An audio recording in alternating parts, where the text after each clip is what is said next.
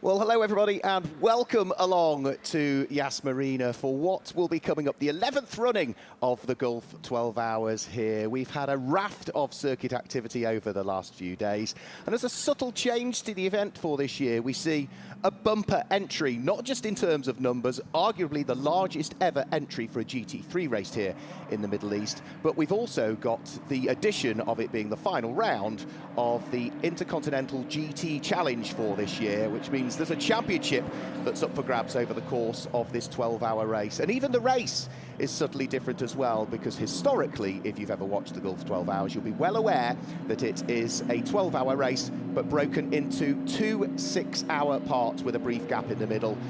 Because we're part of the Intercontinental GT Challenge for this year, it's a flat-out 12-hour race. So first time it's had this format. Mark Werrell that is chatting to you now. I'm basing myself up in the commentary box, but down there in the pit lane should be David Addison, who is also with Alan Hyde. Very good morning to you, Mark. Good morning, everybody, and welcome to a pit lane which is in the shade at the moment, but as the day goes on, it's going to get warmer and warmer. The weather forecast for today, 26, 27 degrees in the sunshine, and a 12-hour race here at the Yas Marina circuit. What is not to enjoy? Actually, we had a bit of rain last night, which was a bit unexpected. It happened just after qualifying. There were a couple of little spits and spots of rain during qualifying, but then proper rain at the end of that, when we were all hoping to have a rather nice meal by the harbour side, which is one of the features of the Gulf 12 Hours. It is unique. There is nothing else in the world quite like it. We have a veritable toy box of machinery down in pit lane as the cars leave to get ready to go out on the circuit and form up on the grid. And as you rightly say, Mark, David Addison is down here with me. And David, we were talking last night when we were trying to have dinner and stay dry. That is rare. We've not had that before, a bit of rain. No, we didn't sign up to that. Everyone said, come here where it's warm, come where it's sunny. And then, qualifying, you were talking about the weather changing and getting a bit cooler and blowier as the wind picked up. And then, when that rain came, boy, did it come. And, of course, whatever rubber was put down, it washed away overnight. But that does not detract from the fact that we had a quite thrilling qualifying session. We've got, as Mark has already described, the addition of the Intercontinental GT Challenge, and that brings with it world-class drivers. Well, the event has taken another step up, hasn't it? Because now you've got the best drivers in GT3 racing, you've got the best teams in GT3 racing, you've got the class battle, so there's the overall pro fight, you've got Pro-Am as well, you've got the Cup class for the Porsches, and it just moves everything on. And I can't think of a better way to end a GT season than a 12-hour race with a quality entry like this. As I say, you've got the best drivers in GT racing, in the best cars, run by the best teams, and best of all, these are cars that make a noise. These are fantastic bits of kit. They most certainly do. I'm glad we got the noise rant in nice and early this morning, because it is, with different cars, GT3 cars, of course, and different manufacturers, different engines, it's not just a noise, it's different noises. Well, exactly, and different shapes and sizes. And for me, it is one of the major selling points of GT3 racing, that the cars all look different, they all sound different, they all have their own quirks. And around a circuit like this, which has got really fast elements to it, you can see a GT3 car work, you can see it lean, you can see the way it corners, you can see the energy in the car, the effort being put in by the driver. And the cars are going to change depending on who's in them. If it's a Pro-Am car, the car will come alive when you get the Pro in, because it'll take a different pace. Everything will look different at the end of the race, because when the lights come on, all that sort of trackside furniture you'll start to lose. Everything becomes focused on that strip of tarmac. So the circuit, even though it's the same, it will evolve. The circuit becomes daylight, doesn't it? It does, actually. And one thing we've also heard from people over the weekend is how rapidly marbles, bits of junk rubber off the tyres, are starting to form around the racetrack. And it might be that, after 4 hours even, you've only got one line, which makes overtaking a bit tougher. It makes those that are going to have to overtake need to be that bit braver. It also perhaps puts the onus on the teams to think, OK, right, we're struggling to overtake on pure pace now. What do we do with pit stops? Pit stops in themselves are a key element of this, because you've got to make 10 pit stops at a minimum time, and if you make a pit stop under a full course yellow or a safety car, it doesn't count. So, the brains trust on the pit wall has got to be really on the ball here to make sure they know exactly how to make that car win. It's not just down to the man with the heavy right foot. I think perhaps, aside from the fact that we've got the pro drivers, the all-pro cars coming into the Golf 12 Hours, maybe the biggest difference this year is going to be the fact that normally it's been broken into 2 6 hours, but a whole 12-hour race. It's one of the elements that was a requirement to be part of the Intercontinental GT Challenge, that it became one continuous race. And actually, do you know what? We've probably now got to a point where that 6-hour break, after 6 hours, the 2-hour break after 6 hours, is irrelevant anyway, because that was when the race was a bit more amateur level, dare one say, and you needed that repair time almost. You know, look at them down this pit lane. These are teams that do Spa 24 hours. These are teams that have raced at Le Mans. These are, I'll say it again, top-line GT3 teams. They should be able to engineer a car that goes round and round and round and round and round for 24 hours at Spa. So 12 hours here, it's easy. It's nothing. You know, the result sheet shouldn't have a single retirement on it, in theory. So yeah, I think that, you know, it illustrates the level that the race is now at. But yeah, you don't need that break anymore for repair time, because the bulk of the team should be able to operate a car without a major drama. And these, in a way, now, a GT3 car, such is the involvement of manufacturers through customer racing programs, that they're almost a turnkey race car. You know, you don't have to do anything to them once you take delivery. They're like a USB stick. You plug them in and they work, you know. So, in theory, they should just go round and round and round. But it's mucking up a pit stop and that regulation time. It's exceeding track limits and getting a penalty at the next pit stop. Of which there have been plenty already. It's getting caught up in traffic. It's being a bit brave in traffic when you don't need to be. Those are the things that can trip people up. So it's keeping out of trouble as much as anything, and obviously playing by the rules in terms of track limits and regulations in the pits. So yeah, there's the race to look forward to, but there's also that other side of where teams might trip themselves up. I can't wait, I really can't. No, none of us can. We are very much looking forward to this. David mentioned that we've got top-line teams that can effect repairs incredibly quickly. That's been done already, and done to great effect as well. The car that took pole position, Mark Werrell, is a car that had only just been finished this time yesterday morning, because they were working on it throughout the night between Friday and Saturday. And then what happens? The car gets pole position in qualifying in the afternoon. That is a real commitment of what level of professionalism we've got here in the pit lane this year. Absolutely, Alan. I mean, you couldn't write the script, really, as to what's happened for that particularly number 98 car that you're referring to, the Mercedes-AMG Team Gruppe M car that had an off in the hands of Lucas Auer in one of the test sessions the best part of 48 hours ago, but only 24 hours ago. They were still repairing the car. And even over breakfast yesterday morning, Alan, Marouengo was telling us they'd only just finished the car. What happened? Out the car went in qualifying. The first two drivers set identical times to the nearest 1,000th of a second, and then we got Maxi Götz behind the wheel, who managed to go that little bit quicker. The grid is based on average times of the three drivers, and after the sort of downturned mouths of Thursday, there was elation, wasn't there, in the garage? And you were within them as they were there in the garage. You got that sort of first-hand reaction as to how the team felt after they had qualified that car on pole position, having done an all-nighter to get it repaired. It's one of the reasons that I'm so lucky to be able to do this job, because I can share in those moments. I'm just on the periphery. I'm watching it all happen, but the elation in the garage, as you say, as you described, was you could... absolutely, you could taste the atmosphere in that garage when the third qualifying session came to a conclusion, and they realised they were going to be on pole position in a fully repaired car. So tired was some of the team. I watched one guy who was resting his eyes during qualifying while standing up. I think he dozed off while standing up, and the team came over and said, "Come on, mate, in you come," and hauled him back into the garage, because they were literally without sleep for 2 days. It's quite incredible. I'm sure we will see many stories like that evolve over the next 12 hours, and the first step of that for me is to make my way, as the teams are now and the cars are now, onto the grid. That's coming up next.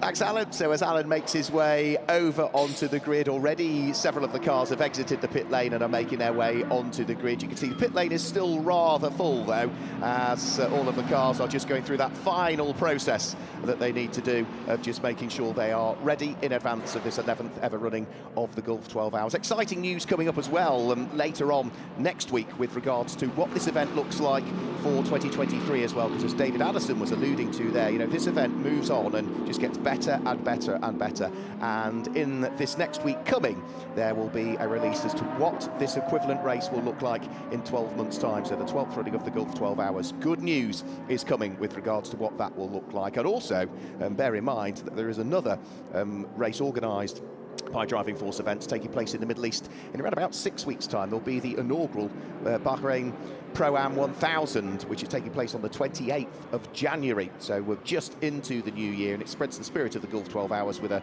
1,000-kilometre or a 6-hour race into the night at another top Formula One track over just in Bahrain. Now that event is focused on the gentleman driver, so only Pro-Am lineups are allowed in that one. No all-pro lineups, so it means that an amateur driver is guaranteed to win the event as well. Whereas this here, of course, what we're highly likely to see are the pro cars winning, and they did dominate the qualifying. So the top 8 cars in qualifying were pro class entries. The leading Pro-Am car was in 9th position. There's a number 43 car just making its way onto the grid. Will be in the hands of Jan Magnussen for part 1 of the race. His son Kevin Magnussen, K-Mac, is having his first GT3 race here in the Gulf 12 Hours. He's raced prototype cars in the past, but it will be the first time that he's run in a GT3 spec machine.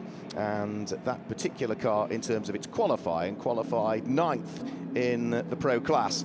Is going to start from 15th position on the grid.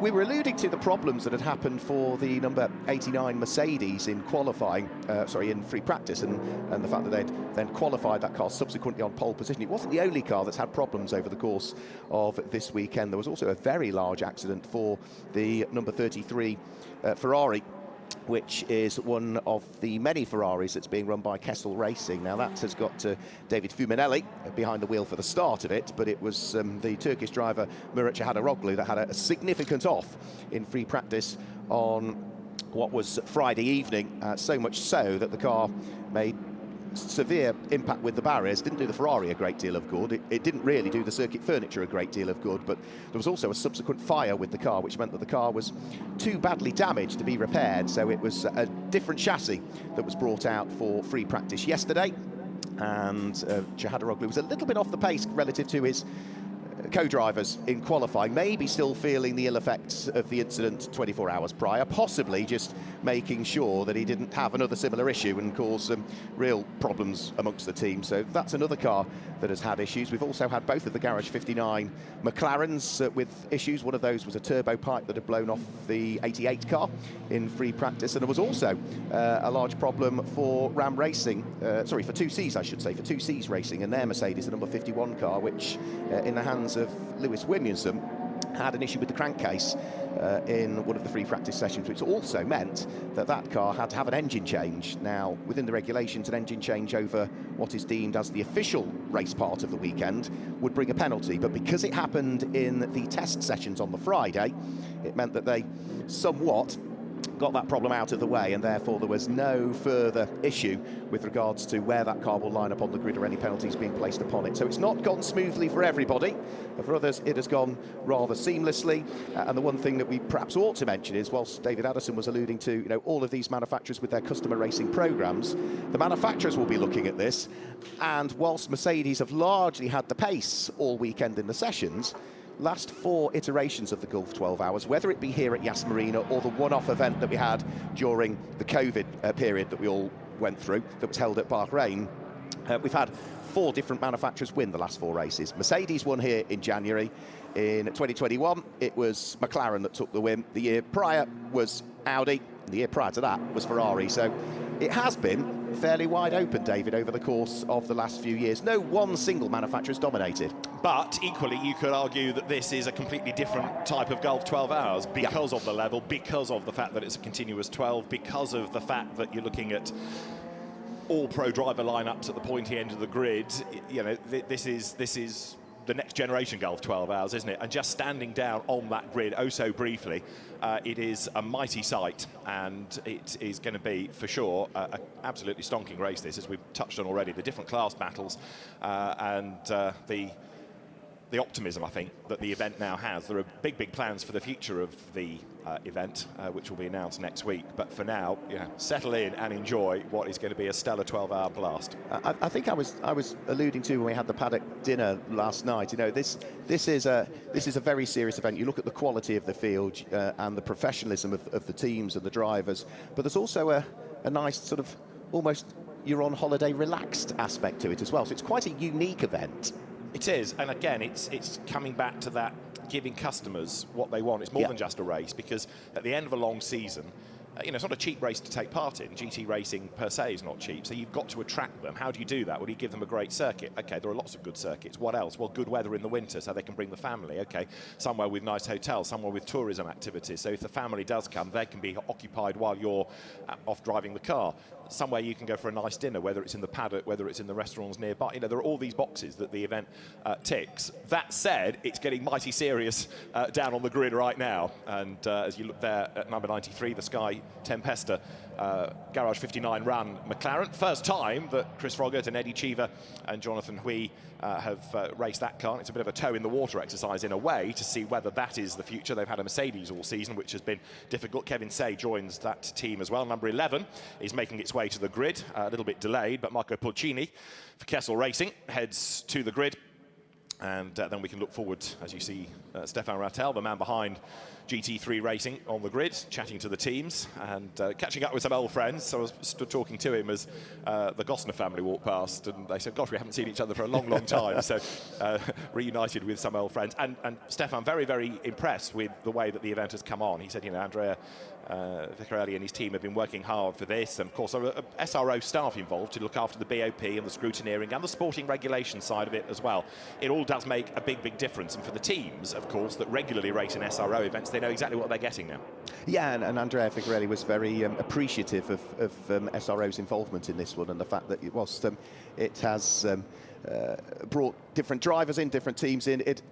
It has also allowed them to concentrate on other things. I think what we can do now is we can head down to the grid, because Alan Hyde's going to catch up with a driver or two. In the sunshine now, we were waiting for the front row of the grid to arrive. It has arrived, it is complete, and let's see if we can get a quick word with Maxi Goetz, who is leaning on the rear wing of the pole position car. Let me see, is he doing a photograph? Can I dive in and have a quick word? Max, can I, first of all, congratulate you on yesterday.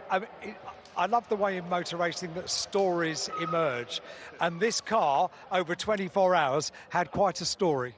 Yeah, absolutely. In the end, we are super happy to be here, to be on pole, and such a great race weekend with a lot of big contenders. It's going to be tough now. But in the end, we are super happy, and we are enjoying every lap here with our Merc. Of course, this car got many, many victories and trophies this year. Last year, won a DTM title. So the car, is outstanding and showed already great performance. And we want to deliver something today as well. And one of the cool things about the fact that we've got pro driver pairings here at the Gulf 12 Hours, you know this event anyway, don't you? Yes, of course. On the first one, I was here. I was on pole as well. We had some technical issues, but in the end, it was a great event. But now, coming back, being on pole again, so it's my second race over here, second pole position, which is nice. Now we have to bring it back. But of course, if you look around, you see a lot of good cars, a lot of good drivers, teams, and everybody is fully motivated, I tell you. I talked to these guys as well in the hotel, and they want to give pressure on us as much as possible. So it's going to be really exciting now. People are still smiling, even though we've gone on to the next level of this event. It's still a happy event, isn't it? Absolutely. Always the pros and pro-ams here. They're really enjoying it. I was flying here with some German gentleman drivers, and they are really, really excited about this event and this race. And of course, racing with them and having, I'm sharing the grid here now with them. It's absolutely great, and looking forward to this. Final question. I remember a few years ago when you were super excited just to be sharing the track with one Valentino Rossi. Absolutely. So we miss him. We miss him now. I talked to him already during the season if he's doing the Golf 12 hours in the end of the year, and he was saying, yes, I want to do it, because he loved this race as well. And we shared some great moments here on this track, on this event, and hopefully he comes back next year. Max, well done. Thank you very much. Good luck. Max goes on pole position. Let's see who else we can have a quick chat to. We've got Raffaele Marciello, who is just sitting on the front of the car, on the outside of the front row of the grid. But let's not just focus on the front row. Let's take a further step back. We've got plenty of time to speak to plenty of the drivers. So Audi, to my right on the second row of the grid, alongside Ferrari, and I wonder if there's any of the team around that I could have a quick chat to. I'm going to try and have a chat to James Collado, actually, because I've seen him here. He's very cool and calm and relaxed, and he's in his shorts and shirt. Hey, how are you? How are you? I haven't seen you in ages. It's been a very long time. Well, you've got a great career. I mean, you've worked incredibly hard.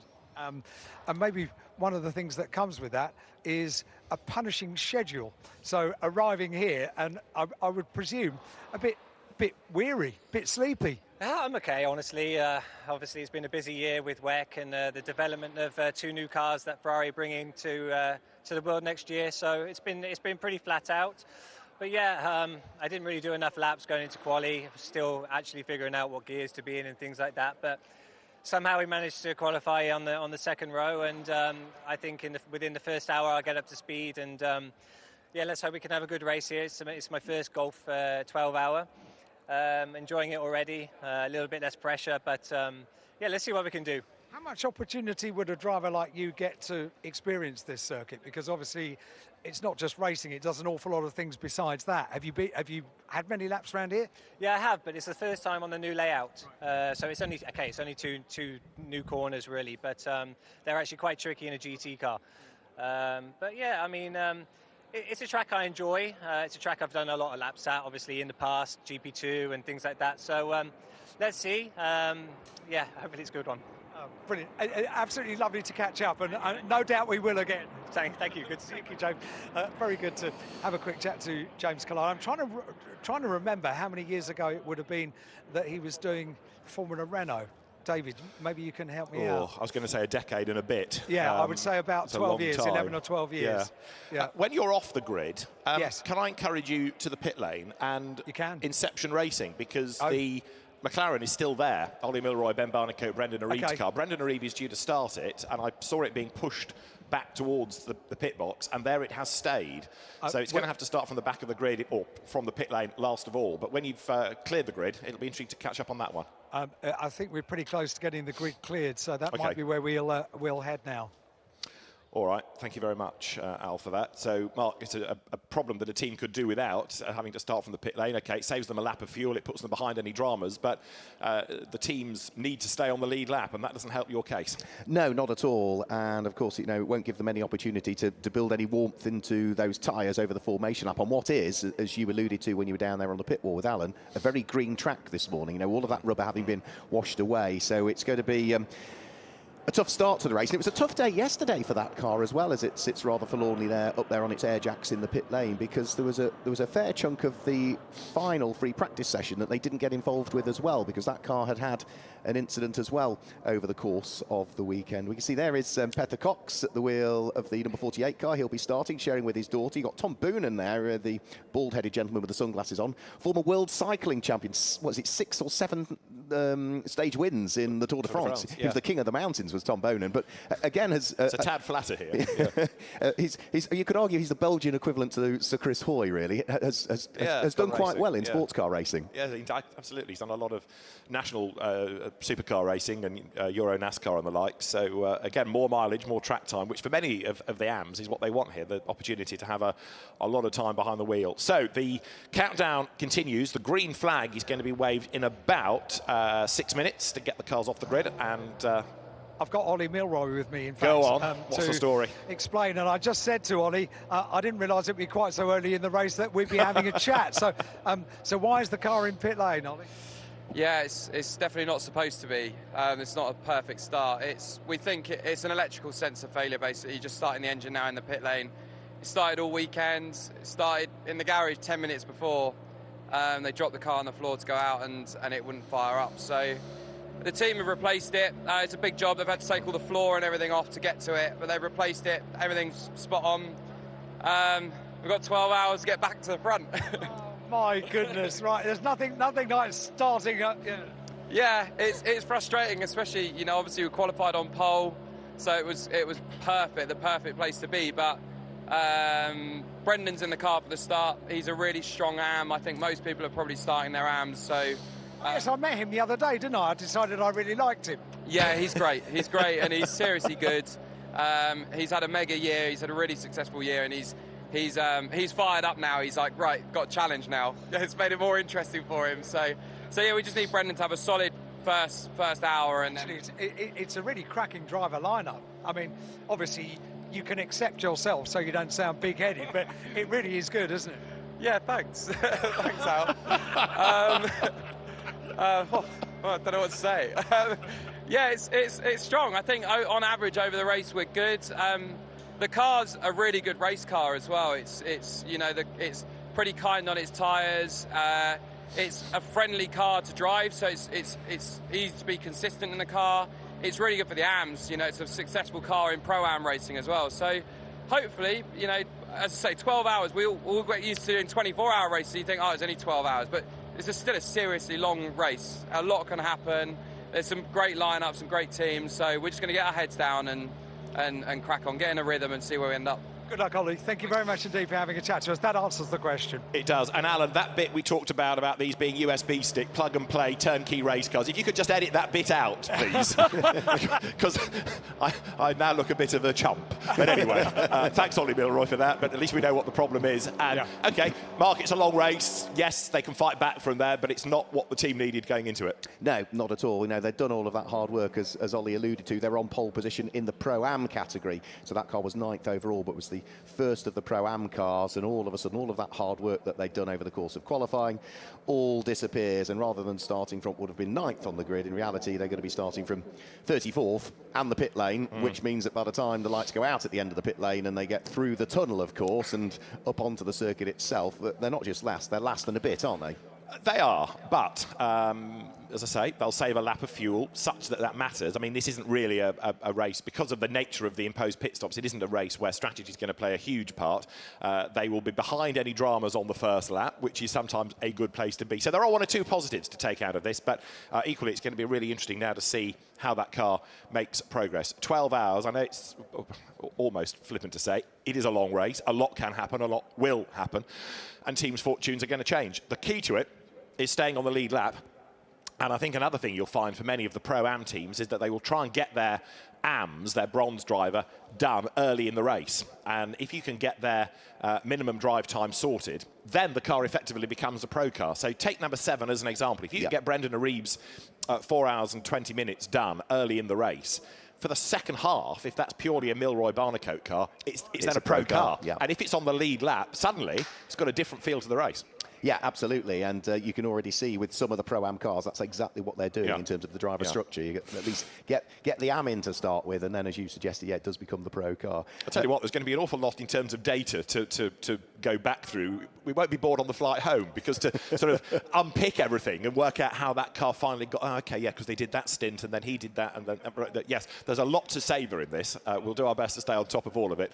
First round of pit stops will be about the 35, 36 lap mark. It'll be about an hour and 10, hour and a quarter, there or thereabouts. You've got to make 10 regulation pit stops. They can't happen if there is a full course yellow or a safety car, period. You can pit, but you can't make one of those regulation pit stops. So the only thing you could realistically do is sort out a bit of flapping bodywork, for example, or if you've got a puncture, you could get that changed. But the so-called imposed, the regulation pit stops, they can only take place under green flag conditions. And sitting there on the grid is Raffaele Marcello's Mercedes, that is going to be second on the grid. They come here, Raffaele, Jules Gounon, Danny Juncadella, as the Endurance Cup champions in Fanatec GT. And as the Spa 24-hour winners, they've won all the IGTC races between them, either as a team or individually over the course of the season.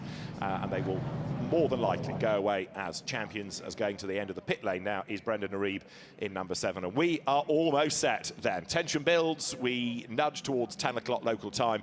And at 10 o'clock, the formation lap will be underway. So the safety car is positioned at the front of the grid. The last few team members just leaving the grid now, as David suggested. Brendan Arib waiting patiently in the pit lane. And Brendan is one of those classic AM drivers that has worked his way through the McLaren Pure Series into sports car racing, and that is exactly what this event is aimed at. So the cars are going to be heading on their formation lap, which means we just about then guide you through the grid and the way that they will line up. Mauro Engel will start on pole position. Teammate Raffaele Marciello alongside him. It's an all-Mercedes AMG Gruppa M Racing front row then for this Gulf 12 hours as the field accelerates away now on this rolling lap. Starting third for Audi, the Audi Sport Team Tresor squad, Calvin van der Linde with Alessandro Pierguidi's Ferrari for company. Davide Rigon is next and Luca Stolz is going to start from 6th on the grid. 7th is where you will find the Audi of Simon Gachet. Patrick Niederhauser is going to start 8th. There'll be a gap 9th where Brendan Arib would have been. Benjamin Goethe is going to start from 10th on the grid. 11th, Chris Froggatt in the Garage 59 McLaren, and Kenny Harbaugh, the Pro-Am champion in IGTC this year, is going to go from 12th ahead of Ralph Bowen in the Herbert Motorsport Porsche. Hunter Abbott, British GT champion of seasons past, next ahead of Jan Magnussen and Klaus Bachler. He's going to be one to watch. Klaus over the first stint, I would have thought, very much a pro in a Pro-Am car. James Cottingham starts next with Giorgio Roda for company. Ian Loggy lines up on the 10th row of the grid with Axel Sartingen in the Team Baron Motorsport Middle East Ferrari alongside. BMW Junior turned factory driver Dan Harper is on the 11th row with Valentin Pierberg in the Mercedes alongside. American GT class champion Konrad Groenewald comes next with Alessandro Cozzi alongside. For Kessel Racing starting 25th there is Marco Pulcini and Peter Cox for Salosint Racing 26th ahead of Stephen Grove. Grove Senior for EBM Giga Racing. Stefano Costantini comes next ahead of Manuela Gosner and Finlay Hutchison for the Temto Racing team. It is Ashish Patel lining up alongside Ramzi Mutran. Marco Cassara is going to be 33rd on the grid, and it's a grid completed by Stephen Licorice. One or two of the names on that graphic differing from what was nominated, and I suspect that is because of the way that the driver ID tag has not been set in the right place. But that'll be resolved as the first stint unwinds. Brendan Arib has fled from the pits and he's trying to play catch-up. Yep, so it's not a pit lane start for him. He will be able to join in at the tail end of the field, but he'll still have all of the work to do. So Mercedes first and second on the grid, Audi and Ferrari on row number 2. It's Ferrari and Mercedes on row number 3, and it's an all Audi row number 4. So we've had different manufacturers win the last 4 iterations. More races in the Gulf 12 Hour have been won by Ferrari than anybody else, because they certainly dominated the early years of this event with multiple wins for the likes of AF Corsa and Kessel between 2013 and 2018. But 2018 was the last time that a Ferrari won this event, and looking at some the Ferraris that might stand a possible chance, you've got to look towards the 2 AF Corsa cars, identically liveried, the 71 and the 50, haven't you? Absolutely right, and you know, it's a quality driver lineup. It's going to be really interesting to see, as we've touched on, Carl's fortunes ebb and flow, keep out of trouble, run to a pace. 44 has got a problem though. That's Klaus Bachler, who slows, drops out of sequence. The car kicks in again, so let's see now whether he's going to be able to get himself back into position. He's trying to, but under the regulations, if you don't do that by a given point of the lap, you're in strife. So we'll let the race control team worry about that. We, in turn, can get all excited about Mauro Engel and Raffaele Marciello going toe-to-toe. They did it at Macau for the first lap of the race. They can do it here at Yas Marina then. The 2022 11th running of the Gulf 12 Hours, a round of the Intercontinental GT Challenge powered by Pirelli. Goes the cars storm over the line. A very good start by Engel, not a great start by Marciello then. To the inside line dives Calvin van der Linde in the Audi. He will go second. So Marciello mugged a bit off the line there, falls to third, and he might lose more ground, in fact, as they run out of turn 1. Then speed builds as the cars accelerate off now down through turns 2 and 3. That sweep. Marciello has hung on to third, just ahead of the best of the Ferraris of Alessandro Pierguidi. But a ripper start by Mauro Engel. Yeah, Mauro Engel, fantastic start from here. He really got the start absolutely perfect. But going with him is Kelvin van der Linde Linde in the early stages, so the Audi right on the coattails of the leading Mercedes, but of course we know the Mercedes is quick in a straight line, fantastic noise it makes, good grunt it's got, and as they then power their way down the big long straight in towards the chicane at turn number 6 and turn number 7, it's Mauro Engel that leads the way. Kelvin van der Linde just weaving around in the background at the wheel of the Audi, and in third place is Raffaele Marciello, side by side further down through the order, looking as though the car of Simon Gachet was looking to try and thread his way through and past David Arrigon, but David Arrigon having absolutely none of that, so the second of the Ferraris hangs on to the spot. Quite a few people exploring a rather unusual line there going through the chicane as van der Linde makes a dive for the inside line, heading down towards 6 and 7. He's got the Audi on the inside then, and he goes through, does he? Not quite. Made a move to the inside into the hairpin, couldn't quite make that stick, and so he's on the tail of the Mercedes, and Mauro Engel is under attack. He might not necessarily be the race leader at the end of the lap because van der Linde has had more than a double espresso for breakfast. He is very much taking the battle. He's all crawling over the back of the Mercedes AMG, taking the fight to Engel on this opening lap as they come underneath the hotel. Kelvin van der Linde absolutely on a mission as they run out wide, that almost skinned the Armco. And bear in mind, there's relatively little grip early in the race, especially after all that rain. It's been washed away as down the pit lane then comes Mauro Engel in at the end of lap 1. In also comes the second place AMG Mercedes from Grupper M, so that brings Raffaele Marciello down the pit road as well. So van der Linde will lead. Pierre Guidi goes through in second place, and both of those Grupper M Mercedes come down the pit road right at the end of the first lap of the race. Yeah, we were talking about how much strategy there would be, but I wasn't expecting them to pit at the end of the first lap of the race. Wheel-to-wheel battle going on there as the second of the Audis in the hands of Finlay Hutchinson trying to carve its way through the order and almost was made contact with Conrad Grunwald. Now that Audi, the reason that is so far down through the order is that we were talking about transgression of circuit limits. There were so many laps that were excluded in qualifying on the number 99 Audi that by the time you'd equated the average lap times of many of the drivers, for some of them they didn't have many that they could put into the pot because so many of them had been removed. So already then, this is the first of 10 scheduled pit stops taking place for both of the AMG Mercedes Team Grupper M cars, and into the pit lane, you spotted it, Klaus Bachler had a problem on the formation lap with the Herberth Motorsport number 44 Porsche. Clearly, whilst he got the car fired back up and back into the pit lane, all is not well on the air jacks in the garage. Indeed, and that's a real shame because that car technically has not yet started the race. It came in at the end of the formation lap, not at the end of lap 1. So there, the two Mercedes then getting their first imposed pit stop out of the way, and so straight away there are two races going on. There's the race between the Mercedes and there's the race between everybody else who are on a completely different strategy. And up and down the pit lane now, all the other teams scratching their heads thinking, right, what have Grupper M thought of that we haven't? How is that going to work in their favour? So it's going to be interesting to see as the race wears on how the cars rise and fall. It's going to be very interesting as to where they feed out as well. Yeah, because they're going to drop a lap, aren't they? But of course they'll get that lap back when everybody else does, or it's the best part of a lap. It's 1:40 line to line, and they have, I think, now both left the pit lane, so they should stay on the lead lap, but they'll be the best part of it behind. So they're back out on track. Yeah, back out on track and not fed out into traffic, so that's good news. Alan, did I hear you in the background?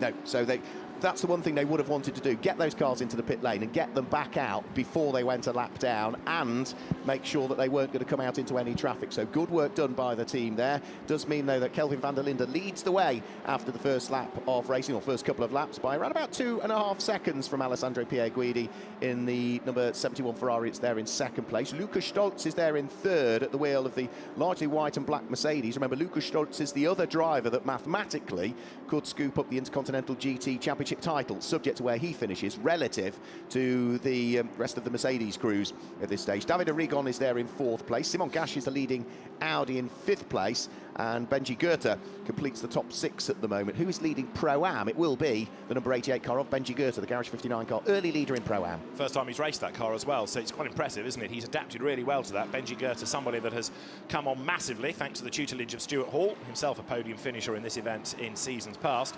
So right now it is Kelvin van der Linde, then 2.3 seconds up on Alessandro Pierre Guidi in second place. It is Audi versus Ferrari. Lukas Stolz third for the Almanar Racing by GetSpeed Mercedes squad. Lukas Stolz, the only other driver other than Jean Cadet and Marciello Gounod, who are all in the same car, that could be IGTC champion by the end of the weekend, but he needs to win the race and he needs for them not to score, and then he would have the same number of points, and on a tie break it would go his way. But it's very much an outside bet.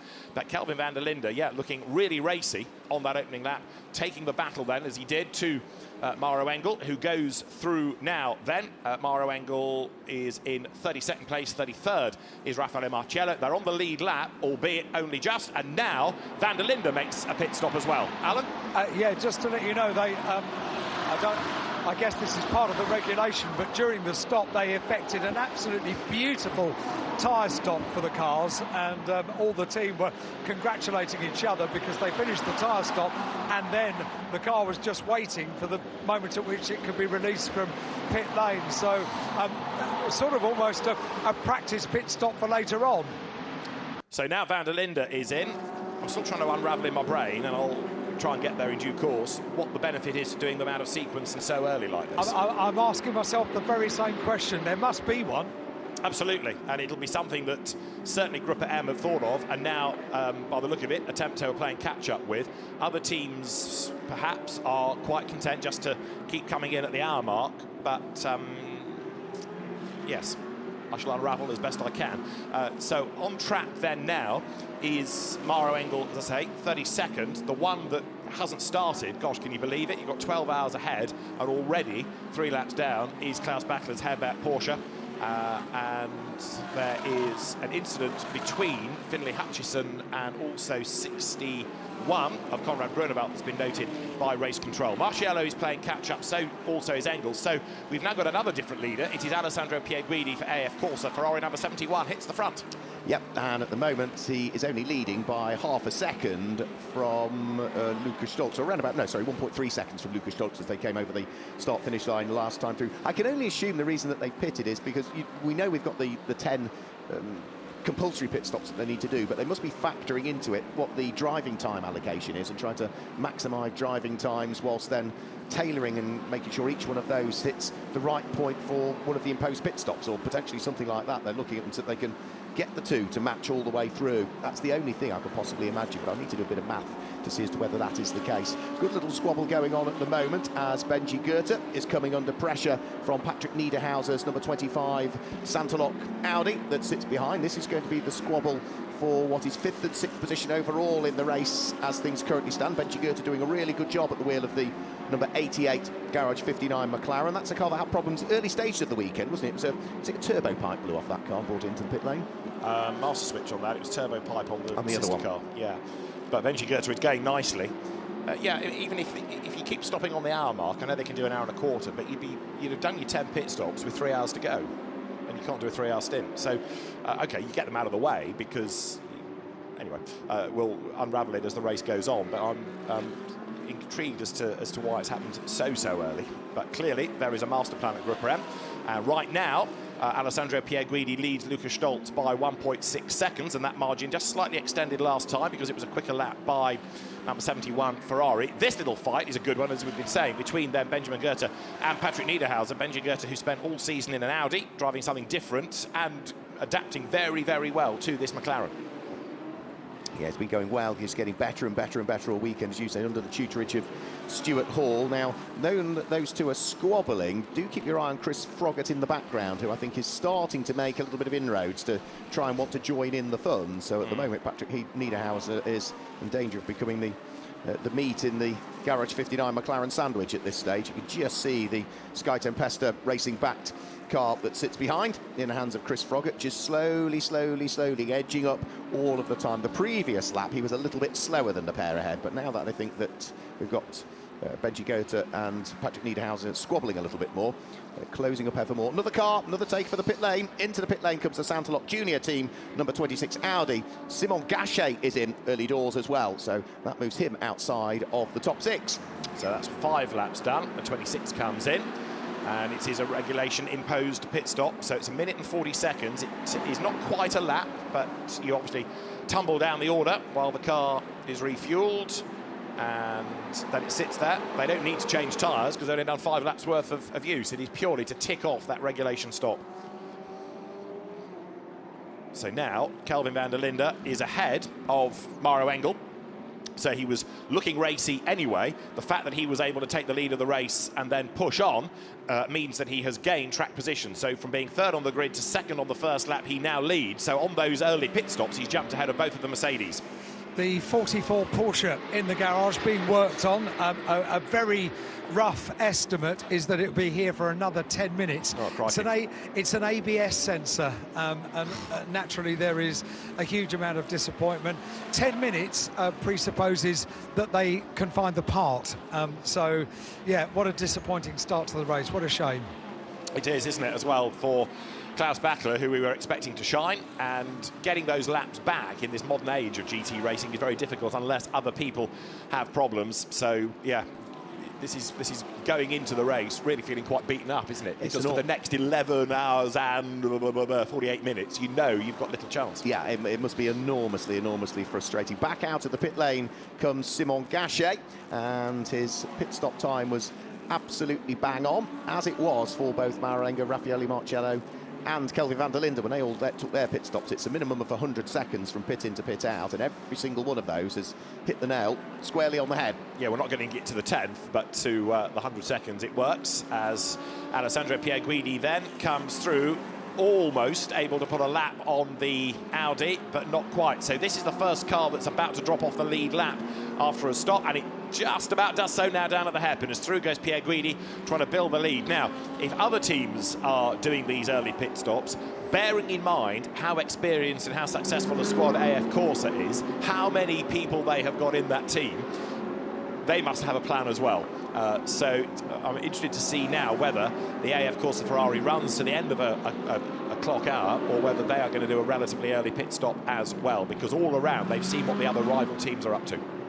And now the one thing that you can absolutely guarantee that Santalok won't want is a safety car, isn't it? They'll want to sit Simon Gachet right on the coattails of the race leader and see whether he might be able to grab the lap back and then keep the fingers crossed as a safety car, or they'll just have to wait for the whole process to cycle through in another 60 minutes time maybe, when they know full well that if Alessandro Pierguidi stays out, and that's the page of the book that AF Corsa are on, that world car will eventually have to come in to the pit lane. So Pierguidi leads the way. Lucas Scholz in the number 77 Mercedes sitting about 2 seconds behind at the moment in second position. The two of them lapping within a few thousandths of a second of each other last time through, so the gap isn't changing a great deal from race-leading Ferrari to second-place Mercedes. Davide Rigon, who has been more than successful at this event in the past. When I say more than successful, 4 times a former winner of the Gulf 12 Hours is Davide Rigon. He sits there a further second and a quarter back in third position at the wheel of the identically liveried Ferrari to that leads in the hands of Alessandro Pierguidi. And of course now it means that Benji Goethe at the wheel of number 88 Mercedes comes up to 4th and still continues to lead Pro-Am. Yeah, McLaren. And there's also the day getting worse for Inception, because the meatball flag, the black and orange mechanical warning flag, is now being shown for Brendan Arieb. That car, after its earlier travails, has got itself up into 17th place, but there is something mechanical that the scrutineers are not happy with, so 7 is going to be brought back into the pit lane. When it's not your day, it's not your day, and just like Herbert is in strife, maybe this is going to be one of those tough races likewise for Inception. The car comes down the pit lane.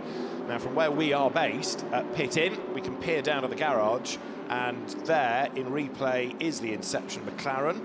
There's nothing loose that you can see at the back. Is there anything leaking out of it? Not that I can see, but there is something that the scrutineers aren't happy with. Alan, yeah.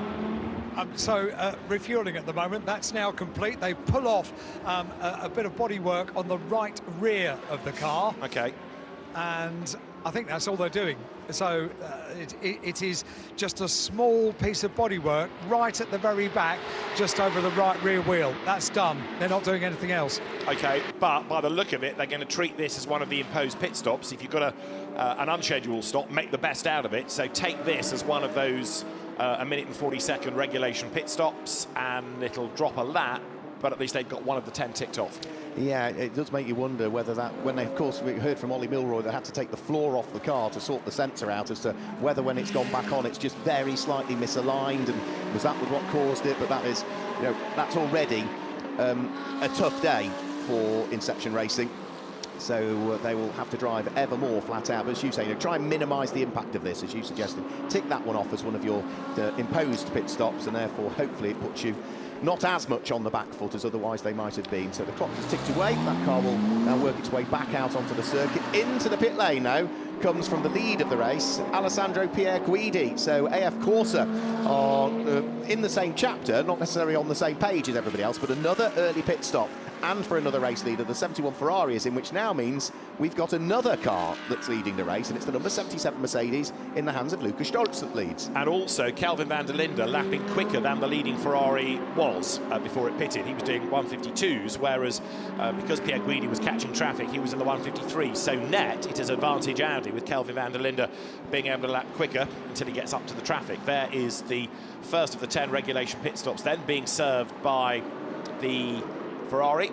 Alessandro Pierre Guidi will stay behind the wheel, and Lucas Stoltz then is the race leader. So this gives back Simon Gachet his lap at Saint-Lock for the moment, because the way that Stoltz is going, unless he pits as well, then he might get past Gachet. Next question is whether Davide Rigon in the now second place Ferrari is also going to mirror the 71 entry and come in at the end of the next lap. Were you expecting as many early pit stops? No, I was absolutely not, no. No, teams I've spoken to, and maybe this was all part of their game plan, they were all talking about doing 35 laps or so, going up to an hour and a quarter. But getting the first one out of the way like this and then having a totally different run towards the end is certainly not what I was anticipating and not what teams were hinting at. It wasn't what I was anticipating either. It's totally destroyed my own strategy of a little sit down and then a few pit stops on the hour and then so that's all out of the window now. Yes, Alan's napagy, his strategy for naps, has gone out of the window because he's going to be busy now. Very disappointing. There's another one down the pit lane. It's 77 Lucas Stoltz. So that was our next leader, and in he comes. And also in is Patrick Niederhauser for Saint-Lock. So 9 laps completed, and 2 more out of that leading group come down the pit lane. Which means we've got another new race leader. Davide Rigon, 4 times a former winner of this race, picks up the lead at the wheel of the number 50 Ferrari and is leading by what should be around about 4 seconds, I would have thought, from the car that moves up to second and still continues to lead Pro-Am at this stage, in the early stage of the race, which is the number 88 McLaren in the hands of Benjamin Goethe. Leading the Am category, which we haven't mentioned as yet, I'm well aware, but leading Am at the moment is going to be the number 61 AF Corsa Ferrari in the hands of Konrad Grundfeld.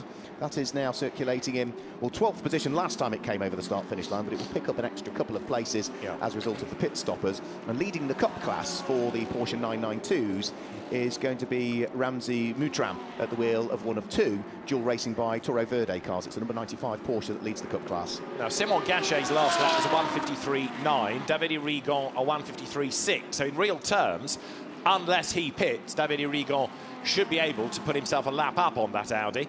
That said, to the eye this time, that gap has stretched as Gachet starts to turn up the wick. But if it's on sequence with everybody else in this leading group from the Pro class, then number 50 Ferrari of Davide Rigon should be in at the end of the lap. That's Patrick Niederhauser's car good to go for Sebastian Chatay's Saint-Lock team. Out he goes, and that means that Lucas Stoltz stays ahead and keeps track position ahead of Patrick Niederhauser. All of this is helping promote Chris Froggatt, having a really good run in the sky-liveried Garage 59 McLaren after a torrid Mercedes AMG season. This will be absolutely great feeling, I'm sure, for all involved in that Sky squad. This will be going so nicely. Talk about the Cup class. Well, there is one of the Porsches, number 49, and turning itself out of the hairpin, the race event car, Marco Cassara at the wheel. Yeah, that car is running 3rd in the Cup class at the moment. The race event Porsche just working his way down the big long straight that will bring him in towards the braking area for turn 6 and turn number 7, which is the left and the right flick at the chicane. And then as soon as you come out of that chicane, the speed builds again, so you're flat out through turn number 8 and down the second long large straight in towards what is the reprofiled turn number 9 now, reprofiled 24 months ago there or thereabouts. Out of pit lane, good to see that Klaus Bachler is back out on circuit. Herbert Motorsport having done the job with that ABS sensor. ABS sensor is described by Alan Hyde, so whilst it may only now in reality be starting the race, David, it's 10 laps down, but at least it's out there. Absolutely, and if others have problems, and we are now seeing that people early in the race can have gremlins, then it can buy back some of that lost time. So Lucas Stoltz has rejoined, as we saw, 1:41 for the pit stop, so a fraction of time lost, and Davide Rigon stayed out. He leads the way then by 5.6 seconds from Benjamin Goethe, but the next Pro car is 4th overall, and it's now become Jan Magnussen's AF Corsa Ferrari. number 43, which is 16 seconds back. So right now, Davide Rigon is being able to build an advantage on the track over his pursuers. However, what are we looking at in terms of lap time? Well, Kelvin van der Linde's last lap was a 1:53.0, so he's lapping quicker. Maro Engel did a 53.3, he is lapping quicker. And what about a Raffaele Marciello lap time, last lap through a 53.8, so slightly down. But Davide Rigon is in real terms being caught slightly by those that have already made a pit stop. Yeah, not by much, but what he will want to do is just make sure that he tries to not lose too much time through the traffic that he's now meeting as well, and that is another aspect of the strategy that needs to play out as well. He's certainly being held up here while he tries to work his way past the Cup Class Porsche. But he's put that lap on Gachet, hasn't he, for Santalop? So Simon Gachet has dropped off the lead lap temporarily and needs to fight back here. He's, I think, hoping that that Ferrari pits because he's not going to get the lap back seemingly on pure pace. But right now, AF Corse seem quite content to keep Rigon out on track. Do you think there might be the possibility they've split the strategy on the two pro cars? It's certainly possible. Yeah. Cover all bases. It's certainly possible, yes. Because I would have thought if they brought one in, they would have done the next one on the next lap. Yeah, yeah. However, that said, the way that the teams are treating this first stint, some in at the end of lap 1, some lap 3, some lap 5, some lap 8, you know, yes, they're early, but they're not all at the same point as early. That's it. I say they're in the same chapter, but they're not on the same page. Exactly right, yeah. So it is, perfectly possible that they've split them, hedged their bets on the strategy, take the more conventional pit stop tick. Whoops, deep goes Gachet into the hairpin then at turn 9, gets away with that as Davide Rigon then presses on. Now, last time, actually, he was being caught by Benjamin Goethe, and quicker than both was Chris Froggatt in the Garage 59 Sky McLaren, getting driving standards flags being brandished in the general direction of Finlay Hutchison in number 99 as Rigon comes underneath the W Hotel, runs it out wide. Very, very little room for error at that section of the circuit up towards the guardrail, and as drivers get tired during the race, as the road gets dirtier, it's going to be more of a factor potentially. Another lap ticked off then, so yep, Rigon not coming in certainly yet, and will break the beam, and as he does so put 12 laps in the book. Yeah, he leads by 5.5 seconds now from Benjamin Goethe at the wheel of the McLaren, just heading through shot. And there's the third place car of Chris Froggatt. So both of the Garage 59 cars, both running in Pro-Am. One is second overall in the race. That number 93 car, the Sky liveried machine, is third overall. They're now first and second in the Pro-Am category at this stage. Jan Magnussen has now brought the AF Corse number 43 Ferrari up to third position. Dan Harper, newly announced BMW factory driver for Century Motorsport, is fifth at the wheel of the number 42 car, and the untroubled Herbert Motorsport Porsche in the hands of Ralph Boone is now up into sixth position. Alan, it's interesting that you mentioned that car, because I'm standing in front of the garage. I'm going to try and get a word with a driver that maybe 12 months ago we wouldn't have heard of, but he's having a first experience here, so I might try and have a chat to Darren Leung in a couple of moments, so stand by. Yeah, he's done a lot of racing in a relatively short space of time, hasn't he? And British GT race winner come the end of the season, as race leader Davide Rigon then is 4.3 seconds ahead of Benji Goethe. Again, the traffic not helping Rigon. Benjamin Goethe absolutely flying right now. We've been saying it in Fanatec GT all season, how he has become a much, much better race driver. Still have this recollection of him leaving the pit lane for the first time at Monza in the wet in a Porsche and looping it as he left the pit lane and putting it in the wall. But since then, he has had a lot of tutelage from Stuart Hall, he's done a lot of miles, and he has developed into a very accomplished GT racer, Silver Cup champion in Europe this year, class winner in the Spa 24 Hours. First time he's raced the McLaren, but you would not think it. He is going really, really well. He is, absolutely. He is on it and has been on it really all weekend as well. You'd say he's been working with Stuart Hall, but he's been working with Stuart Hall since he was knee-high to a grasshopper, hasn't he? You know, the two of them have worked together for a very, very long period of time, and I know Stuart is, whilst he's frustrated he doesn't do as much racing nowadays as he does, he is hugely, hugely proud of what he's achieved with Benji Goethe. Absolutely right, and almost to the point now, he said, I'm just here for a jolly, really, you know, I can't teach him much more. Look at how he's developed. Benjamin's father, Roald Goethe, is the man behind the famous Gulf Rothko collection, which is why there's the Gulf logo on the front of the car, so that'll be another Gulf liveried car to go in Roald Goethe's amazing collection, and it takes you back to the early days of BPR with Gulf McLarens in GT racing. Alan, yeah. So I've pulled Darren Leung out of the garage. Darren, it's a unique experience, this event. How has it been so far for you? Yeah, it's It's been pretty good, to be honest. Really enjoyable, really well organised. Weather obviously helps. Circuit's amazing, to be honest. Really good testing for next year. So overall, it's been pretty good. I think we've struggled quite a lot in qualifying, but we kind of expected that. So we started P21 on the road, but now up to P5 overall.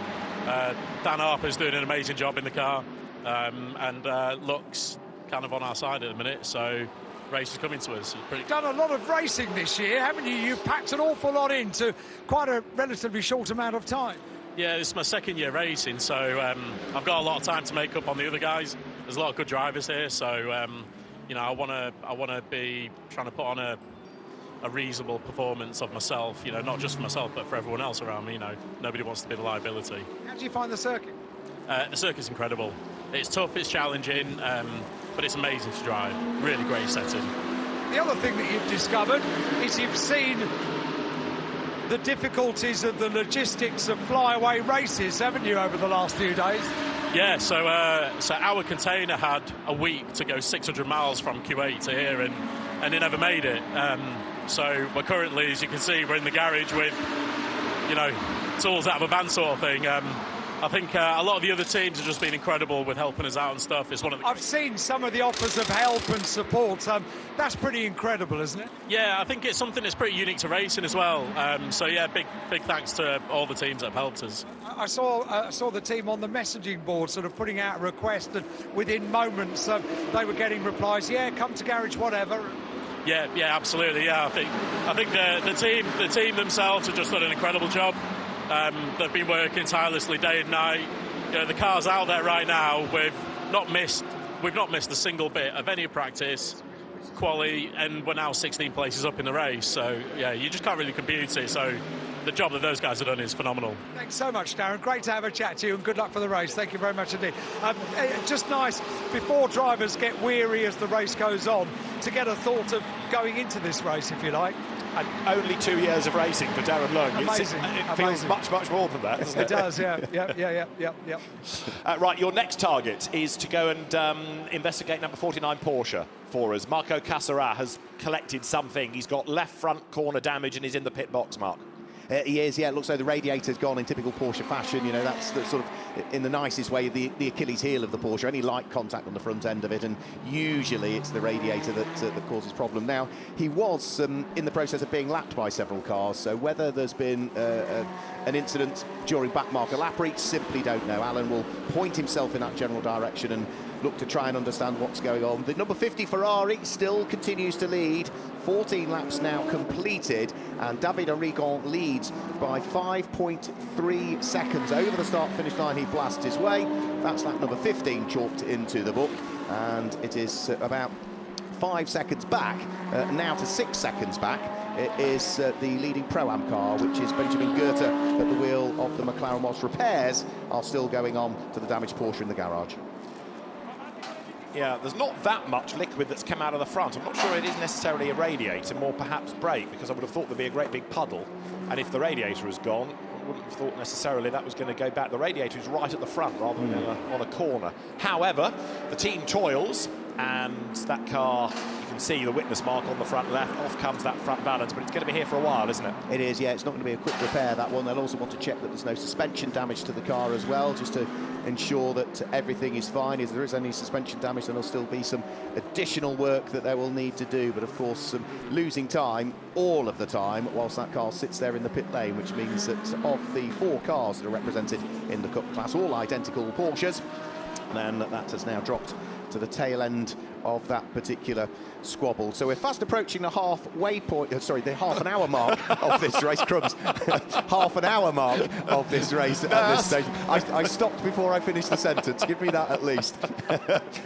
And the battles still continue, not least of which is this Inter-Ferrari battle that's going on as things currently stand, and that is going to be a squabble that we need to try and keep an eye on by the look of things, as the Mercedes is wanting to join in the fun. That's the number 20 car, isn't it?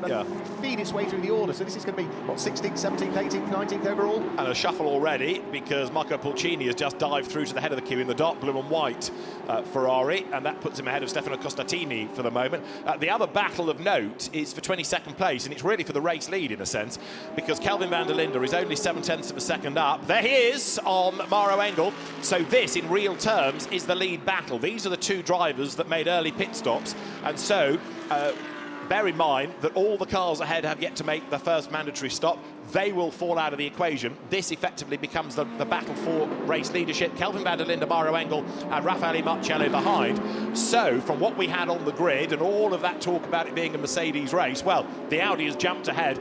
Although van der Linde is not ahead by much, he does have track position over Maro Engel, 22nd on the road, but the best placed of those first stoppers. Yeah, absolutely. Now, he did stop 2 laps later, didn't he? Because he'd stopped on lap number 3, whereas the Mercedes stopped at the end of the first lap. But it's, I think, just on pure lap pace, since they came back out of the pit lane, Kelvin van der Linde has just been chipping away. And we also saw, just the pure body language of the car on the first lap from Kelvin van der Linde. He wanted to get on with the race immediately, didn't he? Yeah. And they had a plan, and he was pushing, and he wanted to get that clear track space, which he got. Comes out of the hairpin. Drama here as Pulcini gets a bit of hip and shoulder down at the chicane from Alessandro Cozzi, and Stefano Costatini says molti razzi, and through he goes. And also Valentin Pierberg in the Mercedes tries to get through as well. So that's Engel on a mission, but Kelvin van der Linde, who we know is a very, very accomplished GT and DTM racer, comes then up now underneath the hotel, around the marina, heading towards turn 15.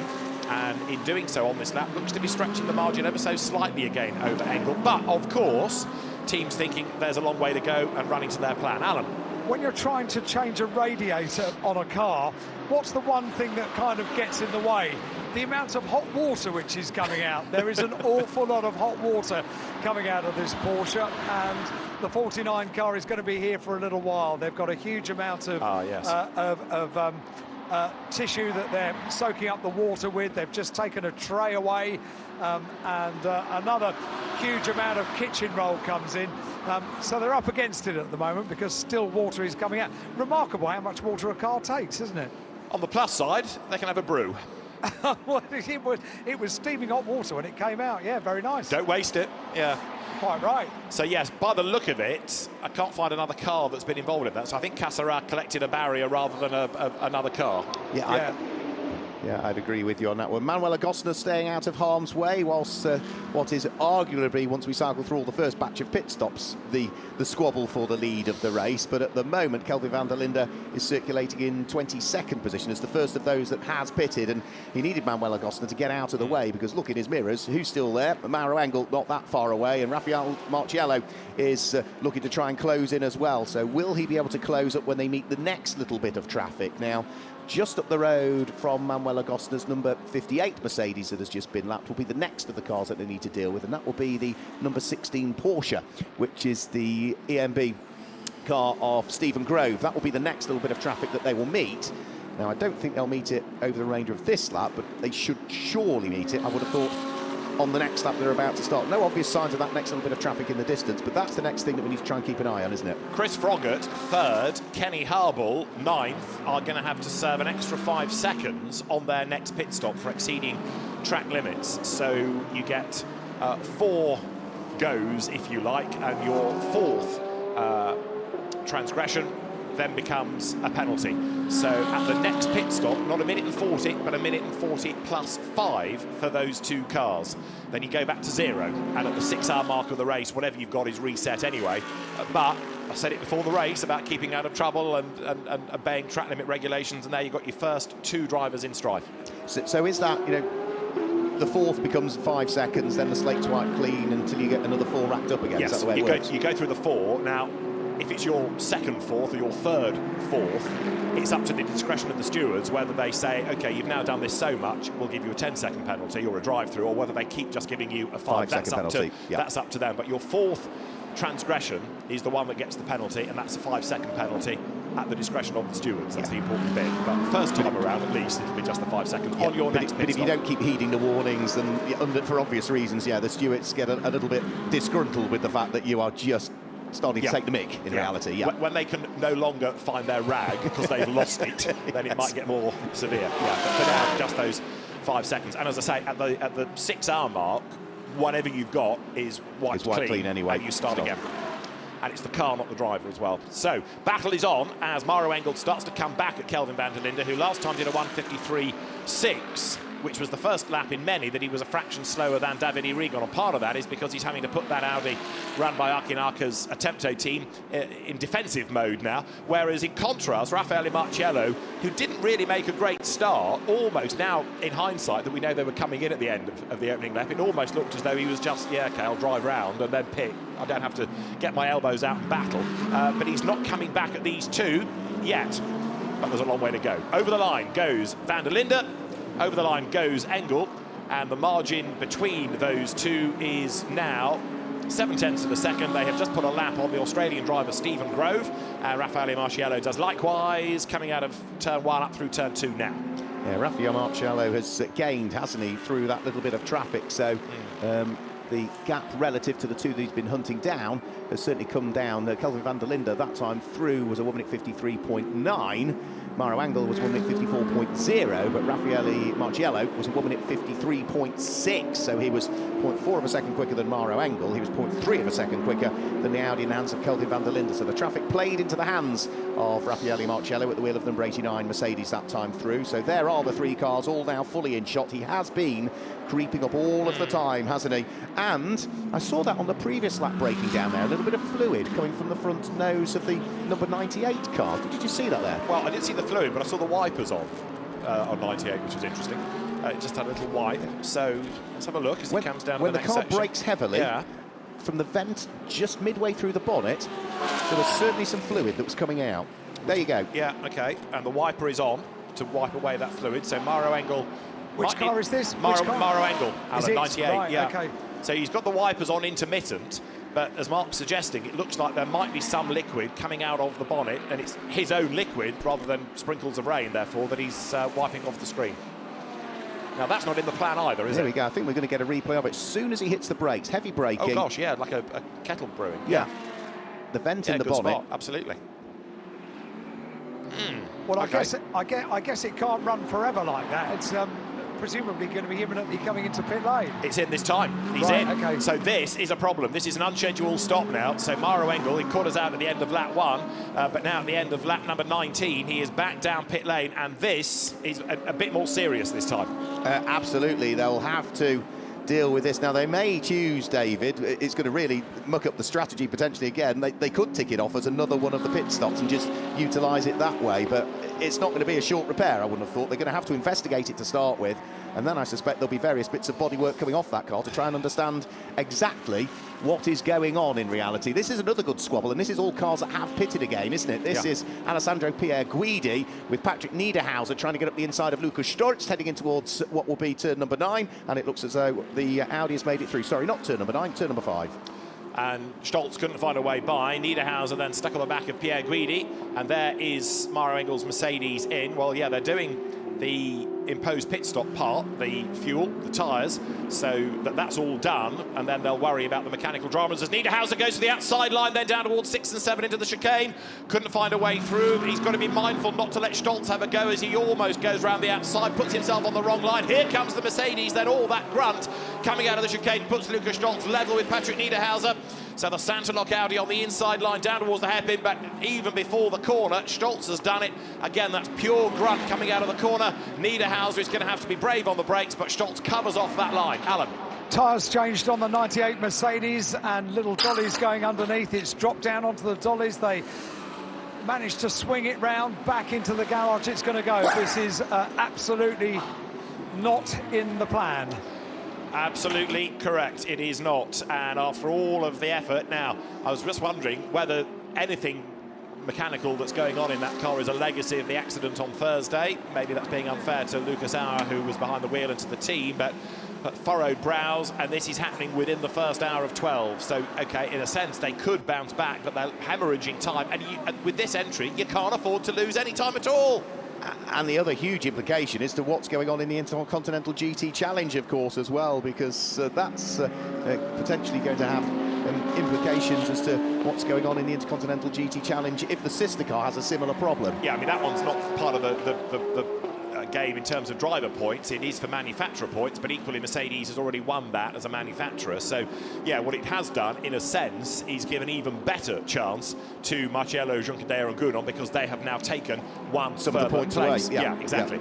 Yeah. So that moves them further up the order. Yes, the Attempto Audi that they're squabbling with is another IGTC registered car, but it's not an opponent, and they are staying ahead of their opponents, Lucas Stoltz, and they're still in the box seat, those three, as the Mercedes then, with potentially a radiator drama, is being attended to, but it's going to lose one lap, maybe more. This is going to be the really interesting part now. Poor Amaro Engel, after an impressive first stint and a great effort by the team to get the car on track, and they are now fighting this rearguard action. And particularly with what the troubles that car had in terms of qualifying as well, where Maro Engel got a lap in which wasn't allowed. He was then on a flying lap and it got red flagged, and then had to really press on longer in that qualifying session than he would have wanted, and yeah, finally managed to get the lap in to hoist that car up through the order on average times, which ultimately then took up pole position. This great battle still going on between Alessandro Pierre Guidi in the Ferrari, Lucas Stoltz and Patrick Niederhauser. So Ferrari from Mercedes, from Audi, they're all still fighting away for what are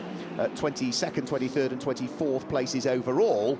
But of course, they are cars that have already pitted in reality. So by the time we've cycled through the full batch of pit stops, potentially it could be 2nd, 3rd and 4th overall in the race that little squabble would become. So lots of gazing being done in the Audi at the moment, but I think this to me looks still like investigation rather than repair, David. It does, yeah. Torch, furrowed brows, peering in, losing time, and so that straight away, even within the first hour of the race, takes one of the key Mercedes out of that lead battle. Number 50 then, race leader David Irigon, continues to circulate and making this stint look like an expected stint. In other words, go towards an hour and 10, an hour and 15 minutes of the race, and then make your pit stop. In terms of the race positions, he's leading by 9 seconds now from Benjamin Goethe, traffic affecting the lap times of those two cars. Of those that have served the pit stops, then you've got now actually Brendan Arieb running ahead. No, you've not, to tell you a lie. You've got Kelvin van der Linde running ahead of Raffaele Marcello, and then Alessandro Pierguidi, then Stoltz, then Niederhauser. So that is the order of the real lead battle. But the really interesting bit is going to be where this car of Rigon factors in at the end of its first stint, which, as we've done now, 22 laps, is about another 13, 14 away. Yeah, so it'll be around about an hour and a quarter into the race. One would have thought that that car potentially will head into the pit lane, and it certainly probably answers the question as to what AF Corse have done with regards to the strategy of the 71 Ferrari in the hands of Alessandro Pierguidi and this car, which is David Irigon, that leads the race. It appears they have split the strategy, haven't they? Oh, absolutely. Yeah. But the winning strategy will only be borne out in 11 hours and 16 minutes time when we get to the bottom of which the correct one was. From the pits, Alan.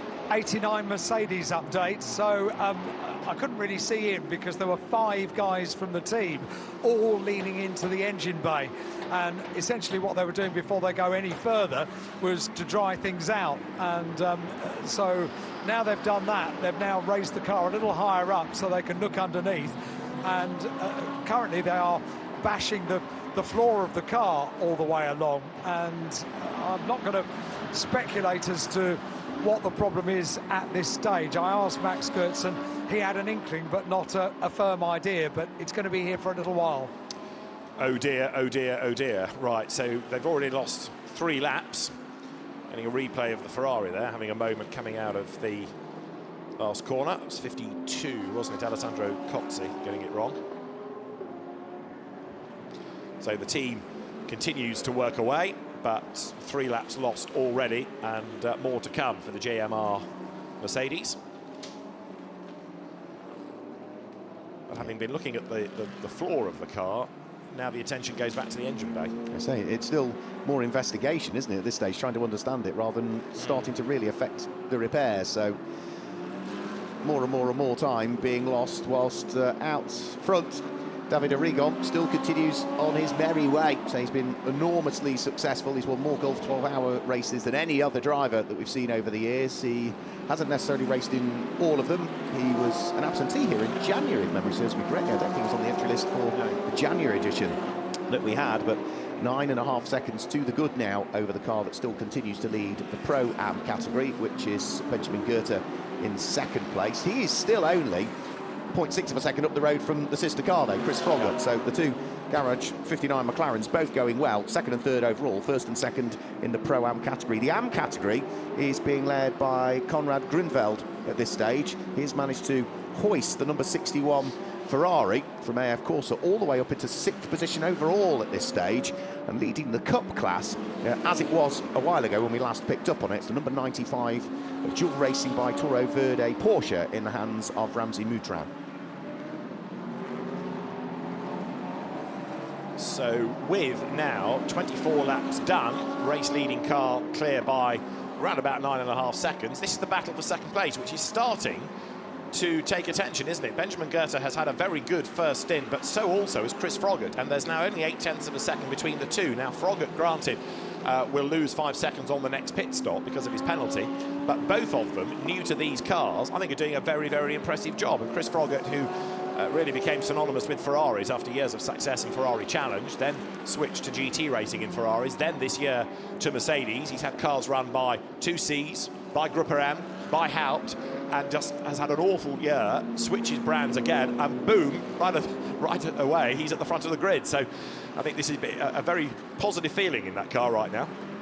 Yes, there'll be big smiles all round in the Garage 59 garage and their relative drivers at the moment, but long way to go. We are only just past the 45-minute mark in this race, but it's all smiles all round for Garage 59 at this stage with their respective cars in second and third on the road. And Alan has more news from the pit lane. Well, I'm very pleased for you talking about smiles all around, because I'm in the Group M garage and it is far from smiles all around. Poor old Max Goetz is leaning on one of the air canisters, just looking on to the work that the team are doing inside the car. They've just been topping up fluids in the car, and it is far from smiles in this garage.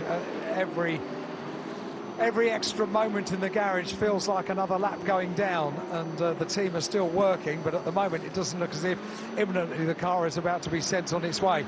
How well do you know Max Goetz, David?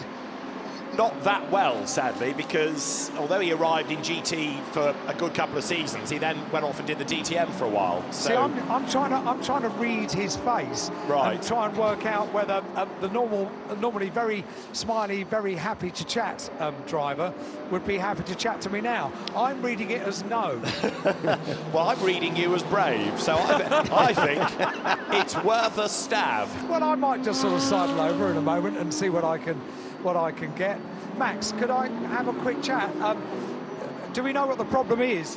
Yeah, so we had a crash on Friday, and maybe this is a following, damage or whatever. We don't know yet, but it seems to be that one oil pipe coming out of the oil sump is damaged, or it's unloosened. Now the guys try to fix it, but in the end, it's hopeless, because we are losing now minimum 5-6 laps, and I think to win something here, it's going to be really tricky and difficult. For me, impossible. In the end, we tried to fix it and keep going, because the pace looked really strong, even behind Kelvin. But it's a shame that the team put so much effort in. They worked so hard. They do the overnight shift because of the damage, and this payback now is, of course, it hurts a lot. So sorry for you, Max. Thank you for talking to me. So there's an answer. He is a very nice person and was quite happy to have a chat. And the other answer is we were right. It is a legacy of the Lucas Auer accident, but massive disappointment. And he's absolutely right. I mean, that car now, with still 11 hours and 10 minutes to go, is way out of it. It's out the reckoning, isn't it? Yeah, absolutely out of the reckoning. Whilst we were hearing from Maxi Goetz, we also saw that Lukas Sturz was finally able to unlock the door on the Santalock Audi and Patrick Niederhauser. So through goes the 77, gains the place over the Audi, which of course are running on the same strategy in terms of when they opted to pit.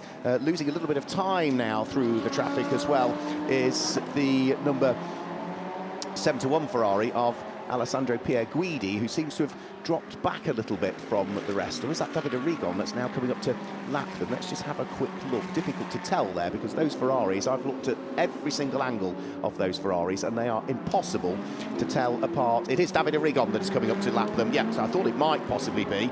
So that's why Patrick Niederhauser and Lukas Stolz will want to crack on. They've got the race-leading car coming up behind them. Team manager of car number 55 needs to go and chat to the stewards. We're starting to rack up again the circuit limits warnings, and it will be the Stefano Constantini Ferrari this time that's attracting the attention of the officials. And also 75, again, Kenny Hartlebull. So he's yet to serve his first, and there could be a second penalty in the system even before he takes the first one, if you're following me. The battle between Lukas Stolz and Patrick Niederhauser here is for 20th place. Stolz staying ahead, but Patrick Niederhauser wants that place back. Remember, he lost it out of the chicane when his zealotry to get past the Ferrari went against him, and he comes down to the hairpin now on that fast back part of the circuit down at turn 9. So you've had the first element of the lap, which is fast, it's relatively flowing, bar that chicane. From here on in, it's still quick, but it becomes a lot tighter, especially around the back of the marina and underneath the hotel. Lukas Stolz then hangs on to position. Now, we are coming up towards the end of the first hour, but for these cars, they can carry on for a little bit longer because they pitted so early. They were able to go that little bit longer. Whereas the lead car, number 50, is due in around about 9 laps' time. Yeah, which is going to equate to around about another 15 minutes, would you say? Should see that car in, one would have thought? Well, an hour and 10, an hour and 15 is the expectation. Yeah. And you'd normally find, I mean, you've seen it yourself, but any first stint will always be the shorter, just to err on the side of caution, just to bring back the data, just to see how much fuel is left at the end of that first stint. And once you've got one banker stint, then you know to be able to push a little bit more for subsequent ones. So I'd anticipate they do an hour and 10 for the first one. And already, you were alluding to earlier on about the amount of marbles. You can particularly see rounds through the first part of the lap, so round through turn number 2, 3 and 4. The marbles beginning to form. Alan has more news from the pit lane. Yeah, 98 Mercedes just emerges, just noses out into the pit lane. It's on the dollies. They'll drop it down once they get into pit lane and send Maro Engel on his way. But as we were just hearing from teammate Max Gertz, it's a huge mountain to climb now over the next just over 11 hours of the Gulf 12-hour race here at Yas Marina Circuit. The car is dropped down. It has not yet fired up. The door opens. And out gets Maro Engel. Yes. So Lucas Auer about to get in. He takes with it, he's more diminutive than Maro Engel, so he takes with him the extra little seat that goes into place, and Maro assists in the strapping in of Lucas Auer. The team then set to work to clean up the floor as a legacy of oil that may have been dropped on the floor of the garage while they were effecting that repair. But yeah, the 98 car is ready to go, and I fancy that's going to be the first of our driver changes, is it? Yeah, it will be, actually. You're quite right. And depending now on what happens to other teams, the fight back starts. I mean, yes, if everybody else has a problem, of course you'll gain places, but on pure pace, if nobody else has a significant drama, then it's going to be difficult. But there will be teams that do have dramas in the next 11 hours, make no mistake. Yeah, absolutely. They'll pick up some places, but how many is a bit of a moot point because they're so far behind. Alan. Team player Maro Engel gets out of the car and slaps every one of the team on the shoulder, makes a point of doing it, going to all of the drivers, all of the team members before he goes to Max goes to the driver, who is now standing by, he being the next driver in the car. But yeah, nice stuff from Maro Engel. Yeah. He realises how much work has gone into this car. And just to make the point, Alan, they've lost 15 minutes in that. Wow. So, you know, it could have been worse, but 15 minutes, that is a lot of time. It is a lot of time. I shall try and read the room, so to speak, and see if I'm going to get a word with Maro Engel. I'm pretty sure I might be able to do that. If anybody can. Thank you. I mean, in fairness, his day started badly because he was late for breakfast, wasn't he? Yes, he was. He missed that by 5 minutes. But again, a mark of the man. He apologised to us all. He did, yes, he did, yeah, to be fair, yeah. Another driver change going on as well. Looks as though Team Baron are in, so Axel Sartigan is done with his driving duties, and we await the next driver just to jump on board the number 91 car, which is in the pit lane at the moment. So this is our first true driver change. Yes, it's happening with the Mercedes, but that's largely because that car's come in due to the problem that it's had, so it seems sensible again to tick off another one of those stops, David. So that's 2 now of the stops, you could argue, tipped off for that number 98 car, albeit it's well and truly out the reckoning. Absolutely right. So as far as the classes are concerned, they're running to a different plan, cycling through. And yeah, Alex Sartingen will hand over in the Team Baron car. And as soon as the car controller is happy that the time has been completed, down the pit lane it goes. The idea being that you break the beam a 1/10 of a second after that 1 minute and 40. Right, we have got 55 minutes just about done. And it remains Davide Rigon who leads the way then as the Ferrari comes over the timing line from the pits out. Morrow has come straight over to me. He's taken all his helmet off, the balaclava off, and came straight over to have a word with us. I love talking to drivers when everything's going well. It's more difficult when things aren't going quite so well. What a disappointing start. Yeah, that's a real shame. Yeah, I feel sorry for the whole team. Obviously, it was a bit of a fairy tale Saturday for us after what happened on Friday. And the guys worked so hard, so it would have been great to give them a strong race, and just a shame. But yeah, these things happen, and now we'll just continue on. So it's a great example of how motor racing is about teamwork. You got out the car and thanked all of the team before you even stepped foot inside the garage. Yeah, I mean, you know, these guys are giving their heart and soul, putting everything into giving us the tools, giving us the best possible car. So. Yeah, just you can't appreciate them enough, and it's a tough one for everyone. Can I talk about something else? Can I talk about coming in after 1 lap? Yeah. Yeah, obviously that's not the usual you'd expect in a normal motor race, but obviously we've got some very special rules here, and the way we interpreted them that was the best option. Absolutely amazing. You caught us all on the hop, I have to say. Yeah, I guess so, but and the rest of the pit lane, I think, as well. Yeah, let's see how the rest of the race pans out. But yeah, it's a quick race up front. Obviously, there's I think 4, maybe 5 cars are definitely all in the hunt. Thank you, Morrow. Thank you so much for coming over to have a chat to us. There you go. Knew he would. Folded up his balaclava, arranged his gloves, and came straight out to have a chat to us. Good guy. He is. He is a very, very nice guy, is Morrow Engel. Yeah, he's always said hello every single morning we've got up for breakfast. He's given us a happy wave, hasn't he? Always a happy smile. Yeah, he's a great guy. Car that was leading the Pro-Am category and was running second overall has now come in to the pit lane. There has been a driver change and it is back on an out lap now. So it is now the sister car's time to come in as well. So that's both of the Garage 59 cars that are now in. So the car that was started, the number 88 car that was started in the hands of Benji Goethe, has now been given over to what will be Alexander West, and Chris Froggatt is about to vacate the sister car and get back out. Good battle going on that we're looking at the moment, just heading around through turn 9, the 2 Porsches together. Peter Cox going ahead of Ralph Bowen, so that's for position. That is for 9th place overall, and he's about to become better with others having served pit stops. Chris Froggatt in for his elongated stop, but yeah, Peter Cox in kind of family car because he's got his daughter Stefan driving with him, gaining ground, and they're ready to rejoin is number 49 Marco Cassara, who has lost half an hour by that damage. So that car is ready to go. You can't drive out of the garage, the car has to start from the pit apron. It does so now, and there is Chris Froggatt in. Remember, he's got to serve 5 extra seconds, or the car has, in this stop. There's a driver change going on. Chris Froggatt helping to strap in the incoming driver, but because of track limit offences, 5 seconds given to that car. So Chris Froggatt, who'd got it up into 2nd place, doing a good job first time out of the McLaren. And I think we might be looking at the car for next year's GT campaign, don't you? I think so. I think it's, yeah, having tried Mercedes and didn't quite work, having tried different teams, it seems as though, yeah, Garage 59 and the McLaren seems to tick a few more boxes, doesn't it? So that pit stop now concluded. Chris Froggatt out of the car. I think, was it Kevin Say's helmet that I saw that was about to get in? We'll get confirmation of that when the car trickles to the end of the pit lane as to who has jumped on board the number 93 car.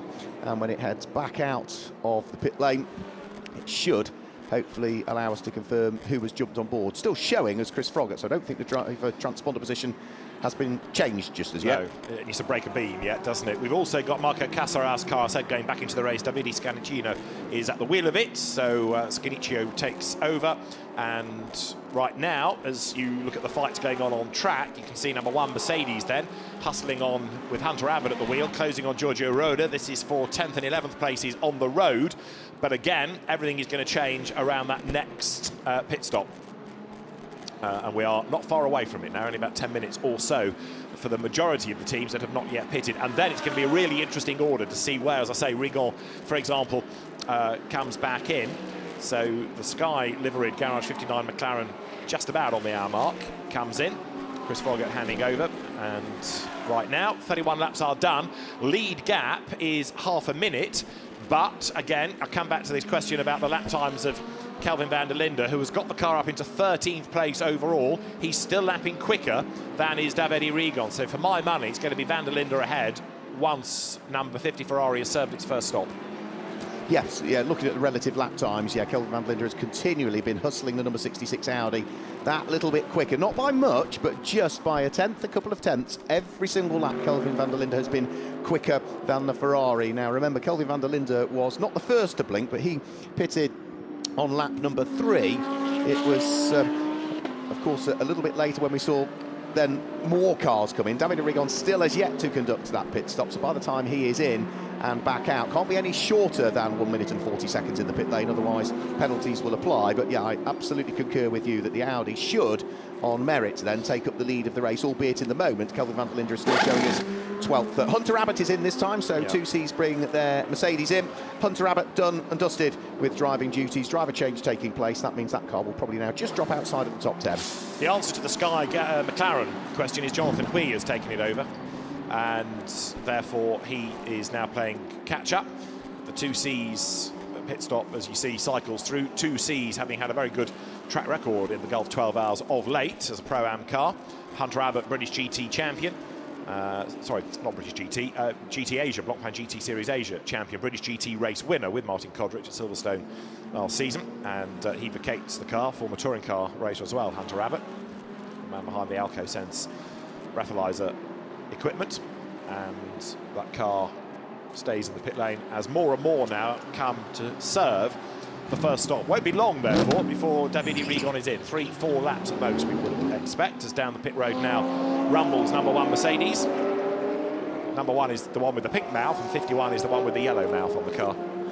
We've also got the leader of the Cup class in as well, so Ramzi Moutran brings the number 95 Porsche. You can see just in the background of the shot into the pit lane, as out of the pit lane goes Martin Kodrich, who is now on board the number 1 2Cs Mercedes. Remember, Martin Kodrich, 2 times back-to-back winner of the Gulf 12 Hours. The last edition that was here at Yas Marina in January, and the edition prior to that took place as the one-off race that we had for the Gulf 12 Hours Bahrain. So Martin Kodrich absolutely is ticking plenty of boxes, isn't he, in terms of pace, huge amounts of experience as well, and partnered up again, of course, with Issa Al Khalifa, who, again, double race winner in the Gulf 12 Hours. Now, another feature of the next 11 hours of the race, from the media delegate, are Philip Iguana's fascinating facts. Philippa's fascinating fact number 1 is that we've now had 1,000 laps completed if you add everybody's cars together. So we've got to 1,000 laps, more of Philippa's fascinating facts to come over the course of the race, but that is the first of them. Down the pit lane then has come the race leader. Davide Rigon is in, and that is at the end of lap number 33, so slightly earlier than anticipated, but I come back to the point I've been making that you will always do a slightly shorter first stint just to get the data. So 33 laps done then by car number 50, Davide Rigon in. Also in is number 92. This is the car that has the pseudo Gulf livery. Back into its garage is going Lucas Au's Mercedes. So, Alan, I'm afraid you need to go and see your mates again, because clearly the Grupper M Mercedes is going to have one of those Rasputin-type affairs for 12 hours where it's trouble but just won't die. And he's not going to run smoothly either. So that is back in. And 99, Finlay Hutchison, is also being given a 5-second penalty for track limit offences. I just need to tick off something about this car as well. Alex Fontana is one of the drivers of number 92 Porsche. It's in the Cup class. He is very much a pro driver, and so to balance that, the car gets 2 2-minute stop-go penalties to run as well over the course of the race. I wasn't aware of that, so thank you for that one. So Davide Rigon in the pit lane. It means that now, in reality, taking up the lead of the race will be the number 43 AF Corsa MDK Motorsport Ferrari in the hands of Jan Magnussen. So that car has, again, just quietly worked its way up from what was 15th position on the grid, but of course will also itself be destined for the pit lane before too much longer. Kenny Harbull is in at the wheel of the Sun Energy one by SPS Mercedes. That car also has got extra time penalty in the pit lane, David, It's has it got not? 1 5-second penalty to serve. Drama here as the Magnussen Ferrari, gets into the back of 52. Certainly 52 is centre spinning. So around there goes the AF Corsa Alessandro Cozzi entry, and J-Mag flees the scene of the crime. Yeah, Alessandro Cozzi was also involved in that incident earlier on with Marco Pulcini as well, was he not, at the wheel of 52? Yes. Car? Yeah. Yes. Right, there goes the pseudo Gulf livery. It looks like it's the Gulf colours, but actually, if you see the car close, it's a sort of desert mural that's painted, so it's the sand colour pretending to be the orange of Gulf livery. Kenny Harbull's car has a driver change. Kenny and Martin Conrad are already Pro-Am champions in IGTC this year. The American-based Australian Kenny Harbull, great character, got a great collection of cars. In has come now with damage, Jan Magnussen. In has also come, you see in the background, the BMW of Dan Harper, and in also comes number 11, the Marco Pulcini Ferrari. Yeah, also looks so 55 is in as well, so that will be Stefano Constantini is in at the wheel of the largely blue Ferrari, but the one with the red and the white stripes all the way down the centre. Also, the number 20 Mercedes, I think, may well be in as well, and is just concluding its pit stop and heading back out onto track. So that will be SPS Automotive Performance and Valentin Pierberg that's now done with driving duties. Quick question as the Kenny Harbull car heads back out in the hands of what is now Philip Ellis. Where those cars have that extra 5 seconds in the pit lane, is any work allowed to be done on the car? Has to be hands-free? Yeah, absolutely. Yeah.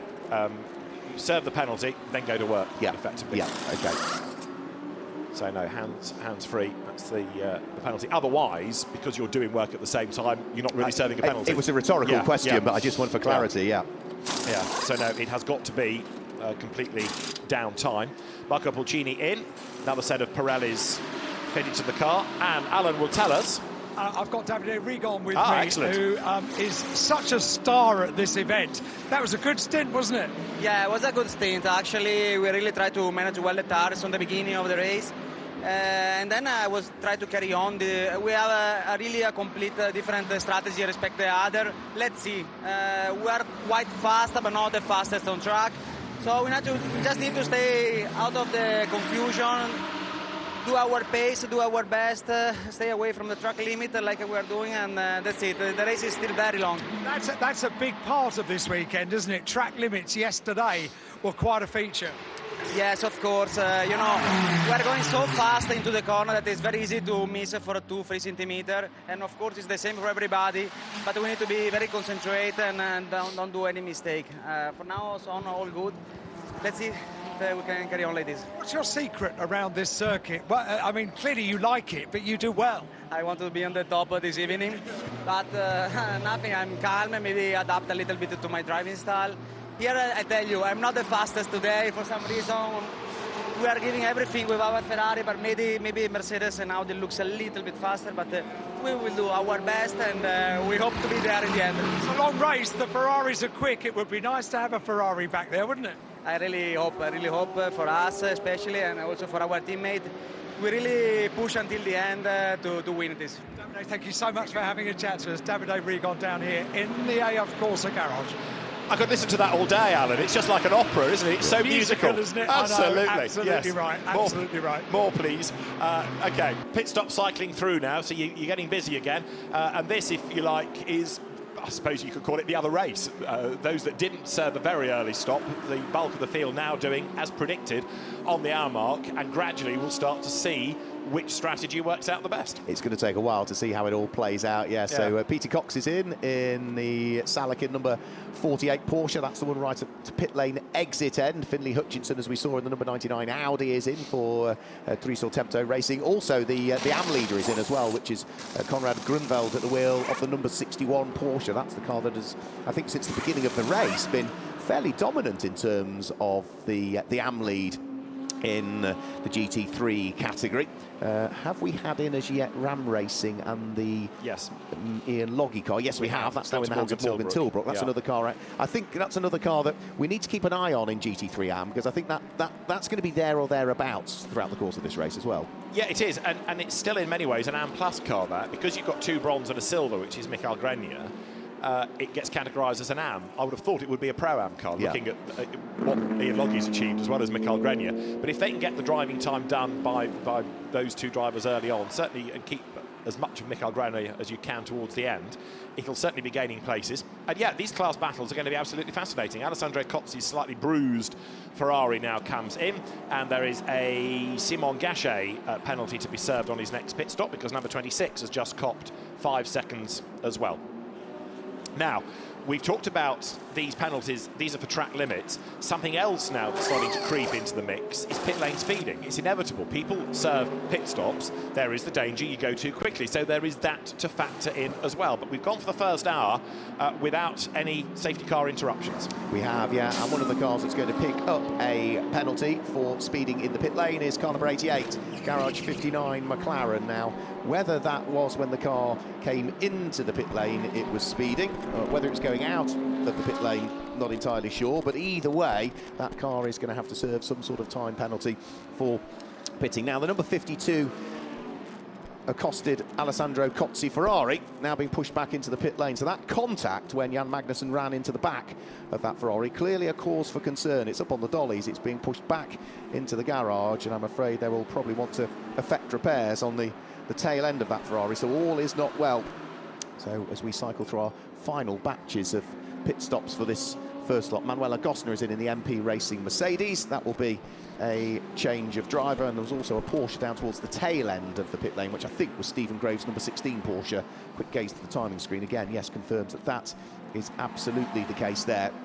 So out on circuit at the moment, it is Giorgio Roda, the number 33 Ferrari, that has picked up the lead of the race. And the reason that he's picked up the lead of the race, albeit by only 2 seconds, is that is the sole car so far that has not conducted one single pit stop for those that got the race underway fully. There's another car showing as not having pitted, but that was, of course, the Herbert Motorsport Klaus Bachler, number 44 Porsche, who spent all of that time in the pit lane early doors in the race with a problem. Alan has more news from the pit lane. No, I don't. Ah, right, okay. Well, why not? It's the RF camera then is down there, so close to the work going on. I'm sorry. Try harder. Come here with half a story, man. What's the matter with you? The only thing I was going to point out, referring to the conversation that you've been having for the last couple of minutes, yeah, pit lane speed limit. It is a wonderfully wide pit lane, but with an entry the like of which we have, it's a very busy pit lane this year. So I think Andrea, the organiser, the promoter of the Golf 12 Hours since its inception, was saying the other day that he's kind of reached capacity. He doesn't want any more cars in this on this grid because at the moment the teams are afforded a huge amount of space in which to work, and the refuelling rigs, everything, there's room for everything, and it can be a safe environment to work. Any closer than this and it would become just a little bit too much of a problem. It's a long pit lane, it's a wide pit lane, as you say, but when you do have, particularly when I wandered down the pit lane at the start of one of the free practice sessions, you have all of the cars parked parallel to the pit lane on the apron, with the teams all servicing them. It is tight, it is still tight, and I totally agree with you. You know, this is an exclusive event, it is almost a by-invitation event as well. There are a couple of spare pit garages, but we fill those up, Alan. You know, we don't want many more. You don't really want 40 or 60 entrants, because the working environment changes enormously then for the teams. I know, and one of those spare garages I've sort of got earmarked next year for a blow-up bed, have a little snooze at some stage during the race. The Alan Hyde Airbnb. Yeah, I think so, yeah.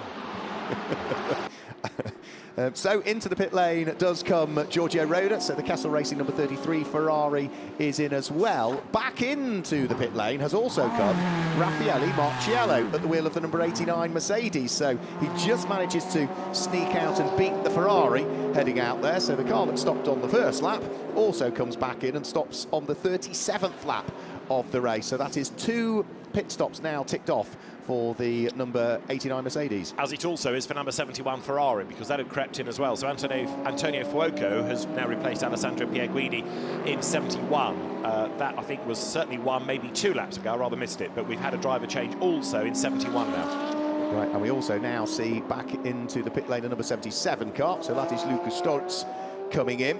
And also, that's the 66 Audi that's in as well, isn't it? Which was Kelvin van der Linde, also now diving for the pit lane as well for a second stop. But for both of these, whilst it's the second stop for the car, it will be the driver change, and it will be the first of those driver changes for each of one of those. So 38 laps now chalked into the book. This will potentially see the number 50 Ferrari pick up the lead of the race at this stage, which is Nicholas Nielsen. You wanted a Mercedes update, didn't you? So Yes, please. I've got here eventually. They're not really doing anything around the car at the moment, which concerns me more.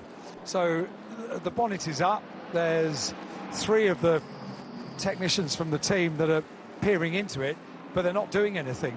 I've seen Maro Engel and Lucas Auer walk to the back of the garage, and they are heading to the villa at the back of the garage, so chatting to each other.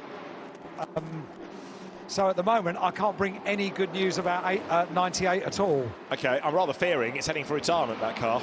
I rather fear you're right. Yeah, the way that it was pushed away just gave me that feeling that the damage is too great, the time lost is too great, and it's not going to get any better, and all they're going to do is make the problem worse, because it's the kind of thing that almost needs a rebuild rather than on-the-hoof repairs. So I rather fear that one is done, but we will see. 66, by the way, has now been taken over by Dennis Marshall. That car has become the lead car. At the end of the first hour, it was number 50 then of, at the time, Davide Rigon, now Nicholas Nielsen, that was leading the way. Second at the end of the first hour was Jan Magnussen, and third at the end of the opening hour of the race was number 42, which was then Dan Harper. The way, of course, that hourly updates work is that most people pit around about the hour. So the order on the hour is somewhat different from what it has been for the hour, if you see what I mean, which is why in Fanatec GT endurance races you get updates on the half hour, because that's rather reflecting more the natural flow of the race. But for this, we do it bang on the hour, and it's therefore a little bit jumbled. But it's interesting to see where the likes of number 66 was. It was down in 13th at the end of the first hour, and 14th at the end of hour 1 was number 89. So that is the state of play, but they're now going to buy themselves back more track position. So at the end of the next lap, we'll start to see the real order. But Nicholas Nielsen taking over number 50 Ferrari will be the leader by just about a second, I would offer you, from Patrick Niederhauser. You're looking at number 11 Ferrari, which is Nicolo Rossi, coming down towards turn 16. And his car, which is part of the Castle Racing fleet, going toe-to-toe with cars out of the AF Corsa stable right now, as the race leaders are on lap number 40. And we've got 10 hours and 42 minutes of this Gulf, 12 hours still to go. Another great wave of cars comes pouring over the line, including number 42 BMW that's gone the way of Darren Lung, and number 7 there on the inside line there, hustling on Brandon Aribe, trying to find a way up on the inside of number 99 of Alex Arca, and that's for position. The two of them go toe-to-toe as they turn their way out of turn 1, but round the outside stays Alex Arca, and there's a drama because coming up towards us, we've gone full course yellow. That's why they've all slowed. Now, why do we have a full course yellow is the next question. We've not seen anything happen. Might be debris, might be a car, but the full course yellow is called for by Peter Roberts, the race director, and that is our first neutralisation. It is on lap 40, and we go full course yellow. Full course yellow all around the circuit. You'll know the drill. Everybody has to slow right down. You can't overtake. So when I thought there was a drama, it was the car going slowly because of that delta speed that has to be adhered to. Now, can't see anything on the pit straight that is suggesting this. No, there's no obvious signs of anything at all, is there, at this stage, as to what it might be? It might be a car that's in a dangerous place, but what, of course, the benefit of a full course yellow is that you have to slow down absolutely immediately, and from race control's point of view, you don't have to worry about finding the leader for the safety car. You just get everybody slowed down. Right, good. We slowed the pace of the race. Now we can address that. We can bring the safety car out for the restart in due course. Yeah. So it might be a car off. It might be something less serious than that. If the full course yellow period lasts for a minute or more, it will go safety car. But if you can get it attended to quickly, let's say Marshall run across road, pick up debris, keep running, then you can restart. Can I offer you up one single possibility that it could be? You can, of course. The number 33 Ferrari of Murat Jahadaroglu, because that car is now a long way adrift of where it ought to have come over the start-finish line. A confirmation, yet there is the battered Ferrari, rear-end damage. It's gone into the barriers. Murat Jahadaroglu had already had an off over the course of testing, and it looks as though that Ferrari has lost rear end traction somewhere. It's snapped away from the spell of Murat Çağlaroglu, and the Turkish drivers has clonked the barriers, and that has not done the tail end of the Ferrari a great deal of good at all, I'm afraid, David. It has not, and it's facing the wrong way, and that, therefore, thank you, Mark, is the reason for the full course yellow, and we'll go safety car. Let me just carry on my point about this. What will happen next is that when the race director is happy, the safety car will be put onto the circuit. It, in turn, can then go and find the race leader, so it can be deployed at any time, but it doesn't put its lights on until instruction. So it can overtake the race cars because the safety car can go faster than a full course yellow speed, and therefore it can find the leader, then on instruction put the lights on, then we go to safety car conditions, and what that will enable us to do for a safer restart is go faster. If you follow Fanatec GT, you'll know all of this, but it means that the pace behind the safety car is quicker, and therefore enables the teams to have tyres and brakes up to operating temperature for the restart. So once this car is out of the way, you can anticipate that we'll be going to safety car conditions. It's not only the car, of course, it is also the barriers that are affected. So it's going to be a lengthy period, this. Again, Murat Çağlaroglu has found quite a bit of barrier this weekend to damage, sad to say, and although the barrier doesn't look too bad, it's what's behind it, with the supports that have been knocked out of place. So we're looking at about 10 minutes, we understand, of full course yellow before you can think about the safety car restart process. We're talking about the marbles as well at the top end of the programme as well. You can see there the amount of rubber that's already being deposited. So as the cars lose little bits of tyre, you get this sort of drop off and the bits of rubber that are flying around, and all of a sudden that's like driving on marbles, and more and more and more of that will appear over the course of the 12-hour race. So whilst the barrier damage is taking place, I think we might be able to get a quick look at exactly what went wrong for Murat Çağlaroglu when the Ferrari got away from him at that part of the circuit. So just have a quick look at what happened. It's at quite some distance that we need to spot what happened from the Ferrari, and there it is right at the top of turn 2 and turn 3, loses it and clonks the barrier. Now the team is reporting gearbox damage. Now whether it was a gearbox problem that caused the car to spin or the gearbox has been damaged by a rear impact, I couldn't tell you, but the Kessel team have got the report from the driver, and the driver is saying, tell the marshals that I can't put the car in neutral to get it out of the way because it's jammed in gear. Locked in gear, it might have been a gearbox problem that suddenly caused it to spin. It might be the whack that's jammed it in gear. Time will tell, but a gearbox-related problem, even though damage is clearly the reason for the big delay here. And we were talking about the difficulties that the Mercedes has had over the course of this weekend. The car that started from pole position, the number 98 Mercedes, well, it's not been a great weekend either, has it, for the number 33 Ferrari with the problems over the course of the weekend. Castle Racing bringing that new car compared to the one that they tested, because the other one was not repairable, and now here all of a sudden they are with another, well, either a major amount of work to do or a possible retirement, depending on the damage to the car.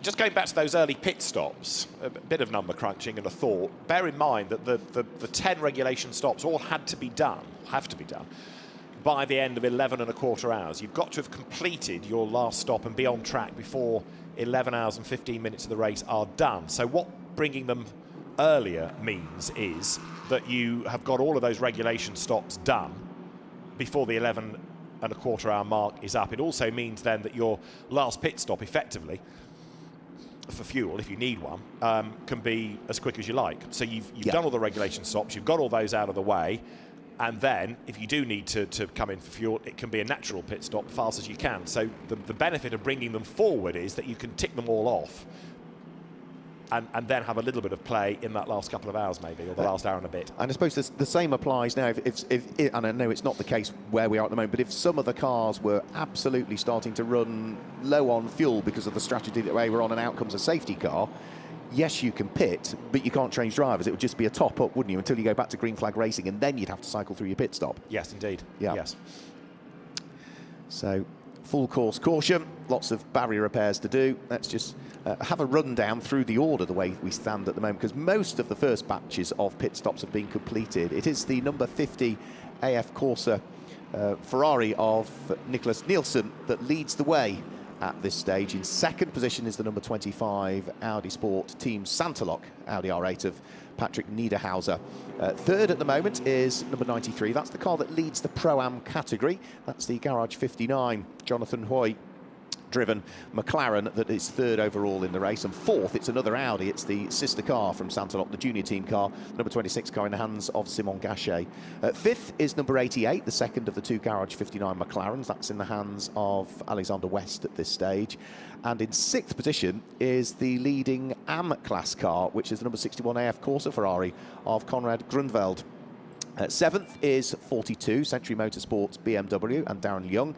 In eighth place, it's number 99, Tresor Attempto Racing and Alex Archer in the Audi. Ninth place is the number 7 McLaren of Brendan Arieb. When you think the problems that car had and the fact that it was late starting, yes, they have still had some pit penalties to serve in that car, but that has worked its way quietly through the order.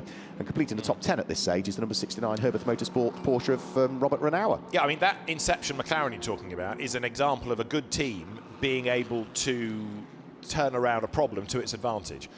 So, OK, yeah, they had to start from the pit lane, but they started at the back of the field and were quickly through the traffic. Black and orange mechanical warning flag. Well, actually, as other teams are proving, an early pit stop might not be a bad idea. So take advantage of that, get the problem sorted, and get one of your imposed pit stops ticked off. And they didn't lose too much time. They were able to do that within the 1 minute 40. And you can, of course, do other work in that 1 minute and 40. It's just that the regulation says you've got to make 10 pit stops of this time. What you do in them is entirely up to you. So a minimum of 10.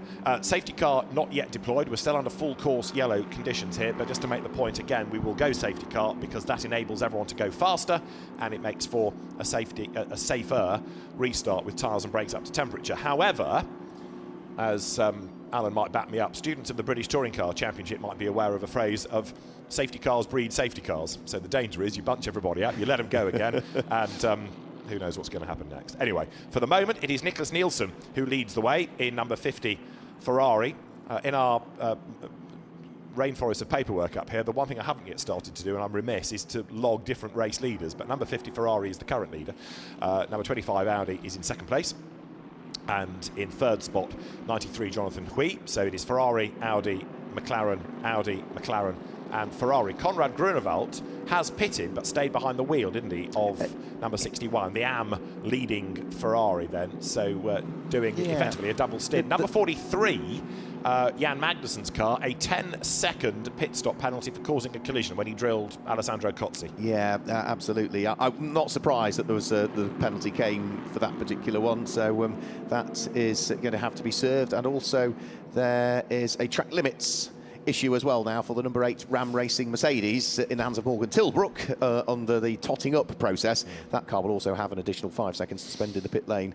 You were talking about Konrad Grunwald, I think, having stayed behind the wheel of the car. He's not the only one. According to the timing screens at the moment, we've still got Lukas Sturz behind the number 77 Mercedes. That's fair game as a pro, yeah. Klaus Bachler hasn't as yet jumped out of the 44 Porsche, but he did have problems at the start. Yes, and they're 15 minutes behind anyway. In a sense, Brendan Arieb is still behind the wheel of the number 7 McLaren. Part of the plan. Who else have we got? Also, Patrick Niederhauser and Simon Gachet both started and haven't changed yet. Yeah, but they did early stops. They haven't done a second stop, so they haven't done a stint stop, as it were. They're the ones, just to pick on at the moment, those are the drivers that started this race that are still behind the wheel at this stage. And there's what's left of the Ferrari being taken away. So the car out of harm's way now. The barrier needs to be attended to.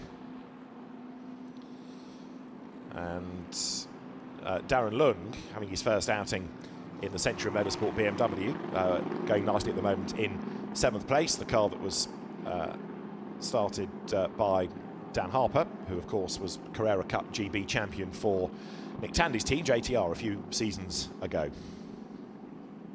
So that car's 7th at the moment.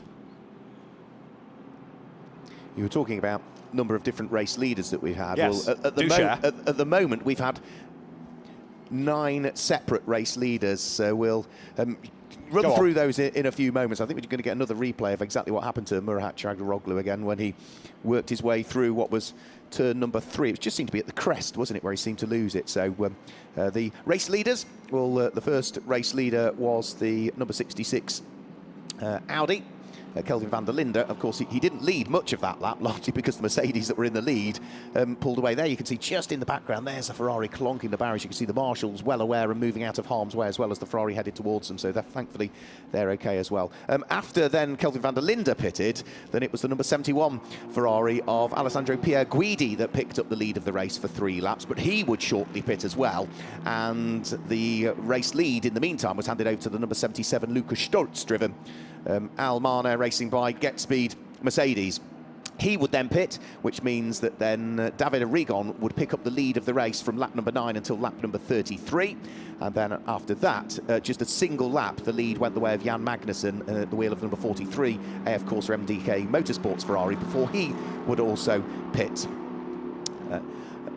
As we were then cycling through those pit stops where several cars were all pitting at the same time, for one single lap, the number 61 AF Corsa Conrad Grunwald Ferrari picked up the lead of the race, as it did also then for Giorgio Roda at the wheel of the number 33 Kessel Racing car, which has brought about this safety car period for which we're still about 5 minutes away, I think, from concluding any sort of activity up there. And then we saw Kelvin van der Linde back in the lead of the race again for a single lap before he pitted, and just before we went full course caution, it was the number 50 Ferrari, the AF Corsa Francorchamps Motors Nicholas Nielsen Ferrari, that picked up the lead of the race. So those are your 9 race leaders so far. And we therefore have 43 laps done. 7.6 seconds was that notional gap between Nicholas Nielsen and in second spot, Patrick Niederhauser, AF Corsa versus Santalok. They're number 99, now with Alex Arca at the wheel. He was one of the drivers, of course, that did the early season Gulf 12 Hours. And that car, on the pit stops, has absolutely catapulted up the order. It was a long way back early on. And also, it had copped a 5-second pit stop penalty after Finlay Hutchison and track limits, but it's found itself in 8th place. So the number 66 Attempto Audi, now of Dennis Marshall, after 2 stops, is down in 14th. So at the moment, again, those that did an early stop and now, if you like, a stint stop, a driver change stop, have fallen back down the order. So what we do have is Raffaele Marciello ahead of Dennis Marshall, Lello staying behind the wheel of the GMR Mercedes, and Dennis Marshall taking over from Kelvin van der Linde. Again, this comes back to why it is such a fascinating race, this, how the teams do it. So GMR double stinting Marciello, other teams doing single stints, and the full course yellow remains. We're looking at, Mark has just made the point, but to say it again, 5 minutes or so before the barriers are repaired, and then number 33 Ferrari off the circuit. And Murat Çağlaroglu, I'm afraid, has not really covered himself in glory this weekend. I know these are big, powerful cars, but he's been in the wars rather a lot, which is disappointing for the team as much as for his co-drivers. Yes, it's going to be an expensive weekend for him in reality, isn't it? And he will be hoping that he hasn't put the car out of the race. But looking at the impact, you know, it's a fast part of the circuit, that. So if it were a mechanical issue that caused the problem, then that's unfortunate, isn't it? Because he's had the off. If it's an issue where he's lost control of the car and it's the impact with the barrier that's caused the damage, then I do fear that, you know, with the impact in that with that barrier, that is probably that car done. We'll have to wait and see. That they'll get the car back. They'll inspect the damage to it. You know, if it's cracked the gearbox casing, they might be able to take the gearbox out of the other car. But on the basis that the previous car that they were racing on Saturday also had a rear-end fire with the impact, and mute pointers. Have they got the parts, David? And is it worth it for the time involved? Yeah. And do the regulations allow the change of significant components? That is a retirement, isn't it? The Mercedes, which was started by Maro Engel, it has been polished, it's been cleaned, but there's nobody around it to put that car back in the race, and all of that is a legacy of the accident that we had on Thursday in testing. And so massive disappointment for Maro Engel, for Lucas Auer, and Maxi Goetz, who doesn't even turn a lap in the race. Big disappointment. Number 50 then, the race leader, running in that Francorchamps Motors colours, and with it the Écurie Nationale Belge yellow on the car. Nicholas Nielsen comes up towards the line, the very quick Swedish driver who came out of Ferrari Challenge but very quickly became a real GT gun for Ferrari, winning his class in the European Le Mans Series. He was a class champion in the World Endurance Championship in the AM. He was a class and overall champion in Fanatec GT Endurance last year. He was the outright winner and also won the Spa 24 Hours last year, and again won GTE AM in the World Endurance Championship. So all behind the wheel of Ferraris. The unassuming Swedish driver, very, very fast indeed, and in the lead of the race, whereas the sister car, after 2 pit stops now with Antonio Fuoco at the wheel of it, is down in 16th. We also have that car now, I say off the lead lap, but that rather depends on where the leader is in relation to the timing line, given that at the moment, of course, there is the safety car on track now, scooping up everybody. This is going to be interesting to see whether it's going to lose a lap or not. I think that is 71 that is going to just stay on the lead lap. The one that's going to lose out is number 8 Mercedes, that is in 17th place. So now the answer to how many cars are on the lead lap is going to be the leading 16, and so now we are under safety car conditions. Yep, so lights are on the safety car. The barrier repairs will start to take place up there at turn number 4, just over the crest at turn 3, where the circuit starts to drop away again down towards turn 4 and in towards a hairpin at turn number 5. It didn't look as though there was a great deal of damage to the barriers, but I think the concern at the moment is the supporting vertical posts that sit behind. Of course, we do need to ensure that all of the barriers are in an absolutely vertical position. And if that is not the case, then, which clearly it isn't, those repairs will be effected as quickly as possible. Of course, any further pit stops that still take place under these safety cars do not count on the totting up process towards the imposed pit stops that need to be completed, of which there are 10 of them in the race, as David has alluded to, and each one of those 10 has to be a minimum of 100 seconds or 1 minute and 40 seconds from pit in to pit out. In terms of the class leaders at this stage, leading the race overall and leading the GT3 Pro category is the largely red and yellow Ferrari, directly behind the safety car, Nicholas Nielsen. The number 50 car leading the Pro Am category is the number 93 Garage 59 Mercedes, and that for the moment is in the hands of Jonathan Hui. And leading our GT3 AM category, now that we've cycled through all the pit stops, is still the number 61 AF Course Ferrari of Conrad Grunwald, leading Cup, just to give you that. Final car inside the top 28, it's the number 95 Dual Racing by Toro Verde car, now in the hands of Nabil Moutron, and that is a car which again sees some family members of the Moutron family. We've got all 3 brothers, haven't we, of the Moutron family, all racing that car, sharing it in this iteration of the Gulf 12 Hours. And the fastest lap of the race, done very, very early on, lap 2, the first proper flying lap, Kelvin van der Linde, and after that nobody's been able to rival that time. So as the safety car brings the field around, the idea of this is to get things back up to speed, so tyres and brakes get back to operating temperature, then they can be released. The Ram Racing team asking if they get a wave by here, if they can have their lap back, but otherwise Morgan Tilbrook's going to have to be on his toes to try and unlap himself on the restart, and for the moment there's no suggestion of a wave by.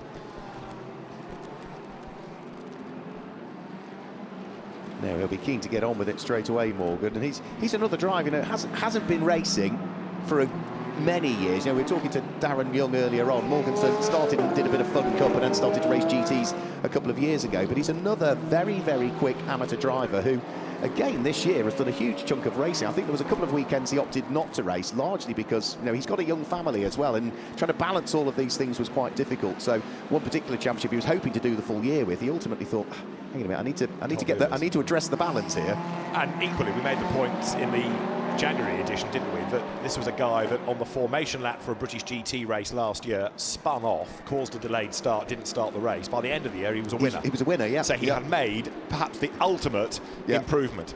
The field now, 1 or 2 cars being encouraged to speed up, to close the gaps up to the tail of the crocodile, ready for the release. You can see the pace is quickening. That's why everyone's now weaving around to get the tyres up to temperature, and Nicholas Nielsen then leading the way. Now, his opposition is Patrick Niederhauser in the blue Audi that is 1 car but 1 back, and so there's that cushion of a back marker for the moment between Nicholas Nielsen and Patrick Niederhauser.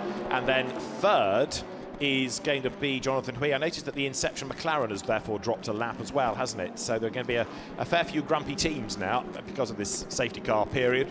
Staying on the lead lap, always important. Oh, no, they'll be charmed by you, I'm sure. Well, I think it needs to be written into the regulations that drivers have to spend at least 1 hour when they're not in the car out of their villa, out of their air-conditioned villa, because I've been walking up and down trying to find someone that I can maybe have a chat to, and it's very, very difficult, I have to say. Yeah, get the hint tied. Yeah, they don't want to, they don't like you. Do you think? Well, it's a possibility, isn't it? Okay, well, I'll take it. I'm quite happy. That puts me into a different mode of interviewing. That's true, that's true. Well, the safety car's going to be in this lap, but there are plenty more stories out of the Gulf 12 Hours ready for you in the pit lane over the remaining 10 hours and 20 minutes as the safety car then peels in. We are good to go racing this time around, and it's going to be Nicholas Nielsen that will lead them up to the line. It will be, yeah, he'll want to get on with it, but equally as much, having lost a lap and dropped off the lead, Morgan Tilbrook will want to see if he can try and propel that Mercedes through. And of course, you need to look just behind them. The blue Audi is Patrick Niederhauser. He'll want to crack on with things and make sure he gets past the Mercedes of Morgan Tilbrook. So weaving around, final little bits being done. The pace car has already peeled its way into the pit lane, and with around about just under 10 hours and 20 minutes to go, we're about to get the 11th running of the Gulf 12 Hours back underway here at Yas Marina. Looks so it's a good restart by Nicholas Nielsen. Morgan Tilbrook a little bit slower away, and I think is instantly trying to move out of the way so that he doesn't hold up the front runners. Patrick Niederhausen, I think, flashing the lights to try and sneak his way through at turn number 1, but good restart from Nicholas Nielsen. That's exactly what he wanted, and what he also wanted was a car off the lead lap between himself and Patrick Niederhauser. He got that. Look at the lead advantage the Ferrari's built up after just 3 corners. And you see as well how long it takes Niederhauser to get through, because again, here's balance of performance. These cars on the restart pretty much at the same pace. It takes a little while for the Audi to be able to commit and throw on the inside line. You see this regularly in GT3 racing. The catching bit is the easy bit. Getting past is very, very difficult, even in traffic on occasion. But Niederhauser has now done it. He starts to charge away. The other battle that's going to build up now a lap down is going to be between Morgan Tilbrook and Brendan Arib, because they are almost together in the queue, and Tilbrook will be under attack for that McLaren before long. Then you've got Nico Pronk next up in the Salazin Racing Porsche. The McLaren's there going toe-to-toe with Jonathan Hui up on the inside of Alexander West, trying to go back ahead of him and succeeding in so doing, then down to the chicane. Ernst Kirschmeier was almost on the blue-painted tarmac as he was looking to try and squeeze the number 91 team Baron Ferrari through and past some slightly slower cars as far as he was concerned down the straight, and I think he has managed to get himself through and ahead of them. So yeah, that was a good move by Ernst Kirschmeier to try and squeeze his way through there. The number 11 Nicola Rossi Ferrari trying to work his way through and up the inside. That's all looking a bit tight and a little bit marginal there. That was the number 55 car of Laurent Demise that was running a little bit wide there. Lost a couple of places as a result. And I think part of the problem was that Davide Scanaccio in the Porsche was in the way, and as he tried to get out of the way of one car, he got in the way of another. So it was a brave effort by Nicola Rossi. There's another Ferrari in strife then as they come around the back of the Marina, which is 52, which is Tani Hana. Yes, indeed, the Lebanese driver, but he gets away with it. So again, this is in part cold tyres, some of that temperature lost, and drivers trying to push as best they can. But Nicholas Nielsen then goes through at the end of the lap with Patrick Niederhauser now 1.9 seconds behind him. 47 laps are done, and a right old battle pack here involving Darren Lung, number 42. He's on the tail of number 95 Porsche of Nabil Moutran. He gets up the inside line. There's Lucas Stoltz in the thick of all of this as well, and I think also you're going to find Fuoco in the mix. So lots of the quick drivers trying to force their way through. Fuoco now being warned about track limits as well. A few more cars for the pit lane. Simon Gachet is in at the wheel of the 26 Santalot Junior Team Audi. He's not the only one that comes in, because Aaron Walker brings the 2 seats number 51 Mercedes into the pit lane, and also Ernst Kirschmeier at the end of that lap also comes into the pit lane at the wheel of the number 91 Ferrari. So 3 pit stoppers now that we've gone back to green flag racing. They might have wanted to come in a few laps earlier, but couldn't, purely because it wouldn't have ticked off one of the requisite number of stops that we need to do. And also 89 is in, Raffaele Marcello is in, and Alan Hyde has some news. Yeah, Jules Gounon is standing by, and as he's waiting for the car, he's shaking his head. He's got his helmet on, he's got the seat in hand, he's standing by, but he is despondent in waiting for the car to arrive, which has happen now. So the car up on its jacks, it's coming into the garage, the 89 car into the garage. It's on the dollies. That is why Jules Gounon was shaking his head, because the 89 car joins the sister car, the 98 car, in the garage. This was not in the script at all. And suddenly this changes things in Intercontinental GT Challenge for the championship. All focus then on Luca Stolz as 91 Ferrari gets ready to blast away. Now, we've not seen any dramas for the Marcello Mercedes. We've not seen it rattling over curbs or the like. And I can see smoke. I can see smoke. So the Grupper and Mercedes in the pit lane. Raffaele would have reported in there's a problem, and there it is. Yeah, bonnet up, forlorn sight. Both sides of the garage having fallen foul of problems so early on in this race. Now, we've still got 10 and a quarter hours to go, and we already know that the sister car is done for, as good as. Not received official confirmation, have we, as yet, that it's retired, but you would have thought so on the basis that there's no work going on it. This one here, again, investigation taking place. I think they've perhaps identified already what the issue is, down towards the front left-hand corner of the car, Alan. It may be as simple as one of the pipes, and it smells like cooking, to be honest, but I think it might be as simple as the replacement of a pipe, or indeed the connection on the pipe. You can see he's just getting right in there, and it was a fairly localised area of smoke which was coming up from the car, but all of this is very, very costly time spent in pit lane. Absolutely right. You cannot afford to be losing a lap at any stage of the race. You know, if you were guaranteed, as used to happen in the older days of long-distance racing, that every car would have problems, it sort of balanced out. But now the majority is so bulletproof. But just as we saw at Kyle Army a few years ago on the opening lap of the race, very early on, the Grupper M2 cars now suffering problems. The lead gap to the eye, what offer is coming down, though, isn't it? Patrick Niederhauser looking as though he's starting to close a little bit. There's another 5-second time penalty heading to the Gosner family Mercedes, which is admittedly a long way down, but I'll mention it for the purposes of record. So the IGTC championship leaders are in real trouble, and the car stays in the pit lane. The clock ticks and ticks and ticks. They've been there now for 3 minutes. Niederhauser is in, so from second place on the road, Patrick Niederhauser comes into the pit lane this time through. So the number 25 Audi is in. This will be for a change of driver, because Patrick has been driving it since the beginning. The sister car has just completed its pit stop, the number 26 car, and is now in the hands of Gilles Magnus. So that's the number 26 car that has now been handed over from Simon Gachet. So Simon Gachet having done a good stint in the early stages in that car. So Gilles Magnus, who was the Belgian Enduro champion back in 2018, still only 23 years of age, jumps on board that one and heads out there. So we're cycling through these final batches of driver changes. So those that pitted early but didn't change the driver are now coming in. Second pit stop, driver change this time through. And the team still toiling away at JMR. And 88, Alexander West, is being given a 10-second penalty for speeding in the pit lane. So that's the next drama to befall Garage 59. But up front, and again, it underlines this keeping out of trouble aspect, keeping the car off the curbs as well. Nicholas Nielsen then leading by now effectively 16 seconds from Jonathan Hui in the Garage 59 McLaren that's going to inherit second place. So Nielsen now, who is the second driver in that car anyway, after Davide Rigonstid pushing on. Now, when did that car serve its first stop? It was in after 33 laps, wasn't it? So it's got a little bit of time to go yet. There, number 25, number 25, I should say, the Santilop Audi drops down off its jacks. That's going to be released very shortly. Alan, yeah. So what are they doing to the 89 car at the moment? Not only are they effecting the repair on the left front of the car, which they're still working on at the moment, they're also having to put an awful lot of water back into the car. What's the worst thing that you can do when you're filling it up with water? Get a little air bubble, and then it all spurts out again. And that's what happened.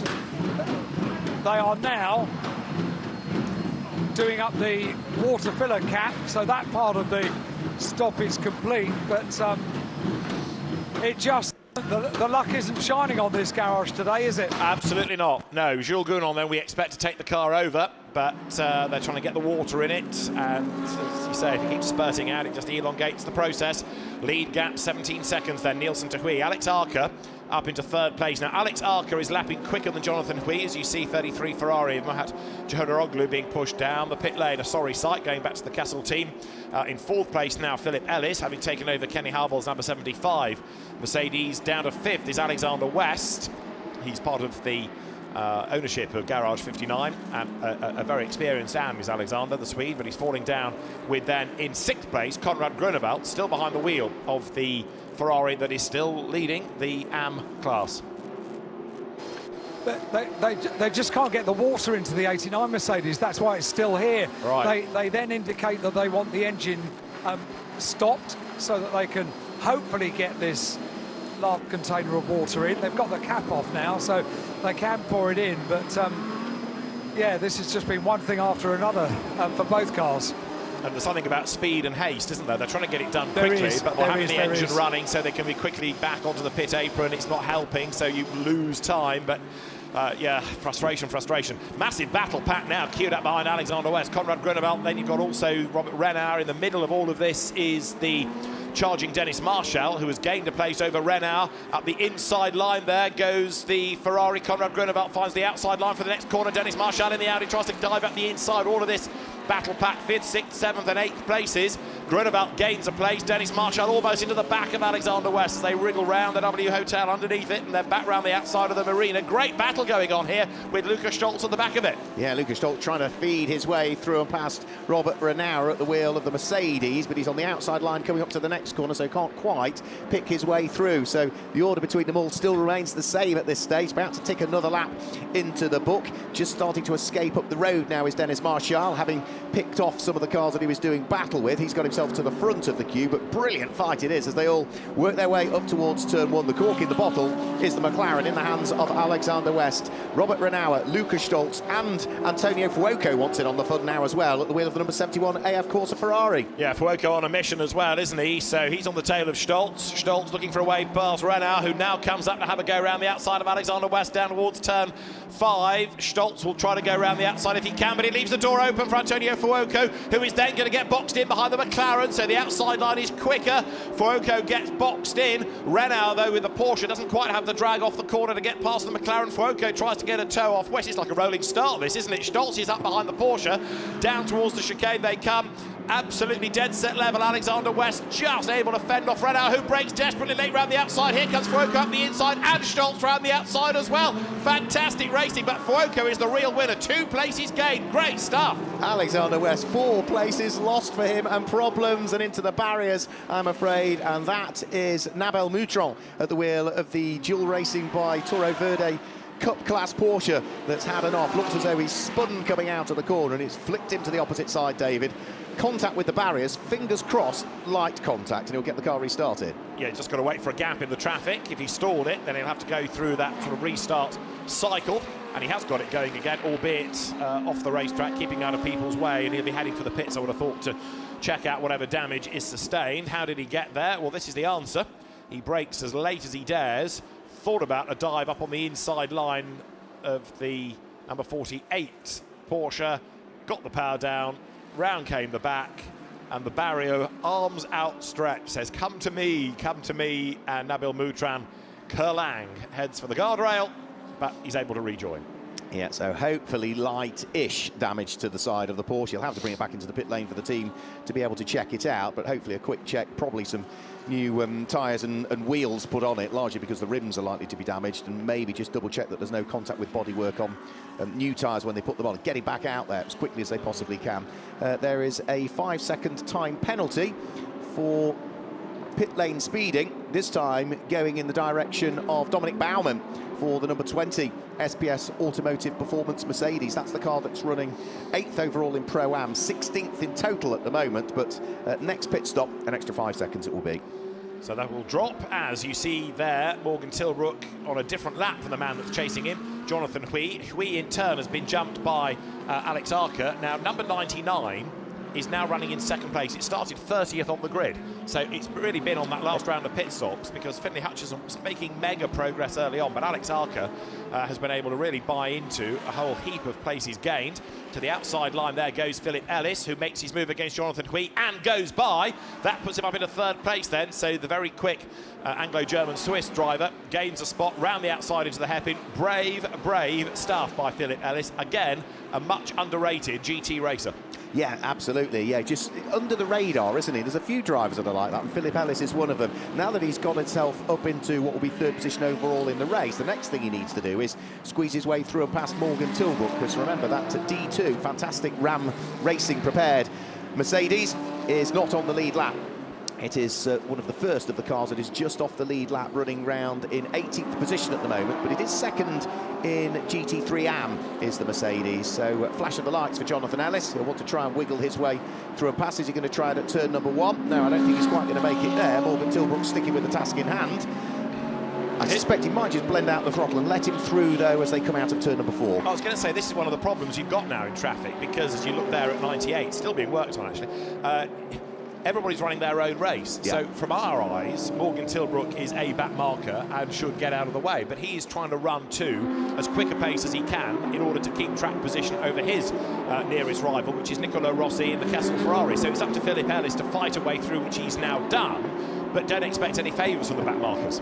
Well, I just spotted there last time that Morgan Tilbrook wanted a quicker car to come through. He clearly indicated coming out of turn 4 to the right-hand side to allow the car to come by on the left. He did that exactly the same there to Philip Ellis. Philip Ellis in return comes out of turn number 5, puts the hazards lights on to say thank you very much. So communication between the drivers there, understanding what each other wanted. Right, Dennis Marshall is the next one to look for at the back of that queue, because he, in number 66, is the best of the double stoppers. So remember, Kelvin van der Linde came in early, then the second pit stop put Dennis Marshall behind the wheel of it, and he is inching up onto the back of Jonathan Hui, the Hong Kong driver, as they go down to the hairpin. He gets through the traffic, sorts out Morgan Tilbrook. So Dennis Marshall, who again has developed over the last few years into a very handy GT racer, came out of the one-make Volkswagen and Audi Cups in Germany, but he is hustling on then. His last lap was a 53.3. Jonathan Hui was a 57. Philip Ellis in traffic a 55. So Dennis Marshall is lapping quicker even than the race leader at the moment. So number 66 then is very much the car, sorry. Yes, number 66 is very much the car to keep an eye on as he gets closer and closer to the traffic all the time and goes through up on the inside of Jonathan Hui, picks his way through on the inside line there. Quickest car out there at the moment is a little bit off the radar because it's down in 14th position on the previous lap. Christopher Haase was into the 1 minute 52 second bracket. He was the only driver that was into that 1 minute 52 second bracket. 152.634 from him, so he was about a second quicker than the race leader was that time through. Morgan Tilbrook still working hard. This time it is Konrad Grunwald that is trying to squeeze his way through at the wheel of the number 61 Ferrari. That's the car that's just flashing its lights in the background as Dennis Marshall dives through and past the slightly battered Porsche, which has obviously been into the pits for a quick check over, and now Nabil Moutran is on his merry way again, but is very much in a busy part of the circuit, isn't he, with all of the quick cars trying to feed their way through and past him as he recovers following his spin. And therefore without really any side effects of the damage. So yeah, Dennis Marshall brought in late to replace Ricardo Fella, working his way through the traffic. So also is Antonio Fuoco. He's just got past, as you would anticipate, Konrad Grunwald. Fuoco is the second place of the double stoppers. Morgan Tilbrook almost tripping over the Porsche, and at the back of that queue there is Lucas Stoltz. So Stoltz has lost out again to the number 71 Ferrari. That Mercedes not yet showing ultimate pace. What it is showing though is reliability, whereas the GRM cars are in still strife. Alan, yeah. What have I done since you last spoke to me? I have stood here watching them working on the 89 car, still trying to fill it up with water. I wish I knew more technical information as to why it doesn't seem to be taking the water in, but they are still filling it up with water. Has it developed a hole somewhere, which is why it goes in and it comes out, or...? There is a hole in my bucket. Well, no, there is no hole. OK. I don't think. Is it bubbling up every time they fill it up with the engine running, Alan? Correct. Head gasket, maybe. Right. Do you want to pop down here, Mark? And give them... No, I'm just wondering, because usually if it's bubbling up whilst the engine is still running and it's just not, it's because it's pulling in air elsewhere in the system, which it's usually an indication that it could be something like the very early stage of a head gasket failure, but that would be hugely unusual in a GT3 car. And with respect to Grupper Am Racing, you would have anticipated that they would identify that. You know, there are lots of them all down there. It's clearly pulling in air somewhere into the system still. Right, place change coming up, because there to the inside line goes Konrad Groeneveld and Lucas Stoltz. So Jonathan Hui here is losing places. I tell you what, Konrad Groeneveld's being a bit of a hero, isn't he? That's an AM-class car. He's been in it for the duration, and he's doing an outstanding job. I know he's a class winner in GT World Challenge America, but he's done an excellent job of keeping it in the mix here as the cars again blast down that back straight, heading towards the chicane, and Stoltz closes on Groeneveld. Jonathan Hui then falls back now into 8th place. And Nicholas Nielsen continues to lead the race as Dennis Marshall hustles on in 4th spot. Traffic, of course, affecting lap times right now. Yeah, Konrad Groeneveld's done a good chunk of racing in America. He has done a chunk of racing here in the Middle East. He did the Super Trofeo Middle East series as well. OK, it wasn't the most populous in terms of entries, but he's perhaps got a bit more mileage under his belt, and that's why he's hassling that number 61 Ferrari round the circuit as quickly as he possibly can, whilst Lucas Stoltz is rather frustratingly sort of sitting behind, and despite the extra grunt of the Mercedes, he can't quite pick his way through. Lucas Stoltz at the moment, though, with all of the problems that have gone on for the other Mercedes that we were talking about, Lucas Stoltz still will be keeping his fingers crossed that the race will come to him, because potentially, mathematically, he still could pick up the title in the Intercontinental GT Challenge. Finally unpicks the car and is able to go through and ahead of Konrad Groeneveld, so that now means that Lucas Stoltz moves up to 7th overall. Yeah, Konrad Groeneveld then still leading his class. We know he's good in a straight line because he started off in drag racing and then he went drifting and then he thought, I know, I'll do something which gives me a bit more track time. So GT racing beckoned, but he's a very accomplished driver, is Konrad. Goes through, as also then does number 8 Morgan Tilbrook in the Ram Racing 18th place overall car. And there is the continuing saga of a Mercedes AMG and a churn of water. But turn the engine off again comes the instruction, and maybe forget it. Jules Gounon, I think, he's about to get out of the car. He's unstrapping himself. He's about to get out of the car. Before he got in the car, he was shaking his head. Something about motor racing is the unpredictable can happen, and maybe, just maybe, you might have predicted that the 98 car might have had a problem or two as the race had gone on after that pretty much full rebuild of the car. But to predict it for the 89 car as well, and all in these very, very early stages of the race, it is just unbelievable. So another of the Grupper M cars out of the race. That's both gone. I will just try and get, I'm not sure, I've got my cameraman down here, but you can at least hear Jules Gounon just having a word with Danny Juncadella at the back of the garage, but I'll try and get a word from Danny or Jules or both. But it's obviously huge disappointment at the moment, and as Jules Gounon gets his helmet off and balaclava, was disappointed before he even got into the car, and I'm really sorry, Jules, but I'd like to have a chat to you. You were shaking your head. You maybe knew the extent of the problem before you got into the car. Yeah, Lelo replied on the radio that we were losing water pressure, and you know, in those cars, when you lose water pressure, it's never a good sign. Unfortunately for the team, you know, they work really, really hard.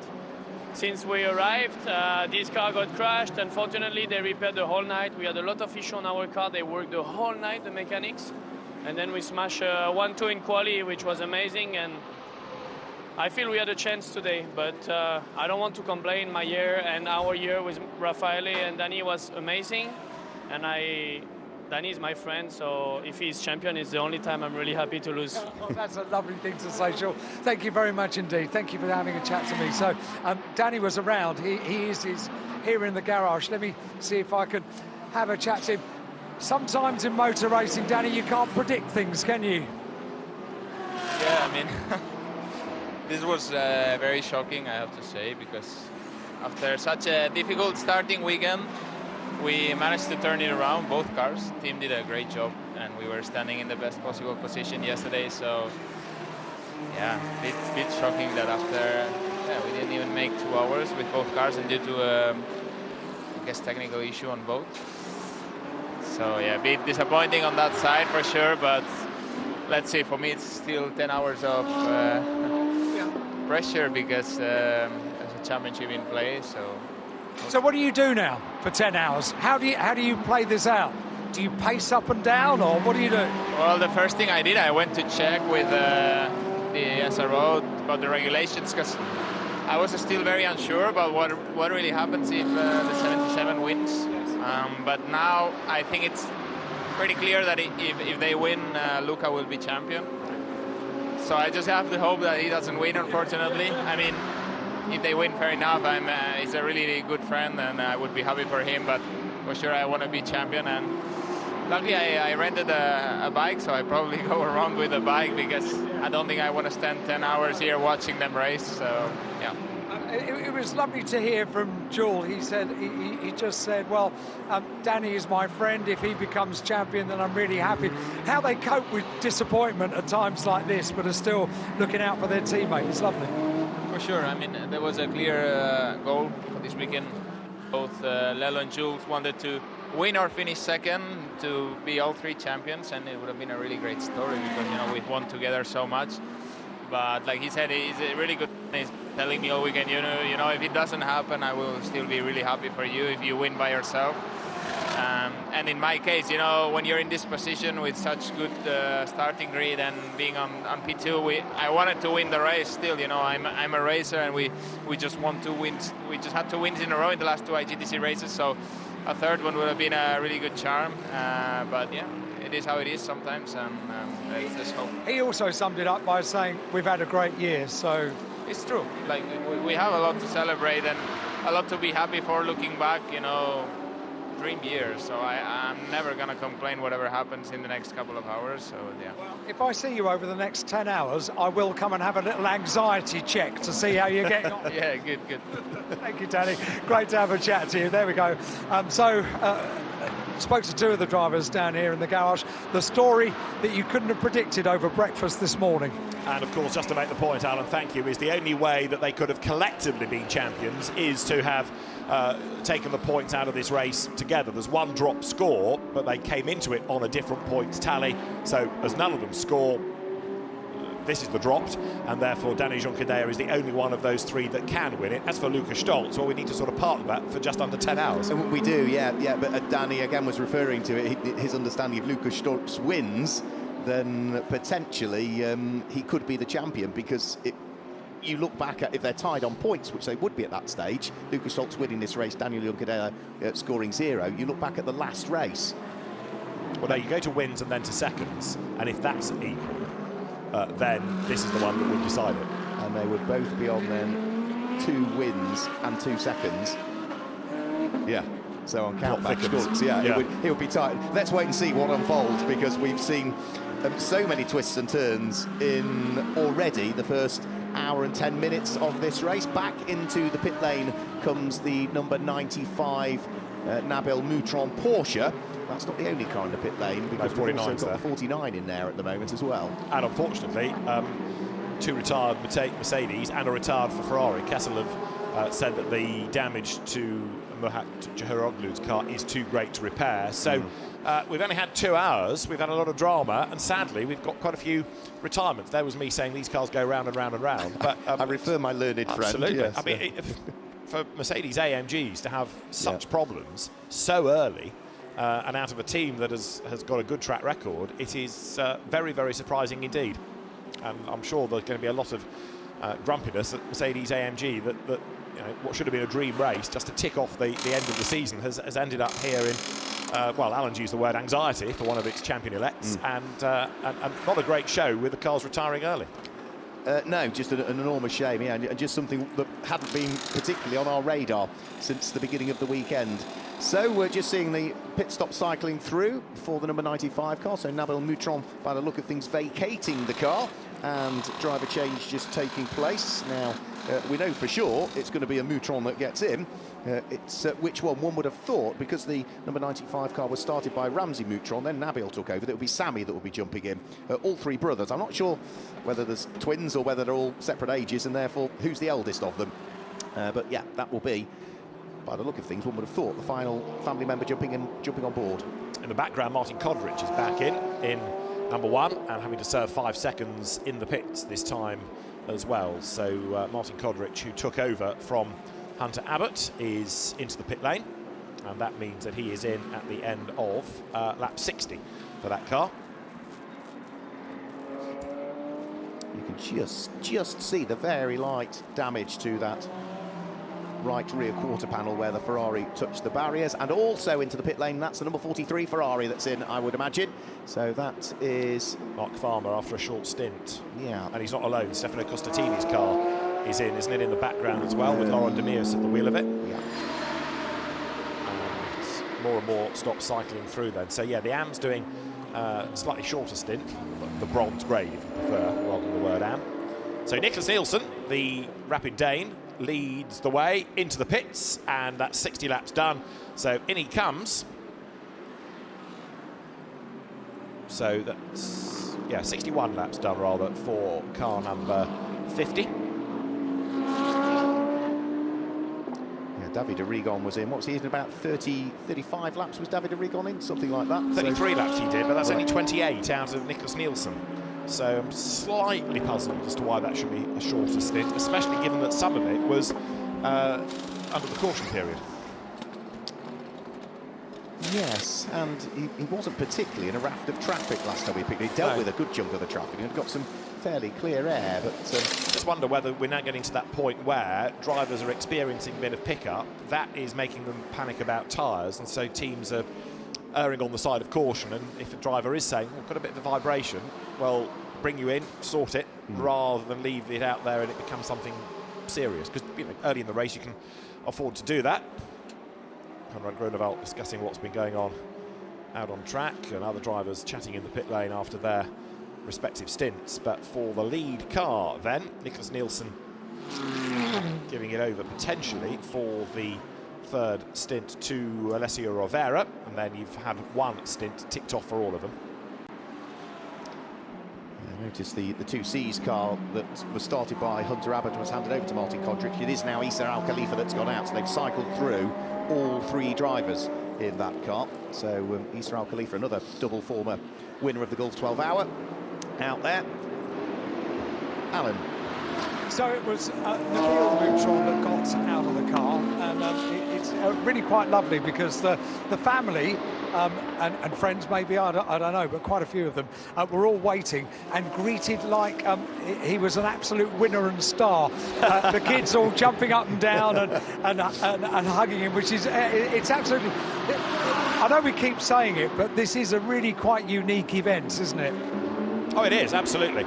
You know, yes, it's a serious race, and you've got international teams coming to take part in it. It's one of them, the Inception Race in McLaren pits, Brendan Aribe to bail. I'm going to have a chat to Nabil because he's right here in front of me. So have a quick chat. I haven't got a camera, but I might have in a moment. I love the way you get out of the car, you finish the stint. You're welcome back like a true sporting legend. You've got the family here. It's lovely. It's so lovely to be here. We've been doing the Creventic series, the Dubai 24 Hours in that series since 2008 or something like that. We've decided to come and join this series now as well. It's an absolute pleasure to be here, and the whole family, we're all based here, so it's just it's a nice getaway weekend. It was so nice, and what we were just saying in the commentary is this is it's a special event. It's a one-off event, and you don't see scenes like that around the world, to be honest. We started our race team a number of years ago. We started with one intention, to be a family, and for the family to spend time together. So it's me and my 2 brothers, you know, and we've got the crew that are like family. We've been with us for many, many years now. So it's a nice weekend away just to go around in circles. So introduce us to the family, if you would. Who is the eldest? Who is the youngest? Ramsey's the eldest. He's the faster one of all of us, believe it or not. I'm the second eldest, Nabil, and then Sammy, who's in the car now. And yeah, we absolutely love it, and it's just great to spend time together with your brothers. Right, well, you've given me a bit of a highlight. Can I ask how the stint was? Stint wasn't great, to be honest. Came into safely the full course yellow, got off my pace a little bit, and then I got stuck behind the GT3R that's parked over there. coming into turn one, I thought I could take him on the inside, and I just lost the rear and kissed the barrier. Thankfully, the car's fine, still running. So we've done endurance races a lot, many. So we know there's a long way to go. Probably about 9 hours, just under 10 hours to go. You never know what's going to happen. So we just plug away as long as we stay on the lead lap and keep pushing. Top man, thank you so much. Great to have a chat to you. There you go. It's nice. We'll get many stories from up and down the pit lane. Thanks for clearing that one up as well as to who is the eldest of them all as well. Yeah, you're talking about they've done a lot of racing in Dubai. I think it's 11 editions of the Dubai 24 Hour they've done. Great to see them here taking in their first Gulf 12 Hours, and let's hope that they become a regular family as well as part of this event. Well, indeed, and they also had great success in the Middle East Clio Cup, locked out the top three in it. They did, yes, they did, yeah. Family outing, family team, and family results. But yes, they go back to 24-hour series in Barcelona back in 09. So a lot of miles have been done. You know, if you're going to go racing as a family, go and do long distance races and get all the track time.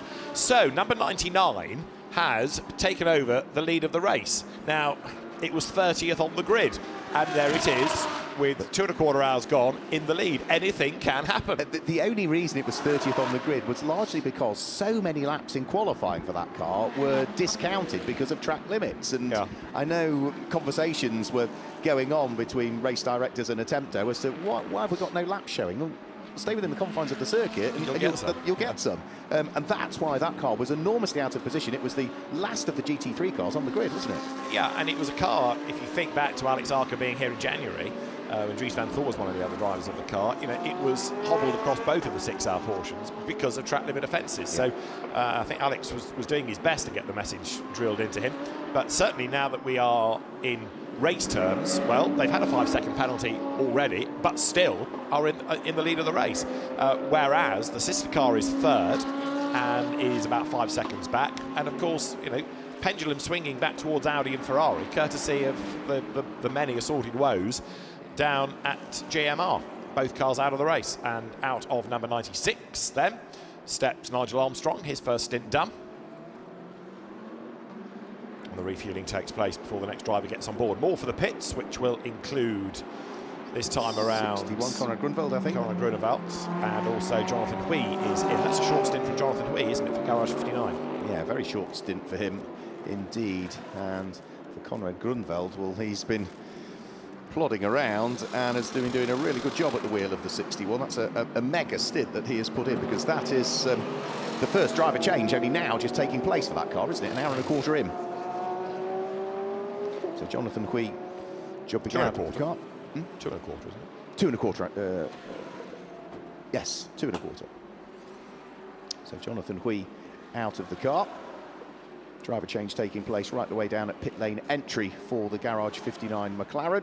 Midway up the pit lane is the driver change taking place for AF Corsa in Conrad Grunwald, having vacated the car. And we've also at the very top of the pit lane exit end, got the change taking place in the Cup spec car, which is the number 96 dual racing by Toro Verde car that Nigel Armstrong has vacated. And I think, based on conversations that were going on over the course of breakfast this morning, I think it'll be David Fairbrother that's taking over that car. Antonio Fuoco is being given a 5-second penalty for track limits. So Antonio Fuoco, number 71 Ferrari, 4th place. He was one of the drivers that took the fight in the Endurance Cup in Fanatec GT this year to Marcello Gunon and Junqueira. But right now, a penalty beckons. Into the pit lane comes the Porsche of Ivan Jacoma, inveterate Porsche enthusiast in that pseudo Gulf colour scheme. It looks great from the side. David Fairbrother that's taking over. I saw him in the garage limbering up. Right, with his lucky pants. I didn't ask about the pants, but I'll get there. It's early days in the race, you know. It's true, it's true. So David Fairbrother, 28th place, leaves the pit lane. In fairness, that's one of my star interviews, so I'm saving that one up. Oh, okay, right. Yeah. If we get a long safety car, yeah. I don't want to peak too early. No, never. Right, all smiles from Jonathan Hui, who will hand over the Garage 59 McLaren. The sister car comes in of Alexander West. So that's going to put Marvin Kirchhoff behind the wheel. This will be something to savour, that's for sure, with the former single-seater gun behind the wheel of it. 92, there you can see what I'm talking about with the artwork on the side of the camels and the desert, giving that Gulf colour scheme effect. Powder blue and the sort of orange, but it's actually the desert landscape that has that effect. So I think there's only one car now looking through the order, David, where, yes, it's had a pit stop, but we haven't had the driver change, and that must be coming up within the next 19 minutes, otherwise he'll have gone beyond the maximum driving time in anyone's stint. That's Lucas Stoltz, isn't it? Number 77 car. Other than that, every other driver has vacated the car. So the maximum continuing driver stint for any driver is 150 minutes or 2.5 hours, and we are now, what, the best part of, 19 minutes away from that. Short stint was done by Aaron Walker in 51.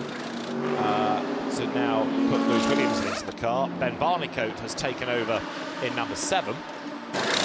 And I told you Alessio Rivera took over number 50, didn't I, from Danish driver Nicholas Nielsen. So it's Arca, Ellis, Marshall, Fuoco, Stoltz, and then Robert Renard in 6th place. There, ready to go, is Marvin Kirchhofer. 88 drops down. So again, a short stint done by Alexander West in that car, but he's ready to go back out. Kirchhofer is ready to go back out, I should say. Garage 59, which is Chris Goodwin, Andrew Kokodi and Alexander West as the people behind it, and have moved from Aston Martin to McLaren's this year. Ian Loggy, by the way, got back into number 8, so he started it, he gave it over to Morgan Tilbrook and then did another stint before Mikael Grenier gets in. So they're trying to get, I think, the bronze drivers cycle through, then they'll put the hero in, Mikael Grenier. Dominic Baumann in. This is another car that's got a 5-second penalty, so only now can they start the work in the pit stop. This is the car that he shares with Valentin Pierberg and Martin Berry. So Alex Arca leads the way, but he is being caught by Philip Ellis. So it's a pro from a Pro-Am. There you've got a Pro-Am car in 2nd place overall, as Alexander West talks to Chris Goodwin with the cap on about what's been going on out on track. Andrew Kokodi having a big laugh about it. Jonathan Hui says well done. They had a good fight early on in the stint. And a bit of physio required on Jonathan Hui, having been folded up inside the McLaren for the last 40 minutes or so. Maybe he was suffering a bit from cramps. That's why it was an early stop. Short stint also for Tani Hana. Doesn't seem as though he's been in the number 52 AF Corsa Ferrari for much more than a few minutes, but already the Lebanese driver heads in towards the pit lane, and this looks to go, again, it is ticking off another one of those 10 imposed pit stops that need to be done.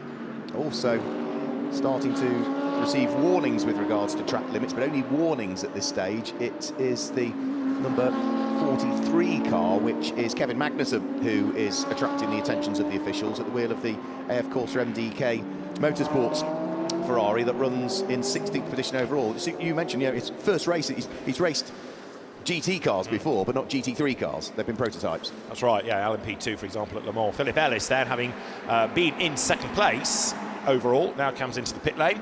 The next of Philippa's fascinating facts is that we have now had 2,000 laps passed if you add up everybody's totals, and the total number of pit stops has now exceeded 50. So there are 2 of Philippa's fascinating facts for the price of 1. More to come in the Gulf 12 hours. So Philip Ellis, is he going to stay behind the wheel of the car, possibly? Do they double stint him? Well, the door opens, maybe a drink bottle goes in, but new Pirelli boots will go on. Perfect feel for the driver, this, if you know what the car is like, but now you're going to be given not only a full tank of fuel, but sticker tyres as well, and it's going to be a great feeling for him on the first few laps, so that car is going to fly. But it gives us an Audi and Tempto Team Trezor 1-2. Alex Arca ahead of Dennis Marshall right now, with only 3.5 seconds between them. With Dennis Marshall lapping quicker, are we going to get a lead battle between the two team cars before their next round of pit stops? Discuss. Yeah, he's been chipping away, hasn't he, by about 0.3 of a second. Just getting a quick replay of what's going on here. Lots of...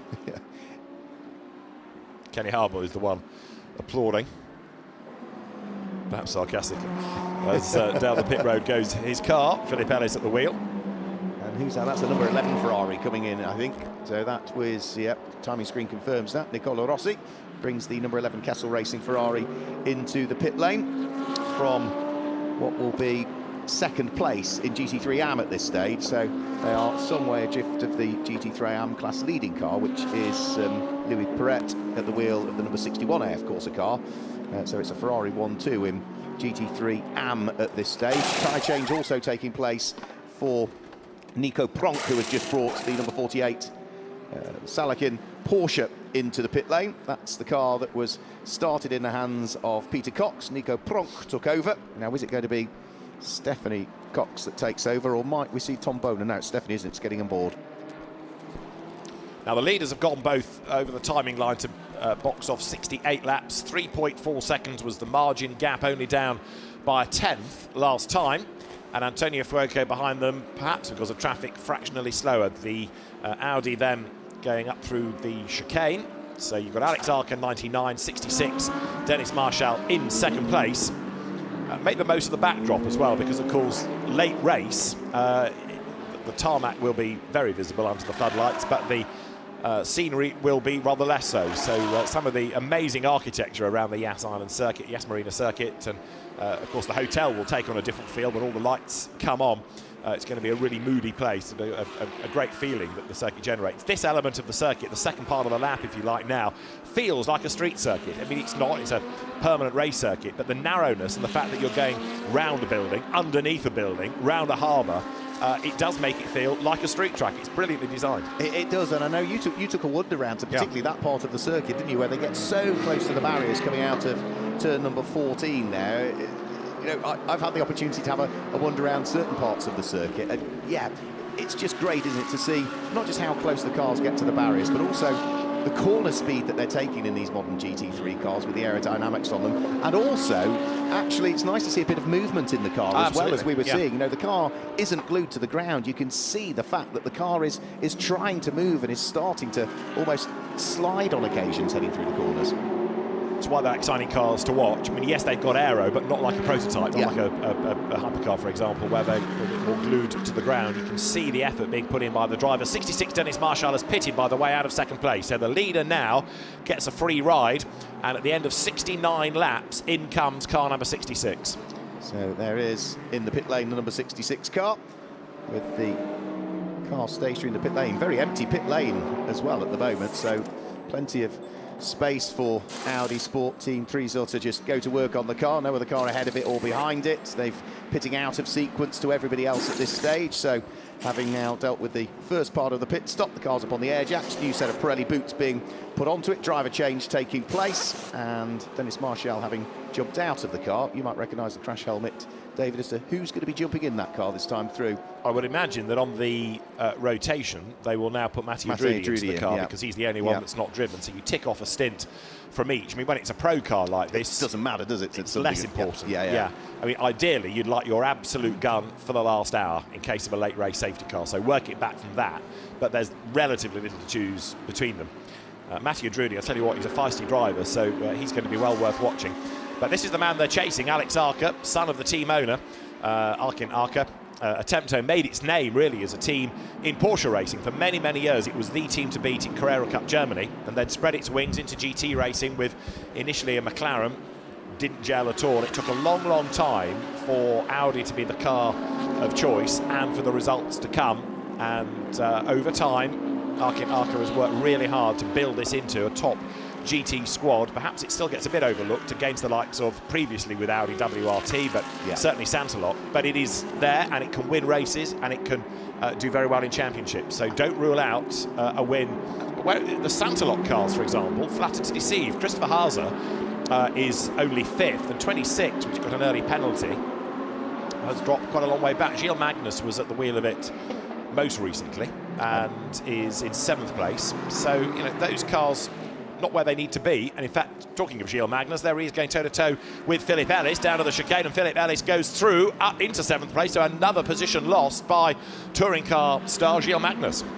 Yep, so not quite happening for Gilles Magnus in this stint. Another place picked off. Back into the pit lane comes Darren Young at the wheel of the Century Motorsport BMW, so he jumps out of the car, and we are going to see sprinting his way in towards the car the next of the drivers, and that, by the look of things, is Eduardo Costing, isn't it? I imagine he's getting in that car. I would imagine so, yes. I think I saw his F4 overall, so it should be Eduardo that takes over the car. Can I just check who you put into car 66? Mattia Drudi. Taking over from Dennis Marshall. Correct, yeah. That's pretty much what I reckon coming down to the garage just as the car was leaving. Yeah. Yeah, no, Matthew Drudy is in. Dennis Marshall, who was the replacement for Ricardo Feller, who was on the original entry list for that car. He has done his stint, and it was started by Calvin van der Linde. So they've quickly cycled through, and that's the car also, number 66, still with the fastest lap of the race to its name. So, as you look at 75, Philip Ellis now, with a lap on number 11 of Emanuele Tabacci, going out of turn 1. It is with a pit stop due for the lead car. 7.8 seconds between Alex Arca and Antonio Fuoco now. Fiery Antonio, Fuoco being fire, and he's in second spot. Lukas Stoltz third, but in the pit lane, finally. So they're going to prize the very tall German out of the car, and at long last, Lukas Stoltz is out of the cockpit of number 77. With only a minute and a half to go before he hit maximum stint. Yeah, exactly. Yeah. Full course yellow board is being shown, and we've gone full course yellow for the second time in the race. Dan Harper with his back to us there, Darren Lung chatting in the garage, but we've gone full course yellow. And the next question, of course, is exactly why. There's a driving standards flag for others, but the full course yellow for the second time in the race. We had one on lap 40, we've got another one on lap 72. Yes, and I have to wait and see as to whom it may possibly be that's had the problem. Already I've got one possibility that I could offer up, but that's a car that's towards the tail end of the lap, so I think we'll just hang on at the moment and see as to whether it is the car that is springing to mind, which on this case, I'm not going to mention which particular one, but it would be a Porsche, if I've got the right one, that may well have been in strife this time through, but we'll have to wait and see. So now for Lukas Stoltz and the team, that was a perfectly executed pit stop. They were going to have to come in anyway because he was getting towards the end of the maximum driving time, but they got in just before the full course caution. So they yeah, and if you've crossed the safety car line, then you're fine. Yeah. If you come in and break the line after the yellows are out, then it doesn't count. It doesn't count. That one will count. They're going to be okay. So they were just the right side of literally the line. Yes. And that's the reason, because and it is a Porsche. I thought it might be. Yeah, it's the number 16 that's off, I'm afraid. The Adrian Henry de Silva car. Right, the EBM Giga Racing, the Grove family car. Henry de Silva, Stephen and Brenton Grove, and Carlos Rivas, and it is in the tyres and the rector barrier fairly impressively there, isn't it? So that's going to take a bit of extrication. So again, this could be quite a few minutes for that car to be removed. So number 16 was in 25th place, Adrian de Silva, in the, as I say, EBM Earl Bamber Motorsport car, the Le Mans winner. So big shame. Now, where's he done that? It's down at the chicane, isn't it? He's gone straight on at the end of the back straight, which makes one wonder whether it might have been a mechanical failure rather than just a lock-up, because he's tried to make the corner, but look at the witness marks.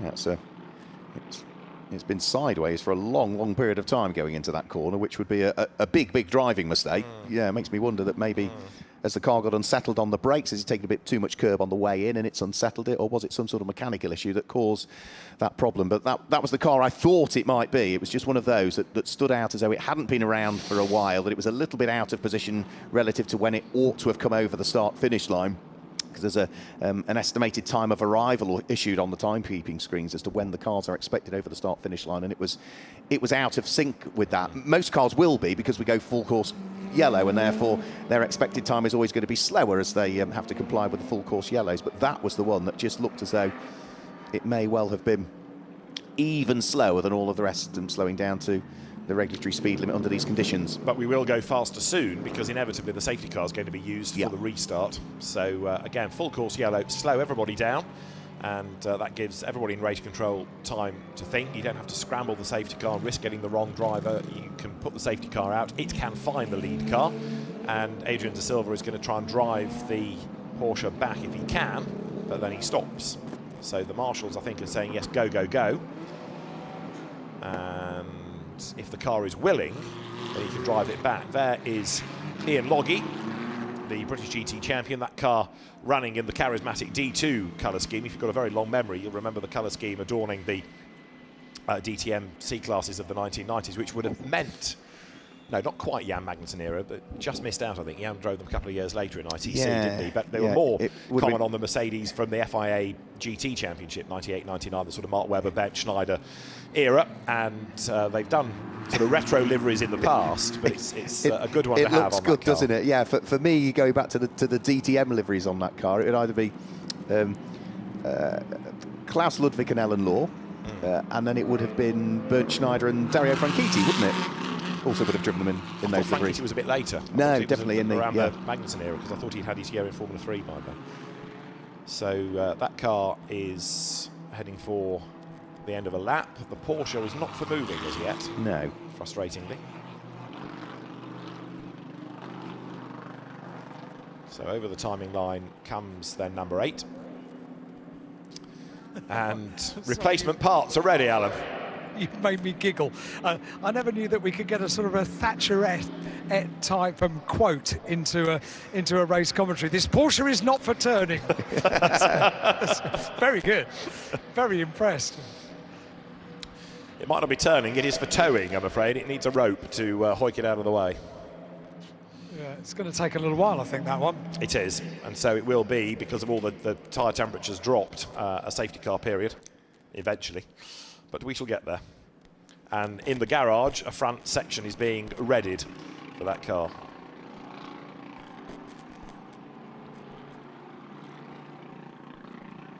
Just trying to keep up with the last batch of driver changes that we've had. Most have now cycled through, haven't they? And at least have got their third driver in the car. For some of them, they have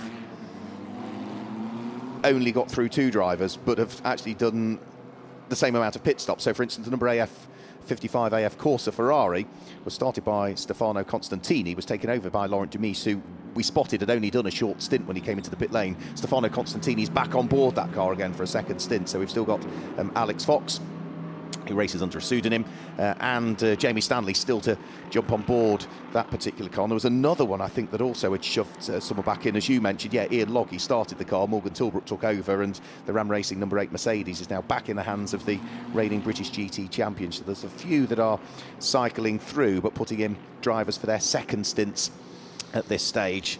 So we'll keep an eye on that one. But most others, every time the cars come in for a driver change, it has been a different driver that's got behind the wheel. And remember that any pit stops made at this time can only be for, if you like, running repairs. It can't be one of those imposed pit stops. So this is where, if you get lots of full course yellows, the strategy does go slightly awry, because you might end up in a position where you suddenly have to do 2 long stops in quick succession just to satisfy the regulations. So it does keep the engineers on their toes. Now, number 66, Matthew Drudy, after his most recent stop, 8th. He has fallen 2. Would you like to give me a challenge? Yes. Go on then. Oh, from here, okay. We'd like to hear from Kenny Harble, because he's good value, and also Brendan Arebe would be good value. Okay. And Peter Cox, we haven't heard from this weekend either. Okay, hang on, just let me note these down, because I may forget 1 or 2 of those. Hang on, let me just... Peter Cox. Yes. Yes. Yeah. Brendan Arebe, Kenny Harble. That's your first task. Arebe, Harble, and what was the other one? Who did I say? Peter Cox. Oh, that's it. Well done. Yep. Well remembered. Yep, yep.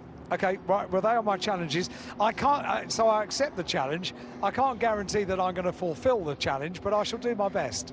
Fulfilment and Alan Hyde are not often used in the same sentence, so don't worry about this in any sense. Never knowingly, no. No, quite, no. But, you know, do what you can, Alan. Yes. And I suppose also a little stop at the El Bamba garage to go and find out the state of damage for the Porsche. It's being towed back, but I think the front is going to look a bit dog-eared, but I do think it might be a failure that put it off with such force.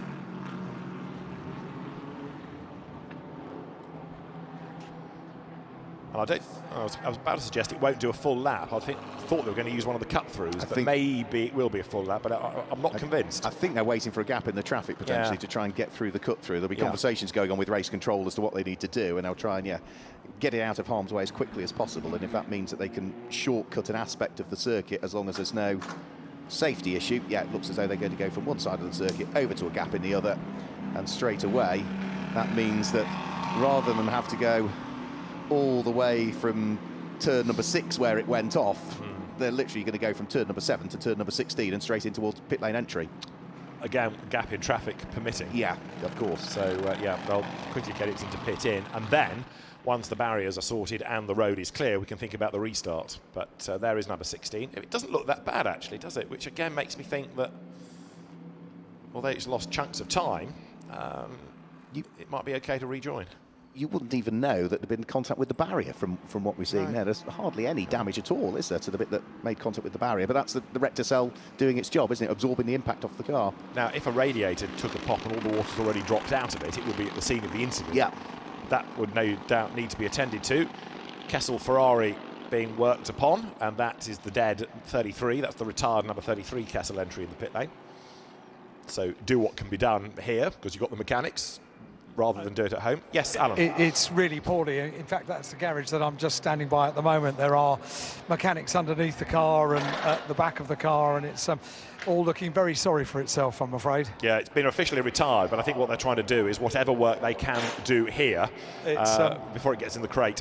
Yeah, they've got a nice big garage, so why not make the most of the day? Yeah. And of course, some of these cars may be, after this race, heading back to Europe. They may be heading to another event, be it Dubai 24 or off to IGTC races early next year, Bathurst Kyle Army, for example. Or maybe the inaugural Bahrain Pro-Am 1000 Absolutely. on the 28th of January. Yeah, which is a new event and has been garnering very good interest, we understand, over the course of this weekend. So, yeah, for the teams, they're all in favour of it because it's another opportunity to earn.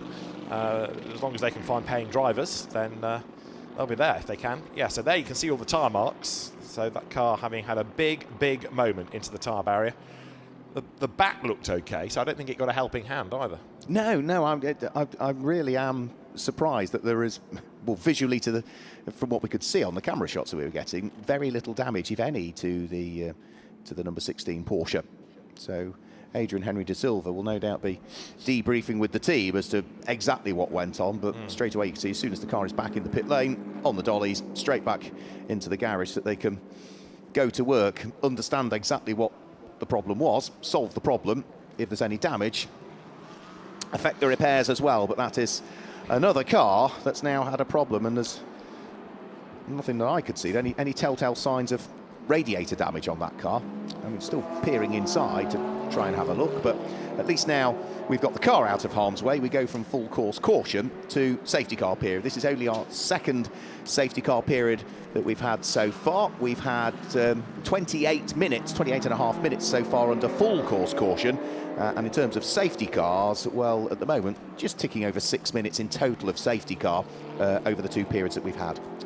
Yeah, because the bulk of the recovery is done under the full course yellow. The safety car really is, you find it used perhaps on the first lap of a race or very early in the race, but really it's only now for the restart processes because so much time is lost under a full course yellow. You need to go faster to get things up to temperature again for a restart. 2 safety car periods is the most we've ever had in a 6-hour race in the first part of the Gulf 12 hours. Yeah, absolutely. Yeah, we did have 2 safety car periods in the 2017 race, so we're now matching that in terms of the number of safety cars. But part 1 of the race, as it always was, or let's say the first 6 hours of the Gulf 12 hours, always been relatively safety car free.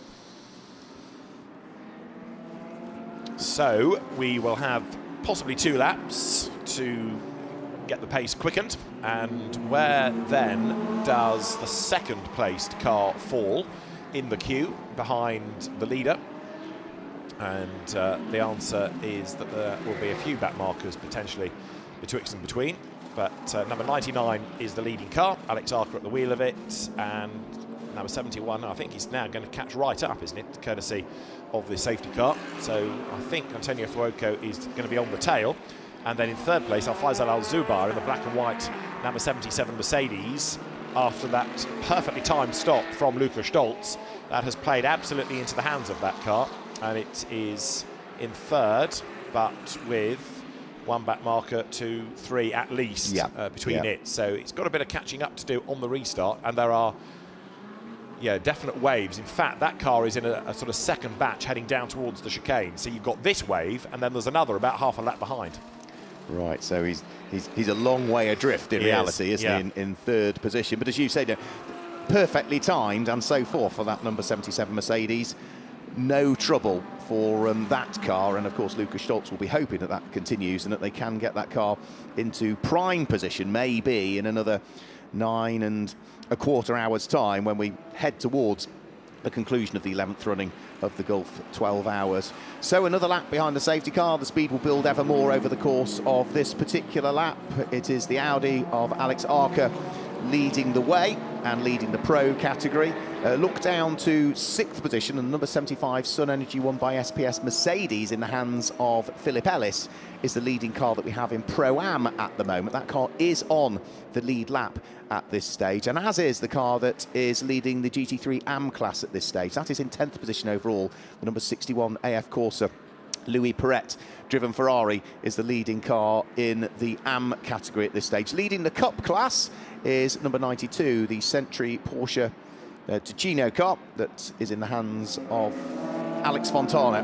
That car is a few laps off the lead. It's a Cup specification car, so it is 5 laps off the lead of the race, but is comfortably at this stage leading the Cup category for the Porsche 992s. So there you can see already work taking place to try and repair the car that brought about this safety car period. So the EBM G Garage already starting to work on the Porsche, whilst the safety car brings the pack round, and the safety car will hopefully be in very shortly. Yeah, it was in particular the right-hand side, the right-hand front wheel was difficult to get off, and they're also looking at the bodywork at the rear of the car as well, putting off the bodywork right at the rear. So yes, unfortunately the Porsche 16 in the garage, but at the moment no huge amount of work quickly being undertaken, just a disassembly of the various components to look under the skin of the car. A disassembly? Thank you very much. Hark at you. Thank you very much, yeah. Yeah. Safety car is due in this time, and that means that we are ready to go racing after our second interruption, and this will be at the end of lap number 76, and having had an 11-second advantage, Alex Arca is now with the second place car right on his tail. So this is going to be a very, very lively restart indeed. Safety cars breed safety cars, he hesitates to say again, but let's see what kicks off this time around. Alex Arca makes the run up around the back of the marina underneath the W Hotel and heading towards the end of this 76th lap.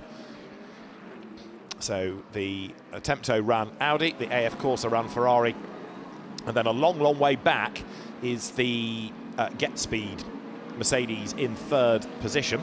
Now the car of Century is directly behind the two leaders. So that's the first lapped car in the queue. As we are about to go racing, green flag is waved at the timing line, and so Alex Arca ahead of Antonio Fuoco blasts away. We are back up and running then in the Gulf 12 Hours, down towards turn 1, nose to tail, the two race leaders, Audi versus Ferrari. Then Alex Arca comes through that first almost double left-hander, turns 1 and 2, but Antonio Fuoco looking the quicker. He's now right on his tail as they sweep up towards turn 3 over the brow. Pressure telling as Arca goes a little bit wide, rides the curb. Now the run down towards the hairpin. Fuoco goes to the outside line there, tries to line up to make a move right around the outside. He almost gets his nose in front. He does get his nose in front, but can he get the drive off the corner? Yes, he can. Fantastic move. Antonio Fuoco takes over the race lead on the restart. Alex Arca slots back in behind him in second place. And so now, number 71 Ferrari back into the race lead. It led very, very early on, remember, for about a lap, but it leads now on pace, on merit, down towards the chicane. Antonio Fuoco it is who leads. Alex Arca is in second place. Go left, go right, out of the chicane, and then the speed builds as they run towards the hairpin. In third, Al-Faisal Al-Zubar trying to elbow his way through the traffic because he's got lots and lots of back markers that he's got to get past. So really good restart by Fuoco. That safety car period play really into their hands. Good little battle going on lower down as Marvin Kirchhofer in 88 scraps there with Isa Al Khalifa and has got ahead, has he not, of number 1. So a place gain for the McLaren driver, and he's on the move very definitely. Now there is yet another pit stop penalty coming. It is for number 92, which is the Cup class Porsche, the Ivan Giacomo Alex Fontana car. and that's going to get a penalty as the leaders wriggle towards the end of the lap. Alan, yeah. And speaking of the Porsche, just a little update on that 16 Porsche. Yeah. I understand from the team the damage is a little bit more than skin deep, so they think there's some twisting which has gone on, so it might be quite a lengthy stop in the garage. Oh dear. Okay, thank you for that. And another wave of pit stoppers then come. Amongst them, the top two. So at the end of the lap, at the end of lap 77, in come the race leaders then. So 71 Fuoco, 99 Arca, both down the pit lane. And that's going to therefore put Al-Faisal Al-Zubair into the lead of the race, albeit in the traffic he was a long way back. So the ebb and flow of lapped cars unlapping themselves now continues. Marvin Kirchhoff on an absolute mission, number 88, as he makes his move then through the traffic, gets up the inside of the number 91 Baron Ferrari of Matthias Weber, and 58 is facing the wrong way, Corinna Gosner. That, I think, is towards the end of the lap round the marina, isn't it, looking at the proximity of the wall. So the top two in the pit lane, or as was the top two, and let's see, it was purely self-induced on cold tyres that. Corinna Gosner lost the back of the car, that was coming under the hotel, and there's a soft impact into the barrier. But that's not an easy place to get away from, because you've got to reverse away from the wall and then try and get moving again. Right, 99 is going through its driver change. The only driver that we've not yet had into that car, bearing in mind it was started by Finlay Hutchison, was Pietro Deli Guanti, the 18-year-old. Corinna Gosner does get going again, or does she? Well, she's reversed away from the wall, but now has to try and find first gear. And yeah, no, does get going, thankfully. So sighs of relief in race control, because you don't need to worry about another neutralisation. The car loses ground, but it's running again. So 99 taken over by Pietro Deli Guanti. And let's have another replay of that. Corinna Gosner didn't even give the curb a whack. I think it was just slightly losing adhesion on the back end and slithered towards the wall. Thankfully, no major contact. So the car was badly delayed, but still running. So number 42 BMW has just gone over the timing line. The order will be shuffling again here after that most recent round of pit stops. 3 wide in traffic there, and that was Ian Loggy being roughed up good and proper, because his car was being passed on either side. Alan, sorry, you had news from the pits, but I just got this glimpse of a rather leery move going on. Only to say that 71 on its way, pit stop complete, and the 58 Mercedes now into pit lane. Great, okay, thank you very much. So what this now gives us is a very different lead battle for the moment between number 77 Mercedes, 25 Audi and 50 Ferrari. Al-Faisal Al-Zubair ahead of the Audi of Christopher Haase, and then Alessio Rovera in the number 50 AF Corsa, the Regal Nielsen car. Back at the races in third, Philip Ellis fourth, Mathieu Drudi in fifth, and the fight then rages on, but in a different way. And at the back of this queue heading into the chicane is Al-Faisal Al-Zubair, who's trying to work his way through the traffic, and he has done so. He's just managed to move himself up past the 2Cs Mercedes, trying all the while to pull clear of Christopher Haase in the blue Santaloc Audi. There aren't many races for whom Christopher hasn't won for Audi, and he's driven for just about every Audi team going. Massively successful GT3 racer is Christopher Haase, and he is the current second place driver chasing after Al-Faisal Al-Zubair. However, in the traffic, some great battles rage on. Louis Pret, fashion designer, goes through, and he is looking for a way through the traffic. Also in the midst of all of that is Patrick Kolb in number 69 Porsche. 93 Kevin Say at the wheel of the Sky McLaren, being given a slightly rough ride in the traffic because number 42 BMW of Eduardo Cosseteng, who's fresh into the car, is trying to hang on to position and succeeding in so doing right now. So again, you bunch everybody up under a safety car, and it has a really important effect. Alex Arca being shown as behind the wheel of 99 as though he's double stinted, which is possible, but might be worth double checking. No, I think that's right. Okay. I think that's right. So they're going to save the relatively inexperienced Pietro Deli Guanti. He's an Italian karting champion, but has been racing in Carrera Cup and Formula Regionale this last season. So Deli Guanti doesn't necessarily know these cars as well as the others, so they might be keeping him for the appropriate time in the race. Right, big dive being made by Al-Faisal Al-Zubair in traffic, and Eduardo Cossatain comes under attack now from number 91 of Matthias Wieboch, and Al-Faisal Al-Zubair slightly delayed in all of this. Now his pace, look, not quite as good as those around, because up comes Ben Barnicoat in number 7 McLaren to have a push on the inside line down towards the chicane. So Al-Faisal Al-Zubair is not only under attack from the traffic, but about to lose his race lead potentially, because the blue Audi behind is that of Christopher Hase. This is game on. The white and black Mercedes, the blue Audi for the race lead, and they're together coming out of the chicane. So Al-Faisal Al-Zubair's last lap was slower, not by that much, but it was certainly slower than Hase, who now makes the move to the inside line as they head down towards the hairpin. Wiper on briefly for the Audi, but he's going to get the race lead then. Christopher Hase lines up for the move on the inside line and goes through. Very nicely done. And that puts number 25 now into the lead of the race for the first time. We'll add that to the list of race-leading cars. And the rain is falling all of a sudden very heavily on the start and finish line. Look up and suddenly things are hitting the glass like it's no tomorrow. So on this side of the circuit, out of absolutely nowhere, the rain is falling. They do have rain here. It rained a lot overnight. Now this is going to be lively because they're on slick tyres and it's pouring down. Proper rain, proper rain. Absolutely. Right, on your toes, Al, because I think you're going to have a few in the pits, because nobody knows whether this is going to last or not. And you can see the steam coming off the road. They're snaking like mad. We didn't expect this at all.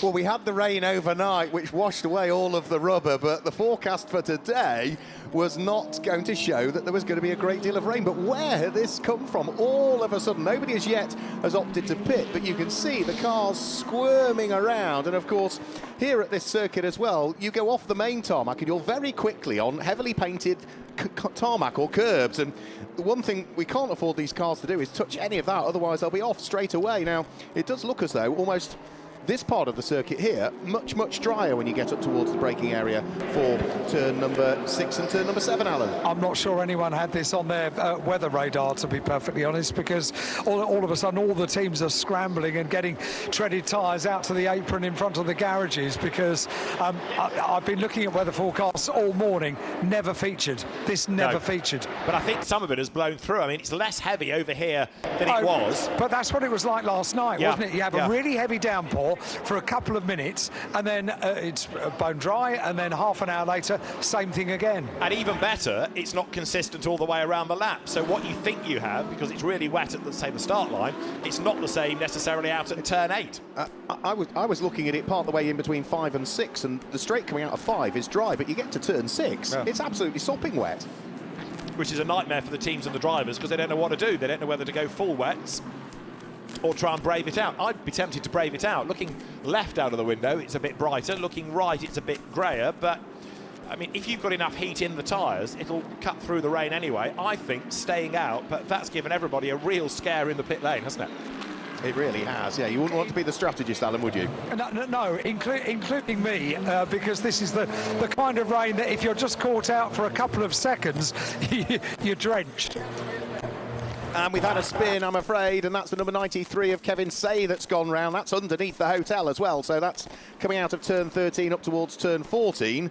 And he's going to potentially have to do a 3-point turn there. He tried to get the car spun around and fire it back round under its own power, but I think didn't quite manage to do so. Let's just have a quick look. He comes out of the corner, wet tarmac, little bit of throttle, and all of a sudden the McLaren says, no thank you, not having that on this tarmac.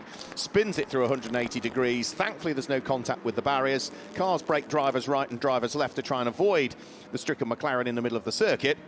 And it's fairly blind for them as well as they're coming into that part of the circuit. So they all did well to avoid the Ferrari that was, the McLaren that was slap bang in the middle of the circuit. But this part of the circuit, all of a sudden, again, look, we've got a dry line there, almost beginning to appear. Lewis Williamson runs very, very, very wide, and Al-Faisal Al-Zubair gets very, very squirrely, which puts him under pressure from Matteo Drudi, who's looking to try and weave the Audi through and past. We've also got, by the look of things, also managing to steal the march, Lewis Williamson overtaking there as well. So Lewis Williamson is not fighting for position. He's a little way adrift of the rest, but some have, I think, now opted to come in and change potentially tyres, have they? That's Gilles Magnus is in, but that's still that is still a slick tyre that's in the hand of the mechanic about to be bolted on there, not a wet.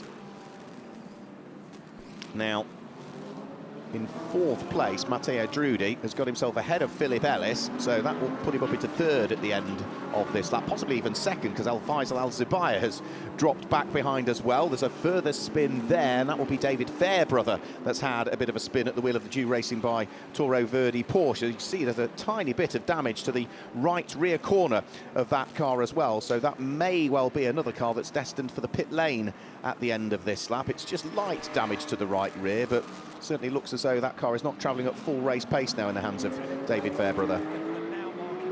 It's proper wet, so it's yeah, little splashes of rain, and now it's still raining at the moment, so the option of these treaded tyres in pit lane I think is going to become more and more possible as the minutes go on.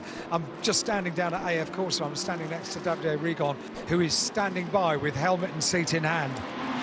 Yep, so maybe then Davide Rigon opting to jump back in again if the conditions are getting tricky. You can just see every time anybody touches the throttle whatsoever, they'll be short shifting as best they can. But even in these conditions, short fit shifting is still going to mean as soon as you touch that throttle, it will just spin the wheels up. For the moment, most of them are sticking with it. And that's largely because, again, some parts of the circuit still look reasonably dry in that respect. Other parts are absolutely sopping wet at the moment. You could see there the way that Gilles Magnus at the wheel of the Santalot car sort of drifted as he came out of the corner and was still trying to control the car whilst on the power. What have we got here?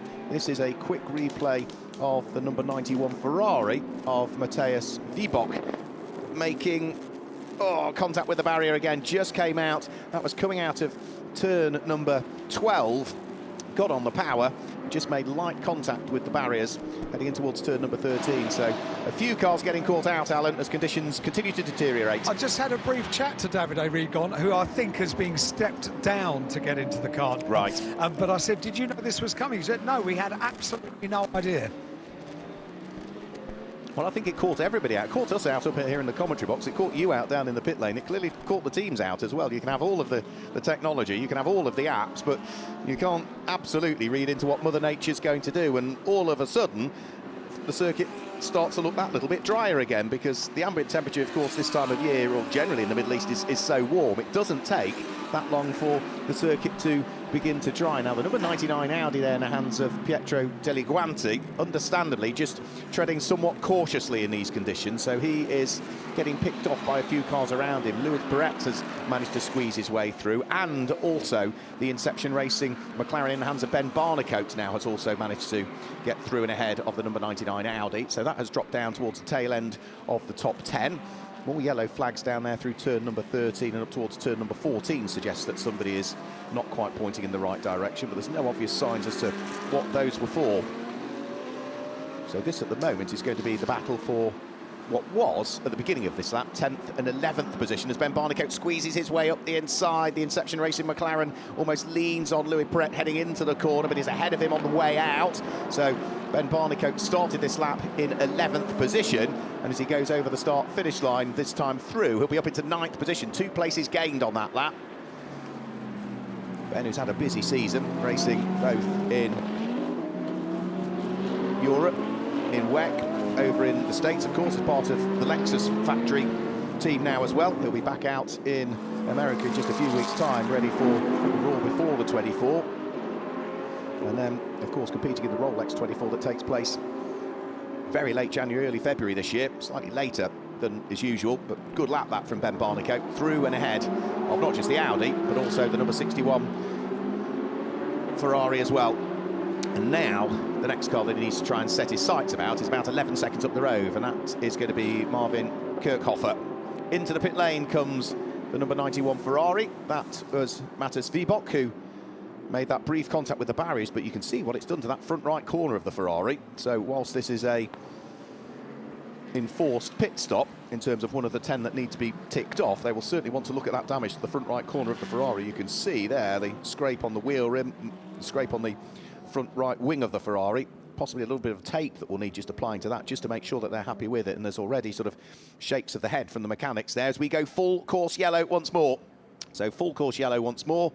Now, the reason for that, again, might just take a while to become obvious, but for the 3rd time in this race, we go full course yellow. Just under 9 hours of the scheduled 12 still to run. And this time it's the Century Motorsport BMW, I'm afraid, that is stricken out on circuit. So it is Eduardo Costing that's behind the wheel.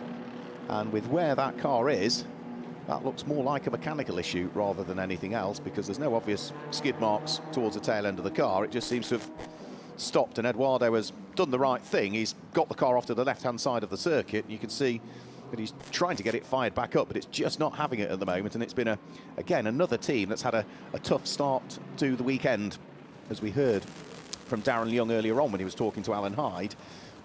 They had a container that needed to make the 600-mile trip from last weekend over to here for this weekend, and it didn't make it. It was held up in customs, and whilst they were able to get some kit out of the container by flying back to pick up the parts, and not all of them, so they've sort of begged, borrowed, and I don't think quite stolen, but have had a lot of assistance from other teams to get them as much as they can on the front foot. David Fairbrother has also managed to limp the Dual Racing by Toro Verde number 96 car back into the pit lane for the inspection on that to be dealt with. But unfortunately, at the moment, the concern is for Century Motorsport and exactly what has caused their BMW to grind to a halt down the straight. So it's mid between turn 5 and turn 6 where the BMW has come to a halt. And just while the marshals chat to the driver and I think trying to push him into a little gap that exists there, might get the car out of harm's way. But of course, then it will still need to be scooped up and brought back into the pit lane area. So number 25, Christopher Haase, leads as we are under full course caution. Second in the race is going to be the number 66 Audi, so it's an Audi 1-2 at this stage of the race. It's Matteo Drudi who is there in second position. The relative gap between them was 2.8 seconds, but if you look to the cars, there is a back marker between the pair of them. So when we get back to green flag racing once more, Christopher Haase, in theory, can steal the march on the Audi. And third in the race is the leading Pro-Am car, which is number 75, Sun Energy 1 by SPS. That's the almost gold liveried Mercedes that is the, sixth car in the train in the hands of Philip Ellis. Fourth is number 50, which is AF Corsa Francorchamps Motors, Alessio Rivera. Fifth is number 77, which is Al Faisal Al Zabaya. And completing the top 6 at the moment is another Ferrari. It's number 71, which is the AF Corsa Francorchamps Motors second car, which is going to be James Collado. There you can see the repairs to David Fairbrother's car. That was why there was that little bit of bodywork that was sticking out of the side of the car, but doesn't look, again, to the naked eye too bad, but because it is around that right rear quarter panel, again, inspection will be done with regards to what it might have done to suspension or toe links or drive shafts or something like that. If the impact's been around the wheel area, they'll certainly want to look into that to see what they might be able to do. And that was another car that, unfortunately, is in strife in the Cup class as well. So that's a couple of cars now that have had issues in the Cup class. So David Fairbrother is out of the car, which is slightly concerning because it hadn't been in it for a great deal of time. I'm on my way to have a chat to him, hopefully. Thanks, Alan. Yeah, so that's pit lane exit end is where that team are based. Still awaiting the recovery of the BMW from the side of the track at this stage. So we are still under full course yellow conditions. And this now means that we have so far accumulated in the first 3 and a bit hours of the race about 32, heading towards 33 minutes of it under full course yellow conditions. And on top of that, we've had a further there or thereabouts 11 and a half minutes now of safety car period. So 84 laps completed. There is the number 69 Herbert Motorsport Patrick Kolb-driven Porsche. That car is just outside of the top 10 at the moment, sitting there in 11th position, the number 69 Porsche. That would put it fourth in Pro-Am.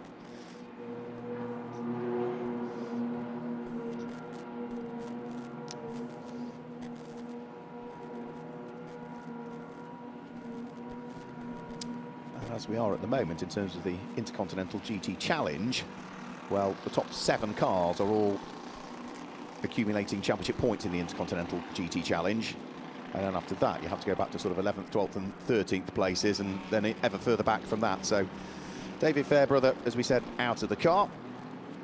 Photographs being taken of the damaged area of it to try and understand in what is a darkened area with the wheel off the car. It's not easy to see in, so almost using the light on the camera to peer inside and have a look as to what it might look like, rather than stick your head in the wheel arch around all the warm brake discs and things. But the BMW is still just sitting out the side of the track at the moment, still awaiting the recovery vehicle to head in its general direction. We have got one taker for the pit lane, and that is Team SRO Motorsport and Matthias Vibot that is back in. That's the car that had the damage to the front right corner, and this time they are going to put some more fuel in the car and top it up. So they had done, I thought, the mandatory aspect of the pit stop, but are they going to bring that back in now and do something else? Well, no, what they're going to do is fill it up with fuel, and under full course yellow they are now going to carry out some further repairs to the front right corner of that car, I think, which is a sensible thing to do.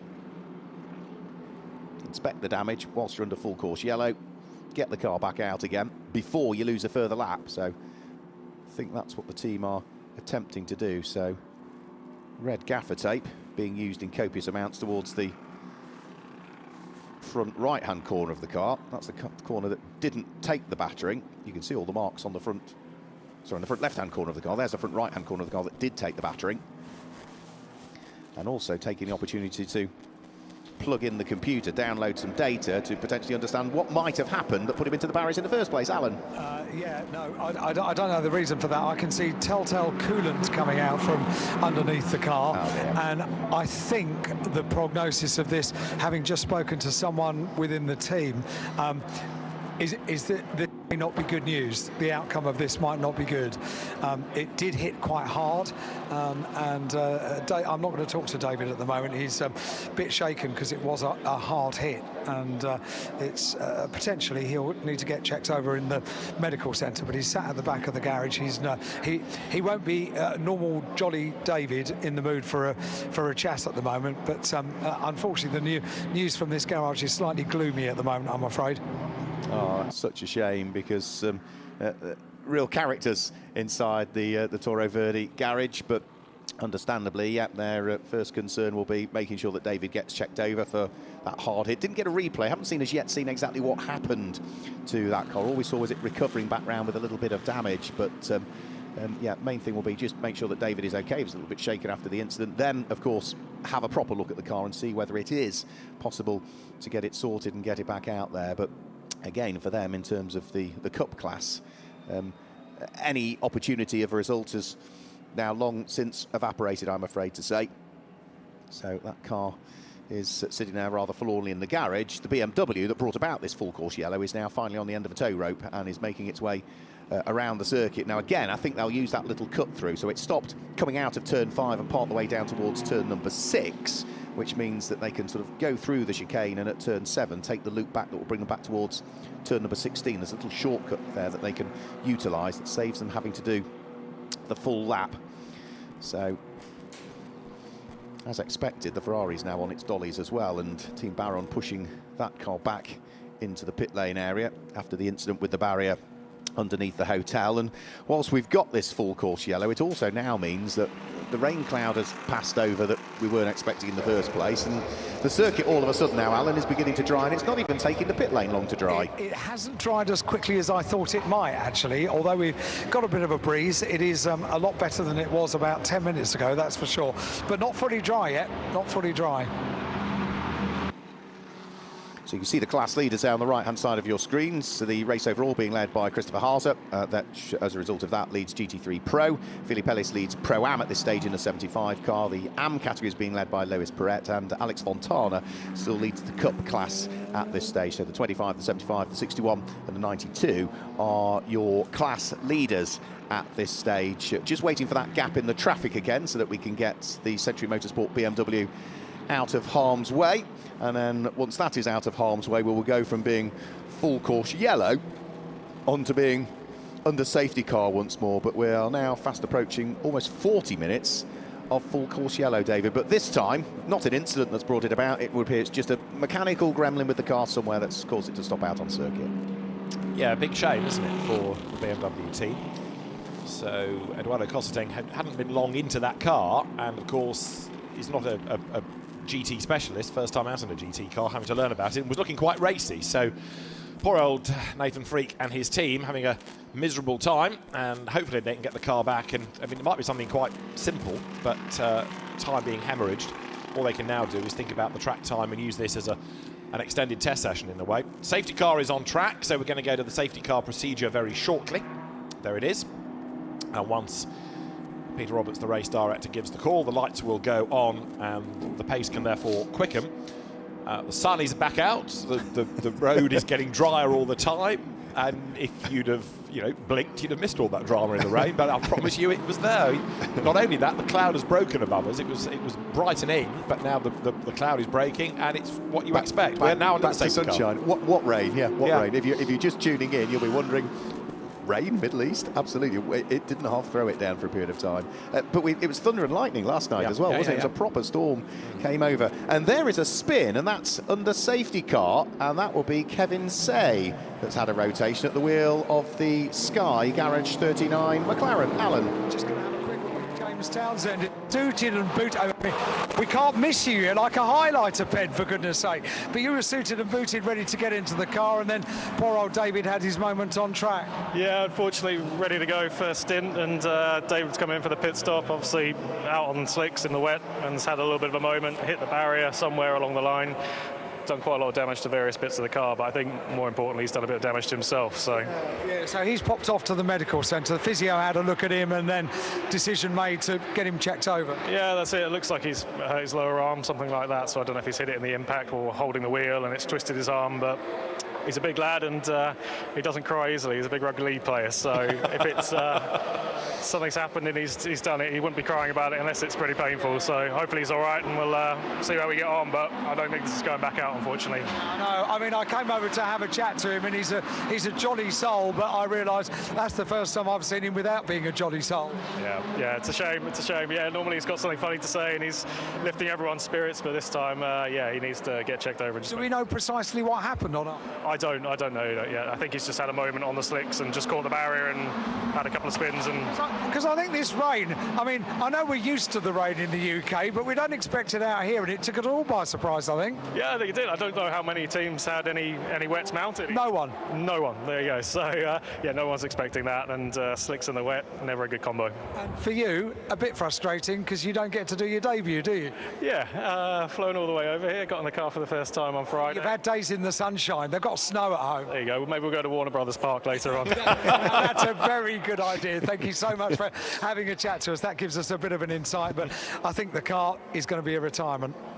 Such a shame for James Townsend. I know he was really looking forward to making his debut in the car, and unfortunately for him, not quite going to be. But he'll be back for another go. We've seen a chunk of him in the Ginetta Super Cup and Carrera Cup in the past, and first started out in the slightly lesser powered little Ginetta GT5 Challenge, didn't he, a couple of seasons ago? He did. Eduardo Cosseteng then talking to Century to see whether they can get the car fired up and get that back out. I think they can. So the time lost was waiting for a recovery vehicle, but it looks like it could be a quick fix, just like an electrical reboot.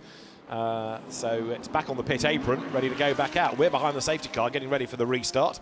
And Christopher Hauser leads the way then in the distinctive Santalok blue colours. Sebastian Chetai's team that's had success, of course, in GT3 and GT4 racing this year. There's the BMW good to blast back into the race. So time lost, laps hemorrhaged, but the car can go back out by the look of it. And the David Fairbrother drama, I think I missed, but that was, by the sound of it, quite a big clang. Yeah, we didn't get a replay of it. All we saw was the car coming back around the circuit with a little bit of damage to that side of it. Right. No idea as to where that was or how it had been seen. I think it escaped our cameras as far as we know at this stage, but yeah, clearly didn't escape David Fairbrother, who, as we say, it sounds as though he's feeling it a little bit after that impact, but I'm sure once he's had the quick checkup, they'll be happy that he's walking wounded as such. So Century Motorsport BMW heading back onto the circuit. It's been a bit of return to reality, really, for Nathan Freak, in particular this weekend, having been away enjoying himself, having got married and had a honeymoon recently, and all of a sudden it's back down to earth with a big bump, isn't it, at your next motor race meeting, as he has issues with the bits for the team and the car not arriving, and then the car stopping out on circuit. But they'll keep plugging away at it. They've been successful here in the past, and the Gulf 12 Hours have Century Motorsport. And they'll be hoping that they can at least then see that that is the last of their problems now at the wheel of the BMW. But of course, a chunk of time lost there. It does mean now that number 42 BMW is running down in 25th position and is about 6 laps adrift now of the lead.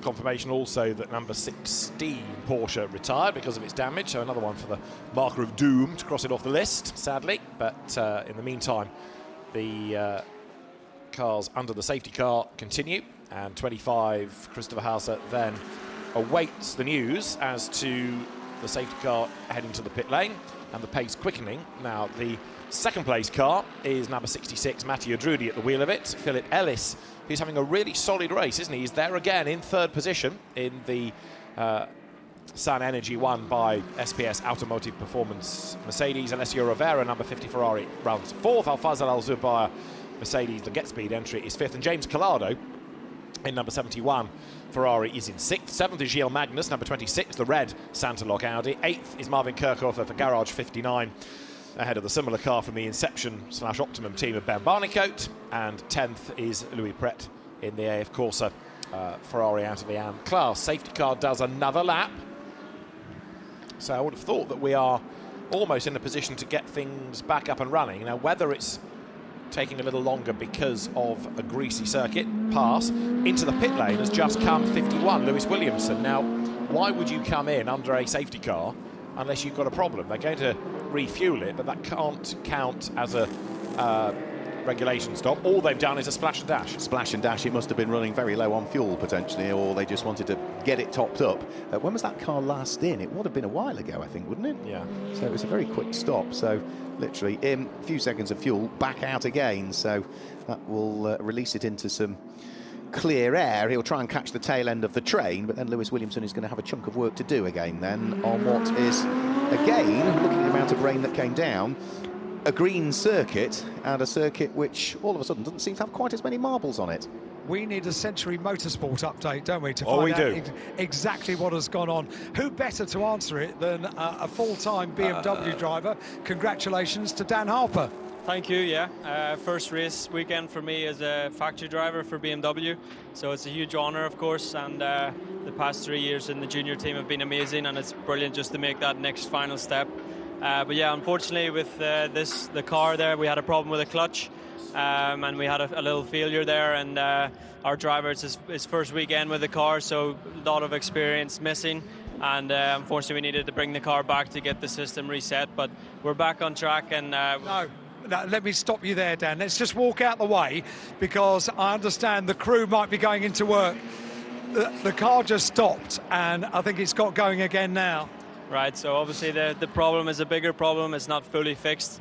It's a real shame because the first few stints were going really well, and but I'm sure we'll keep fighting, and hopefully it comes better for us. What do you make of this event, Dan? It's something special, isn't it? It is awesome. I mean, first time for me here, and I mean, when you go out the back of the pit garage and you see all like the marina, you see the hotel, it's just amazing, and yeah, the track's awesome, so I'm loving it. It's been a lot of hard work that you've had to go through to get to this. Porsche Carrera champion back in GB. We need to go further away. Let's just go over to here. There we go. We're fine now. Just so we can give the team chance to get the car into the garage. But you've been a BMW junior driver. They take care of a huge amount of your career, don't they? They do, yeah. I mean, it's been the final stepping stone to get it to where I am now. And without that opportunity, I wouldn't be here. So it was an amazing 3 years. It was intense, of course, and we started right at the bottom with the 2 series at the Nordschleife, right up to now the GT3, and we almost had a podium at our first attempt in Spa. So it's been a real crazy roller coaster ride until now, and hopefully many years of this to go. And are you based over in Germany now? I had been for the past 2.5 years, but now I'm back home again. So the past, I think since June this year, I've been home. So loving being home. I'll let you catch up with the team again, Dan, but thank you very much indeed for joining us. Not a problem, thank you. Dan Harper. Alan, thanks. We're back racing then, and we have gone blasting away with Christopher Hauser leading by just 2.4 seconds now from Mattia Drudi. Philip Ellis still runs third.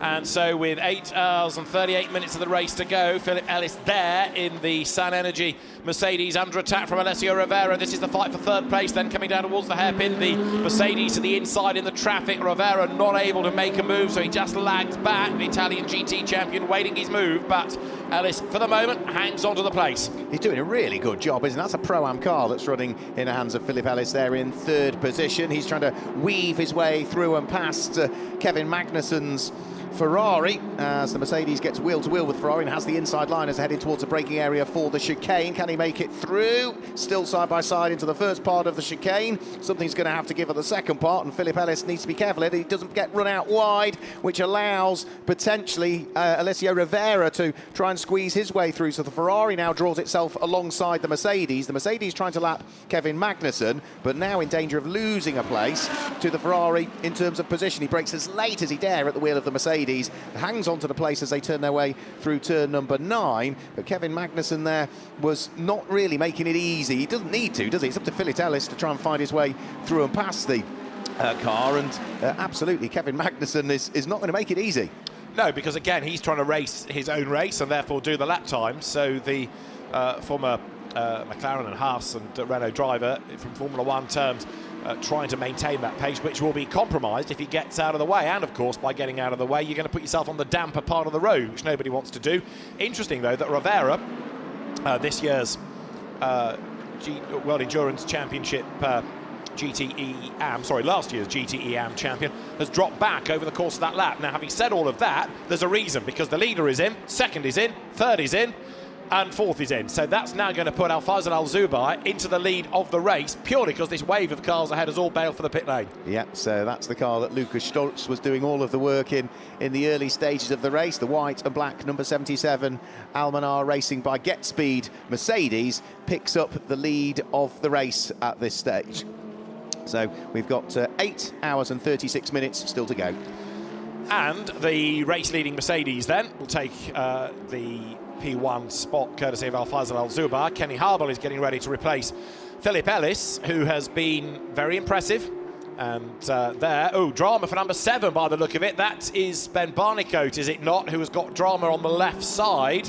Now, has he hit something or is it mechanical? It's a loose wheel. The wheel is trying to part company, look, on the front left corner. Now, Ben Barnicoat is something like, an hour or so into the stint.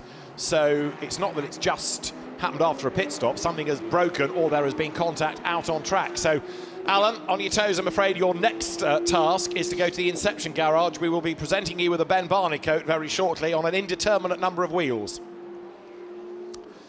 Kenny Harble is ready to go in 75, and also back in has come number 93. Finally, that should be Eddie Cheever, shouldn't it, to take over that car?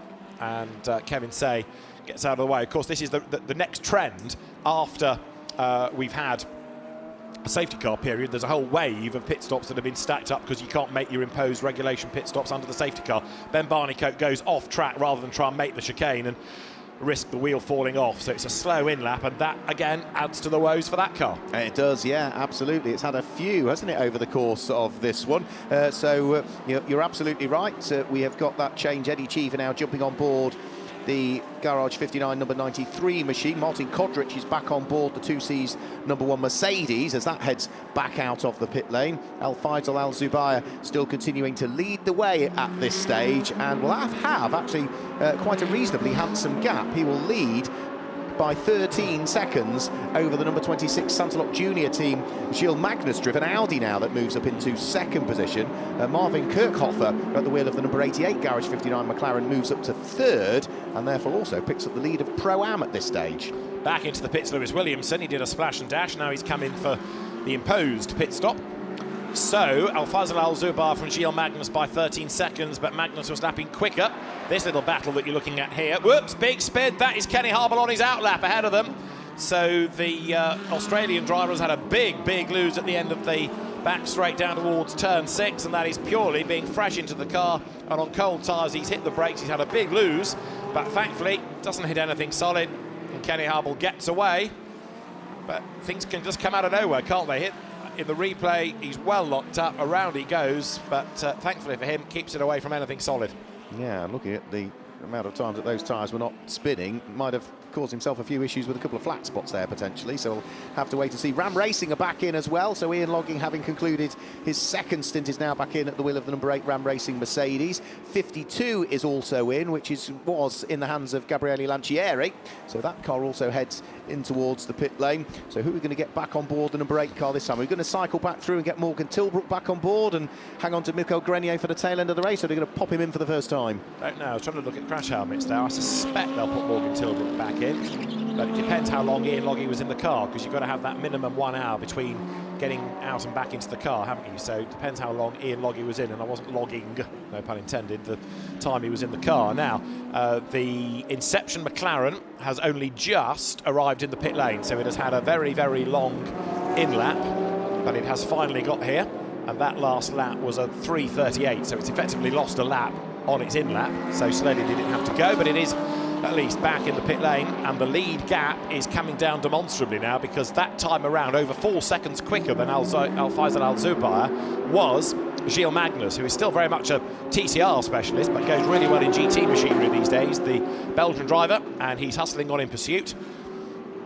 So there's the Inception McLaren, fueling done, now it'll be taken to the garage, and they'll try and address whatever the problem is, but that wheel is very easily coming off, isn't it? And you can see where the problem is. That's the race leader, but he's on borrowed time. Number 44 Porsche is in 28th place. The very rapid Alfred Renard behind him. He and his brother Robert, regular winners of the Creventic races and Dubai 24 Hours in the past. But wait to see if you get a shot. The red Audi coming into the background, because that will be the chasing car of Gilles Magnus in second place. Now, I'm just wondering on the Inception McLaren, is it wheel or might it be top wishbone that's gone or something like that? And that's why you're getting the wheel sort of leaning over, but it's not going the opposite way, which would suggest that it would be a wheel issue. So I think it might be top wishbone potentially on that one that's maybe had the problem. Wipers still going there on the number 77 Al-Faisal Al-Zubair car. So let's hope that we haven't got any more rain coming over. A quick look towards the clouds suggests not, but we were very much caught out earlier on. Inspection there, the wheel is off, but they are inspecting the suspension more there, David. Yeah, I mean, as I said, after an hour and 10 minutes of a stint, yeah, it's clearly it's not a loose wheel in isolation, but it was trying to come off, so something has caused that, and the question is what? So the team are trying to get to the bottom of what may well have broken. Can it be repaired? Is it a new part? How much time is it going to cost us? Is it the end of the race, etc.? Over the line, Faisal Al-Zubair is from 8.8 seconds, now 6.4 seconds ahead of Gilles Magnus. So he's not in jeopardy for the race lead yet, but of course that car owes us a pit stop, doesn't it, number 77? So again, it's running out of sequence, but that is not that far away from another stop. It pitted on lap 38.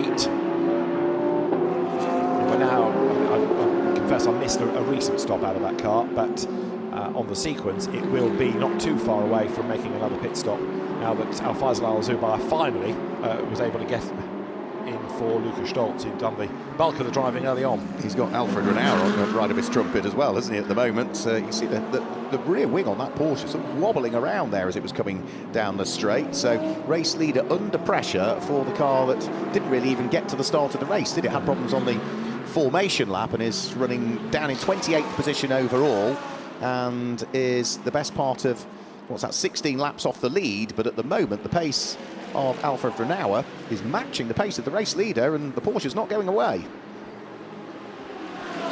They were both 1 minute 56s last time through. It's 1 minute 56.1 for Al-Faisal Al-Zubair in the race leading Mercedes. It was 1 minute 56.0 for Alfred Renard. And then look in the background, also wanting to join in on the fun, is the number 51 2Cs Motorsport Mercedes. Alfred Renard almost thought about having a look at the inside there. And there is also the 2Cs Mercedes that has caught the pair, so Renard is being held up by the race leader. Strange a sentence as that might seem, but Al-Zubair's lap times aren't as good as the Herbert Porsche, which is quicker and with clear track space will be able to get through and pull away, and crucially, of course, unlap itself. So over the line they go, but in the background, Gilles Magnus from 6.4 seconds back is much closer again, 5.2. So as Al-Zubair goes defensive, so Gilles Magnus becomes part of that battle ever increasingly. Number 20 Mercedes back into the pit lane. Dominic Baumann in the SPS Automotive Performance car. Also in comes Louis Pret. and Ben Barnicoat in the garage, I think I'd already touched on. So race order on lap 95 is Mercedes from Audi, from McLaren, Marvin Kirchhofer up to third, James Collado, Ferrari now fourth. Yep, so that number 61 car, Louis Perret, that's just come in, is the leader of GT3 AM. So that's the car that had been leading that class and had been leading it quite comfortably, actually, because second in that class, whilst Louis Perret was circulating in 5th place before he came into the pit lane, second in Pro-Am is way back down in 16th position. Emanuele Tabacchi is the car that is second in the GT3 AM category at this stage. So work going on in the pit lane. Dominic Baumann out of the car. Driver change taking place. That will only be, I think, the second change of driver in the number 20 car, because we saw a fairly long stint, if memory serves me correctly, from Valentin Peerberg. So should be the Austrian Martin Berry that will be jumping on board that particular car. It comes down off the air jacks, wait for the time to just tick away for the last few seconds, and then fire the car back down the pit lane. The Australian will go and into the race. Yeah, he's based in Singapore, isn't he, these days, Martin Berry, but has done a lot of racing in Europe, but also in Asia Pacific. Ferrari champion, he's raced in the Audi Cup, and this year in the German Prototype Series as well. So Martin Berry gets his first stint behind the wheel of the car. That's another reason that many of the teams, when they have a Pro-Am lineup, will only single stint, because it makes sure that everybody gets a go behind the wheel. But as you've seen with other teams, that isn't always a guarantee.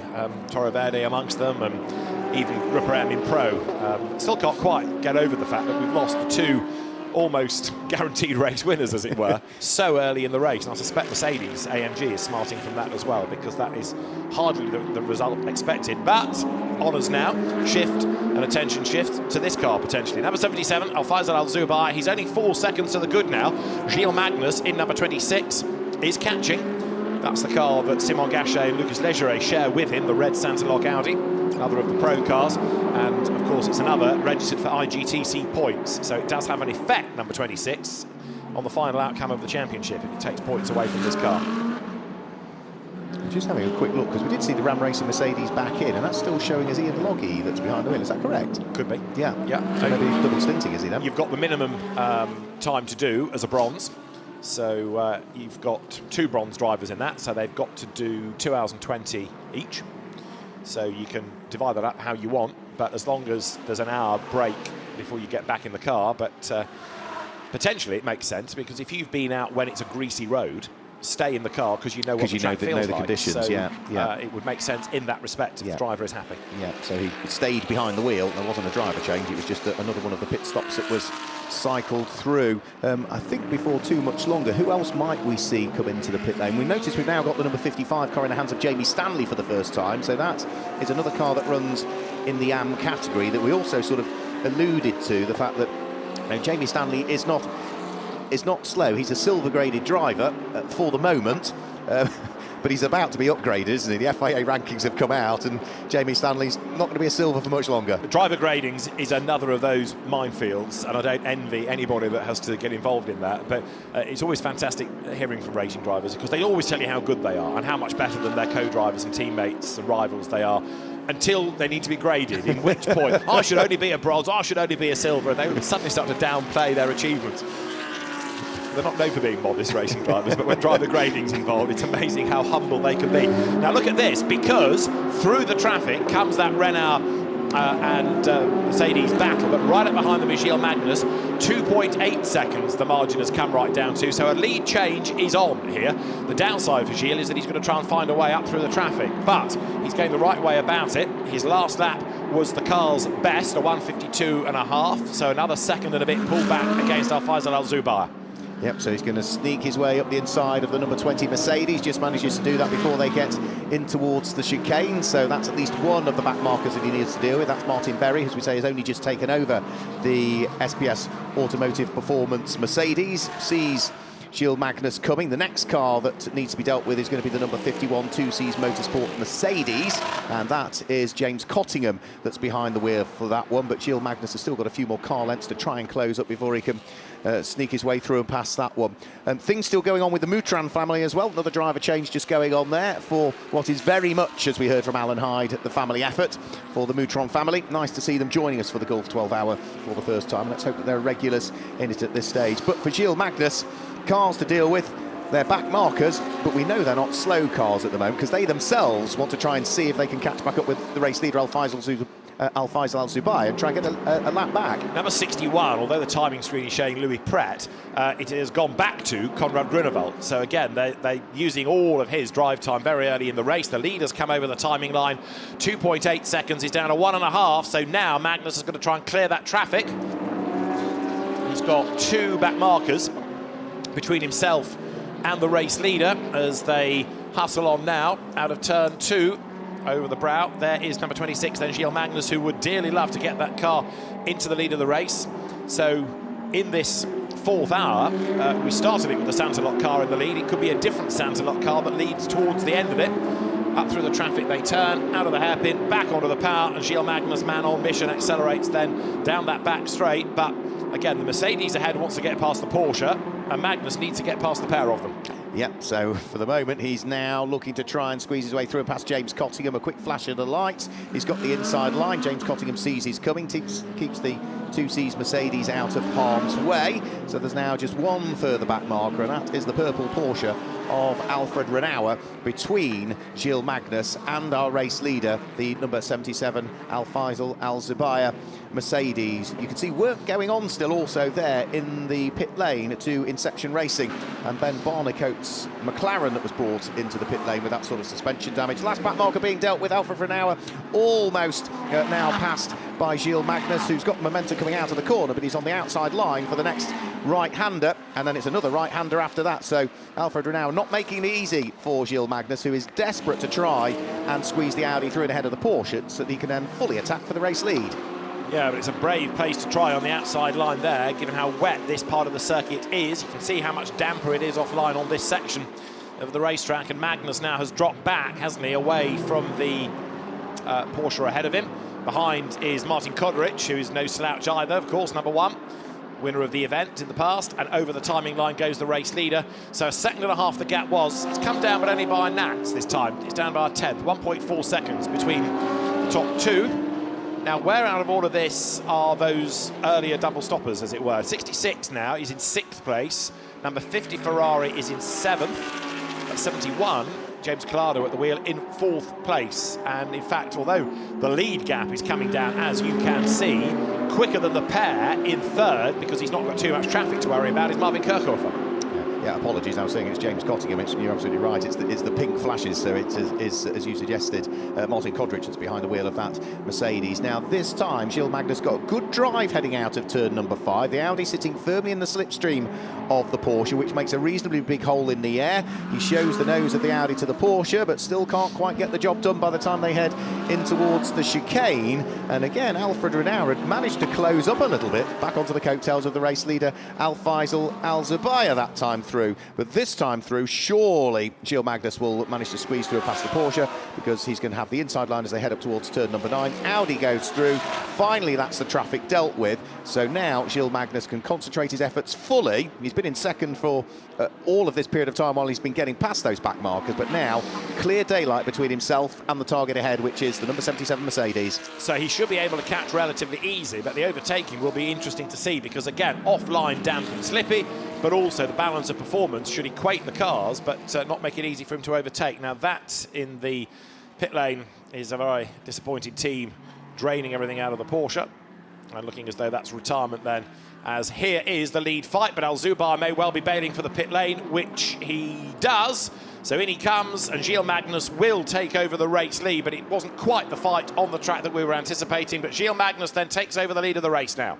Yep, so Gilles Magnus is the best part of now, nearly 2 hours into his stint. Al-Faisal Al-Zubair bails with about 1 hour and 10 minutes of his stint done, so that will be a change of driver there. So refuelling going on in the number 77 car. Now, who are we going to see jump on board this one? Lukas Stoltz started the car, but we haven't seen Fabian Schiller in there yet, so one would have thought he'll be the next in. Yeah, Schiller is quick as well, so that will keep the car in the game as well. So Gilles Magnus then leads the way. Lucas Legeray is yet to drive that, hasn't he? So he's going to be due in to that car. New boots go to 77. Marvin Kirchhofer will inherit 2nd place. James Collado will inherit 3rd. The team manager of the number 93 Sky McLaren heading to the race director, and the stewards, I should say, because another track limits 4th infringement has been identified, so they've been up against it really in number 93 for track limit abuses and a spin. But that car dropping away now, 14th, having run really strongly in that opening stint with Chris Foggett at the wheel. That's the new race leader then for the Santalok team. Gilles Magnus at the wheel, down towards the hairpin at turn 9, through the long left, and now around the marina, heading towards the W Hotel. Alfred Renauer behind, then Martin Kodrich and Marvin Kirchhofer chasing along behind him. Kirchhofer's last lap was a 53.6, fractionally quicker than Gilles Magnus.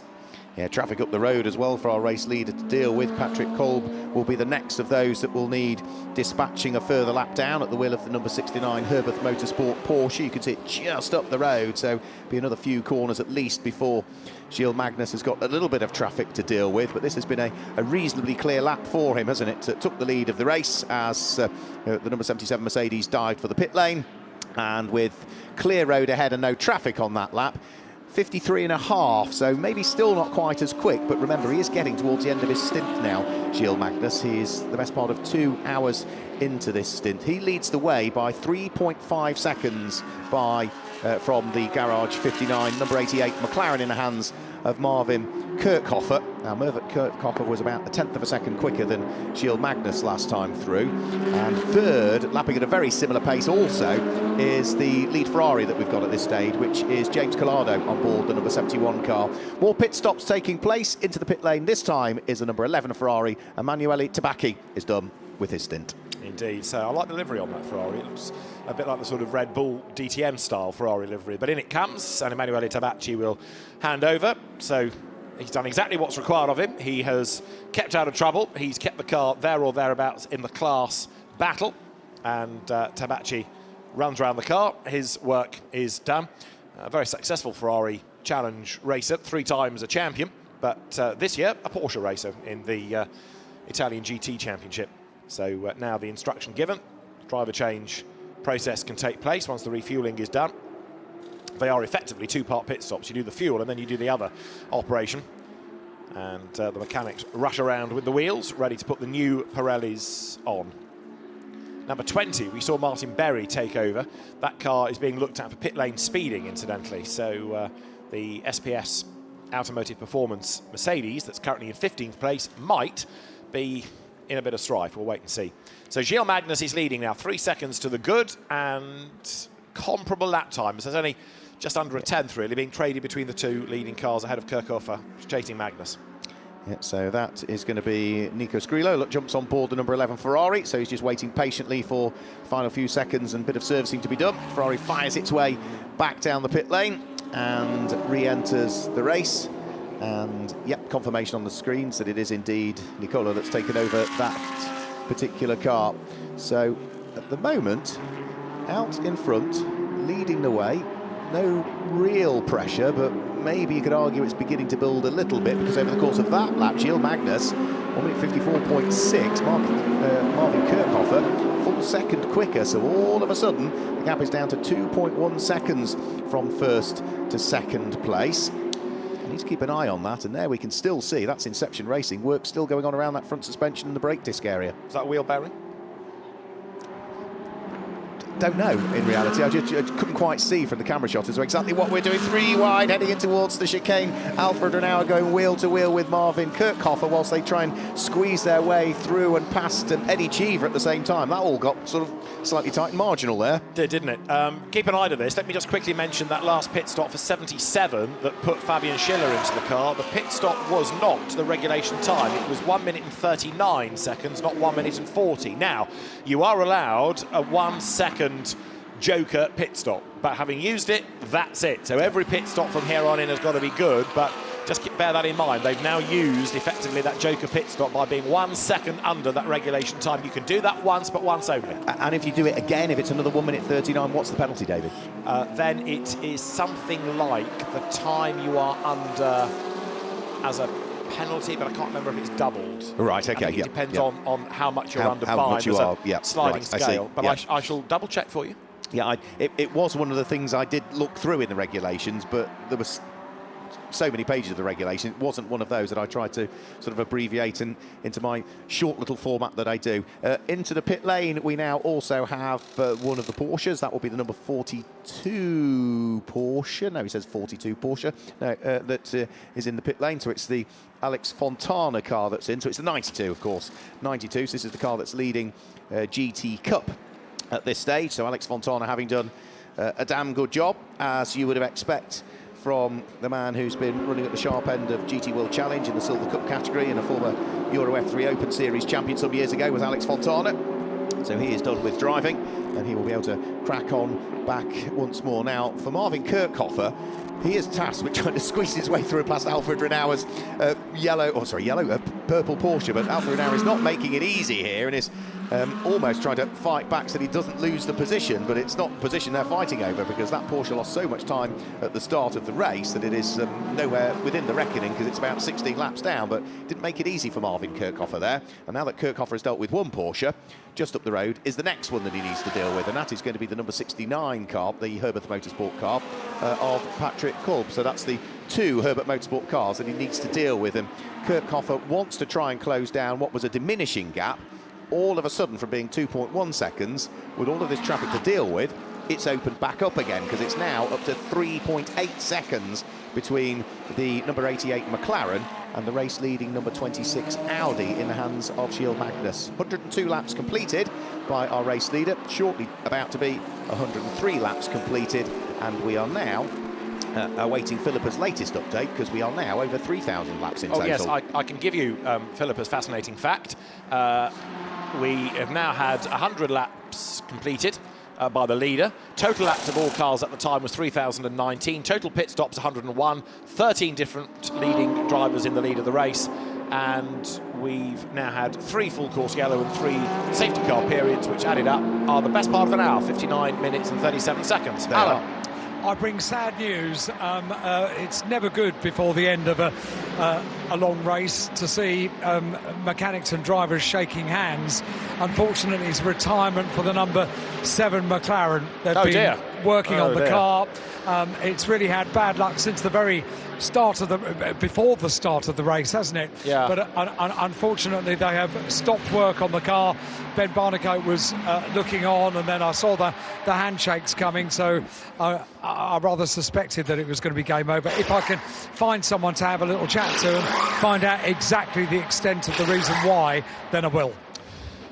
So Ollie Milroy, I don't think ever got a drive, did he? He was being he didn't. Yeah, supported pre-race by Jan Mardenborough, Mark Higgins, who are here cheering him on, with whom he's been doing lots of driving in the region. They've come to watch, but they don't get to cheer him on, which is a real shame. The answer to an earlier question about you can use a joker pit stop once, anything up to 4.999 seconds is a drive-through. Yeah. And anything over 5 seconds is a stop-go. Right, okay, thank you. Yep. That's on pit stop time. So what they need to make sure they do is stay the right side of the line again. You only have to be a 10th over it, and it's better than a penalty, isn't it? Yeah, it is, very much so. Away goes 69, Patrick Kolb for Herbert Motorsport down the pit road. And we are almost at the end of the 4th hour, about 9 minutes or so away. So that remains number 66, 5th, Mattia Druni at the wheel of it. And again, that was a car that pitted so early, it's out of sequence with everybody else around it. But in terms of the other early stoppers, that was lap 3, 71 was lap 8, and 71 is ahead. So in real terms, James Collado is the best of those drivers that rolled the dice very early on.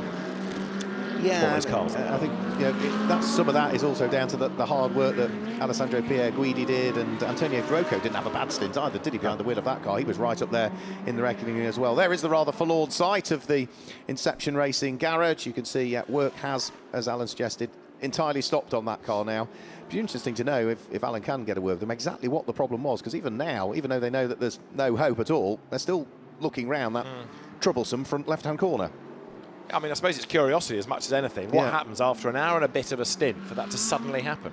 Well, you also learn something as well. If that's, all of the teams will life every single component on the car, and if that means that whatever has failed they need to life it differently, then you bring it forward the amount of operational hours that component will do. Alan has arrived in the garage, so news, I suspect, comes. But this, for the moment, is the leader. Right, Marvin Kirchhofer has just pitted as well, number 88, at the end of lap 104. That's out of second place, number 88.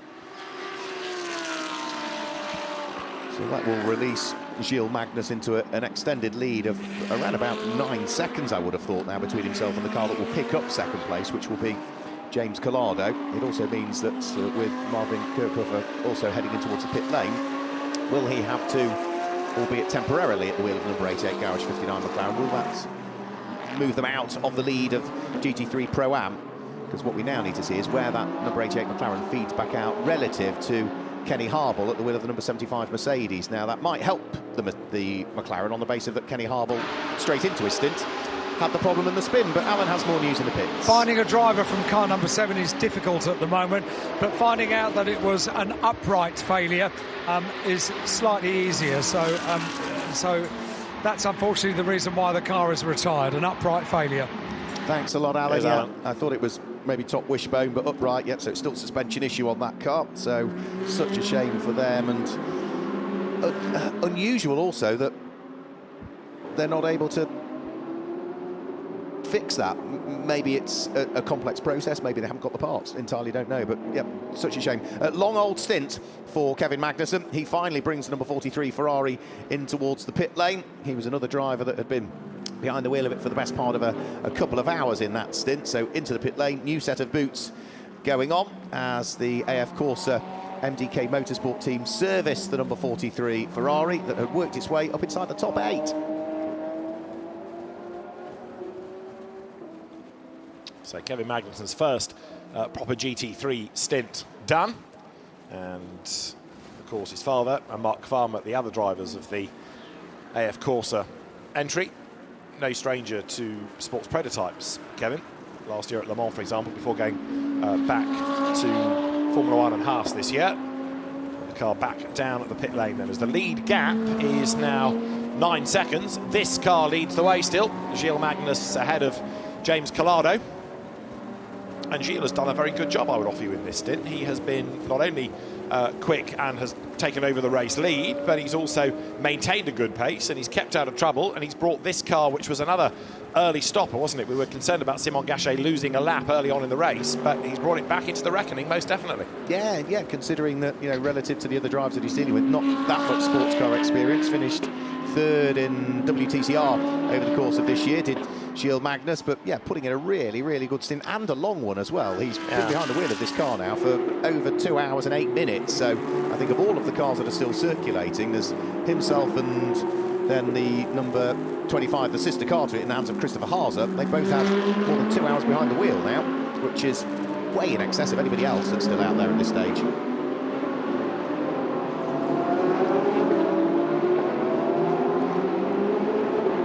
So, with the 8-hour mark just over coming up, we have had some brilliant action already in the 11th running of the Gulf 12 Hours. So let's look back already at some of the things that have happened in the race.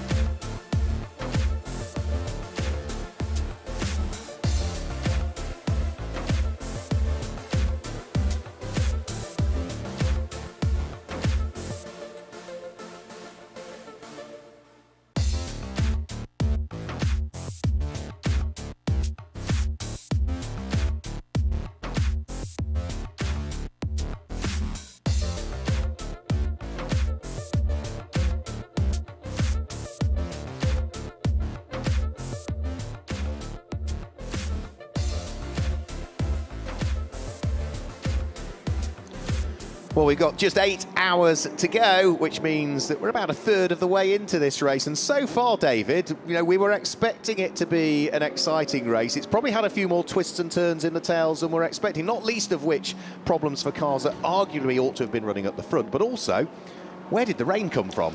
The rain was a complete blindsider, wasn't it? Nobody expected that. And I've got to say, I am amazed at the amount of mechanical woes that we've had.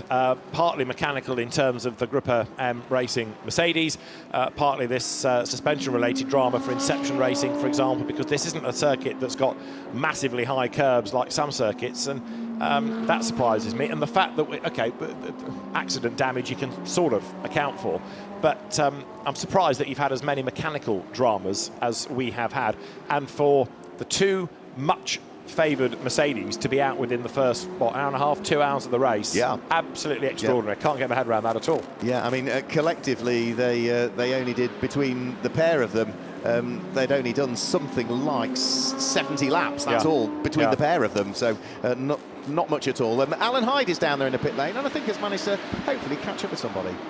One of the drivers for the number 7 car, the retired car, who was at the rear of the car at the time. Ben, what happened?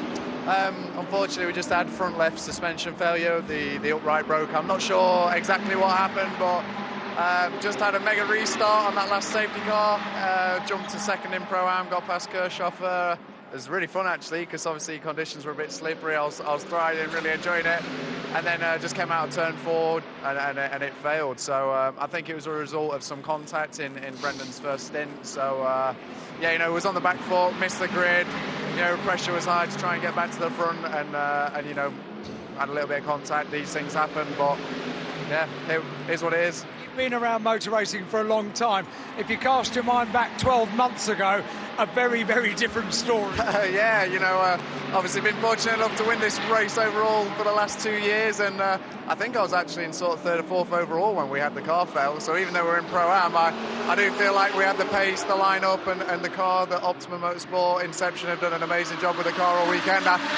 I'm not saying we're going to win it overall, because there's some serious strong lineups. I tell you what, the form book has been thrown out the window today. Yeah, exactly. We were there, it's a long way to go, but hey, we're very lucky to be here racing. Like I said, I've won it twice overall, so very fortunate to have done that, and I'm sorry that I can't do it again today. I mean, it was almost like from the very start of the race, before the start of the race, it was bad luck from the word go, wasn't it?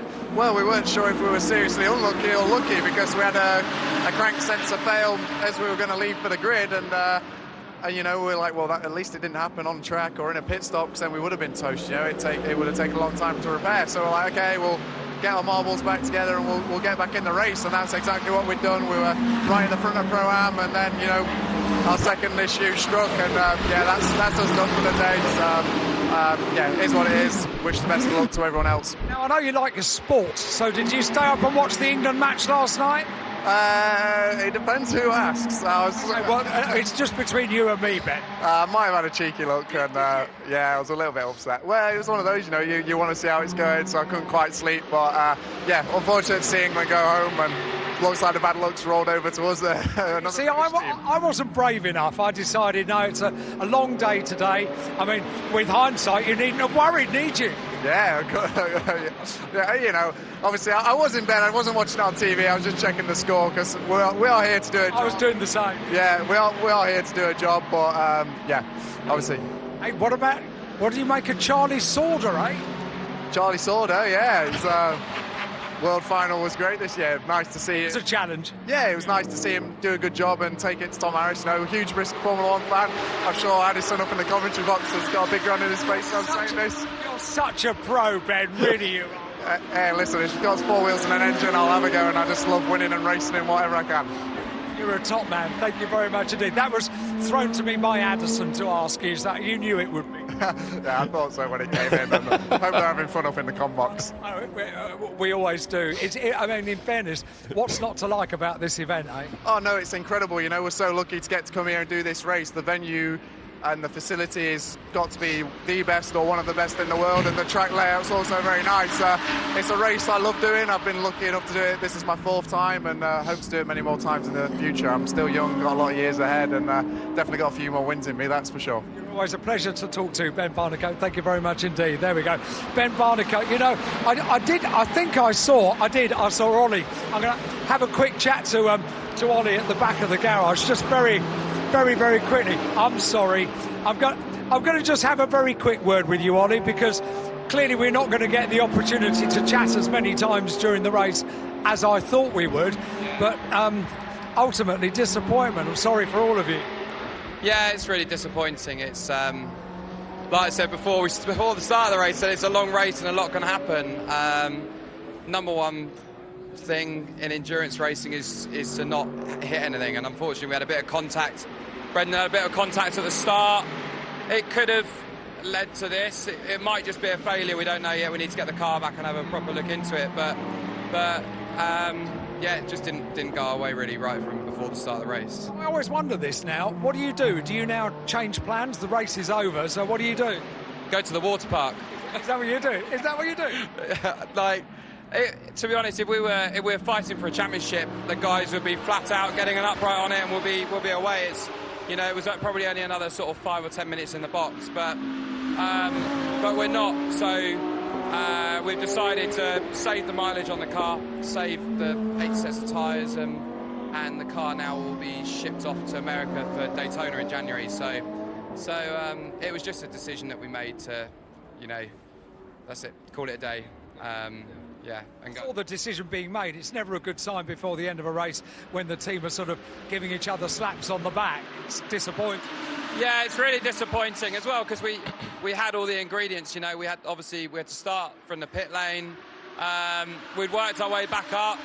We got a lot of Brendan's minimum driving time out of the way, and we were at the time running 2nd overall, I believe, or 2nd or 3rd overall. So we were like right up there fighting with the Sun Energy Merc for Pro-Am lead, so it was looking really good and we were getting pumped up. We were back in it, and then just as soon as you get up there, bang, you're back down there again. It's the highs and lows of motor racing. Of course, yeah. Like we said earlier, we're used to it, been in it a long time, long enough to know that it's not over right until that you pass that checkered flag at the end of the day. Exactly that. I've been hugely amused. Final question. I've been hugely amused because you're so busy and you've been all over the place. You haven't had a huge amount of family time, but you've been sending a cardboard cutout of Ollie to various events. Yeah, that's right. My wife got fed up with going to events on her own, and she ended up going to the SRO because we won the Gold Cup Championship and GT World Challenge this year. So she ended up going to the SRO Awards without me and thought, well, this is weird, going to Ollie's awards thing without Ollie. So she took a cardboard cutout of me, and that's it. That's kind of like he's replaced me at home now. And Have you been in the car today? I haven't, no. So you could have had the cardboard cutout here. Yeah, he would have done just as good a job today, wouldn't he? Yeah, he would have done just as good a job. So Ollie, you're a great sport. Thank you very much indeed. It's sad, but drivers are smiling. They've still got a sense of humour. Absolutely, Alan, thank you. Just to also add to that, the SRO Awards, the cardboard cutout of Ollie Milroy came up on stage, so the team came up to receive the trophies with this cardboard cutout. I did a double take. I tell you, the cardboard cutout didn't do a great interview, but anyway, it was there. Brilliant. I'd also better explain for people that aren't aware of all of what we're talking about. Charlie Sauder is the Brisker Formula 1 Stock Car World Champion. He won it in September. I think he's the youngest ever, 3rd generation Sauder racer. Absolute little star. It was a great race, and Ben Barnicoat, as a proper Brisker F1 student, is aware of Charlie Sauder's prowess as well. Well done, Alan. Good stuff in the pits. The one thing I was amazed with, you know, Ben Barnicoat seems to have been around forever. I know what you mean, yes. He's still only 25 years of age. Yes. It seems a long, long time ago since he was part of the Racing Steps Foundation. Yeah, I mean, you forget how young drivers are in karting, and Yeah. how, because of junior categories these days, how quickly they pop out of karting into 4 wheels, into car racing. But yeah, you're right. The adjunct to that is it makes us feel even older, doesn't it? No, absolutely, yes. I couldn't agree more. Alan? No. So James Collado then, leading the way at this stage. 113 laps now completed by the number 71 AF Corsa Francorchamps Motors car. So he leads the way and has a very comfortable lead now from Christopher Haase, who is still at the moment on lap number 212 completed at this stage. So there's about a minute gap, 64 seconds gap between first and second place. Mattia Drudi is there in third in the Audi. Yeah, Christopher Haase, I think, is just over the line now, so he's 64 seconds back, 113 laps now done. And Christopher Haase's car, when did that last make a stop? Did on lap 49, certainly. It will have made another one subsequently, so that car is currently shown as having had Christopher behind the wheel for 2 hours and 19 minutes, but of course that's not a stint, although it's shown as a stint time. What they're doing is adding the times that the driver stays into the car, not an individual stint. So what I can't instantly tell you is how far off a pit stop he is, but if you break that down for an hour and, what, 9 minutes or so, then he can't be that far off another pit stop. Christopher Haase in second place, can he? Only another couple of 3 laps. No, so it's going to be, yeah, 2 or 3 would probably do it, I would have thought. Yes, absolutely at this stage. In terms of Pro-Am, well, the number 88 Garage 59 McLaren still leads Pro-Am at this stage in the hands of Alexander West. So we saw Marvin Kirchhofer doing good work at the wheel of that car, and the catalyst and the key to understanding what was going to happen with the battle in Pro-Am was to understand where the number 88 McLaren fed out relative to the number 75 Sun Energy won by SPS Mercedes in the hands of Kenny Harble. And well, it looks as though that spin for Kenny Harble probably was sufficient with the time that he lost there, that he couldn't get himself back into the lead of GT3 Pro-Am once more. So it is still the McLaren 7th overall that's the Pro-Am leader. The number 75 Mercedes is second in Pro-Am, running in 9th place overall, and third in Pro-Am is the Sky-supported McLaren, the number 59 car in the hands of Eddie Cheever at the wheel of the 93 McLaren, who was a late call-up last year, wasn't he, Eddie Cheever? He was, in January, we say last year, it's January, where he was here over doing some driver coaching. He'd got his crash helmet with him, and all of a sudden, because somebody else fell foul with COVID, he was scooped up to compete. It wasn't even driver coaching for the Gulf 12 Hours, was it? It was for the Ferrari Challenge, and he ended up, because he was here, being offered a drive within the Gulf 12 Hours itself. So, with temperatures going back up again after that rain shower of an hour or so ago, James Collado leads the way by a good margin now, 67 seconds. That gap is going up, but both of these cars are relatively close to a pit stop. Christopher Haase, I think, is the more imminent of the two, but that's going to throw the advantage potentially back the way of number 50 Ferrari, because that will stay out longer. Into the pit lane comes the leader, and you see how a pro driver attacks the pit lane, because James Collado slides through that last corner at pit in, and only when he gets to the line does he slow the car right down. The team at AF Corsa await, and so in comes number 71 then at the end of lap 115. Yeah, and I don't think it'll be that much longer before we see the second place car come in as well, because Christopher Haase, since he first jumped on board that car to this point now, it has been 2 hours and 22 and a half minutes. So that will have included a pit stop in there, but it was a double stint in reality for him. So the stint time that we're seeing keeps ticking, even though in reality, if he's come in and ticked off one of the mandatory pit stops, enforced pit stops, it still should start from 0 again. But he, in reality, needs to be in within the next 7.5 to 8 minutes, doesn't he? To make sure that he complies with the regulations. So our race leader James Collado in, Christopher Haase, who will take up the lead of the race at the wheel of the number 25 Audi Sport Team Santaloc machine, will shortly be following him, and then we need to try and work out as to what's going to happen with the number 66 car of Mattia Drudi, because he's been behind the wheel for quite a considerable time now as well. Yeah, Mattia Drudi shown as having been behind the wheel for an hour and 3/4, so that's a sort of stint and a half, really, that he's been behind the wheel of the car for. James Collado getting ready to blast back out again. Christopher Haase has just gone over the timing line, so he's into his next lap. So he's staying behind the wheel, stays out there. And the race leader then, 115 laps done. James Collado's Ferrari sets off back down the pit lane. Ready to go back out on track once more then. So we should now have 25 having taken over the lead of the race in the Audi. So Christopher Haase, and I suspect also Mattia Drudi now up into second place. That should have tripped over with the Ferrari being in the pit lane. Alessandro Pierguidi now takes over.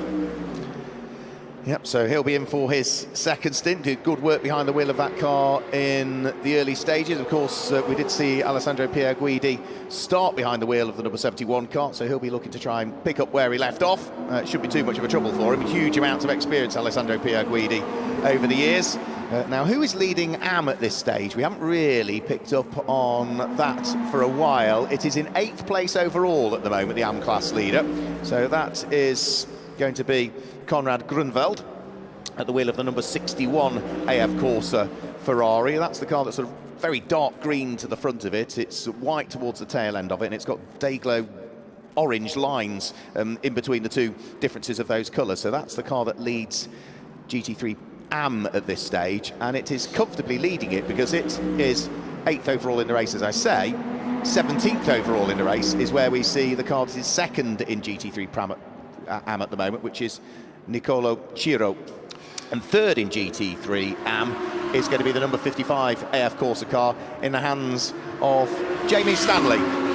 Right, there goes the leader, who has probably only got really 1, maybe 2 at the absolute most laps before he runs out of drive time here, Christopher Hauser.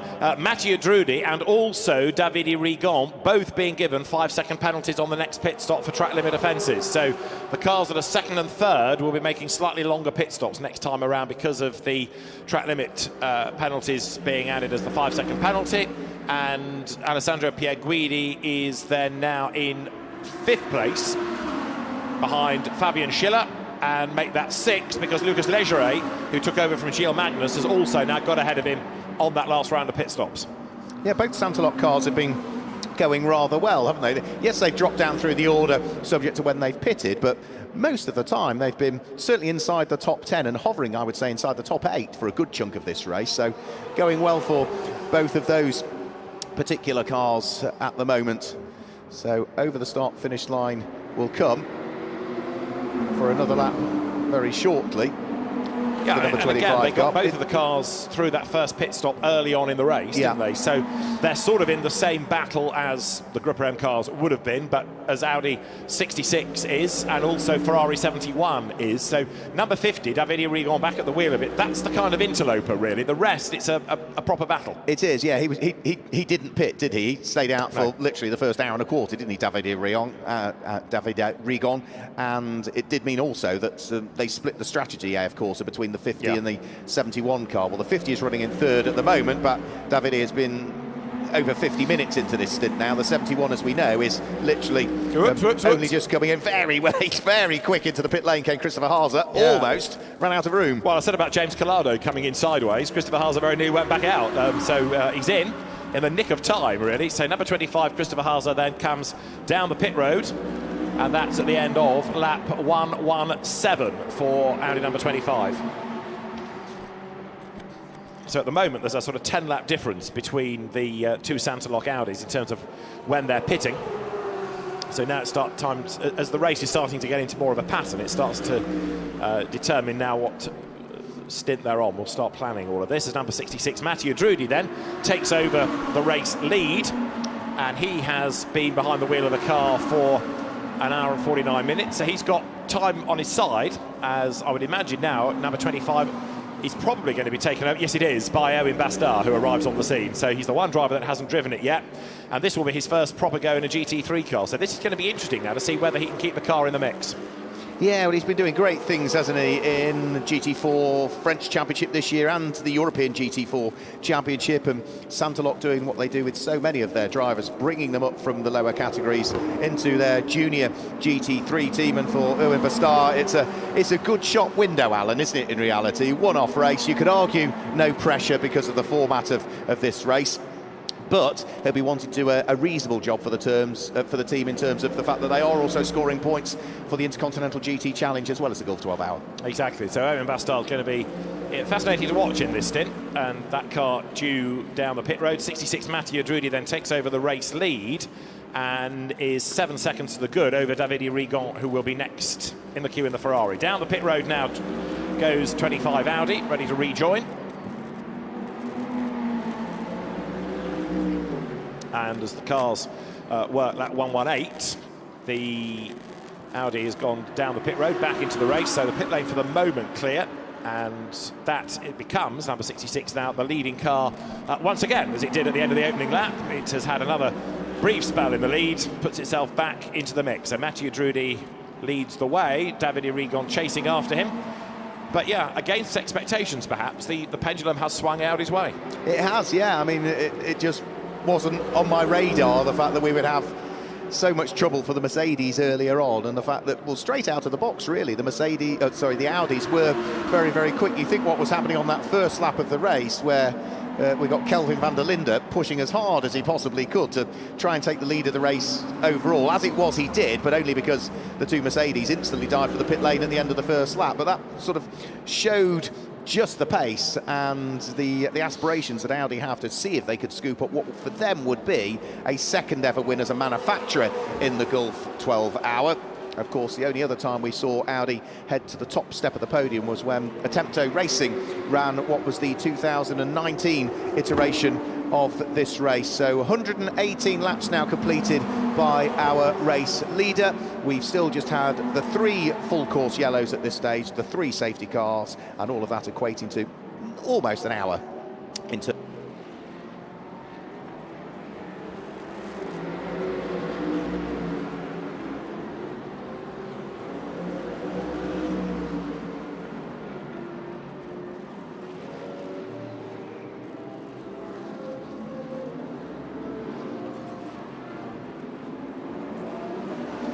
Right, next car to the pit lane is the 99 Alex Arca Audi, and it's got a problem. Onto the dollies it goes. So number 99, Alan, yeah. It has got a problem. It's a gearbox problem. Oh dear. The team just tipped me the wink that the car was going to be pulled into the garage. That's exactly what's happening now. So on the dollies into the garage, and with a gearbox problem, we can presume that's not going to be a very quick stop. No, and it's only been out for something like about 8 laps, I think, in between pit stops to put Alex Arca back in the car. So a short stint and with a problem, in it has come.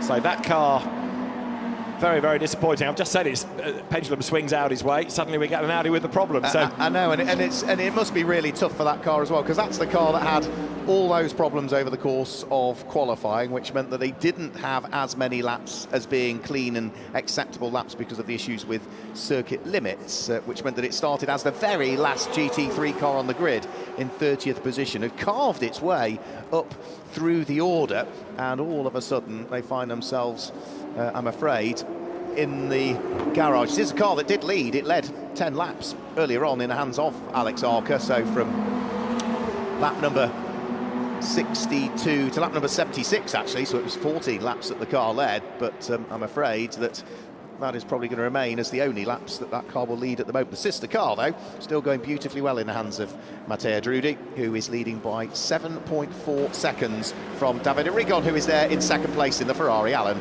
Did I say it was going to be a really long stop? They've just wheeled the 99 car back out onto the pit apron, and whether it's to turn the car round and put it into the garage or to send it on its way. So maybe it was a very simple electronic problem.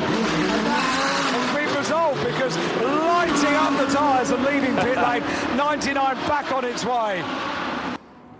Okay, well, back out it goes. That's the good news, isn't it? So Alex Arca blasts back into the race. Seriously, I have never seen 2 black streaks quite as thick as the 2 that have been left by the 99 car. 11's down the pit lane then, okay. So the good news is he's back in the race, but again, that car is now effectively 3 laps down. The Gosner family cycling through the next pit stop as well.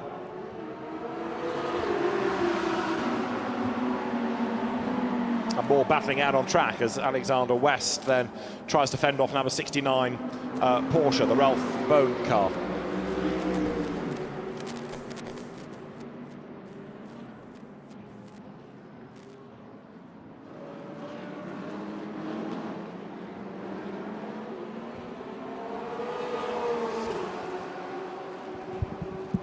Right, there's another wave of people being given 5-second penalties here for more pit infringements, but I don't think it's going to affect the overall battle. But again, the pit stop penalties of 5 seconds for track limit offences are coming. We've now got 120 laps in the book. 120 laps in the book and a 7.5 second lead for Matadidriu over David Arrigon. Fabian Schiller at the wheel of the number 77 Mercedes, still sitting there in third place as well. Now he's 16.7 seconds off David Arrigon in second place, and there's a further 9.3 seconds back from Fabian Schiller, who's there in third, back to Lucas Leggeret, who is about 26 minutes into his first stint at the wheel of the number 26 Santalok Junior team. Alessandro Pierguidi in the number 71 Air Corsa Ferrari is running there in fifth position. He is also early into his stint, remember, it's only 10 minutes ago that he took over that car, but he is just 1.7 seconds behind Lucas Leggeret, and last time through he was 1.8 seconds quicker than him, so the fight for fourth and for fifth is certainly closing up at this stage. And are we going to see the number 71 Ferrari of Alessandro Pierguidi go through and take fourth place away from Lucas Leggeret? We'll have to wait and see, because you could just see there as they came underneath the hotel, the gap between them was not a great deal at all. So it's the red and black Santalok Junior Team Audi being hunted down by the largely red Ferrari with the big yellow stripe all the way down through the centre of it. So we briefly caught a glimpse of that little squabble for fourth and fifth place. The Garage 59 Sky liveried McLaren is back down the pit lane, number 93, Eddie Cheever. It might be that time is flying, but it doesn't feel as though he's been in the car for that long, Eddie Cheever. But let's see, because he has done his first stint in the car, but I think it's about right. It just, I suppose, with pit stops coming thick and fast all the time, as people are on different strategies now, on different cycles, it all feels a bit different. Whoops, way out wide there goes the Ferrari. 55 runs out of road, gets back onto the road. Is that Jamie Stanley? It is, yeah. Oh dear, he shouldn't be doing that. But Jamie in the thick of the battle, trying to work his way through the traffic. Former GT4 champion in British GT, but these days racer, team proprietor, and he's got himself caught up now behind Ian Loggy, behind the wheel of the evocative Ram Racing Mercedes, underneath the hotel now. And that will be for position as well, won't it? That will be for 17th and 18th position that those two are fighting. So the Mercedes Jamie Stanley was ahead, wasn't he? Yeah. Right, Eddie Cheever out of the McLaren. And is that going to put Chris Froggatt back in? Because they've all done a stint now, haven't they? Into the pit lane comes the race leader then. Mattia Drudi at the end of lap number 122 comes down the pit road. And also, David Arrigon is in from second position as well. So into the pit lane comes the number 50 Ferrari. So first and second are both in. That might well now put Fabian Schiller into the lead of the race, potentially. It should do, because Fabian Schiller has now done 23 laps in his stint, so he's got time left in order to stay out there. 99, Alan was talking about how energetically Alex Arca blasted back into the race. Well, his pit lane speed has been noted. You don't note things that aren't interesting or stand out. So there's a possible pit lane speeding investigation there to go on, but the sister car is being refueled, and Mattia Drudi for the moment is behind the wheel, stays behind the wheel, but is he going to be replaced? Let's see. Yep, door opens. Is there a technical term in race control, fully lit? Because it was absolutely fully lit.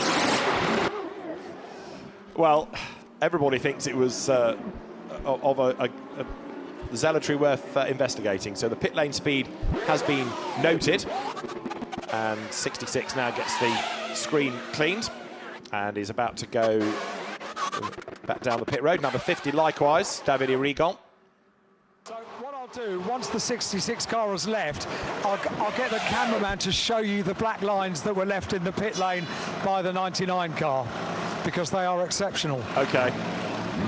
Right, 66 blasts away. So that car down the pit lane, number 50 Ferrari. They were 7 seconds apart when they came in. It looks less than 7 seconds now, and that is because 66 had an extra 5 seconds to serve in the pits. hopefully you'll cross over to the camera down in the pit lane. We are showing you those black streaks of rubber that were left by the Audi when it left pit lane. So oh, blimey. Yeah, right, okay. I wasn't joking, was I? No. That's a couple of quid's worth of Pirelli left on the pit lane floor there. He needs there. to get back and sign it. That's what we do in Orpington. Alan, thanks very much. Right, so it's 77 Mercedes now that takes over the lead, and the reason, just to make the point again, that the gap has come right down is because an extra 5 seconds had to be served in the pit lane by number 66. Calvin van der Linde has taken over at the wheel of that car and has got the number 50 Ferrari with the Dane Nicholas Nielsen behind, tucked up with him as well now, so that gap much reduced. Now, when Fabian Schiller comes in as well, David, if memory serves me correctly, that car was short on its pit stop last time through. It's shown the last pit stop was 1 minute and 39 seconds, so even when Schiller comes in, that will remain stationary for an extra period of time, will it? Or is no? That's the Joker one, isn't it? That's the Joker pit stop. That's the Joker that one. is the last so they pit can stop. Still, yeah. So that's their one and only roll of that dice. Correct. But from here on in, they've got to be 1 minute 40. Yeah. And a bit. And I noticed in the pit lane as well, also those cars that were fighting at the time for positions just towards the tail end of the top 10 are in as well. So Jamie Stanley has brought the number 55 Ferrari in, the Ram Racing Ian Logie driven. Number 8 Mercedes is also in the pit lane, and Century Motorsport are back in as well. So Dan Harper has come in at the wheel of the number 42 at BMW. Hopefully its trouble's now behind it. Yeah, but so much time lost. Yeah. It is in 27th place, and it is way down in terms of laps completed. Is that number 8 coming in as well? No, 75. 75. It is 8, is it? Thank you. So Ian Logie to give way. And also, I think I've just seen Kenny Harble come down the pit road. Alan's task was to go and have a word with Kenny. He can ask him about that spin on his outlap, because that was quite a moment, wasn't it? An hour or so ago. It was, yeah. He'd only just taken over the car and had a big spin, and as he's at that end of the pit lane as well, that's where maybe he might be able to catch up with Peter Cox as well, because I think Peter's that similar end of the pit lane, is he not, if memory serves me correctly, where his team is based. Which end of the pit lane? Kenny Harble end, I think, is. So have a word with Kenny Harble about the spin on his lap, and I think Peter Cox is that end of the pit lane as well, Alan. Which is which end of the pit lane? Pit lane exit end. I'm down the other end, I'm sorry. Yeah. Okay. Well, you've got 7 hours, 29 minutes and 48 seconds to go. Even your little legs can get in that direction, I'm sure. Yes, you see, you asked for a challenge a while ago. We offered you Brendan Aribe, Peter Cox and Kenny Harble. We haven't heard from any of them. No, I know. Honestly, I've been working tirelessly to fulfil my obligation, and I failed on all of them. Very sorry. Well, you are, for the moment, forgiven, Alan. But only for the moment. I was going to suggest it's a very weak case for the defence there, really. No, I've just put my hands up. I'm guilty. 2 C's are in as well. You can just see right the way down at the very bottom of the pit lane, so pit lane entry end. Then we have James Cottingham has brought the number 51 Mercedes in towards the pit lane. So 2 Mercs sitting there in the pit lane. Other than that, everybody else still out there on circuit, and we are very shortly about to chalk 125 laps into the pit lane. Now, who's taken over the number 75 Mercedes as it exits the pit lane? We'll get some sort of indication. It's going to be Philip Ellis, who was no slouch at all when he had his first stint at all, David, was he? No, absolutely. I mean, he is very much the gun for hire in that car. The Anglo-German-Swiss driver, he's done the bulk of his racing in mainland Europe.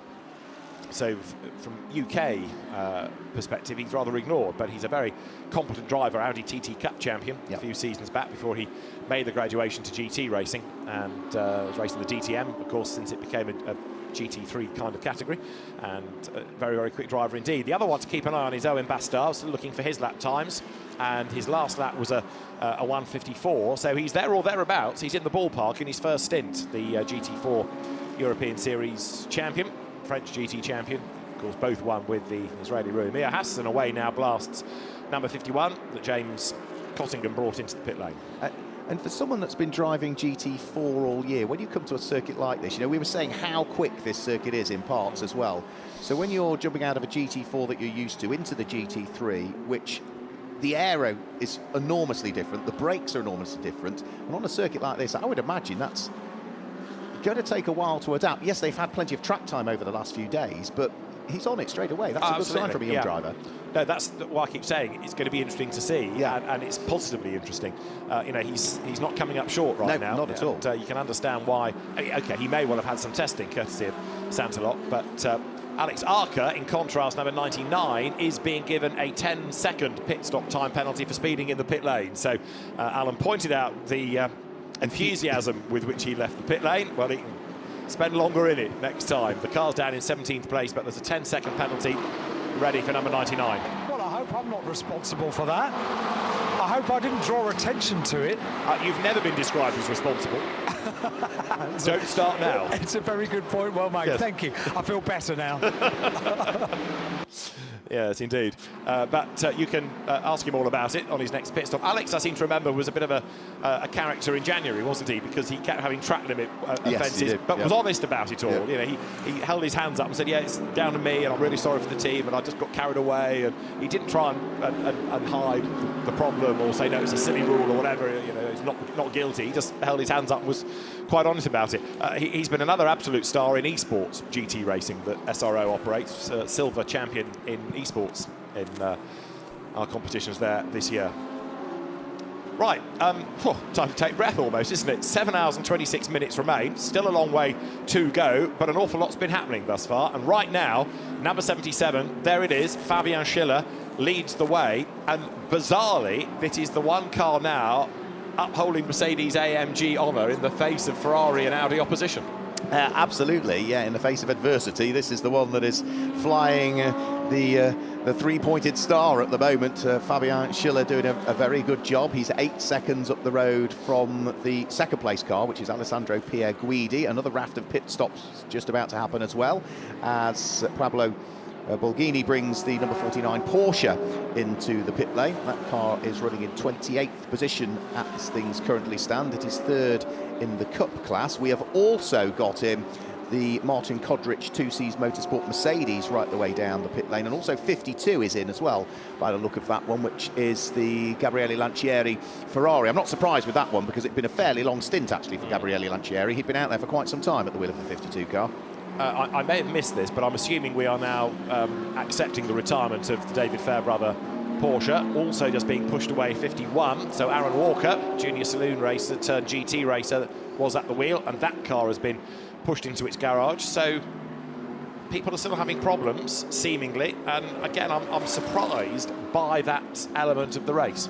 You know, it hasn't got that many start-stop elements that are going to go through the transmission. It's a relatively flowing circuit. It's certainly a fast circuit. We're not having huge numbers of accidents, and yet people are suffering mechanical woes, aren't we? Yeah, it's unusual, isn't it? It makes you scratch your head. You know, is it a case of that the season is that little bit longer, and therefore, you know, what they have done with some of these cars is probably not get them back to the workshop. They've taken them from run race meeting in Europe, popped them in the crate and brought them over here, so the prep has been done locally at the circuit rather than back at the workshop. Is that having an impact? I simply don't know, but I am surprised, the same as you, that we've had a few more cars, and some of that will also be to do with the fact we're going to have more cars because the entry list is bigger this year.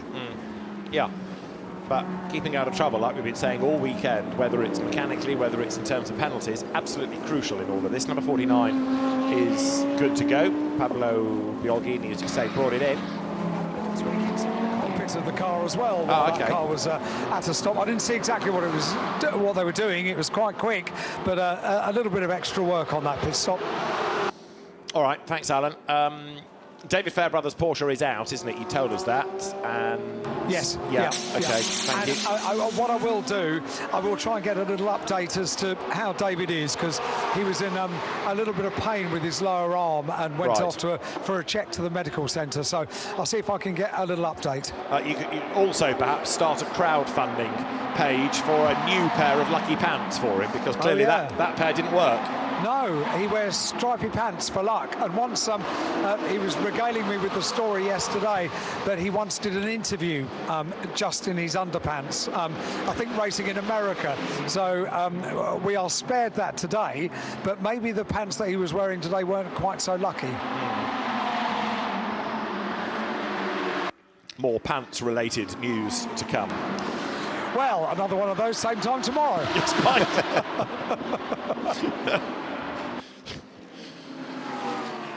So David Fairbrother and team, sadly, out of the race. We've lost the Inception McLaren, the EBM Giga Racing Porsche, which didn't look that badly damaged. That was a retirement, and the two Grupper M Mercedes with mechanical woes, and the damage to the Kessel 33 Muhat Shaharoglu Ferrari. So those are the, what's that, 6 that are officially retired. And this ain't looking good either at 2Cs, is it? It's not, no. So car in the garage, the sister car to it is back on an out lap in the hands of Hunter Abbott for the second time in this race. So that's a number 1 car that's out on circuit, the 51, sitting rather forlornly in the pit lane. And the other car that came to the pit lane was the number 52 AF Corsa Ferrari. That has gone back into the hands of the Lebanese driver. Tani Hana is now back on board that car for his second stint in it. So that is sort of ties up the last few pit stops and the driver changes that have taken place there so far. So Fabian Schiller still continuing to lead the way. The lap times that he's been putting in are being absolutely matched to the nearest thousandth almost over the course of the last few laps by the car in second place, Alessandro Pierguidi. So the lead advantage has not dwindled at all. It's been hovering around 8 seconds for the last 15 minutes or so. But in third place, Lucas Legere, I think, has just eroded the gap that was existing between himself and Alessandro Pierguidi. It's now down to 7.3. He was a little bit slower last time through, but he's been chipping away in the Santalok Junior car, the number 26 car, on the gap that exists between himself in third and the car in second. Now, what about Owen Bastard playing catch-up with anybody?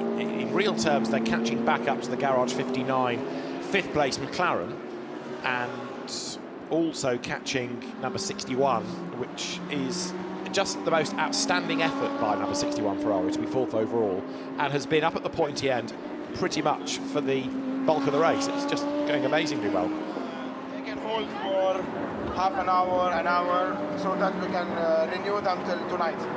Okay, fine, perfect. So carry on. So I think Alan is in the process of trying to sort some news for us from the pit lane. We'll hear from him very, very shortly.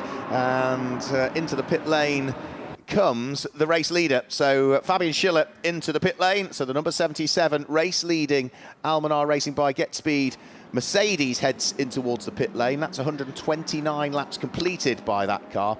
Now Alessandro Pierguidi should pick up the lead of the race, and of course, no, subtly different strategy again for the number 71 Ferrari, because he's only been behind the wheel of the car for just over 25 minutes, so he's quite early into his stint, so he can settle into this nice stint now and hopefully keep that number 71 car at the sharp end for a good period of time. Yeah, it's not a very long stint though by that Mercedes, only 30 laps. So again, we were being told about 35 lap stints, but now that people are playing around with the strategy and having done this raft of early stops, they're getting the 10 regulation pit stops through. Perhaps there's less need to do the full 35 laps. Fabian Schiller stays behind the wheel of the car. He's got new boots on the car. And the screen cleared, a good old-fashioned cloth. Sometimes you'll see that the cars have tear-off windscreens, like tear-off visors. So there's I think it's about 6 you can get on, and the mechanic will rip this film off the screen. But where possible, use the cloth, keep those rip-offs for later in the race, then it's a lovely clear screen for that final blast. So every team factors in that there could be a late race safety car, and that's when you want your best driver in it and a clear screen and ideally new boots on it, and you're good to go. And let's have a look at what the pit stop time is for this car, because remember, it was 1 minute 39 last time, so that was the joker time that was allowed. This time, as it breaks the beam at pit lane exit, let's just have a quick look. It resets back to 1 minute and 40, so they get it bang on that time, having just gone the wrong side of the line at the one prior. So yeah, they are now building in an element of contingency. Yes, you can't afford to lose time in the pits, but equally there's no point to be under, because all you do then is cop a penalty. So yeah, if you're slightly slower than 1 minute and 40, that's better than being slightly under it for obvious reasons. You can't release the car early and then park at the pit lane to get there. The no, end of it. People have tried, yeah.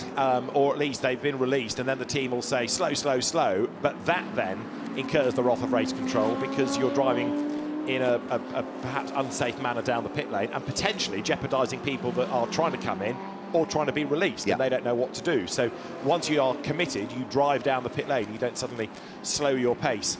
Martin Berry is in, so the Australian is in at the wheel of the number 20 SPS Automotive Performance. Again, it doesn't seem 5 minutes since he jumped on board that car, but obviously a full stint has happened for Martin Berry. So that car is stationary, refuelling going on. Only once the refuelling has finished, then can driver jump out and the rest of the work take place on the car. And for Martin Berry, that is his first stint at the wheel of that number 20 car.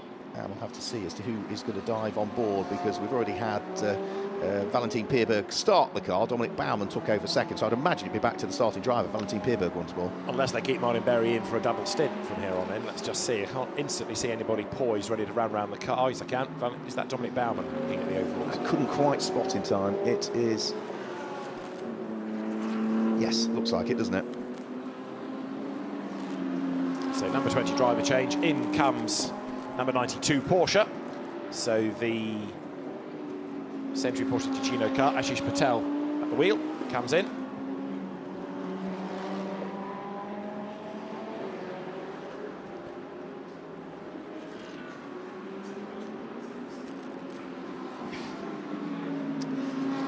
So driver change done and dusted. The car will come back down off its air jacks, and Dominic Baumann will head back out onto the circuit. So Valentin Pierberg only having done the single stint so far. Dominic Baumann will head out for what is his second stint in this session, and that car, see where it feeds its way back out. Let's just have a quick look. It was running in the top 12 when it came into the pit lane, and it is a slightly slower stop for that car actually, so it's given away a little bit of time. 1 minute 40 would be the ideal. 1 minute 55 means they've potentially lost 15 seconds in that stop. Yes, but they had a 10-second penalty to serve for earlier speeding. Right. Number 20. So that had to be accounted for as well. So they've lost a further 5 that they needn't have in some... Yeah. Yes, yeah. yes. Yeah. But some of that can be accounted for. Right, so where do we go next for a battle? Well, the lead gap is 9 seconds, and the last lap was very, very comparable to a 10th between the two of them. In third place is Alexander West, ahead of Kelvin van der Linde, and he is catching. Owen Bastar runs in 5th place. Jan Magnussen has gained a place overall now because of the pit stop for 61. And where is Fabian Schiller? He has fallen behind number 50 Ferrari, hasn't he? Nicholas Nielsen is ahead of 77 after their most recent pit stops. I think we've also just most recently had a change for what would be second and third in GT3 Pro-Am as well, because Philippe Ellis now, the number 75 car, is running 9th overall and second in GT3 Pro-Am. I think he was third a few laps earlier. So. Okay. The other one to watch is Kelvin van der Linde, because 66 came in on the same lap as number 50 Ferrari and is now ahead of it. And Kelvin van der Linde is bringing the Attempto Audi closer to Alexander West by about 3 seconds a lap, and he's got 6 seconds to make up. So within 2 laps, he should be ahead. And then, okay, he is a long way behind the top 2, but is making good pace. So Kelvin van der Linde has been in the car for 9 laps, so he's got a good chunk of his stint still to go and to try to make up places against number 71 Ferrari. But 71 Ferrari is another of the cars that pitted early, and so that, I think, now is a genuine race leader, isn't it? Allowing for the different pit stop plans. That is ahead of 66 now on merit. It's made 4 stops to the 5 of van der Linde, admittedly in number 66, but that car is now where it needs to be, where it should be. Absolutely. No, I think you're quite right that whilst we've had a varying different sets of strategies, it all starts to cement itself as wheel to wheel. Fabian Schiller almost had the door closed on him there by Alex Arca. This isn't full position because of the time that the number 99 Audi lost in the pit lane, and Alex Arca is still not exactly making it easy here for Fabian Schiller. Fabian Schiller is on the right-hand side of the circuit, so that will give him the outside line as they head up towards turn 9. Can he sweep his way around the outside on the bank section of turn 9? No, he's going to apex that a little bit later and try and get a better drive off the corner, but he doesn't want to be side by side through the next 2 right-handers that are coming up, so he'll probably have to just be rather settled in the fact that he's going to have to sit behind the Audi until probably the start of the next of the laps before he can somehow try and squeeze and wiggle his way through. So he's not going to try another attempt through turn 14 and turn 15 and up towards turn 16, but the grunt of the Merc in a straight line, I still don't think is going to be sufficient as they head over the start-finish line. He's just that little bit too far back, isn't he? And Alex Arca leant on him there. He was alongside at one point, but never has his nose ahead. Flash of the lights, get out of the way.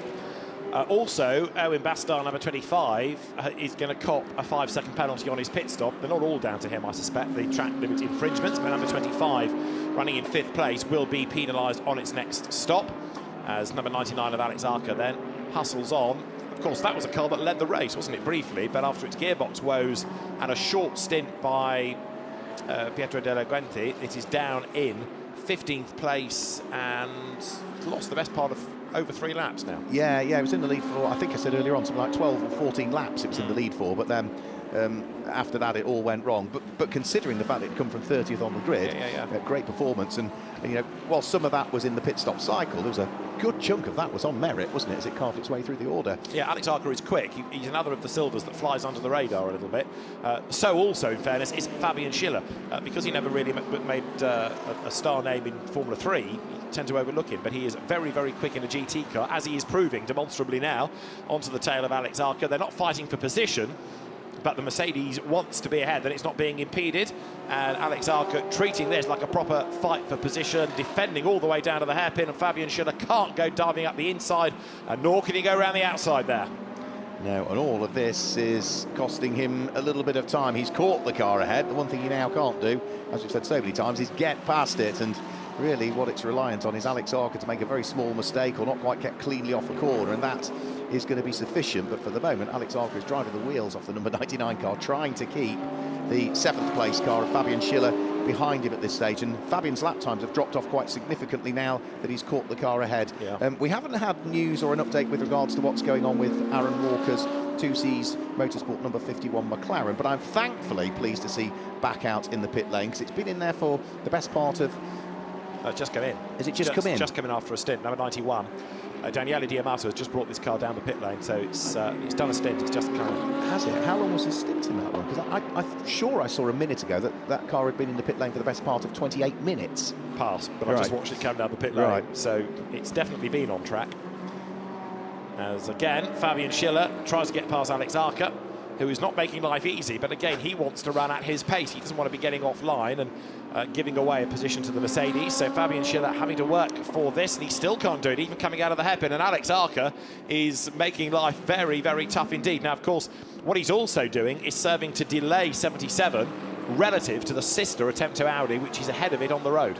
Yes, of course, yeah, so that will be part of the game plan, won't it, to try and slow the Mercedes down. Fabian Schiller this time gets his nose up the inside. Alex Arca's not going to make it easy. He's got the inside line for the next part of the chicane, so Fabian Schiller looks to try and get a better exit and gun the Mercedes coming out of the corner to try and draw himself alongside, but is that going to be sufficient? We'll have to wait and see. Back into the pit lane comes the car of Nabil Moutran, and as for Fabian Schiller, no, still cannot get the job done. What's that, 3 laps now? He's been absolutely in the wheel tracks of Alex Arca, but as yet, there's no chink in the armour. He's not found the gap. Can't find a way through. There you can see the Moutran clan still serving the most recent pit stop, ready to go back out again. And the Ferrari that Daniele Diamato was behind the wheel of rejoins as well, with now Axel Sartingen back at the wheel of that car. So once more underneath the hotel, turn number 14. Alex Arca still under this pressure from Fabian Schiller. Pit stop still in the process of being concluded in the pit lane, as the next member of the Moutran family is about to jump on board. So the 3 brothers all racing together behind the wheel of the number 95 car. So it was Nabil that jumped out. He's the middle of the brothers that Alan Hyde caught up with earlier on. Coming down off the air jacks comes the number 43 Ferrari. So that was brought into the pit lane in the hands of Jan Magnussen. Is it going to be Kevin Farmer that heads back out, or is it going to be Kevin Magnussen? We'll have to wait and see as to when the car gets towards the end of pit lane. It's Mark Farmer that comes back out into that car. So it's same order as that first rotation, isn't it? Fabian Schiller is getting pretty grumpy here, isn't he? Because his lap times are going up. He's now mired behind the Audi, and he's losing time all the while relative to those with whom he wants to be battling. And of course, Lukas Stolz in that car, fighting for the championship, for the IGTC crown. So they need to make progress. Away goes number 95, a little hesitantly in the surviving Toro Verde Porsche. Again, Fabian Schiller thinks about a move to the inside line, but it's not going to be long before the Get Speed team are shouting for a blue flag against the Audi. And again, Schiller gets good drive through turn 7, but just can't find a way past the Audi because it's exactly on the wrong part of the road for him. Yeah, and I think Alex Arca almost slowed up on the apex there to gun the car coming off the corner, so that potentially Fabian Schiller couldn't get on the throttle as early as he would have wished to, because otherwise he'd have run into the tail end of the Audi. So again, nose to tail round through turn number 9 they go. Fabian Schiller may be a little bit too late on the brakes there and just ran out a little bit wide. There's a car up the road they need to try and deal with as well, and that's going to be the number 61 car of Jean-Paul Sarda, which is the GT3 AM leader. Yeah. And I don't think anybody has led GT3 AM for a long, long period of time other than that number 61 Ferrari now. Has everybody had a go in that car? Because, I mean, every time we look, it seems to have been Konrad Grunewacht behind the wheel, but it's just done an outstanding job to be so well placed all race, really. The Magnussens, by the way, and Mark Farmer, 5-second penalty, track limits. Philip Perret hasn't, I don't think, been behind the wheel yet. We've seen Louis behind the wheel. I don't think we've seen Philip Perret behind the wheel of that car yet. OK. And the Louis Perret has a question mark because they were having a transponder glitch at the time. So, OK. Right, OK, yeah. There are certainly more to come, is what yeah. we're saying. Yeah, OK. One, maybe even two drivers. Jonathan Hui took over 93, and this, 71, is the leading car. This is Alessandro Pierguidi. He was 11.5 seconds up last time around, and he's being chased by Lucas Legeret, and the gap is widening then. So Ferrari ahead of Audi. 12.9 seconds is the margin, and then Kelvin van der Linde is lapping quicker than both, but he's over a minute back. So 66 needs these cars to have a bit of a problem, or another safety car, and with 7.5 hours to go, that's certainly a possibility. Yeah, Kevin van der Linde will also know that two cars ahead of him will have to stop earlier into the pits, and that's where Alan Hyde is. What was the challenge you sent me? Maybe just to try and get an update as to what was going on. No, not that one, not that one. To have a chat to Kenny Harble. Yes. Well, I've got him here. Hello, Excellent. Kenny. How are you? Yeah, good, thanks. How are you? Very good. You've had a mega year, haven't you? Absolutely superb year. So, rather nice way to finish it, isn't it, here at Abu Dhabi at Yas Marina? Oh, look, I love being here. I love the track. I love the people. I love the whole country. I mean, this is a highlight for us. I think it's a highlight for many of us, to be perfectly honest. Yeah, absolutely. So we're doing really well. I think we're on the lead lap. We're very close. We were leading actually a little while ago. My stints are great. I'm done. Drove really well, very quick. Pretty much same speed as the leaders, so I was really happy. I had one moment, I'm not sure if you saw that on TV. So I was going to ask you, but I didn't want to ask you unless you brought it up. So explain yourself. I'll tell you what happened. They were swearing at me in German. And it's lucky I don't understand German. But I went out on slicks, obviously. Part of the track was wet. Yeah. And right down there, the fastest part of the track, 270, there was a little bit of water near the white line, and the rear touched the water and it was gone. And very, very lucky to save it. But you know, when I was younger, I was a stunt driver in Australia. Were you really? For the soap operas. Were you really? So some of that came in handy. Some of that was really like whoop, whoop, whoop, whoop, and oh god, my heart stopped. That's amazing. So as I got out, I went and changed my underwear. How do you get the job as a stunt driver in a soap opera? I was a bit of a crazy kid. Right. Long story. Right. So needs a few scotches. You had a name for it. Yeah, right. Okay. Introduce me to Martin, if you would. Martin Conrad. He's Mr. Calvin Klein model from Austria. Brilliant driver. That's a nice intro, if ever there was one, Martin. Yeah, I wish it would be true, yeah. How has the weekend been going? Oh, we had a lot of fun until now. I wasn't in the car, but Kenny did a great start and also a great second stint. And we are in the mix. We're fighting for the podium. We already won the championship, but it doesn't matter for us. We want to win also this race. Yes, yeah. Well, it's one to look forward to for the end of the year, isn't it? Yeah, of course. No, we are fighting until the end, and Kenny give us that car in a great position, and so let's try to fight until the end. Martin, thank you very much indeed. Kenny, it was a challenge that my co-commentators set me to find you and to talk to you, and you haven't let me down, I have to tell you.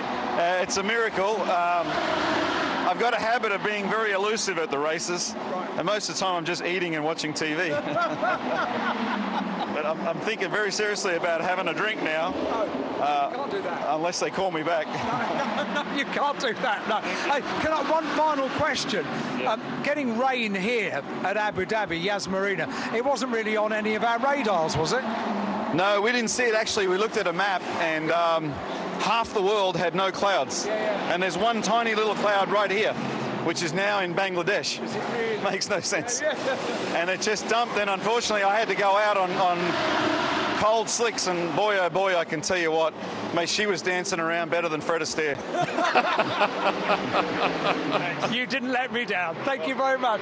Kenny and Martin, thank you very much indeed. OK, I like your tips. Give me more, give me more. We like Kenny Harbon. He's a great character, isn't he? Yeah, absolutely brilliant. Alan, thank you very much. From what Kenny was saying, that's him done. He's done his... he's done his bronze time. He's off for a tinny.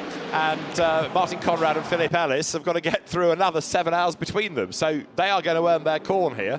But the patron, Kenny Harbel, can go and watch the telly and carry on being elusive at races, which he seems to be very good at from what he's saying. But he's a proper character. Has developed a good property business after being a stunt driver, but has a nice collection of cars. He came to the Goodwood Festival of Speed a few years back with his ex-Peter Brock Holden from 1987, so he supports the right kind of cars. GT racing and Holden's from Australian touring car days. He's a proper bloke. So Alessandro Pierguidi is the race leader, and right now, Mark, he is building this lead over Lucas Leggeret, and this hour, advantage swings Ferrari's way, doesn't it? No, absolutely. It certainly looks as though we're going to see Ferrari come more to the fore in this one, but we also have to consider the fact that Kelvin van der Linde, he may be 75 seconds off the lead of the race at the wheel of the number 66 Audi. He is, of those at the sharp end, he is shorter into his stint than most others, so he's going to stay out that little bit longer. But the flip side of that is so also will Nicholas Nielsen at the wheel of the number 50 Ferrari, because he has been behind the wheel of the car very similar time to Kelvin van der Linde. So they pitted on the same lap, didn't they? They did, yeah. So they'll both sort of, I would imagine, be first and second once we've cycled through the next batch of pit stops that the front runners are going to do until they get to the point where they will need to pit once more. But we're not even halfway through this race as yet. We're just coming up to the 7 hour to go mark. So we're 5 hours in to the 11th running of the 12 hours Abu Dhabi. Leading the race overall, leading the pro category, Alessandro Pierguidi by now 17 seconds. Leading the Pro-Am category is the number 75 Sun Energy won by SPS Mercedes into the hands of Philip Ellis. He leads that by about 8.5 seconds between himself and the number 88 Garage 59 McLaren, which has only just been taken over by Benjamin Gota once more, so he's quite early into his stint. And the number 61 Ferrari still leads GT3 Am in 10th place overall in the hands of John-Claude Sauder. Leading the class for the Cup cars is Ivan Giacomo at this stage in the Century Porsche Ticino car. That's the number 92 car that circulates down in 23rd position. Those are your class leaders. I know that number 66 Audi Kelvin van der Linde has made an extra pit stop. I'm hoping that is the only reason that he's over a minute adrift of the race leader, because that's quite a big deficit to make up. But certainly Pierguidi is looking strong at the moment. Now, number 71 Ferrari is now, 24 laps into a stint, so another 6, and it's heading towards the point where you can expect them in. Although 35 laps was the magic number initially, 30 seems to have become the norm. The stint's a bit shorter than was really being thought about for the majority of teams, as here comes number 26, Lucas Leggeret at the wheel. So that was the car that Gilles Magnus put into the lead of the race, but this has been a solid, if not outstanding, stint from the very, very tall Lucas Leggeret. New to the circuit, comes down towards turn 16, up towards the timing line, and Leggeret then will break the beam, with the gap last time being 17 seconds, and now 18.2 seconds is that margin. Fabian Schiller, in the meantime, is still, can you believe it, stuck behind Alex Arca, as he has been for 6-7 laps. He's a hugely patient man, isn't he? He's tried pretty much everything, but nothing at all has worked as yet. There's another Ferrari just up the road that they're closing in on slowly, so that might be the potential catalyst. That's the number 91 car, I think, that they're closing in on, which will be Axel Sartingen once more that's behind the wheel of that one. Is this the opportunity? He draws himself alongside again, but can't quite do it the first part of the chicane. He tries to get a better run coming out of it again, but as ever, making sure that he covers off any move from the Mercedes behind is Alex Arca, and it's like a replay of the last, dozen or so laps now. Yeah. Still can't find a way by. Still the frustration is there. I'm a bit surprised there hasn't been a blue flag waved at Alex Arca, because he is, as I say, not racing for position. He's 14th, and the car he's blocking is 6th, but for the moment, it's being allowed to carry on. I'm also surprised that the Get Speed team haven't gone and said, come on, let us by, stop being silly. But for the moment. Number 77 Mercedes, Fabian Schiller, still unable to find a way past. And it comes back to this BOP. Even though these are cars on different laps, they are so evenly matched in terms of a race pace that finding a way through is not easy. That Mercedes doesn't have a massive speed difference to allow it to just walk past. He's still got to fight or rely on that back marker to get out of the way. Yeah, Fabian Schiller's now, what, an hour and 20 minutes into his stint almost, so he's surely going to be coming into the pit lane before too much longer, but how much time has he lost whilst he's been bottled up in the Pirelli wheel tracks of Alex Arca? There's also traffic just up the road to deal with, so Alex Sartingham is needing to move his Ferrari out of harm's way, so this could be the opportunity here, because all of a sudden Alex Arca is getting held up by traffic, but I'm afraid still no opportunity to try and squeeze his way through. The Merc is still firmly stuck in the hands of Fabian Schiller behind the Audi. And are they going to be caught by anybody? Well, the car doing the chasing is Philip Ellis, but he's a long way back. So again, Schiller tightens the line coming out of the hairpin and finally gets up alongside, and they make contact, and they make contact again. Alex Arca does not want to give way, but it's all a bit unnecessary, this, given that he is 3 laps down on the car that he's defending from.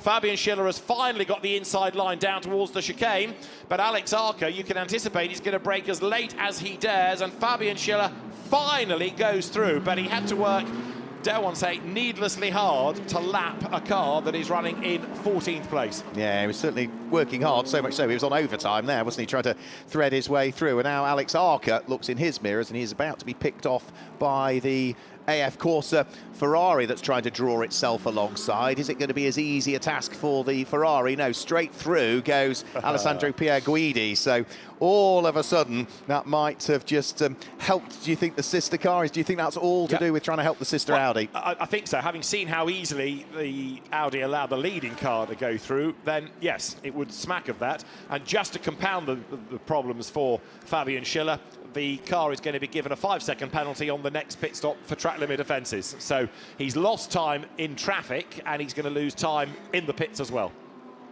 I would imagine that will go down like the proverbial lead balloon with the team. I think you're probably right. Like a broken lift, yes. So that car... Be a fun interview. Yeah, good luck with that one. Yeah, that car delayed and another delay to come. And you know what's going to happen, that extra 5 seconds that they'll serve, they'll find themselves later on in the race stuck up behind the number 66, behind the 99 Audi again. Absolutely, yep. See it coming, can't you? And the contact between the two has been noted, but one hopes that Alex Arca's very wide car is noted as well. So there is the leader, 71, and it last stopped on lap 115.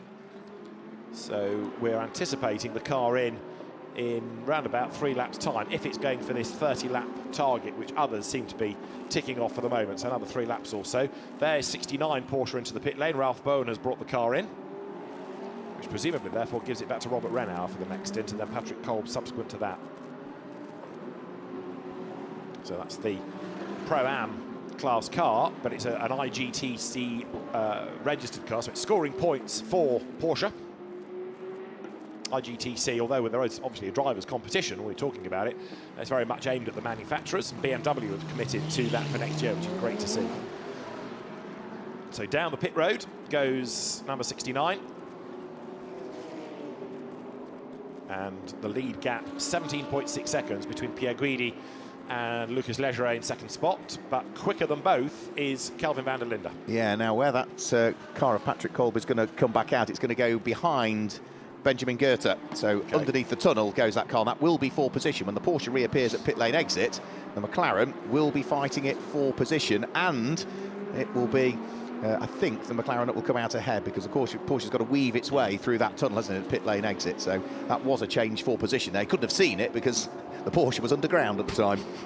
And it is Kolb rather than Renauer that's taking it over, as you say. So yeah. Patrick Kolb gets back behind the wheel, and the lead car then on lap 144, not only the outright leader but also the best registered for IGTC points. The top 7 are all IGTC cars. So we await the next round of pit stops for the leading group. The order set to be shuffled again as they do so, and in has just come number 26. So Lucas Leggeret down the pit lane in the Santalok Audi at the end of, for him, lap 143. So into the pit lane he comes, the SRO Motorsport BMW squeezing its way up the inside of the Team Baron Axel Sartingham driven Ferrari there, so place gained by Darren Young as he tries to get that BMW up through the orbit. Lost so many laps early on that, you know, it's still languishing rather down there in 27th position. It's 5 laps adrift of the next car, so it just got to keep pushing on, and as so many of these cars are doing, that fallen into strife earlier on. You know, if you're in some respects fortunate enough that the strife hasn't caused you to retire, which it has so many, all you can do for the rest of it is try and drive flat out and just see what happens. And you know, if you bring the car home after the troubles early on, it almost feels like a win, doesn't it? Everybody's 2 places better off, courtesy of the demise of the Mercedes. You know, you never know quite what's going to happen. Lucas Leggere, that was a good stint in terms of distance, 36 laps, and he will now give way. So that car will go back to Simon Gachet by the look of it. Another set of Pirellis goes on, screen cleared. Get rid of all the grime. You're right, he's a tall chap, isn't he? Oh, absolutely. Yes. Sort of folds himself into the car. And 36 laps when you've got your knees round your ears isn't much fun, I wouldn't have thought. No, if we've got a box, we could get Alan Hyde to interview him, couldn't we, down there? Well, I was thinking we'd just sort of put him on a jib and lower him from on high. You'll still be on your tiptoes. I absolutely will, but he's just been congratulated by the team, making his way to the back of the garage to get his helmet off. And yes, you're right, he is a very tall driver. Have you got a boom mic, Alan? Well, do you know, when I first used to, many years when I started interviewing Matt Neal, I used to get an aching arm. I used to bring the interview to an early close so that I could rest my arm. I'll see if I can find him. Didn't know you suffered from arm fatigue, Alan. It's a common problem with small commentators. Is that right? I'm afraid so. I've got visions of Lucas Leggere and the Santalot team pointing at you saying, how far away is he? In Lucas Leggere's world, Alan is a little ant, but he will scuttle in that direction. But he's done a good job, joking apart, in that last stint, and Simon Gachet does take over. So yes, find him a comfy chair, Alan, he's all yours. There is a chair right here, and he's with me. Lucas, hi, good to get. Would you mind possibly sitting down? There, this is good. Thank you very much indeed. So, good stint. Yeah, fairly. I think overall it was quite good. We had a small problem. The water drinking system broke, so this is why I stopped early. I should have gone for a longer stint. Right. So I asked the team to stop so I can drink a little bit because I had so much dehydration while driving. So we'll fix it and we'll see where we go about this. Even though you're now sitting down, I'm still not that much taller than you, which is a real... How tall are you? 195. Are you really? My goodness, wow. Is that not a little bit uncomfortable in the car for a long stint? No. No, actually in GT races, it's quite an open cockpit, so I do have space, and it's not a problem for me. Absolutely brilliant. Thank you so much for having a chat to us. There we go. There we go. Another assignment ticked. Yes, absolutely. And just to prove that we're not being heightist in this, well done for interviewing a really tall chap, Alan. Fantastic. 195 is what, 6'3"? Yes, just a little bit more now, about 6'4", 6'5". Yeah. Wow. Yeah. Wow. Gosh. Well, thanks, Alan, for that. I'll find another task for you. Who have we not heard from that's another character? Actually, part of the Sky team, like a Chris Froggatt maybe, or an Eddie Cheever would be on that list. And also, Alan, I think Philip Ellis. I know he's in the car, but add him to your list, because when Philip Ellis finally gets out of 75, like I keep saying, he's such a overlooked talent because of his German-Swiss background as much as Britishness, that he doesn't really get much credit, but he's another quick driver, so I'd offer you him as a possibility as well. And Owen Bastard you have to do just because he's a proper goofy character as well as being very quick. So this is the nice thing about this race. There are so many characters, so many good drivers across all the cars, aren't there? Well, just after that interview, what a nice guy. I said, thank you for sitting down, thank you for playing along with me, I'm really small. And he said, no, the problem is not yours, it's me, I'm just really tall. He tried to make me feel better. Lucas Leggere, the BFG, the big friendly giant, who sort of stoops down to be kind to you, yes. Yes, he does, yeah. Right, thanks, Alan. There's another round of stops coming up, I reckon. And as I say, Erwin Bastard at a number 25 we'd like to hear from. Philip Ellis, definitely another one. I suspect Alex Arca might have some explaining to do after, why was he getting in the way of Fabian Schiller? See if he fesses up, hey? I don't think we'll get any confession there at all. He would just say, it's up to him to get past me. It'll be as simple as that. So yeah, I think Fabian Schiller will be in, Alex Arca will be in as well, and after that, might be Alessandro Pierguidi. There might be the next one in as well at the wheel of the race-leading Ferrari at this stage. Now, there's a little bit of traffic just up the road that Alessandro Pierguidi will need to deal with. He has got a reasonably comfortable lead now as well, hasn't he, over Kelvin van der Linde at the wheel of number 66 Audi that's there in second place. This is the car that at the moment still leads GT3 Pro-Am as well, the Sun Energy One by SPS machine in the hands of Philip Ellis is another car that has largely been at the sharp end of Pro-Am for a good period of time, and again that's down to all of the hard work that the likes of Philip Ellis has done and Kenny Harble that we've seen behind the car, but they've still got Martin Conrad to stick in that car at some point, because has he not had a stint? He's not had a stint, I don't think, as he alluded to with Alan. I think he alluded to the fact he'd not had a stint in the car yet. So Kenny Harble gets all of his driving out of the way early on, and then the rest of the race goes to Philip and to Martin Conrad. But yeah, this car going nicely. They're already class winners, Kenny and Martin, within IGTC in the championship this year. Also interesting that Lucas Legere was saying he only pitted because the drink system wasn't working. He'd done 36 laps, which is what people were expecting to be the maximum. So how much further he could have gone, I really don't know. But that's extraordinary to think that it was not fatigue or tyres, it was purely the drinks bottle and the fact that he was getting dehydrated that brought him in. So if they can run even longer stints, that's going to be interesting to monitor. Alan, hello. Well, we all know from Kimi Raikkonen how important it is to have a working drinks bottle, don't we? Very fair point, well made. Yeah. Yes. Yes, indeed. So right now, the lead gap is 1 minute and 11 seconds, which is Pierguidi to van der Linde, who has made one more pit stop, don't forget. So 5 stops to the Audi, only 4 to the Ferrari. So the pendulum again should swing back in favour of number 66 Audi late race. And number 99, Alex Arca, 5-second penalty for him now for track limits. So they've already copped a 10-second one for speeding in the pit lane. Oh dear. And now 5 for track limit offences. The car we're looking at the moment is the car that leads the GT3 AM category. So this is Jean-Claude Sauder that's behind the wheel of the number 61 AF Corsa Ferrari at this stage. And again, proper team effort again. It might be an AM category car, but they really have worked superbly well to ensure that this car, whether it be the likes of Louis Perret behind the wheel, we think the 2 good stints that were put in by Conrad Grunwald as well, Jean-Claude Sauder at the moment, and I think we've still got, again, I think it's Philip Perret I haven't seen behind the wheel of this car as yet, but we know that that machine did have a small issue with the transponder driver identification earlier on, but I still think we've not seen all 4 drivers behind the wheel of the number 61 car, but it has been going beautifully well. So we've got the leading car in Pro-Am about to put a lap on the leading car in Am. A flash of the lights from Philip Ellis.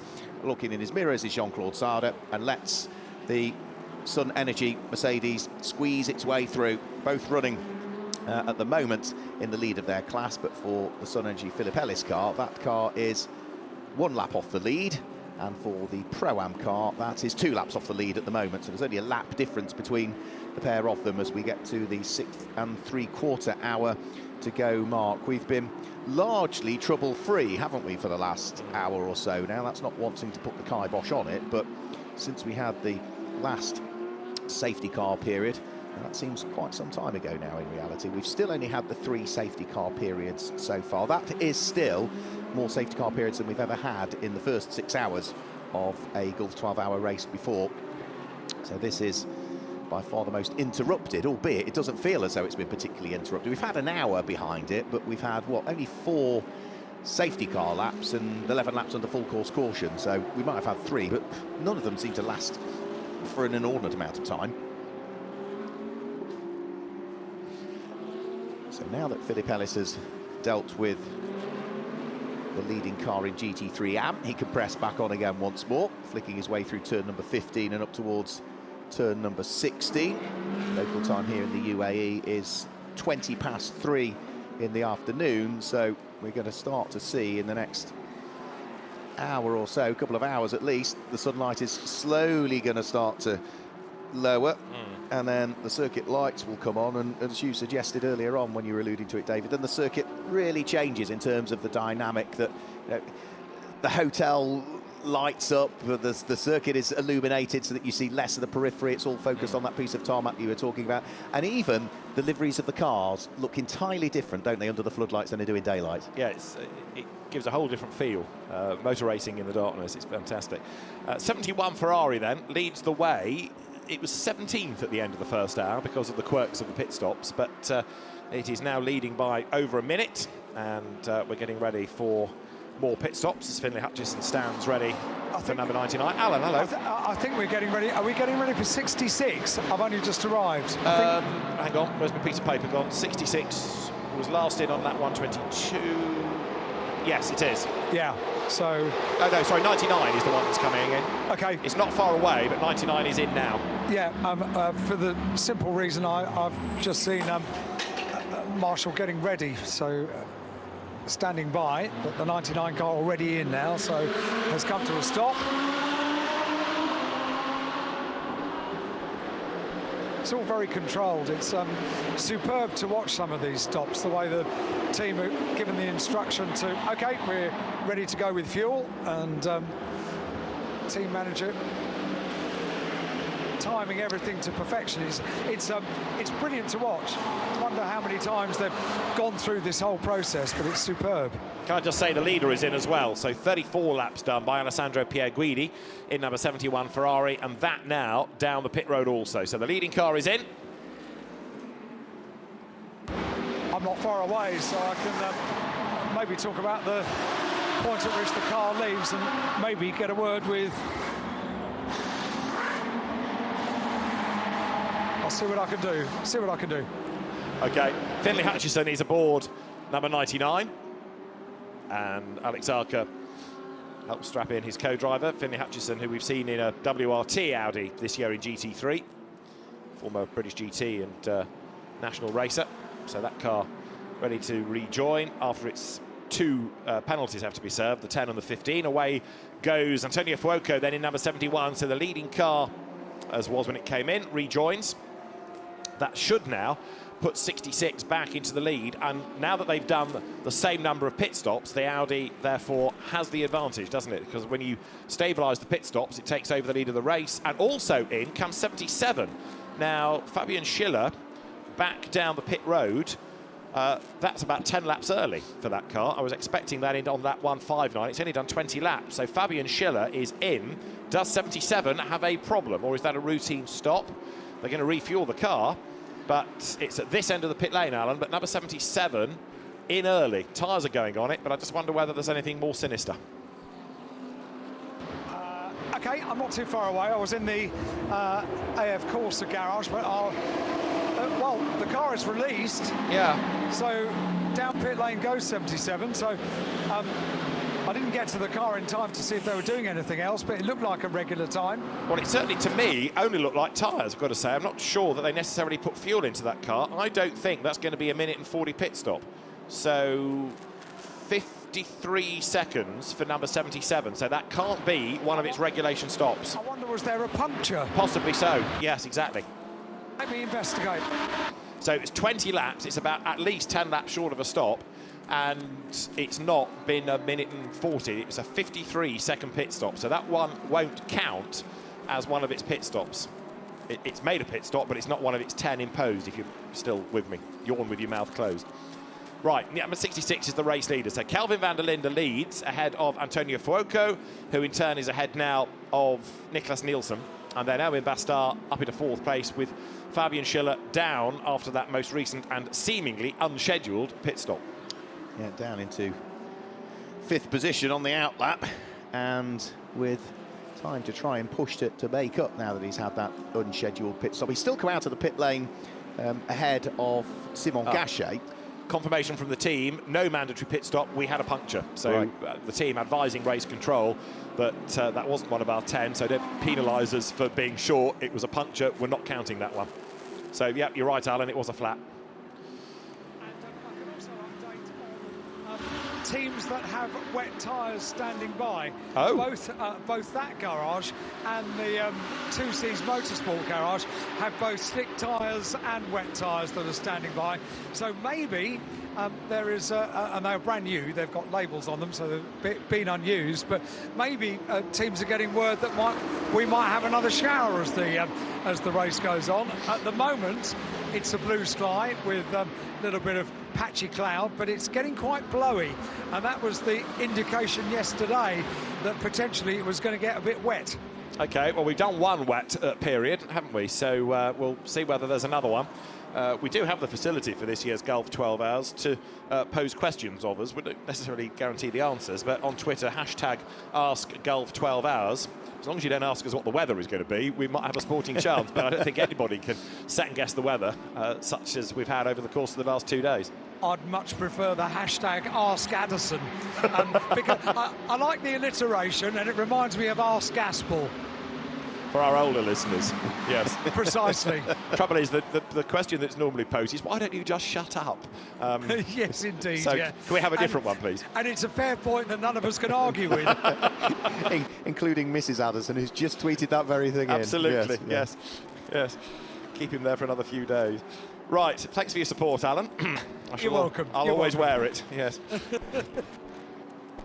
The incident between Fabian Schiller and Alex Arca with the rubbing between the two has been noted. I think we touched on that earlier on, but it's come out with a driving standards flag for the pair of them, but actually nothing for Alex Arca getting in the way for so many laps.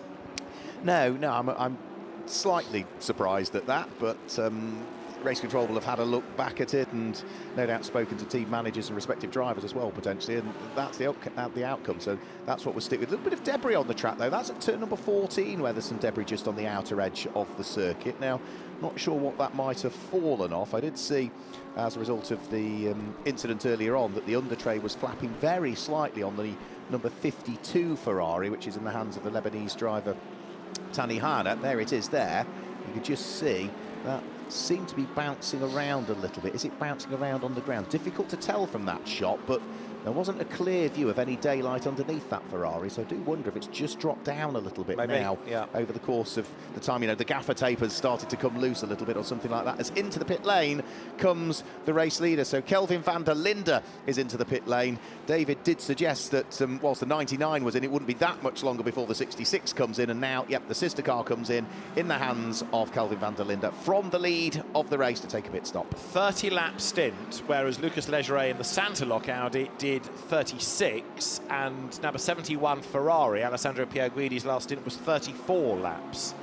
So I offer you these lengths for the moment for interest. When we get more towards the end of the race, we'll start to see how they all change, but only 30 laps done in that last stint by Kelvin van der Linde. So the car being refueled. Only when the refueling is done can anything else be done to the car. You can see the mechanics ready with the tyre guns, ready to jump towards it, ready to go. And up it goes now. So tyre change. Driver out. Kelvin van der Linde will be replaced potentially by Dennis Marshall, who was the driver that did the second stint on the first rotation. And you can see there the film on the windscreen. That's got one of the tear-offs, but they're going to just clean that and keep the tear-offs for later. So with that pit stop taking place, first couple of questions are coming in. Mark Urban has asked the one that you didn't want asking, which is what the weather's going to do. Well, thanks. Thanks for that one. We know about the wind, but there is no sign at the moment of any dark clouds, even looking in the distance, and the way the rain came earlier and the way the wind is blowing. Nothing obvious there. Chris Humphreys, this is one for you probably, that David. Is there a 65-minute stint in this race like there is Spa or other Intercontinental GT races, is the question.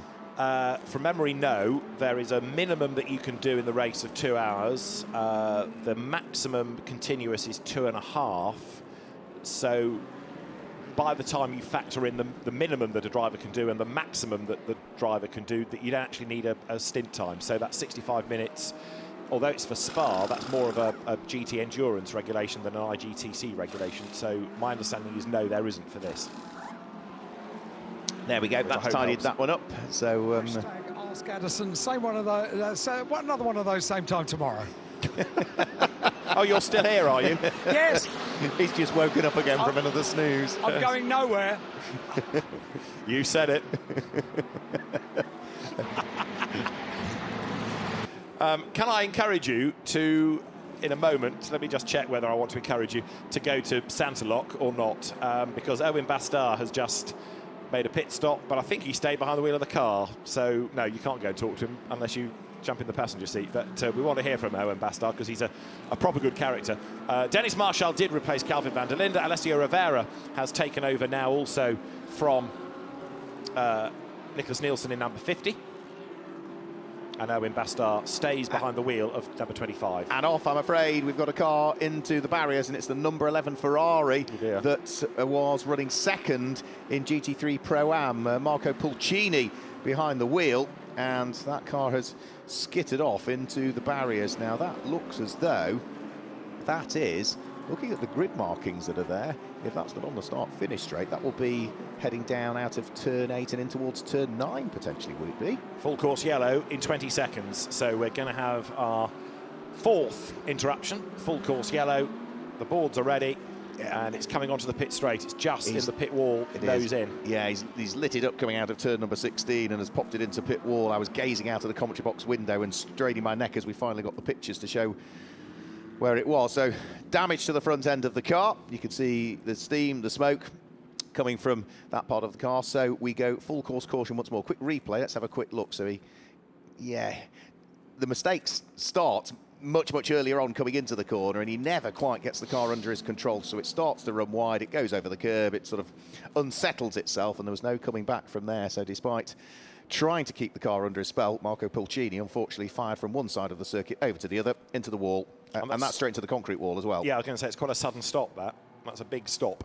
Right, so anybody that has got a pit, they're in the pits, like number 8, they can get away with that before the full course yellow was called. But for the moment, if you do make a pit stop, you can't count it. And what this does now, of course, is herald the arrival of the safety car in due course as well. So although there are gaps, that car needs removing, and then we're going to go safety car for the restart. So at the moment, everybody will crawl round, but then when the safety car comes out, the cars can quicken their pace, the gaps will come down, and it means that 35 seconds between Fuoco and Gachet for the race lead will be much reduced. So does this potentially help Fabian Schiller on the basis he just came in for not one of the enforced pit stops, came in just to top up with fuel, which means that now, whilst he is an hour and 44 minutes into the driving seat in that car, he can push it as close to the 2 hours 30 maximum because he knows he's good on fuel now.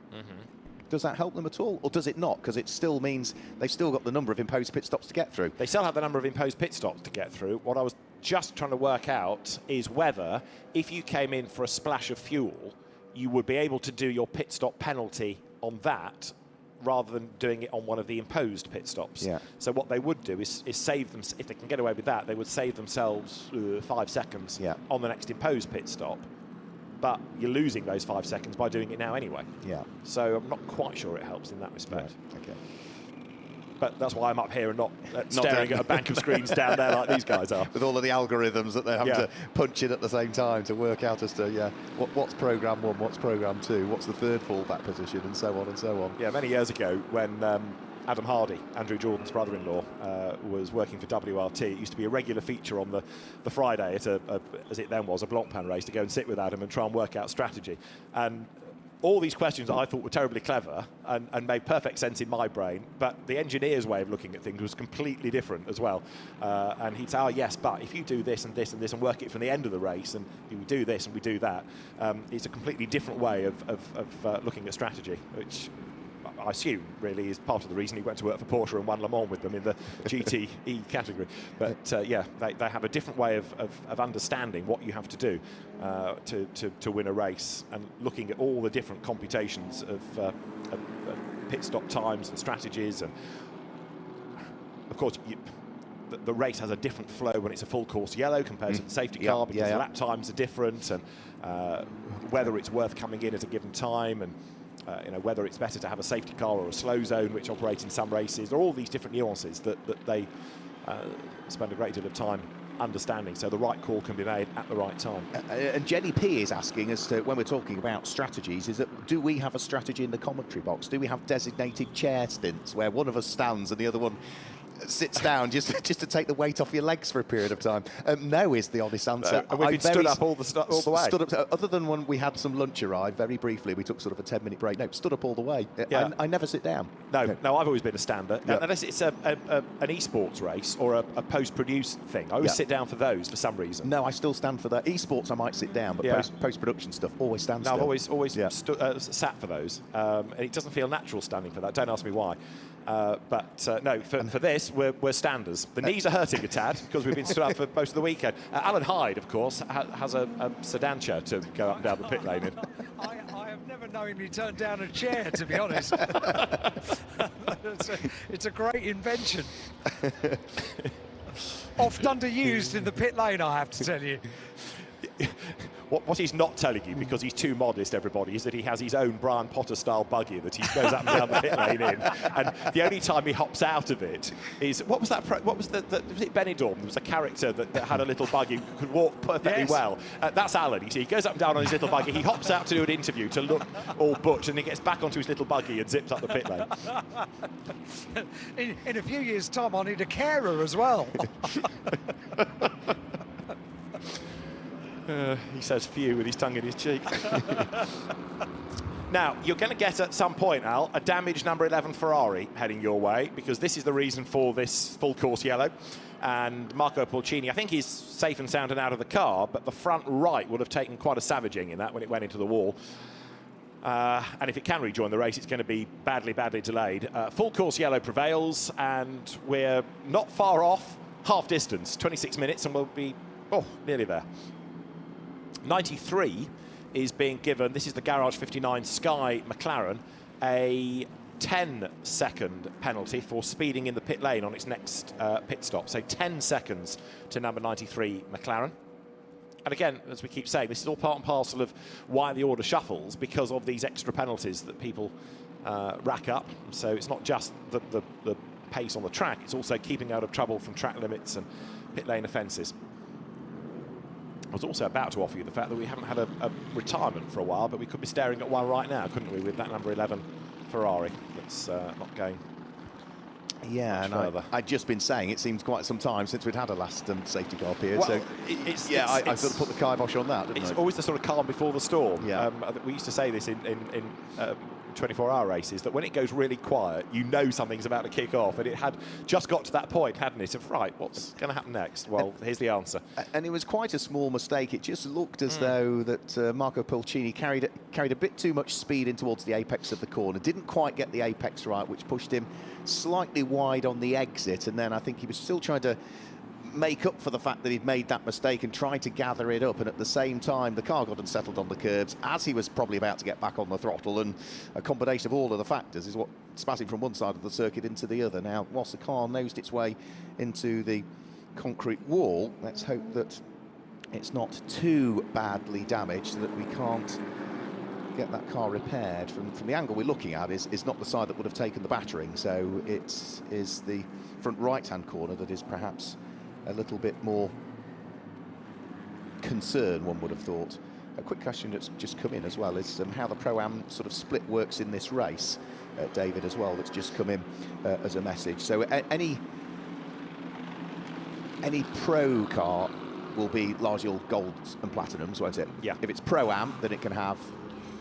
Oh, right, again, there's a sliding scale of how many silvers to the bronzes, and again, whether you have 3 or 4 drivers. But there's a sliding scale. I can dig it out if needs be. But you can have... But an AM car can still have one silver and 2 bronze, or... A silver and 3 bronze. Yeah.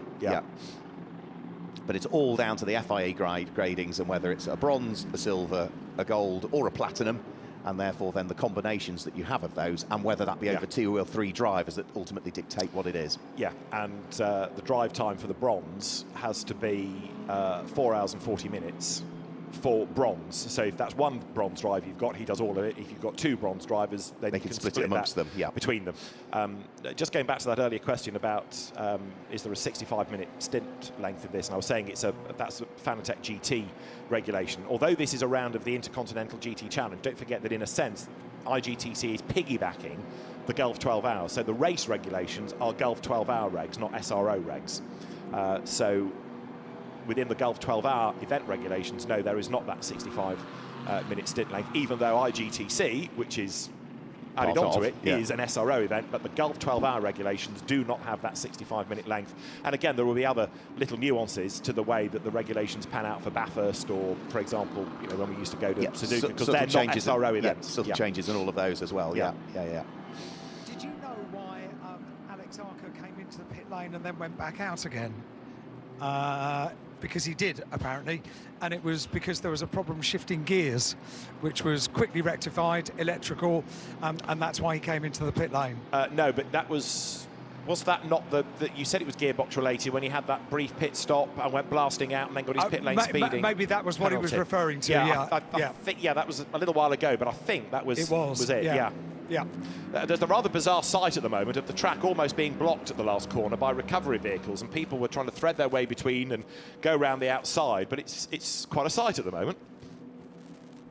Yeah, it certainly is, isn't it? Yeah, I think it was the Simon Gachet car, was it? No, it wasn't. It was the 25 car, wasn't it? It was having to weave its way through the traffic there, which was Patrick Niederhauser, who was working his way in between the stricken car and the back of the breakdown truck, just as the breakdown truck was trying to attach the strop to the stricken Ferrari and get it out of harm's way. So now we've got the track blocked in reality whilst we conduct the recovery of this car. It means that any cars coming around through turn number 16 have no choice but to run off on all of the runoff tarmac there. So way beyond the curb line is where they need to go, right out into the runoff area to weave their way past the breakdown truck, because there's little choice but to do that because of where the Ferrari is and the fact that it's not able to run under its own wheels anymore. They need to get the flatbed recovery unit and the body off the back of it to get the car out of the way. There is an option, which is that you use the pit lane, but I think it's rather hard to do that unless you're behind the safety car, because if you are sending people down the pit lane but they're not all in a line, some people would end up doing it, and some people wouldn't. And therefore your lap length is different and your lap times are different. That would create a lot of paperwork, that creates mayhem. If it's behind the safety car, you quite often see race directors say,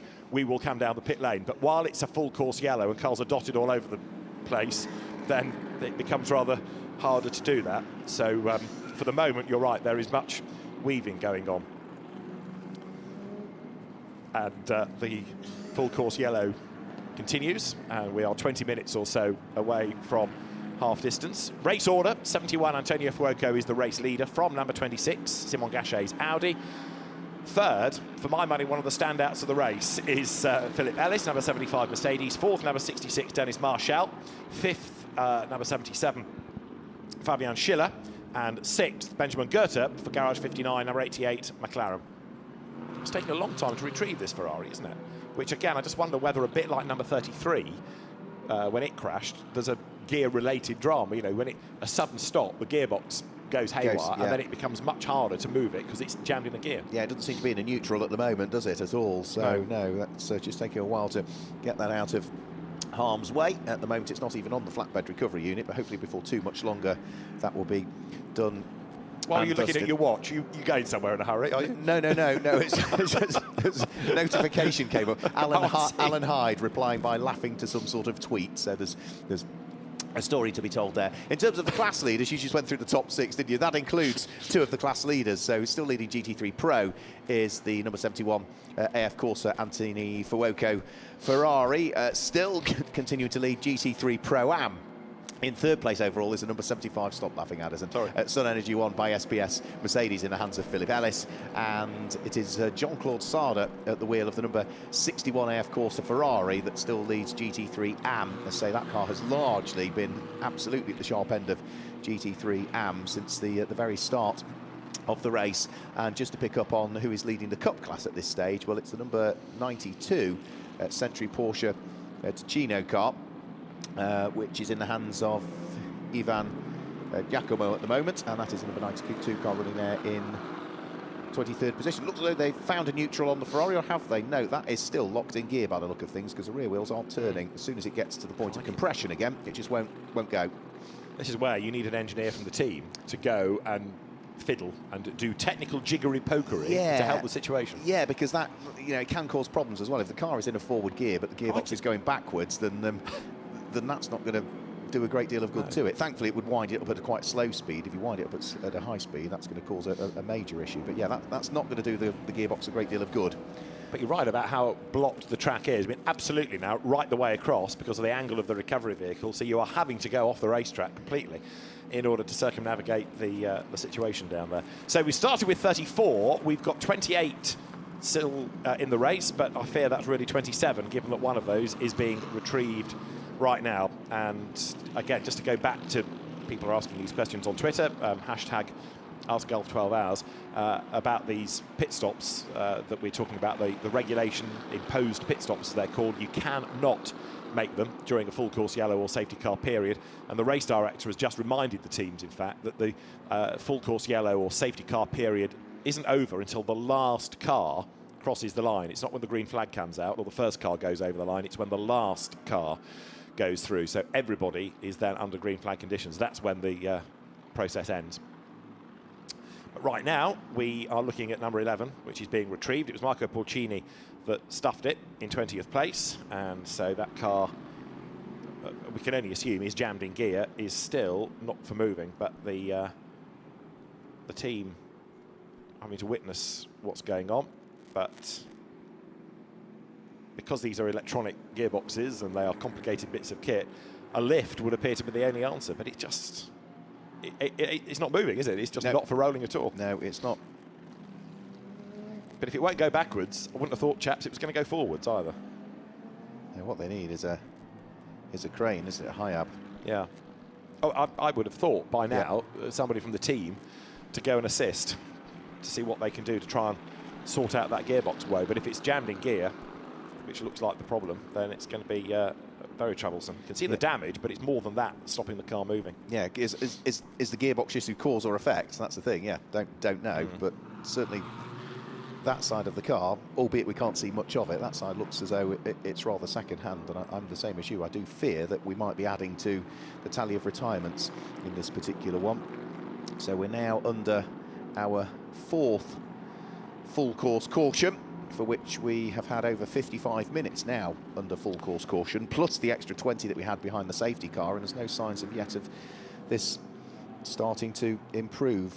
What they're now going to try and do is try and get a dolly underneath one of the wheels and try and lift it up, but it's the rear ones that are locked in gear. So a slightly extended full course caution. We won't get the safety car out, will we, until this is cleared and this car is out of the harm's way. So we'll stay as a full course yellow until that point. I mean, the only benefit to put the safety car out now would be that you can control them and bring them down the pit lane to give people more space to work. Yeah. And it might be that you wouldn't need to do that to get the recovery vehicle to move, because that's at an angle where it's going to have to do an arc and against the flow of the traffic. So Peter Roberts, who is the race director, Chris Norman, deputy race director, and the local race control team, who know, of course, exactly everything about this circuit, although Chris himself has done many a race meeting here, they will have the answers and be looking at all of their screens, talking to the crew down there, saying what's taking the time, what's going on, and making a plan. But right now, all you can do is circulate, and the Ferrari comes in, but this can't be for a mandated stop. Splash of fuel, maybe, if it's getting low, but this can't count as one of the 1 minute and 40-second pit stops. Well, oh, hello. Hello. You're back. I am. I've been doing behind-the-scenes working, you know, and I'm right in the right place as well, because 71 comes to a stop now, and hang on, what are they doing? They're doing a brake disc change, Alan. They are. They absolutely are. So the right front is off. I don't know if the left front is off as well. Our cameraman is being taken out of the way because they need a bit of space to operate. So, yeah, brake change. Well, this is a perfect way of doing it, because you can get the stop done now while the race is suspended effectively like this, while it's been neutralised.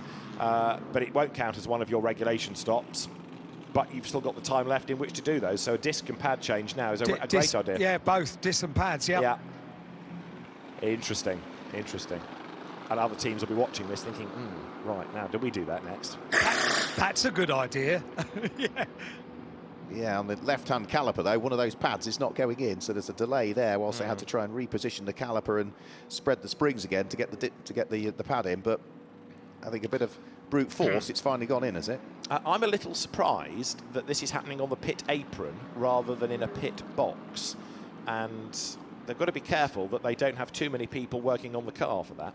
They do, yeah. I mean, they're limited to the amount of people that they can have working on the car at any one point. So when refuelling is finished, a total of 6 crew members plus the driver entering can work on the car.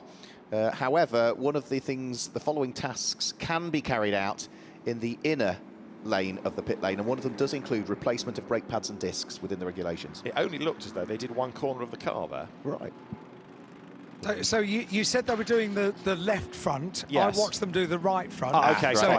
just the front of the car. Yeah, fine. Yeah, no, because the camera was so focused on the left. Yeah, well, I was taking care of the right. You only needed to ask. so the only things they're allowed to do in the inner part of the pit lane before they need to push the car into the garage, they can refuel the car. They can change the driver, they can change the wheels and tyres, as we've seen, they can clean the windscreens, the lights and the windows, they can replace the brake pads and discs, they can replenish the oil, coolant and other fluids, and they can remove debris from the car. If they want to do anything other than any of those things, the car has to go to the garage. Now, that pit stop was 1 minute and 40 seconds, but it won't count as one of the imposed. But that may well have been a minute and whatever seconds very well spent. Yes, I wonder. But is it coincidence that it's 1 minute and 40? It's very surprising, isn't it? Yeah.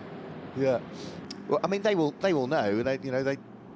Surely they will know that's part of the regulations for this weekend. Or does that differ with what you would usually do in Intercontinental GT Challenge relative to what we're doing in Gulf 12 Hours? That's a regulation unique to this event. Right. But you know, the teams that are worth their I can't believe for a minute that AF Corsa you wouldn't have read the regs. No. So I find that interesting that it's 1 minute and 40 seconds. It must just be a pure coincidence. Yeah.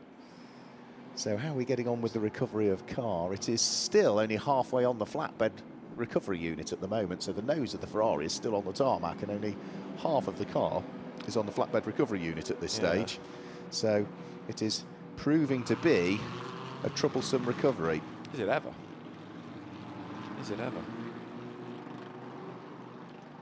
Well, right now, the race lead goes the way of Simon Gachet in number 26 Audi.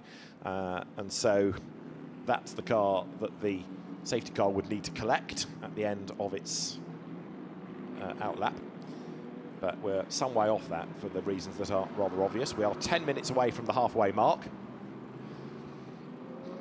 And there are lots of cars still crawling over the line. And Antonio Fuoco, of course, will drop back in the queue. He's now going to be on track behind car number 99. So that is in 15th place. I'm not saying he's dropped to 15th because he's on a different lap from that car. It's going to put him effectively then in 7th place, I would have thought. There you can see just how restricted the track is now. The marshal's telling everybody to go way, way wide to give everybody space to work on that car number 11. Yeah, now the problem is that Dolly that they've put under the front wheels, I think, isn't wanting to head up onto the flatbed recovery unit. So there's more conversation, dialogue, committee meeting going on as to what they need to do. Now, for AF Corsa, that could be a really sensible thing, bringing Anthony Fuoco in under these conditions to do that pad and disc change. We have seen wins for AF Corsa in this event before. We've seen lots of wins for Ferrari, but most of the latter wins for Ferrari have come via way of Kessel. So AF Corsa have not tasted victory in this event since 2014. But rarely have they done a full pro car. Yeah, very much so, yeah, I agree. Certainly we've I know it's not, but if you take Fanatec GT as an example, they've done an awful lot of winning in Pro-Am, but actually not that much until, well, even for Ferrari, it was Iron Lynx, actually, rather than AF Corsa came along and started winning over the last couple of years. So, yeah, AF Corsa in GT3 racing rather than GTE has concentrated on Pro-Ams or AM combinations, yeah. So in fairness to Amato Ferrari's team, that might be one of the reasons why.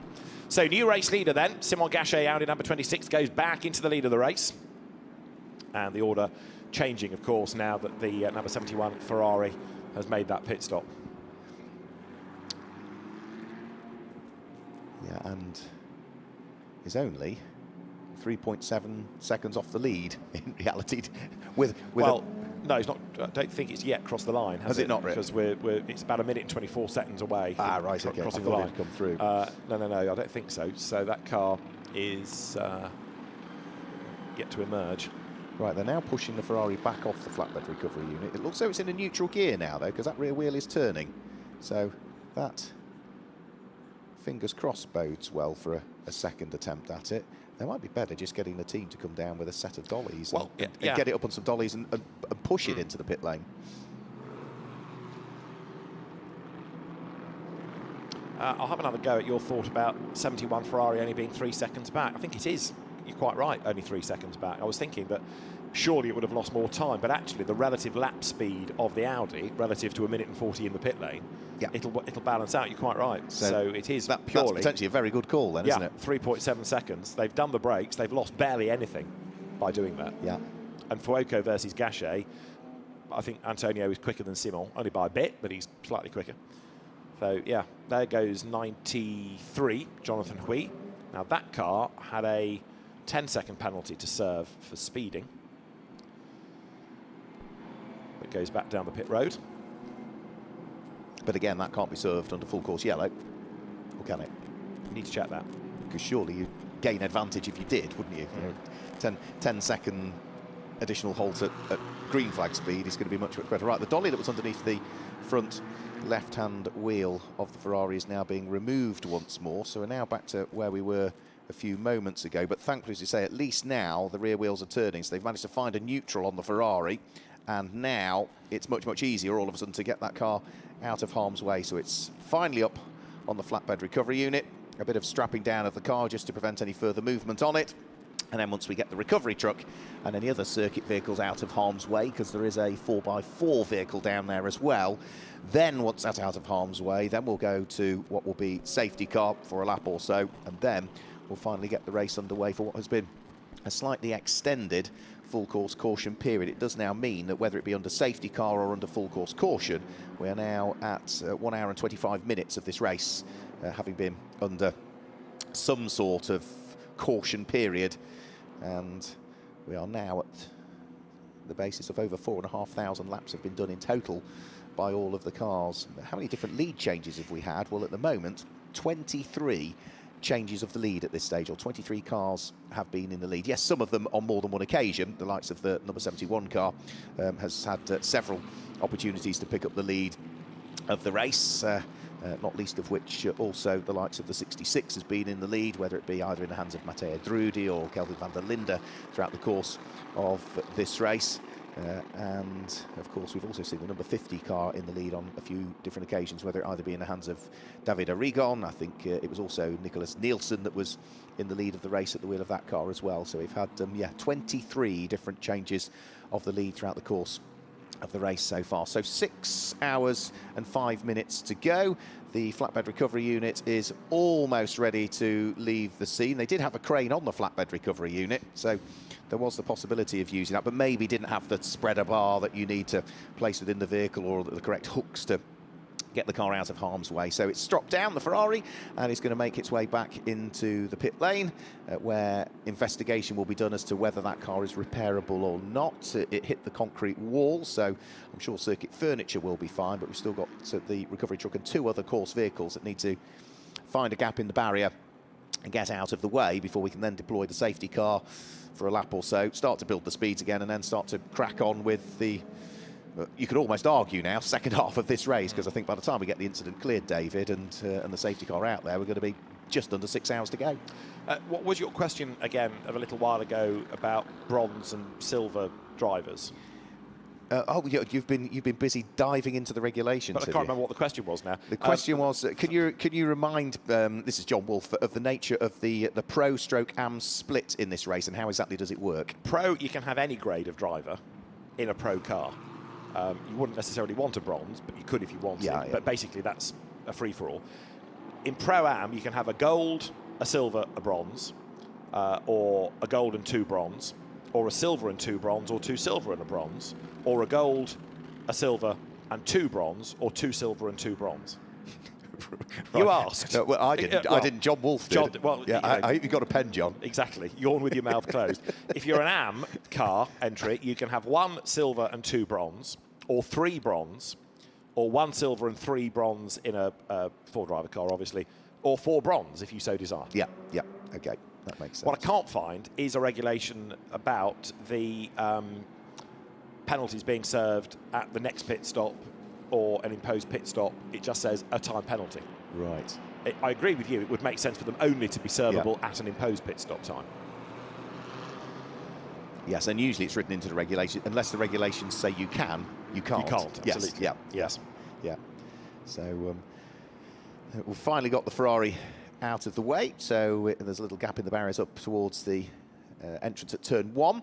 So that now gets the recovery truck out of the way. I think any other remaining course vehicles have now left the scene. So all that's left there are the telltale signs of the skid marks of the number 11 car, where it spat itself from the left-hand side of the circuit over to the right-hand side and in towards the pit wall, which means, fingers crossed, we should see the safety car out on circuit very, very shortly. And that, therefore, will take us closer to the restart of the race. It will be 2 laps behind the safety car. I think we've touched on this point already, but if you've just joined the coverage of the Gulf 12 Hours, then the reason that you have the safety car out is because it is allowed to go at a quicker pace, quicker speed, than is the Delta speed under a full course yellow. What that therefore serves to do is to bring into effect the tyre pressures up, the tyre temperatures are back up, so the restart is safer because tyres and brakes are at closer to, anyway, operating temperature, whereas if you just release them from full course yellow, here all the temperatures have really dropped. So a couple of laps behind the safety car gets everybody to go quicker. We're not actually at the safety car point yet. I'm getting slightly ahead of ourselves here, but that will be the next part of the plan. And remember, we're talking about these imposed pit stops, that you've got to have made your 10th and final imposed pit stop before, and be out of the pit lane, before the clock hits 11 hours and 15 minutes of the race done. Can't be in the pits, you've got to have finished it and be back on track.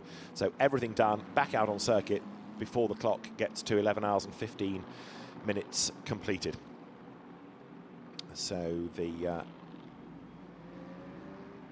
cars working their way up through turn 3. Number 44, the troubled Porsche that Klaus Bachler had to start from the pit lane. He's back behind the wheel of that car in 24th place. It's a long, long way adrift now, but that car very, very quick in his hands. It's a real shame that A, we haven't got a pro-class Porsche, but B, the one that we were excited to see in Klaus Bachler's hands lost so much time early on in the race. So he's going to be then the battle renewed between Simon Gachet and Antonio Fuoco then when we get back to racing. But I think a few more of the teams are preparing themselves for a sort of splash and dash style stop, although we can't be that far away from things getting back underway. No, don't think it'll be too much longer before we finally get back to full green flag racing.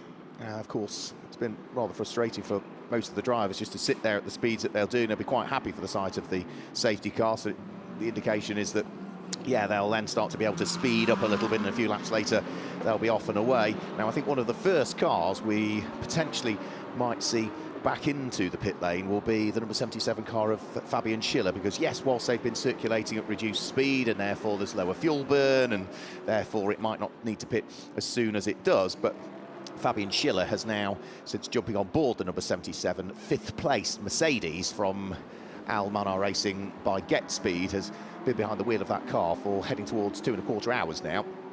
Yes, there'll have been another pit stop for a little bit of refueling, but his stint time in terms of how long from when he first got into the car to where we are now, yeah, 2.25 hours it will be, and that is the best part of probably 50 minutes more than any other driver that's out there behind the wheel of the car currently. So we'll have to wait and see as to when Fabian Schiller will dive for the pit lane. We've been, what, I think 2 hours and 28 minutes, I think is the furthest anybody has gone as yet over the course of this race, but that safety car period was that little bit further extended. But the maximum drive time in any one stint is 2 hours and 30, so he's heading towards needing to come in before too much longer. So safety car out there, the speed just starting to build a little bit, which means that Simon Gachet now is also taking the opportunity to weave around and try and build another little bit of temperature into the Control Pirelli slick tyres that all of these cars are running. He is first in the queue. Car that is second in the queue is another Audi. In fact, it is the Audi Sport Team Tresor car that is second in the queue, and that will be the number 99 car of Finlay Hutchinson, who's actually running 15th overall. So that's a back marker car in the nicest possible way, one that's not on the lead lap, probably is a more accurate way to put it. But Anthony Fuoco will want to deal with that because he is the third car in the queue, and he'll want to get past that Audi as quickly as he possibly can and see what he might be able to do to close up onto the coattails of Simon Gachet at the wheel of what is the race-leading Ferrari at this stage, race-leading Audi at this stage. We ought to say still leading Pro-Am is the Sun Energy 1by SPS Mercedes in the hands of Philip Ellis. That's the gold liveried car. And leading Am still at this stage is Jean-Claude Sauder at the wheel of the number 61 Ferrari. So those are your relative GT3 class leaders at the moment. Leading the Cup class at this stage is still the number 92 Porsche that leads that, running in 23rd position overall. I just went to have a quick word with the stewards, and Richard Norbury, who is the chairman of the stewards, experienced stewards Grand Prix, and says, no, you can take your time penalty at any pit stop. Okay, so you serve it the next time you come in. I agree with your logic that actually you'd be gaining by doing it and a stop now, but the next time the car comes into the pits, it can serve it. Right, that, okay. rather than it just being an imposed pit stop. Yeah. So that's another, there is actually, the more you dig deep, there is a bit more in the strategy than you first think. They've got to make these 10 pit stops, so it'll be an hour Bosch, an hour Bosch.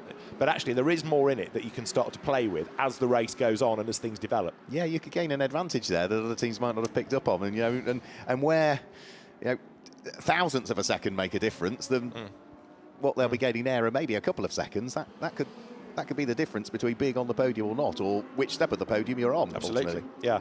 I'm sure you said it, but we've tripped into part two. We're into the second half of the race. No, I hadn't actually. The big clock in front of us, indeed on the screen, 5 hours and 56 minutes. A lot's happened in the first half of the race, and there's a lot more to pan out of this, especially as we're getting ready to go racing, aren't we? Yep, so the safety car is circulating round. We've given you a quick rundown of the order, so let's just have a quick look. We've had a few more questions come in as well. So who have we got here? We've got Jan 0077, just thanking us for the coverage.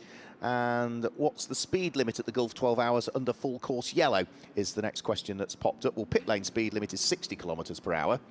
Does it differ for full course yellow? I think it is the same. The same speed, yeah. I'll double check if you can bear with me a second. Okay. Any other questions before I go back to my iPad? No, stick with it for the moment. Stick with it at the moment. Right, let me just get my There's another couple I can get to you in a moment. Jenny asking whether we prefer daytime or nighttime racing. Well, actually, here at Yas Marina, for me, it's the nighttime aspect that I enjoy.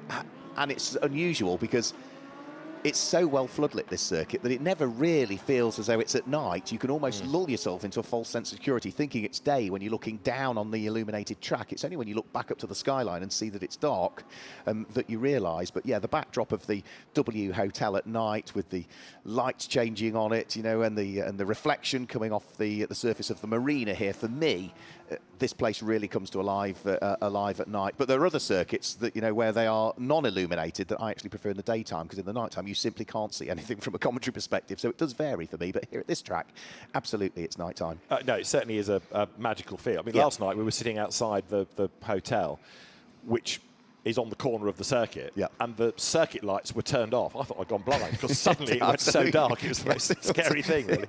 It was, wasn't it? No, racing at night is a very, very special thing, whether it's Le Mans, whether it's Spa, Nürburgring, or here. This is so well floodlit, it's different again. But what for me, it's the fact that it focuses everything on the track. Forget the grandstands or the runoff area or anything around the circuit. All you're really able to see is that strip of tarmac. So we go green flag racing once more, and straight away Simon Gachet is on it, trying to build any little advantage that he can between himself and the chasing Antonio Fuoco. Now remember, the Ferrari, the car that sits there second in the race, but is third in this queue of cars at the restart. Brand new pads and discs on that car. So, on the basis that they've been going around under full course caution and safety car, he'll no doubt have been trying to press those brakes a little bit just to try and bed them in as much as possible so that he then doesn't work them too hard in the early stages of this one, or at least make sure there's some brake temperature built up in them as well. So Anthony Fuoco might take a couple of laps really to maybe make some inroads into the car that he's trying to hunt down. But what he's got to do to start with is try and carve his way through and past the Audi that lies ahead of him at this stage. So we've got 5 hours and 54 minutes to go when we went green. Anthony Fuoco is already through and past and ahead of Finlay Hutchinson's number 99 Audi. Here is Philip Ellis. He's just working his way down the straight and in towards the braking area for the chicane. Remember, the leading Pro-Am car is lying third overall in the race at this stage, but with everybody bottled up again, there's lots of flashing of lights going on to forewarn some of the slower Cup cars. The quicker GT3s need to crack on with it straight away. And there is the rather forlorn sight of the Ferrari that brought all of this extended safety car period about. And now on its dollies and being pushed down the pit lane. Yeah, by the team, as it also looking to try and make progress there. That's Alessio Rivera at the wheel of the number 50 Ferrari, just managing to sneak up the inside of the 2C's Mercedes. So that is another car that's been dealt with by Alessio Rivera. Car that still resides on the lead lap as well. The top 8 cars remain on the lead lap at this stage of the race, which isn't bad considering that we are now over the halfway point of this particular race. Also feeling the pinch there is Jonathan Huoy, who is coming under enormous pressure from the Ferrari that's also looking to try and squeeze its way through. And as long as the Ferrari goes through, then Hunter Abbott is the next of those that is trying to attack. That would have been for position, but now we get the next stage of pit stops. Philip Ellis comes in from 4th position. Fabian Schiller, who I said would be coming in, comes in from 5th position. The number 88 McLaren comes in as well, which is in the hands of Benjamin Gotha. Who else have we got in? Hunter Abbott, we mentioned, came in. Jean-Claude Sauder comes in for the lead of GT3 AM. Dominic Baumann comes in at the wheel of the number 20 car. Tani Hana is in. Nico Pronk is in. Aaron Walker is in. Even Giacomo is in from the lead of the Cup class. They are all piling their way into the pit lane. We've got more cars in the pit lane, David, now, than we have out on circuit. Yeah, it feels that way, doesn't it? Because they've been eagerly awaiting this through that last aspect of that full course yellow safety car period, but of course the top 2 stay out there, and Antonio Fuoco will not be long before he starts to attack for the race lead. But now you've got to try and find space to get your car in. This is where you need to get on with your neighbour, because you could get hemmed in and lose time because you just can't wriggle out of the little traffic jam here. Now, and it is, as I say, whilst it's a long pit lane and it's a wide pit lane, it is quite tight when you get all of the GT cars in together with the refuelling rigs and all the work that needs to go on with tyres, as you can see, in the process of being put to one side whilst the new ones go on as well. Lots of activity. It's a dangerous place to be, and it's one that you need your wits about you, whether you be a commentator, a marshal, mechanic or driver jumping in or out of car. You've got to be aware of what's going on around you and, of course, the regulations that exist when it comes to pit stops to ensure that we keep everybody safe. So pit stops are being concluded for some. They are peeling their way back down the pit lane. I want to do it as quickly as possible, but you've got to be the right side of that 1 minute and 40 seconds. Otherwise, you only get one roll of the dice as a let-off, depending on how close you are to the 1 minute and 40. If you're, I think it's a second, within a second of it, I think David was saying. 1 second is your joker. Once in it's the the race. joker. Yeah. If you are 1 minute and 38 seconds, I'm sorry, but you're too much the wrong side of the line. So have we got anybody that has not quite managed to do it? One car, potentially, that is showing us a 1 minute and 39 second pit stop. That might beg a question in race control. Is car number 50, which is Alessio Rivera, showing as a pit stop, was 1 minute and 39 seconds. We've also got, oh dear, right, okay, showing on an outlap with a pit stop of 1 minute and 33 seconds. The car that was leading GT3 AM, car number 61, Jean-Claude Sauder, having taken over that car. So those are 2 cars that those pit stops might be looked into a little bit more. And also, Lewis Williamson's... Right, that one is a joker. The Right. team has already said to race control, we're counting that as our joker. So Lewis Williamson is a joker pit stop. They've already identified They've that. already done it. Before we've even got to it. Absolutely. Yeah, that was the next one. Yeah, that was the next one. So that's okay. But number 50 Ferrari is a good spot. Also, because this might become relevant, the stewards have decided that due to the number of track limit reports, the scale of penalties is now going to start to increase. So we're into the second half of the race. Everything resets for track limit penalties at the 6-hour mark, but because of the number that we've had thus far, the first report the stewards receive will remain at a 5-second penalty. Subsequent reports to the stewards for that car will be a minimum 10 seconds. Right. So your first penalty, if you like, is 5, but then it does start to go up. And I like the way they've worded that. Subsequent penalties will be a minimum 10 seconds, which still gives them flexibility as well moving forwards. Oh, does it ever? Yes. Yep. Yes. And the good thing is that, again, you know, this is one of the aspects of SRO getting involved with this race. Richard Norbury, who is one of the stewards for this, is a regular steward for Fanatec GT Endurance Cup. Yep. He has a say with SRO, with Jackie Groom, the sporting director, in shaping the regulations. Because he's been there, he's had to listen to the teams, and he's thought, oh, okay, we need to tighten that. And so all of these things evolve. You know, I don't think Richard would ever say we've got everything absolutely nailed down, because teams are devious at times. They are clever people, yeah, exactly. absolutely. But you're right, he is, all the stewards, because there's more than just him, there's a whole team of them downstairs to cover 12 hours of racing. They have that provision now. So we think the number 50 Ferrari, Alessio Rivera, is going to take that as a joker pit stop, because they were within 1 second of the minimum time. But unfortunately, the number 61A, of course, a Ferrari that was leading GT3 Pro-Am can't do that if its pit stop was 1 minute and 33, unless they're not counting it as one of their... Well, that's the other option. That's the other option. Yes, yes. Yeah, they either take the penalty or they don't count it as one of their locked-in pit stops. But if you don't do your 10 imposed pit stops, then you get a 3-lap penalty. Yeah. So it's better to do your minute and 40 than lose 3 laps. Yes. Yes. Yeah. Or class that as not one of the imposed ones, but have to do another pit stop again. Yes. I mean, 7 seconds, that's way outside a joker. Yeah. Yeah. Yeah. Even Tommy Cooper's not that funny, so 7 seconds doesn't count as a joker, trust me. So what we have also now got is the race lead back the way of Ferrari 71, and Antonio Fuoco, man on mission. Number 69, Patrick Kolb, gets ready to go. And we'll have a run through the order at the end of the next lap once everybody has sort of settled down into this next run. But yeah, we're into the second half of the race, 5 3/4 hours to go, and Ferrari back into the lead of the race. And the interloper in second, Simon Gachet, only on 5 pit stops, whereas Fuoco, the leader, Dennis Marshall, third, have done 6. So they're effectively now equal, except for the fact that one of Fuoco's pit stops was done under a safety car, full course yellow period, and therefore doesn't count as the 10. So numerically they're on the same, but in other words, Fuoco will have to do, or number 71 will have to do 11 pit stops now.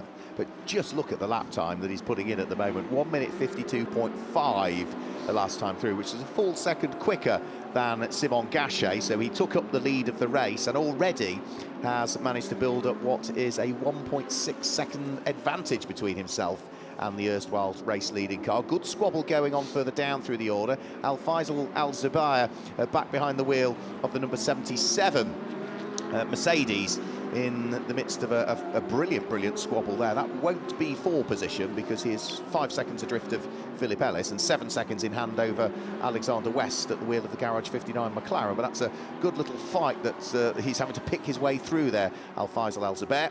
And hopefully we'll see a little bit more of that as up towards turn number 9 goes the number 75 car in the hands of Philip Ellis. The Mercedes still leading, continuing to lead Pro-Am at this stage. I think that car has done an outstanding job, and Philip Ellis, I know I keep saying it, has been one of the standouts for me. He hasn't thrown the car off, you know, he's quick, he's smooth, he's consistent. You can understand why SPS wanted him in the car, and although he hasn't been a regular in it and therefore can't really affect anything for the championship, he is making a name for himself here, and that is good news. There's a driving standards flag now being prepared for Alessandro Cozzi, number 52 Ferrari, as the race leader Antonio Fuoco then comes over the timing line, goes through, and the former single-seater gun breaks the beam and now puts 168 laps in the book, because down the pit road comes Simon Gachet then out of second place. Yep, so Simon Gachet in towards the pit lane, which means Antonio Fuoco now has a very comfortable lead of around about 11.5 seconds between himself and the number 66 Hardy of Dennis Marshall. That's a very odd stint for Gachet, because that's 25 laps, quite a chunk of which was done at a slow pace. Yeah. So Leggeret came in, he said, early after 36 laps because of the drink bottle not working properly, but 25 laps for Simon Gachet is, to me, a bit of an oddity. So can't actually see the car down the pit lane because it's obscured by one of the hospitality buildings, but there it is on the screen.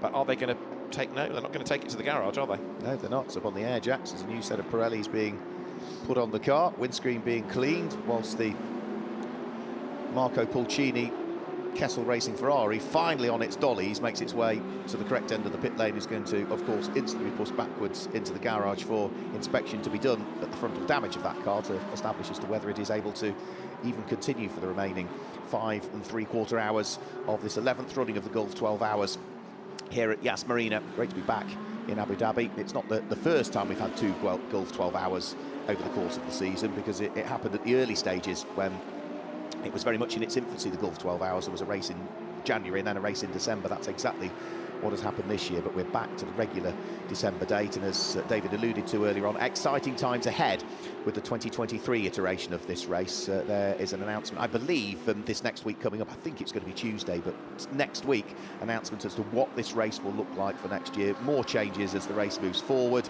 and becomes ever more professional, so keep your eyes towards social media, and you'll find out what 2023 version of this race will look like later on in a week. Yes, the race and the event weekend as well, as there the Kessel Racing Ferrari mauled at the front, goes into the garage. I mean, you look at that and you think, what took the time? But it was all in the transmission, wasn't it? Yeah.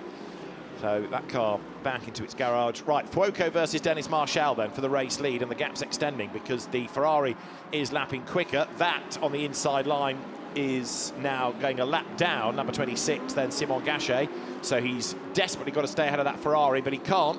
This takes you back to the first hour, doesn't it, where the Ferrari had pitted early and the number 26 Santalok Audi dropped off the lead lap. Well, it's happened again. The only benefit in the armoury at the moment of the Santalok Audi is that it has done one more imposed pit stop than has the Ferrari. Yes, because Simon Gachet is actually further into his stint than Antonio Fuoco is at this stage as well. So yeah, the Audi's going to have to stop earlier as well, isn't it? So, I've been doing it. But yeah, that one less stop that it's done is the slight glimmer of hope for them. So there is the battered-looking Ferrari, and we'll wait and see as to whether that car is another one to add to your list. I'm guessing we haven't had any official confirmation from the team as yet with regards to that, because they haven't seen the car close up. No, not yet. Alan, from the pits. I've been doing a little bit of research into wet tyres. So although there are wet tyres in all of the garages and they are on the rims and ready to go, none of them were actually used during that wet session earlier on. And so I asked the question of one of the officials, have wet tyres ever been used at the Gulf 12 Hours? And it's quite an interesting answer. Every year, Pirelli bring a container full of wet tyres, and never have they been used. And we got close today, but not close enough. Right, okay. Yeah, I mean, it wasn't really a sort of flippant thought earlier on, but, you know, had anybody even thought to buy or even bring wet tyres? Every single year we've had a Gulf 12 Hours, Pirelli have bought a container full of wet tyres, and they've never been used. Not even today. No, but today's not over yet. That's true. That's true. Do you remember last night when we were sitting by the harbour? I do indeed. I do indeed, yes. Apologies, Alan. Technical issue. Couldn't hear you coming in there, so apologies for that. I know. I've had technical problems for 10 minutes trying to get you to hear me. Yeah. And we're so glad we can. Sorry, we're so glad we can. Right, race leader, lap 171, and Antonio Fuoco then is building this gap. The only other car that might be in with a shout, actually, in terms of a proper pace at the moment, is the sister car, number 50, with Alessio Rivera at the wheel of it. Number 75, Philip Ellis, then is a lap back, but 6th place overall, and still leading Pro-Am from Alexander West. So I think the advantage there goes the way of the Mercedes. As far as the race itself is concerned, we're just approaching 4 local time, and the light is starting to go. Not much, but it's just getting towards that early evening. But when it starts to go dark, it goes dark very quickly. This part of the world, yeah, absolutely. It goes dark very, very quickly indeed. From daylight to dusk to full darkness seems to be almost the blink of an eye. Philip Ellis, the pace that Philip Ellis has at the wheel of this number 75 Mercedes, he is at the moment, I think, the quickest car out there on the last lap. A 1 minute 52.7 is a full second quicker than the race leader can manage. There's only one other car I spotted last time through was in the 1 minute 52s, and that was the 4th place Patrick Niederhauser Audi that did a 1 minute 52.9. So Philip Ellis leading the Pro-Am category, and the number 75 car is clearly in a sweet spot at the moment. So through and over the start-finish line he goes. Another lap in the 1 minute 52s. Not quite the quickest lap time through, but still right up there.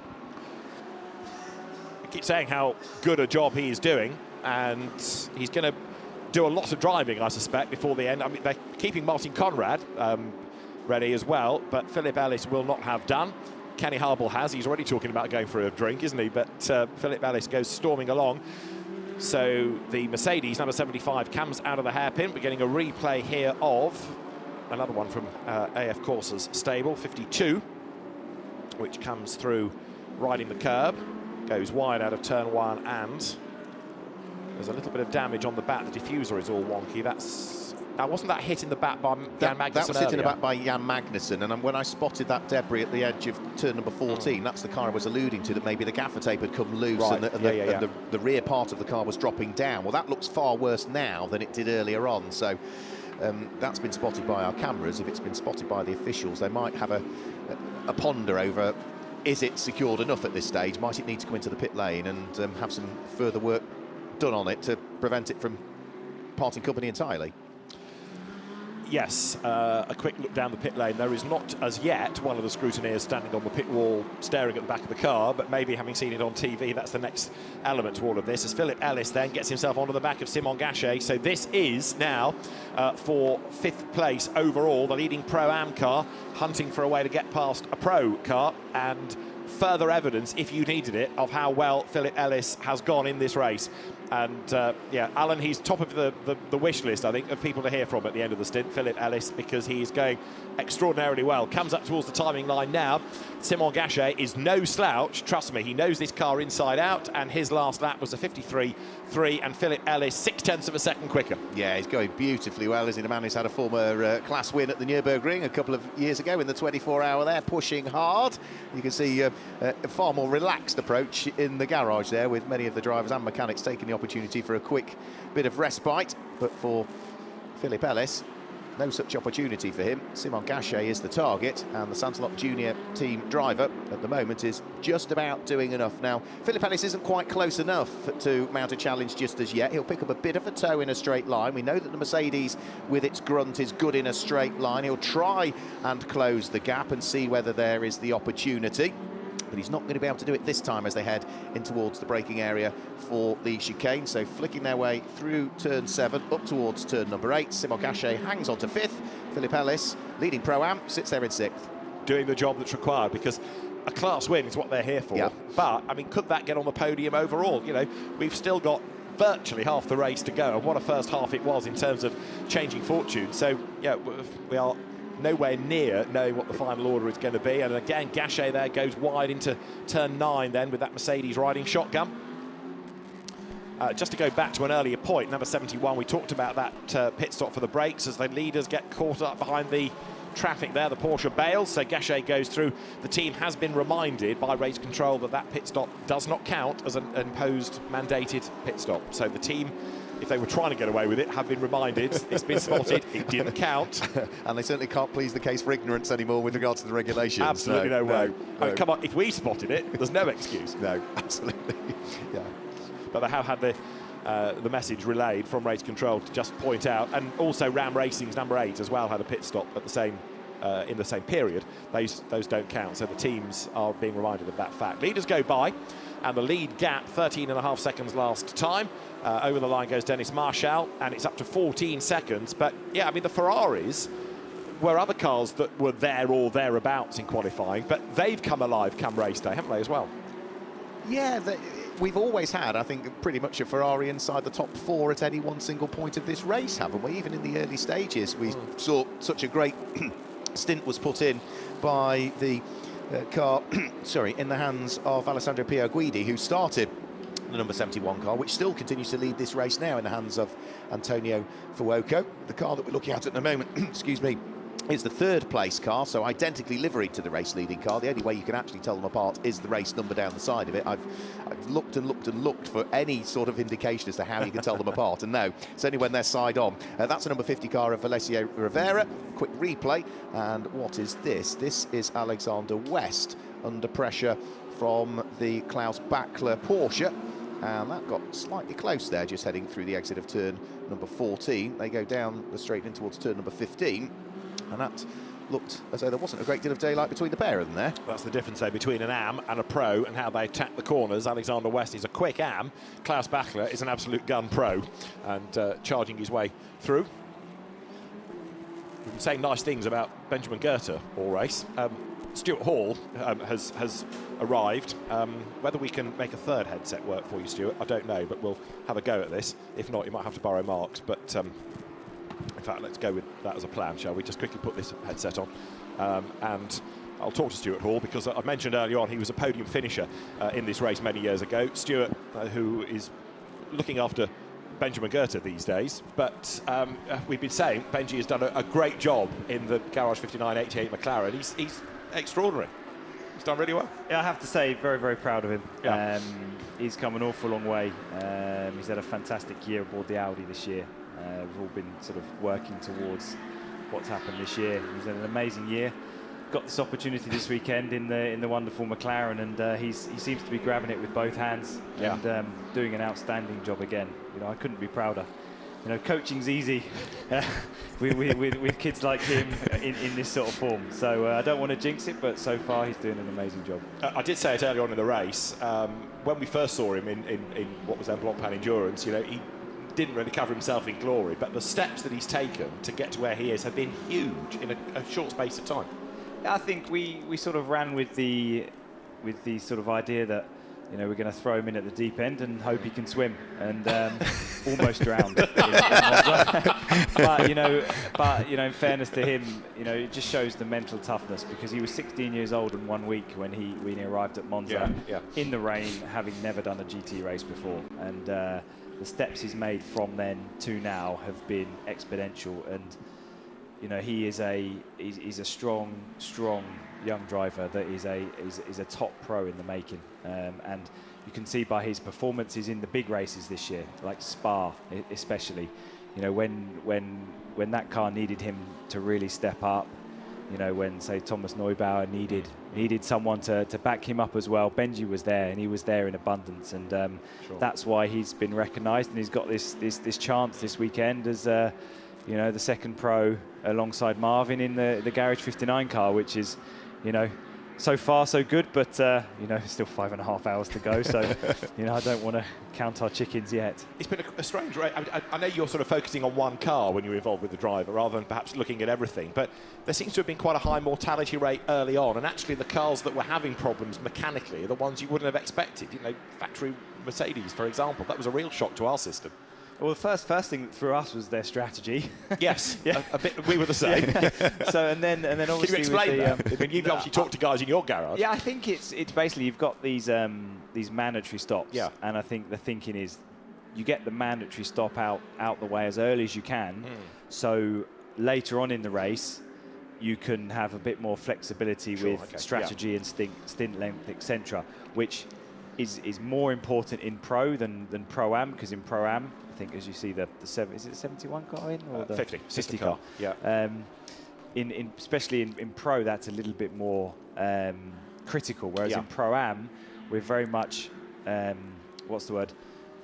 It's set on, you know, Alex has got to do his mandatory time in the car, so we've got to sort of plan our strategy around that, which is why we're sort of, you know, Alex has done a lot in the car so far today, and he's done an absolutely fantastic job. But then we then bias Marvin towards the end of the race, who is, you know, the designated McLaren driver for that lineup. Sure. We were saying this a little bit earlier on. In a way, you take a Pro-Am car like yours, you get your bronze driver done early, that 4 hours, 40 minutes are done. Then it becomes a pro car, effectively, because you're splitting the rest of the time between your guns for hire. It takes on a different feel. You know, especially in Pro-Am, you know, the bronze driver makes all the difference, I think. And we're very lucky we've got Alex, who's a very, very good bronze driver. You you know, is doing a fantastic job at the moment. And you know, long may it continue. You know, so like I said, it's 5.5 hours to go. So you know, it's not far off two GT World Challenge races, is it? Still to go. So a lot can happen. Hold that thought from the pits, Alan. Have a little number 58 car update. You may. And the Gosners, because I've not spoken yet, and I've got Manuela with me. Unfortunately, the car seems to be in a bit of difficulty at the moment. Yeah, unfortunately, our radiator broke away when we hit that curb. So now the guys are replacing it, but we lose for sure half an hour or more. And we have some issues also with the fuel pump, which until now was okay, but it's not working properly. So we will replace also that, and let's see if the guys can do really a good quick work, but I'm sure. And after we go back on track. So I was going to come over and chat to one of you before now anyway. What's it like racing with just a family?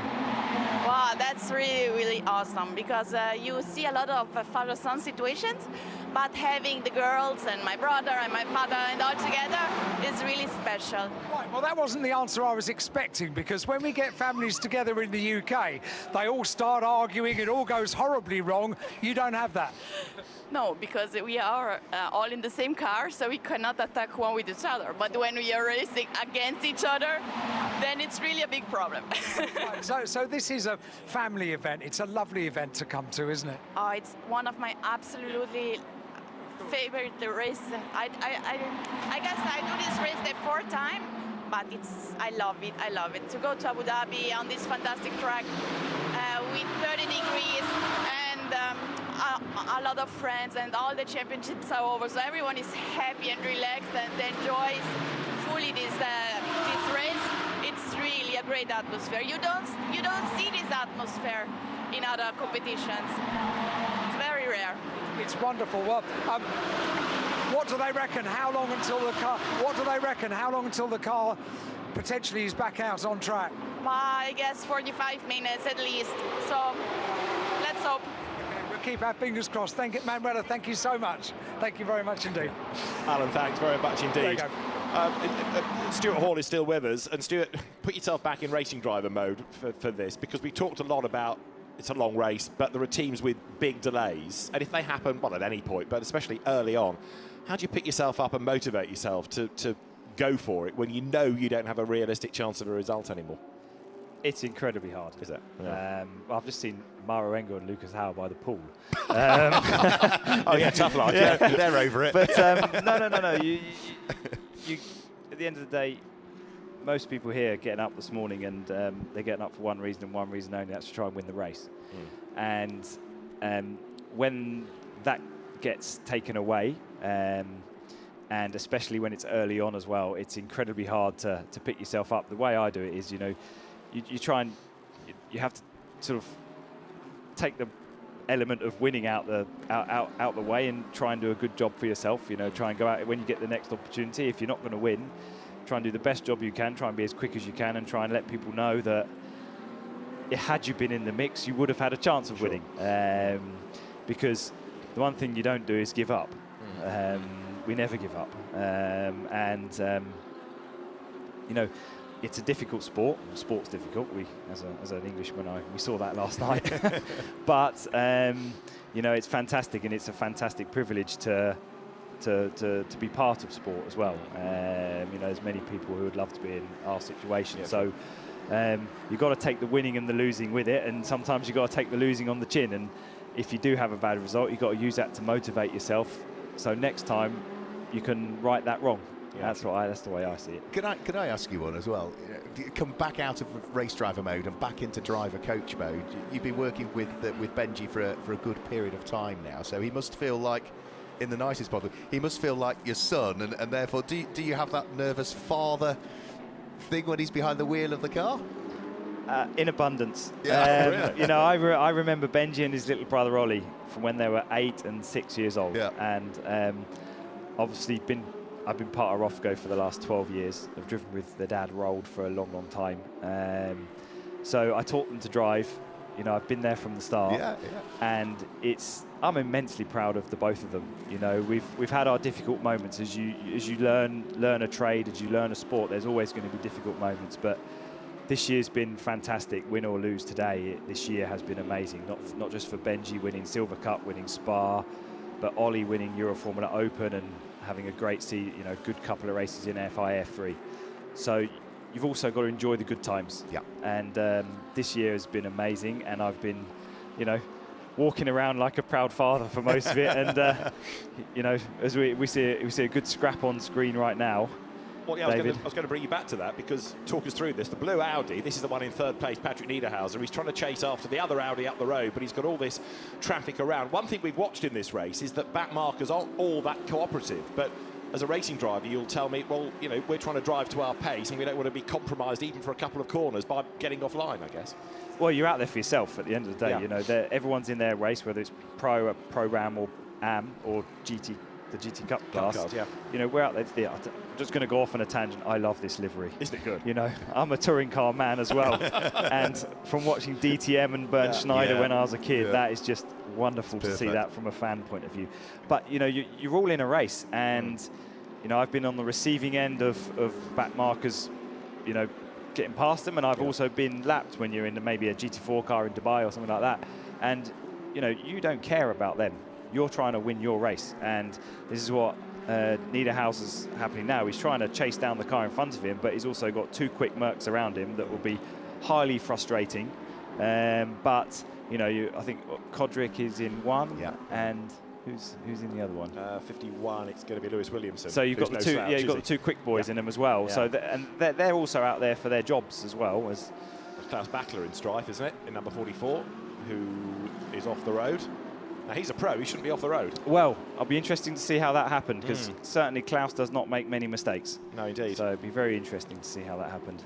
Just talk to us about the circuit, because it seems to be a very popular track all round, not only because of the wow factor about it, but also the challenges. It's got some really fast bits, but it's got, the bit around the hotel, where it's like a street circuit. It's so narrow, or it feels narrow. Yeah, I think especially with the modifications that have been done in the last 2 years have improved it drastically, because in my opinion prior to that it was a little bit too stop-start. Okay. Now you have a nice mix. You've got the slow hotel bit, but you've also got a much more high-speed and flowing section in sort of turn 4 and turn 9.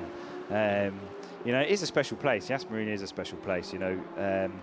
It's a cool track, it's a cool facility, and especially this year with the depth of this field, it's an amazing race. We've got all the top guys and girls from GT World Challenge this year going hammer and tongs for 12 hours. What a wonderful way to end the season.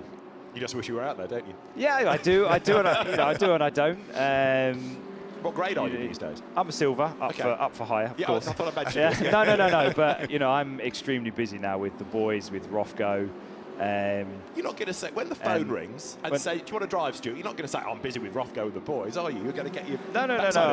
Of course I will. And I've done a lot of racing this year, a lot of racing in the UK, a lot of historic stuff, and I'm still very much a driver as well. But I've also had a lot of personal reward out of the car, which I never thought I would actually get. I never thought I would almost feel as happy getting a result with someone else as I would do myself. And what the two boys have achieved this year has, really made me love coaching, love, developing and being a big part of why they've won. At the end of the day, they're still in the car, but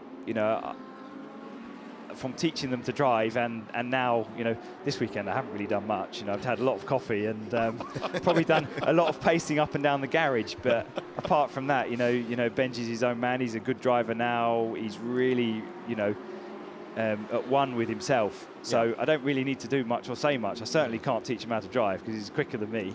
But just being here, just him having that comfort factor that I'm here, and if he needs me, I am here. If not, I shall.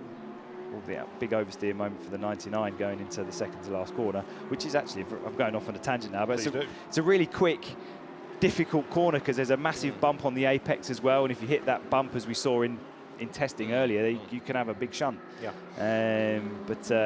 You know, coming back, you know, Benji, you know, like I say, so far it's been a nice chilled weekend. I'm sure it's, you know, in the next 5 hours we'll have some moments, we always do, and that's why we love it. But you know, like I say, it's been a lot of personal reward, and I've enjoyed the work out the car almost as much as I've enjoyed the work in the car this year, which has been, you know, a nice surprise. Fantastic, fantastic. Stuart, for now, thank you very much. Do come and see us again. But nice to see you. Thank you very much. And pass on our best wishes to car 88. Alexander West is behind the wheel of it right now, and Benjamin Goethe, from whom we were discussing a little earlier, is also part and parcel of that. But 8th place is where the car is at the moment, so that's currently 2nd in Pro-Am. So the car of Alexander West, Benjamin Goethe, Marvin Kirchhoff, the other drivers, that's the one we've been discussing with Stuart Hall. Stuart, thank you very much. Nice to see you. Next time we'll have you behind the wheel of a race car. But for now, thank you very much. Stuart was doing heroic things at Monaco at the historic Grand Prix this year, leaping from different generations of McLaren Formula One car and winning in both, straight from an M19 to an M23, back-to-back, wins races, absolutely outstanding effort. And of course his father, Peter Hall, a mainstay of the UK racing scene back in the 1970s and 1980s. However, back on track, we ought to talk about this little battle. They're on different laps. Martin Kodrich has got a bit stuck here, hasn't he, behind 99 Finlay Hutchison. One thing we've learnt in this race, Mark, is that 99 is a wide Audi. It's a wide Audi. Seems to be slightly different from others in that respect. It's equally as wide in the hands of Finlay Hutchison as it was in the hands of Alex Archer earlier on. And, yeah, not exactly making it easy for, yet again, another Mercedes to try and pick its way through and past, albeit a subtly different Mercedes this time through. Talk about the mouth on the front of the two C's cars, the pink mouth, the yellow mouth, tell them apart. That might be a grumpy mouth in a minute, because it won't be able to easily find a way through. But 99, which is Finlay Hutchinson, has just been reported to the stewards for a 4th track limit offence. It won't affect this battle because it'll have to be served at the pit stop. Yeah. But, you know, there might be a penalty looming anyway. Yes, and it took a long time earlier on, didn't it, for the number 77 Mercedes to try and wiggle its way through past this Audi. That was in the hands of, was it Fabian Schiller, wasn't it, at the time, that was trying to work his way through? Yes, it was. And finally managed to do it, albeit then with a little bit of contact, and that contact was noted between the pair. Kodrich has another little look up the inside. Nothing doing now, so he takes as wide a line as he can into the first part of the chicane. Fire it out of the second part is what he needs to do there, but Finlay Hutchinson on the power nice and early, and I don't think even then on the run down towards turn number 9, which is where they'll be heading, he'll be able to sneak his way through. Discussions going on in the Kessel Racing garage as let me just touch back on for the moment. Keep an eye on this battle, even though it's not for position, but it's lively and it could all go pear-shaped, you never know. The race leading car, number 71 Ferrari, is effectively one pit stop back on the next 2 cars. It is one of the regulation pit stops short compared to the 2 behind. So it leads by 20 seconds, but it's got to serve at least an extra minute and 40 in the pits. Yeah. The cars that are 2nd and 3rd are therefore ahead on pit stops are split only by 14.5 seconds. So that's the leader on the road. It's done 6 pit stops. 2nd has done 6 pit stops, but one of its 6 doesn't count. Yeah. However, the 3rd place car has only done 5 of its mandated pit stops as well. So it really is advantage, number 66 Audi. Dennis Marshall is at the wheel of it. I say all of this with 5 hours and 16 minutes to go, so it could all yet change. But just to put it in the context, although it's Ferrari leading, and leading by nearly 22 seconds, you've got to keep bearing in mind these regulation pit stops and who's done what. And from the pits, having had another cup of tea and a nap. And I wish I had. I've been hanging on your every word. I was just going to add to that. Because it was the 71 car, wasn't it, that stopped and had a little break. That's right, yes. Yeah, it had an update. So on the screen, that's included as a pit stop, is it? Well, it is included in the number of pit stops the car has served. But not the official ones. Well, not the regulation pit stops. Yes. So yeah. The pit stop tally on the timing screen, on live timing if you're watching at home, will indicate the number of times the car has made a pit stop. But there's a difference between a regulation pit stop and a general pit stop, if you like. And as we've been saying, those regulation stops can't take place under safety car or full course yellow. So the car has made 6 pit stops, but only 5 are the regulation pit stops, of which 10 must be made. Every time I try and explain this, I make it more confusing. I do apologise. No, I completely understand. I totally understand. I will tell you as well that a couple of moments, you were saying when you were talking to Stuart that there was a car which had gone off the circuit, or... Yeah, Klaus Mattler's Porsche, yeah, 44. Well, at that point, all of a sudden, James Collado ran into the garage and picked up his helmet. And nothing came of it, but I just wonder if he was thinking maybe I'm going to be called into the car and the car was going to be called into the pit lane. Very possibly, very possibly. And number 50 Ferrari, which is the sister car, the Alessio Rovera, Davide Rigon, Nicholas Nielsen entry, has been noted for a pit infringement. Right, okay. Now that might be speeding, it might be process, it might be number of personnel. Right. More news as it breaks, Yeah. but a pit infringement noted. We'll wait and see what comes of that one. Into the pit lane has come Finlay Hutchinson. He was finally unpicked over the course of that lap by Martin Kodrich at the wheel of the 2C's number 1 Mercedes, and as soon as he was unpicked, Finlay Hutchinson extracts himself from the number 99 Audi. A few more questions coming in as well. Somebody was just asking as to why there's a Porsche Cup car in a field of GT3 cars, and that's because we have always had a Cup class here in the Gulf 12 Hour. We used to have a prototype class and the GT3 class and a GT4 class and a Cup class. As the regulations have evolved, GT3 is obviously the main class for this year, but the Cup class, which has historically also allowed in things like Lamborghini Super Trofeo cars, Porsches and Ferrari specification cars, then for this year the Cup class is only open to the 992 Porsches, albeit just keep your eye on what's going to happen on social media with announcements about the whole race weekend for 2023. But part of the answer to why is there a Cup class is look after your AMs. Yeah. And not every AM wants to, is confident enough to drive or can afford to drive a full-blown GT3 car. This gives them the next step down. Porsches are largely bulletproof. They'll go round and round and round. There are lots of teams that can operate them, and it brings your AMs onto the grid in a different way. There's a limited number of spaces available for the Cup class. You know, you'll never get 35 Cup class cars. It is there very much as a separate class, but it's to encourage more AM participation. And there's plenty of the new specification Porsches out there competing already. Leader in. Now this will be a regulation pit stop, won't it? So this will be your minute and 40, and it's under green flag conditions. So number 71 is in at the end of lap number 185. Then I would say Fuoco has bedded in those brakes beautifully well over the course of his stint. With the pace that he's had, he has been absolutely flying. So out of the car goes Antonio Fuoco.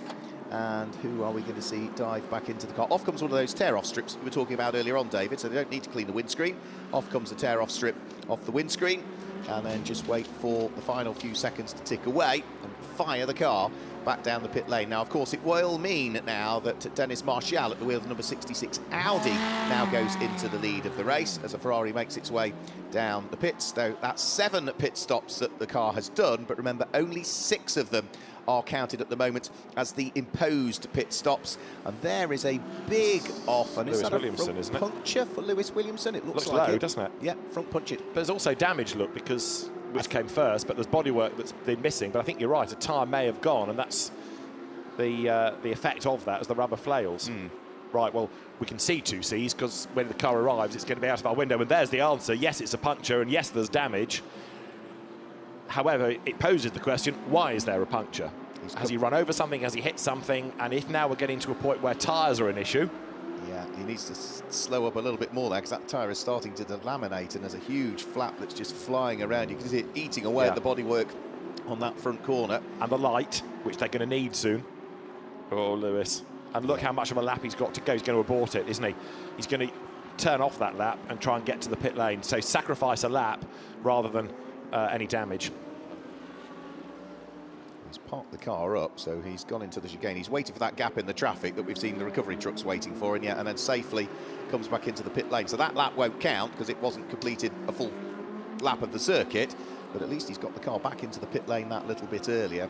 And you could argue, did the sensible thing. You know, is it more dangerous to limp the car back round the whole circuit, or any more dangerous to shortcut it, wait for a sensible gap in the traffic and get out the harm's way quicker? No, I agree. I take your point entirely. And so he's in, saved himself a lot of time, saved himself a lot of damage, saved potentially a lot of grief. We've just had another raft of 5-second penalties being awarded, one of which is to the sister car, one of which is to number 99, the other Attempto Audi that we've just seen make a pit stop, and there's the damage. So it was a puncture, but by the time the car gets into the pit lane, there's a lot more damage, and there's debris on the racetrack. I can see a full course yellow here to get that out of the way. Yeah, because it's slap bang on the racing line, isn't it? By the look of that, seems right at the exit point of the previous corner. So, yeah, there may well be little choice to throw that full course caution. You can see how much that tyre is delaminated, and yeah, it hasn't damaged the front splitter, I don't think. It's just the light cluster and the front wing, and of course, you know, many of these GT cars are so aero dependent, and also with that rubber flailing round in air, what's it done to the suspension as well as it's been going round and wrapped itself around things like the rotors? Yeah, and any hoses and any pipes and the light and the light assembly, because like I say, they're going to need that soon. I mean, look, you know, the light's going, the lights are coming on in the grandstand opposite us. Number 8 Mercedes with the lights on charges along. That now in the hands of Ian Loggy. Full course yellow, and that must be to get debris off the road. Done this before, haven't you? Once or twice. Once or twice. Right, full course yellow. And straight away into the pit lane already, so they're good. Philip Ellis in the Sun Energy Pro-Am leading car. There we see another bit of debris just being kicked around by one of the cars on the slow-mo. So, yeah, a couple of cars in the pit lane. And the other one that could be important, Dennis Martial got into the pit lane just as we went full course caution. He was leading the race. Yeah, well, but that's not been an imposed pit stop because there he is on his way out. Right. I don't think he had got to the safety car line before the full course yellow came. So Dennis Martial doesn't take that as a imposed pit stop. Now, if it's only these 2 bits of debris, we might not need a safety car here. Yeah. So it can be a very brief full course yellow. 75 hopefully has timed it right, but 66 made an oh-so-brief pit stop at the end of lap 187. But only really with it being a 35-second pit stop for fuel. So it's not served one of its imposed pit stops. So it's still on 6, as 71 Ferrari is still also effectively a pit stop down. Brake change going on as well, so it is going to be a pad change on the 75. I don't think I can see a disc at the side of it, so they're going to put a disc on the number 75 car. So that's the car that's been leading Pro-Am for a huge chunk of the race. And now from full course caution, as David suggested, debris is cleared. We go back to green flag racing once more. So it is going to be now Matteo Drudi has taken over the number 66 Audi in what was a very brief pit stop. So that was a pit stop for a very, very quick driver change and no more by the look of things. I didn't even see the door open. I thought that was purely fuel, but I wasn't studying it yeah, I was the same as intently. you. But, I mean, yeah, to change the driver... in 35 seconds. Pit stop time, and that's pit in to pit out. Yeah, not only is it very quick, why? Yeah. Unless Dennis Martial was suffering for some reason, but that was only a 25-lap stint, 35-lap stint. I think we should point Alan Hyde in the direction of Audi Sport Team Tracer there to try and work out exactly what they did in that pit stop, if they're given the information, of course, because again, they might be reasonably tight-lipped about it because that's a strategy they're working to. Yes. 35 laps it was. Yeah, forgive me. So that's about right on the number, but... OK, we'll find. 10-second penalty has just been awarded to 55, which is the Jamie Stanley, Laurent Demirs, Stefano Costantini and Alex Fox Ferrari for pit lane speeding. And that most recent stop from 71, which has put James Collado into the car, and for 66, that we think has put Matteo Drudi into the car, now means that Patrick Niederhauser, who is back at the wheel of 25, leads the way. Number 25 is the blue Audi of the Santalok team. 61, a stop-and-go penalty for 14 seconds for a pit stop infringement. Number 61 being the Louis Pret, Philippe Pret, Jean-Claude Sauder, Conrad Groenewald Ferrari. That's been leading AM since very much the beginning of this race so far. So Philippe Pret behind the wheel for the first time in this race. Don't think we've seen his name up before, but yeah, that is going to undo some of the hard work that they have done so far. Right, need another page for the penalties now, because I've run out of room on that one, so bear with. I suspect they're probably on more than one page downstairs in race control so far there as well, with the totting up process as well. So Patrick Niederhauser now picks up the lead of the race. So the number 25 Audi goes into the lead of the race. So that is the familiar colours of Santalot, the blue with the black, just heading down in towards the braking area for the banked and reprofiled turn number 9. We'll see where Matteo Drudi has fed his way back out following that brief pit stop, but I think it will be second place. I think it's going to go from being a Ferrari leading to an Audi 1-2 all of a sudden, you know, half an hour later. And the leading Ferrari now will be the number 71 car, but that is now in the hands of James Collado, who is about 6 or so minutes into his stint at this stage. Can I clarify, just for the benefit of anybody that cares, that number 66 is not Matteo Drudi at the wheel. The team have said it is still Dennis Marshall. It must be that there's the switch has been flicked in error. How you could change the drive so quickly. Exactly. So the team has confirmed that it is still Dennis in the car. So I wasn't going totally mad. How can you be in and out in such a short period of time and change driver? And I think there was also an issue, somebody else picked up on it that was watching online as well, that it kept showing us Mark Gvam behind the wheel of the number 43 car when it was Kevin Magnussen. That has now corrected itself on the timing screen. And in fact, Dennis Marshall's name has been returned, so the message has got through. Turn the switch back, so when he has a moment, he flicks the driver ID, must have just knocked it somehow in the stop. So this is the leading car right now. Patrick Niederhauser back at the wheel of the Santalok Audi, but that is still one mandated imposed pit stop behind number 66 and number 77. So they now have done 6 regulation stops apiece. This car has only done 5. So in other words, although it's 12.6 seconds ahead, it's a minute and 40 behind on pit stops. Yeah. And Patrick Niederhauser and Dennis Marshall have also been driving these cars for a very similar period of time now. They're just coming up to about 90 minutes since they first jumped on board for these stints. So arguably they will both dive into the pit lane at a similar time, one would have thought. And that, again, will put the Ferrari back into the lead of the race again briefly if things remain the way they are. But, of course, the Ferrari is in the hands of James Collado now, who's been behind the wheel of it for 8 or so minutes. 4th place is number 26, Simon Gachet. 5th place is 77, which is Al-Faisal Al-Zubair. But those two are absolutely together this time. So the number 26 car of Simon Gachet feeling the pinch from Al-Faisal Al-Zubair, who was half a second behind and lapped within about 70 thousandths of a second of the Audi that was ahead of him last time through. So nothing to choose between the pairs. They head up towards turn number 1.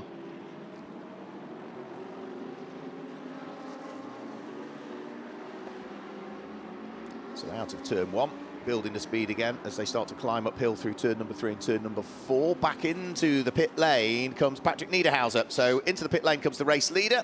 So having been out there for about 90 minutes there or thereabouts, into the pit lane he comes. Someone else has had a bit of strife there as well, because there was polystyrene all over the circuit there. So somebody has picked up one of the polystyrene blocks from somewhere and spread it around the circuit. And that was on the braking area. Okay, it's not Lewis Williamson. In towards turn number 5. It's not part of Lewis Williamson's dramas, which is where we saw him have his... Possibly, yeah, it might be related. It's the first time we got a shot there in the braking area of turn number 5 to pick up on that. Dennis Marshall, he's back in, isn't he, number 66? So he made his sort of splash and dash pit stop, and now at the end of lap 190, he is back in. So 3 laps, and there is the polystyrene. Yeah, you're right, somebody has had a drama under braking and taken that with them. That last stint for Patrick Niederhauser, I know that we had some of it with a bit of full course yellow, but 38 laps in total. We've had rain. It almost looks like we've had snow now here, doesn't it, with little bits of polystyrene all over the place. I was putting a funny face a little while ago, and you can see at the end of the pit lane what I was concerned about, and that is that one of the Grupper M Mercedes has returned to the race. And I've got no idea why. That's the 98 car, That's the Engel car. That's the first car that retired. Now, it's still being shown as Mauro Engel behind the wheel of it, but I'm looking quizzical a minute ago, and you were looking at me. I thought I'd seen it drive down the pit lane, and I had. And there it is. Now, we were told that they were at the pool. It's only 175 laps off the lead of the race, and there's only been 190 done, but it's up on its air jacks in the pit lane, and why would you do that and have the man with the lollipop stood in front of it if it's not going back out? Why, after so much time, have they got it back out again? Are they double checking that they've got it fixed because they've got another race in the Middle East coming up shortly? Maybe. Possibly. Maybe. Let's see what happens next. Dennis Marshall rejoins the race. Right, this one has thrown me. completely now. We've had a few of those throughout the course of the day. I like things to keep us guessing. I like to try and understand these things. What we need is a pit lane chap to go and talk to his mates. He's having another snooze. You leave him alone. Bless him. So the squabble's still going on. Simon Gachet still just about palming away the aspirations of the Al Faisal Al Zubair Mercedes that sits behind. They're both beginning to close in on one of the Ferraris. That's the number 91 Ferrari in the hands of Ernst Kirschmeier that they're closing in on. The Team Baron car that is circulating around about 15 laps off the lead as things currently stand is that number 91 car, and it's sitting 6th overall in GT3 AM at this stage, so should be fairly easy for Simon Gachet to peel his way through and past the Ferrari, and sensible driving by Ernst Kirschmeier just stays well and truly out of the way, blends out of the throttle as well, so the squabble for what is 4th and 5th can continue on its merry way.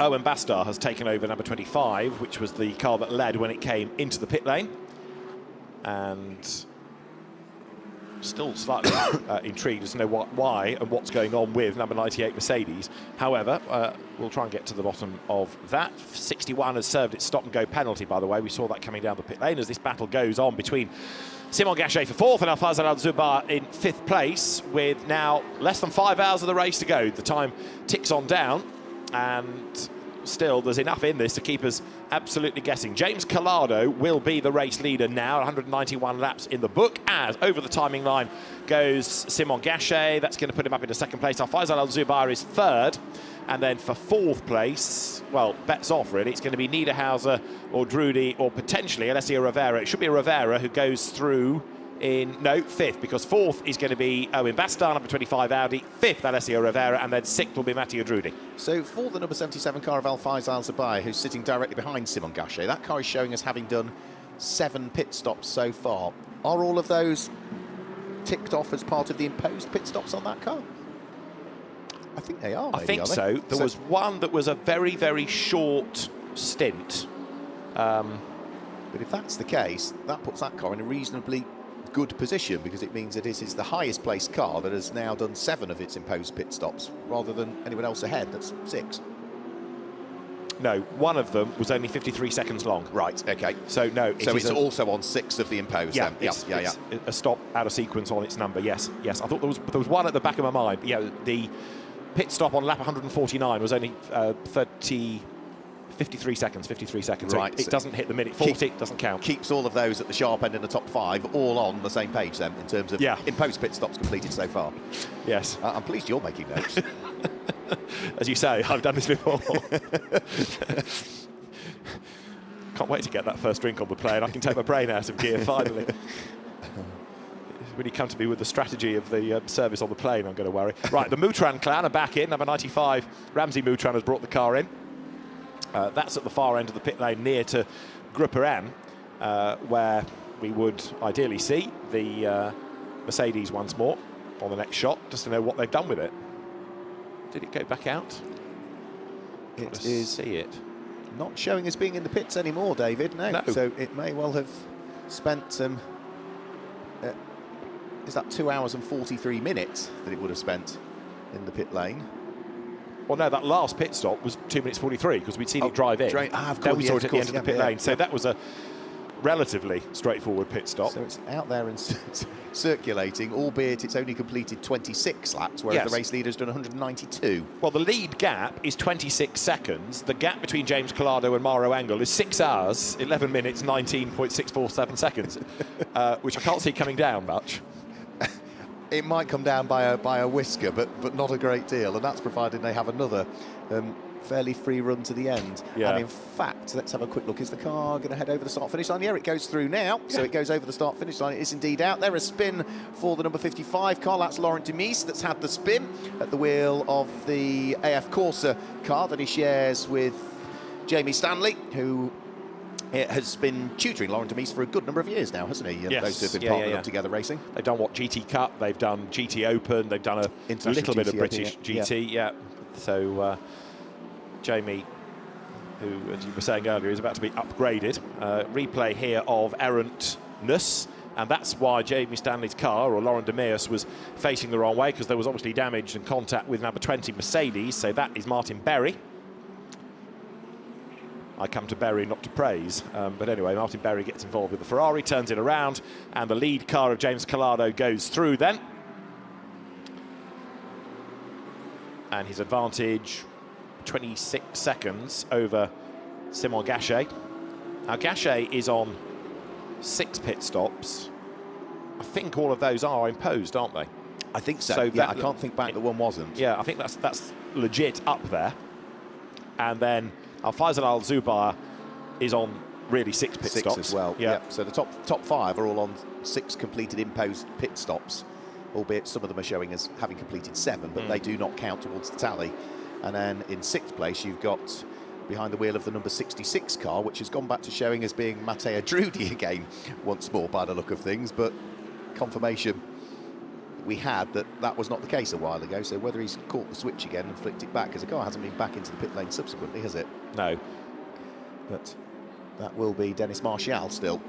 And that is showing as 8 pit stops, but at least one of those will not be counting. More debris on the track, and this time it is one of the markers that goes on the inside of the corners. So it's one of the plastic markers to stop too much corner cutting going on has been picked up and has strewn itself onto the circuit. As into the pit lane comes the Team Baron Motorsport Ernst Kirschmeier number 91 Ferrari. You can see all of the black marks down that rear wheel arch with all of the pickup on the circuit, all of those marbles that are being spread around, just absolutely coating the rear wheel arch with the rubber. New set of Pirellis being put on, the amount of dust that's coming out as well when they started to change these tyres now, and you can also see that the lights around the circuit are fully illuminated, and we are heading towards sunset as well here in Yas Marina.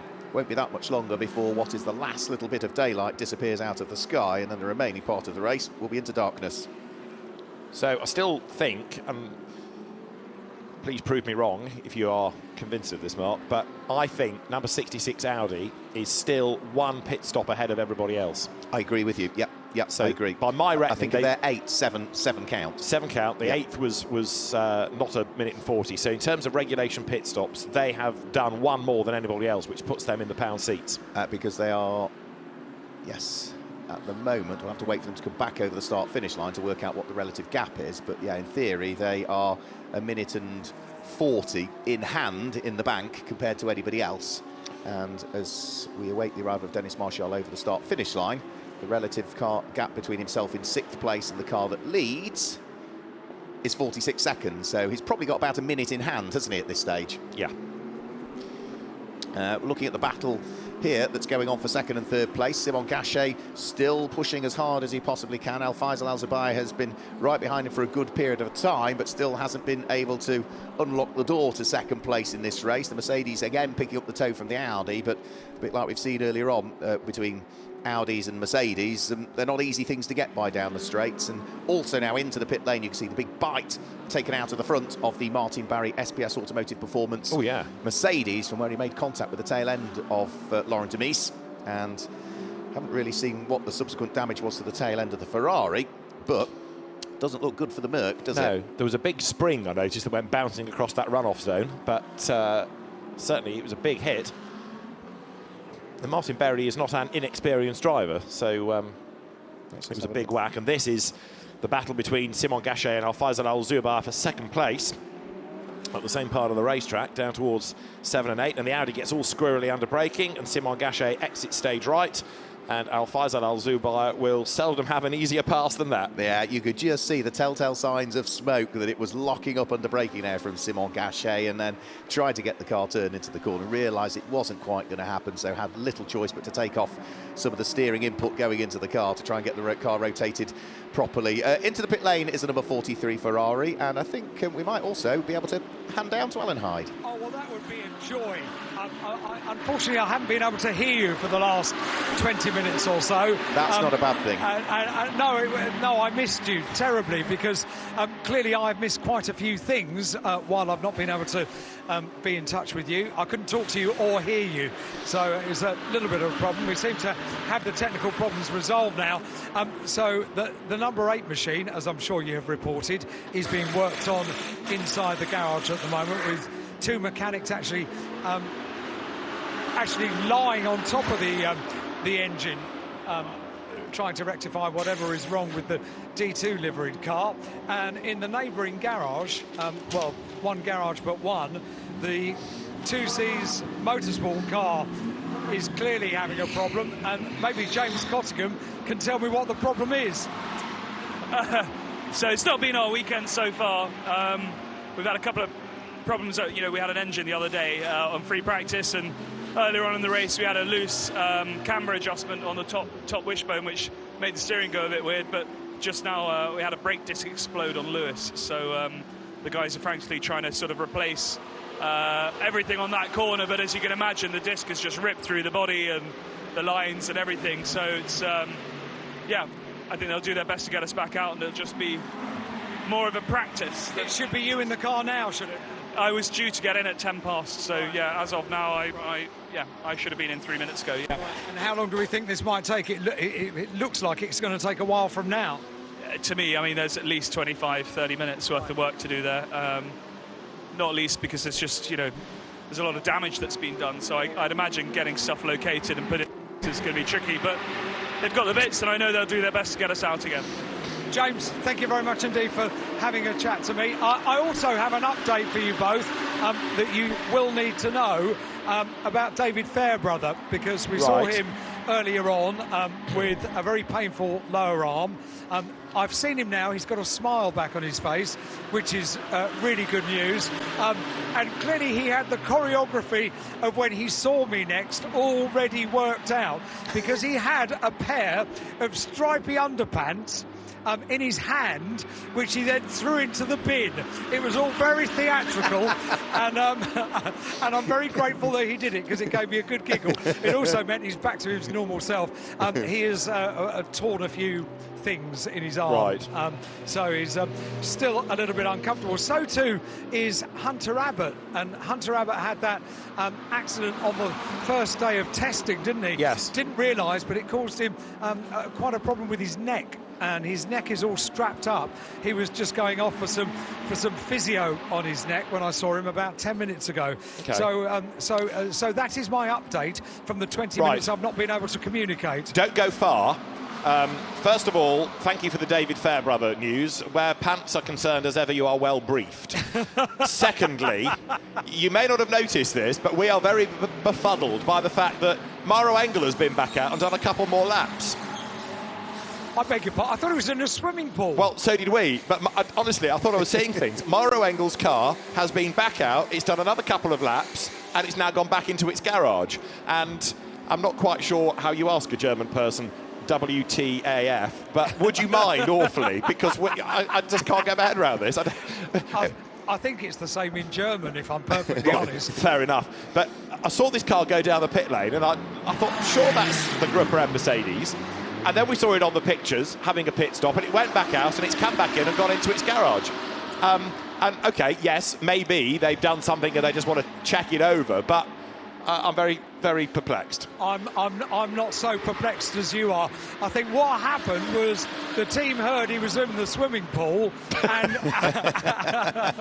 I thought, we're not having this. We're still at the circuit. He can go out and do one lap.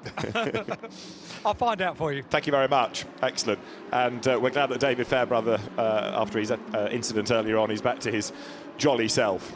Right, is there anything else we need to catch up on, or are we more or less on top of this? Interesting that the 2C's Mercedes of Lewis Williamson was an exploding brake disc, not just a puncture, but the disc cut through the tyre. I've seen that happen before in a Mercedes. It happened to ABBA Racing as well. Sam Neary was driving at Donington Park, and it absolutely, just went straight through the bodywork instantly. So that will be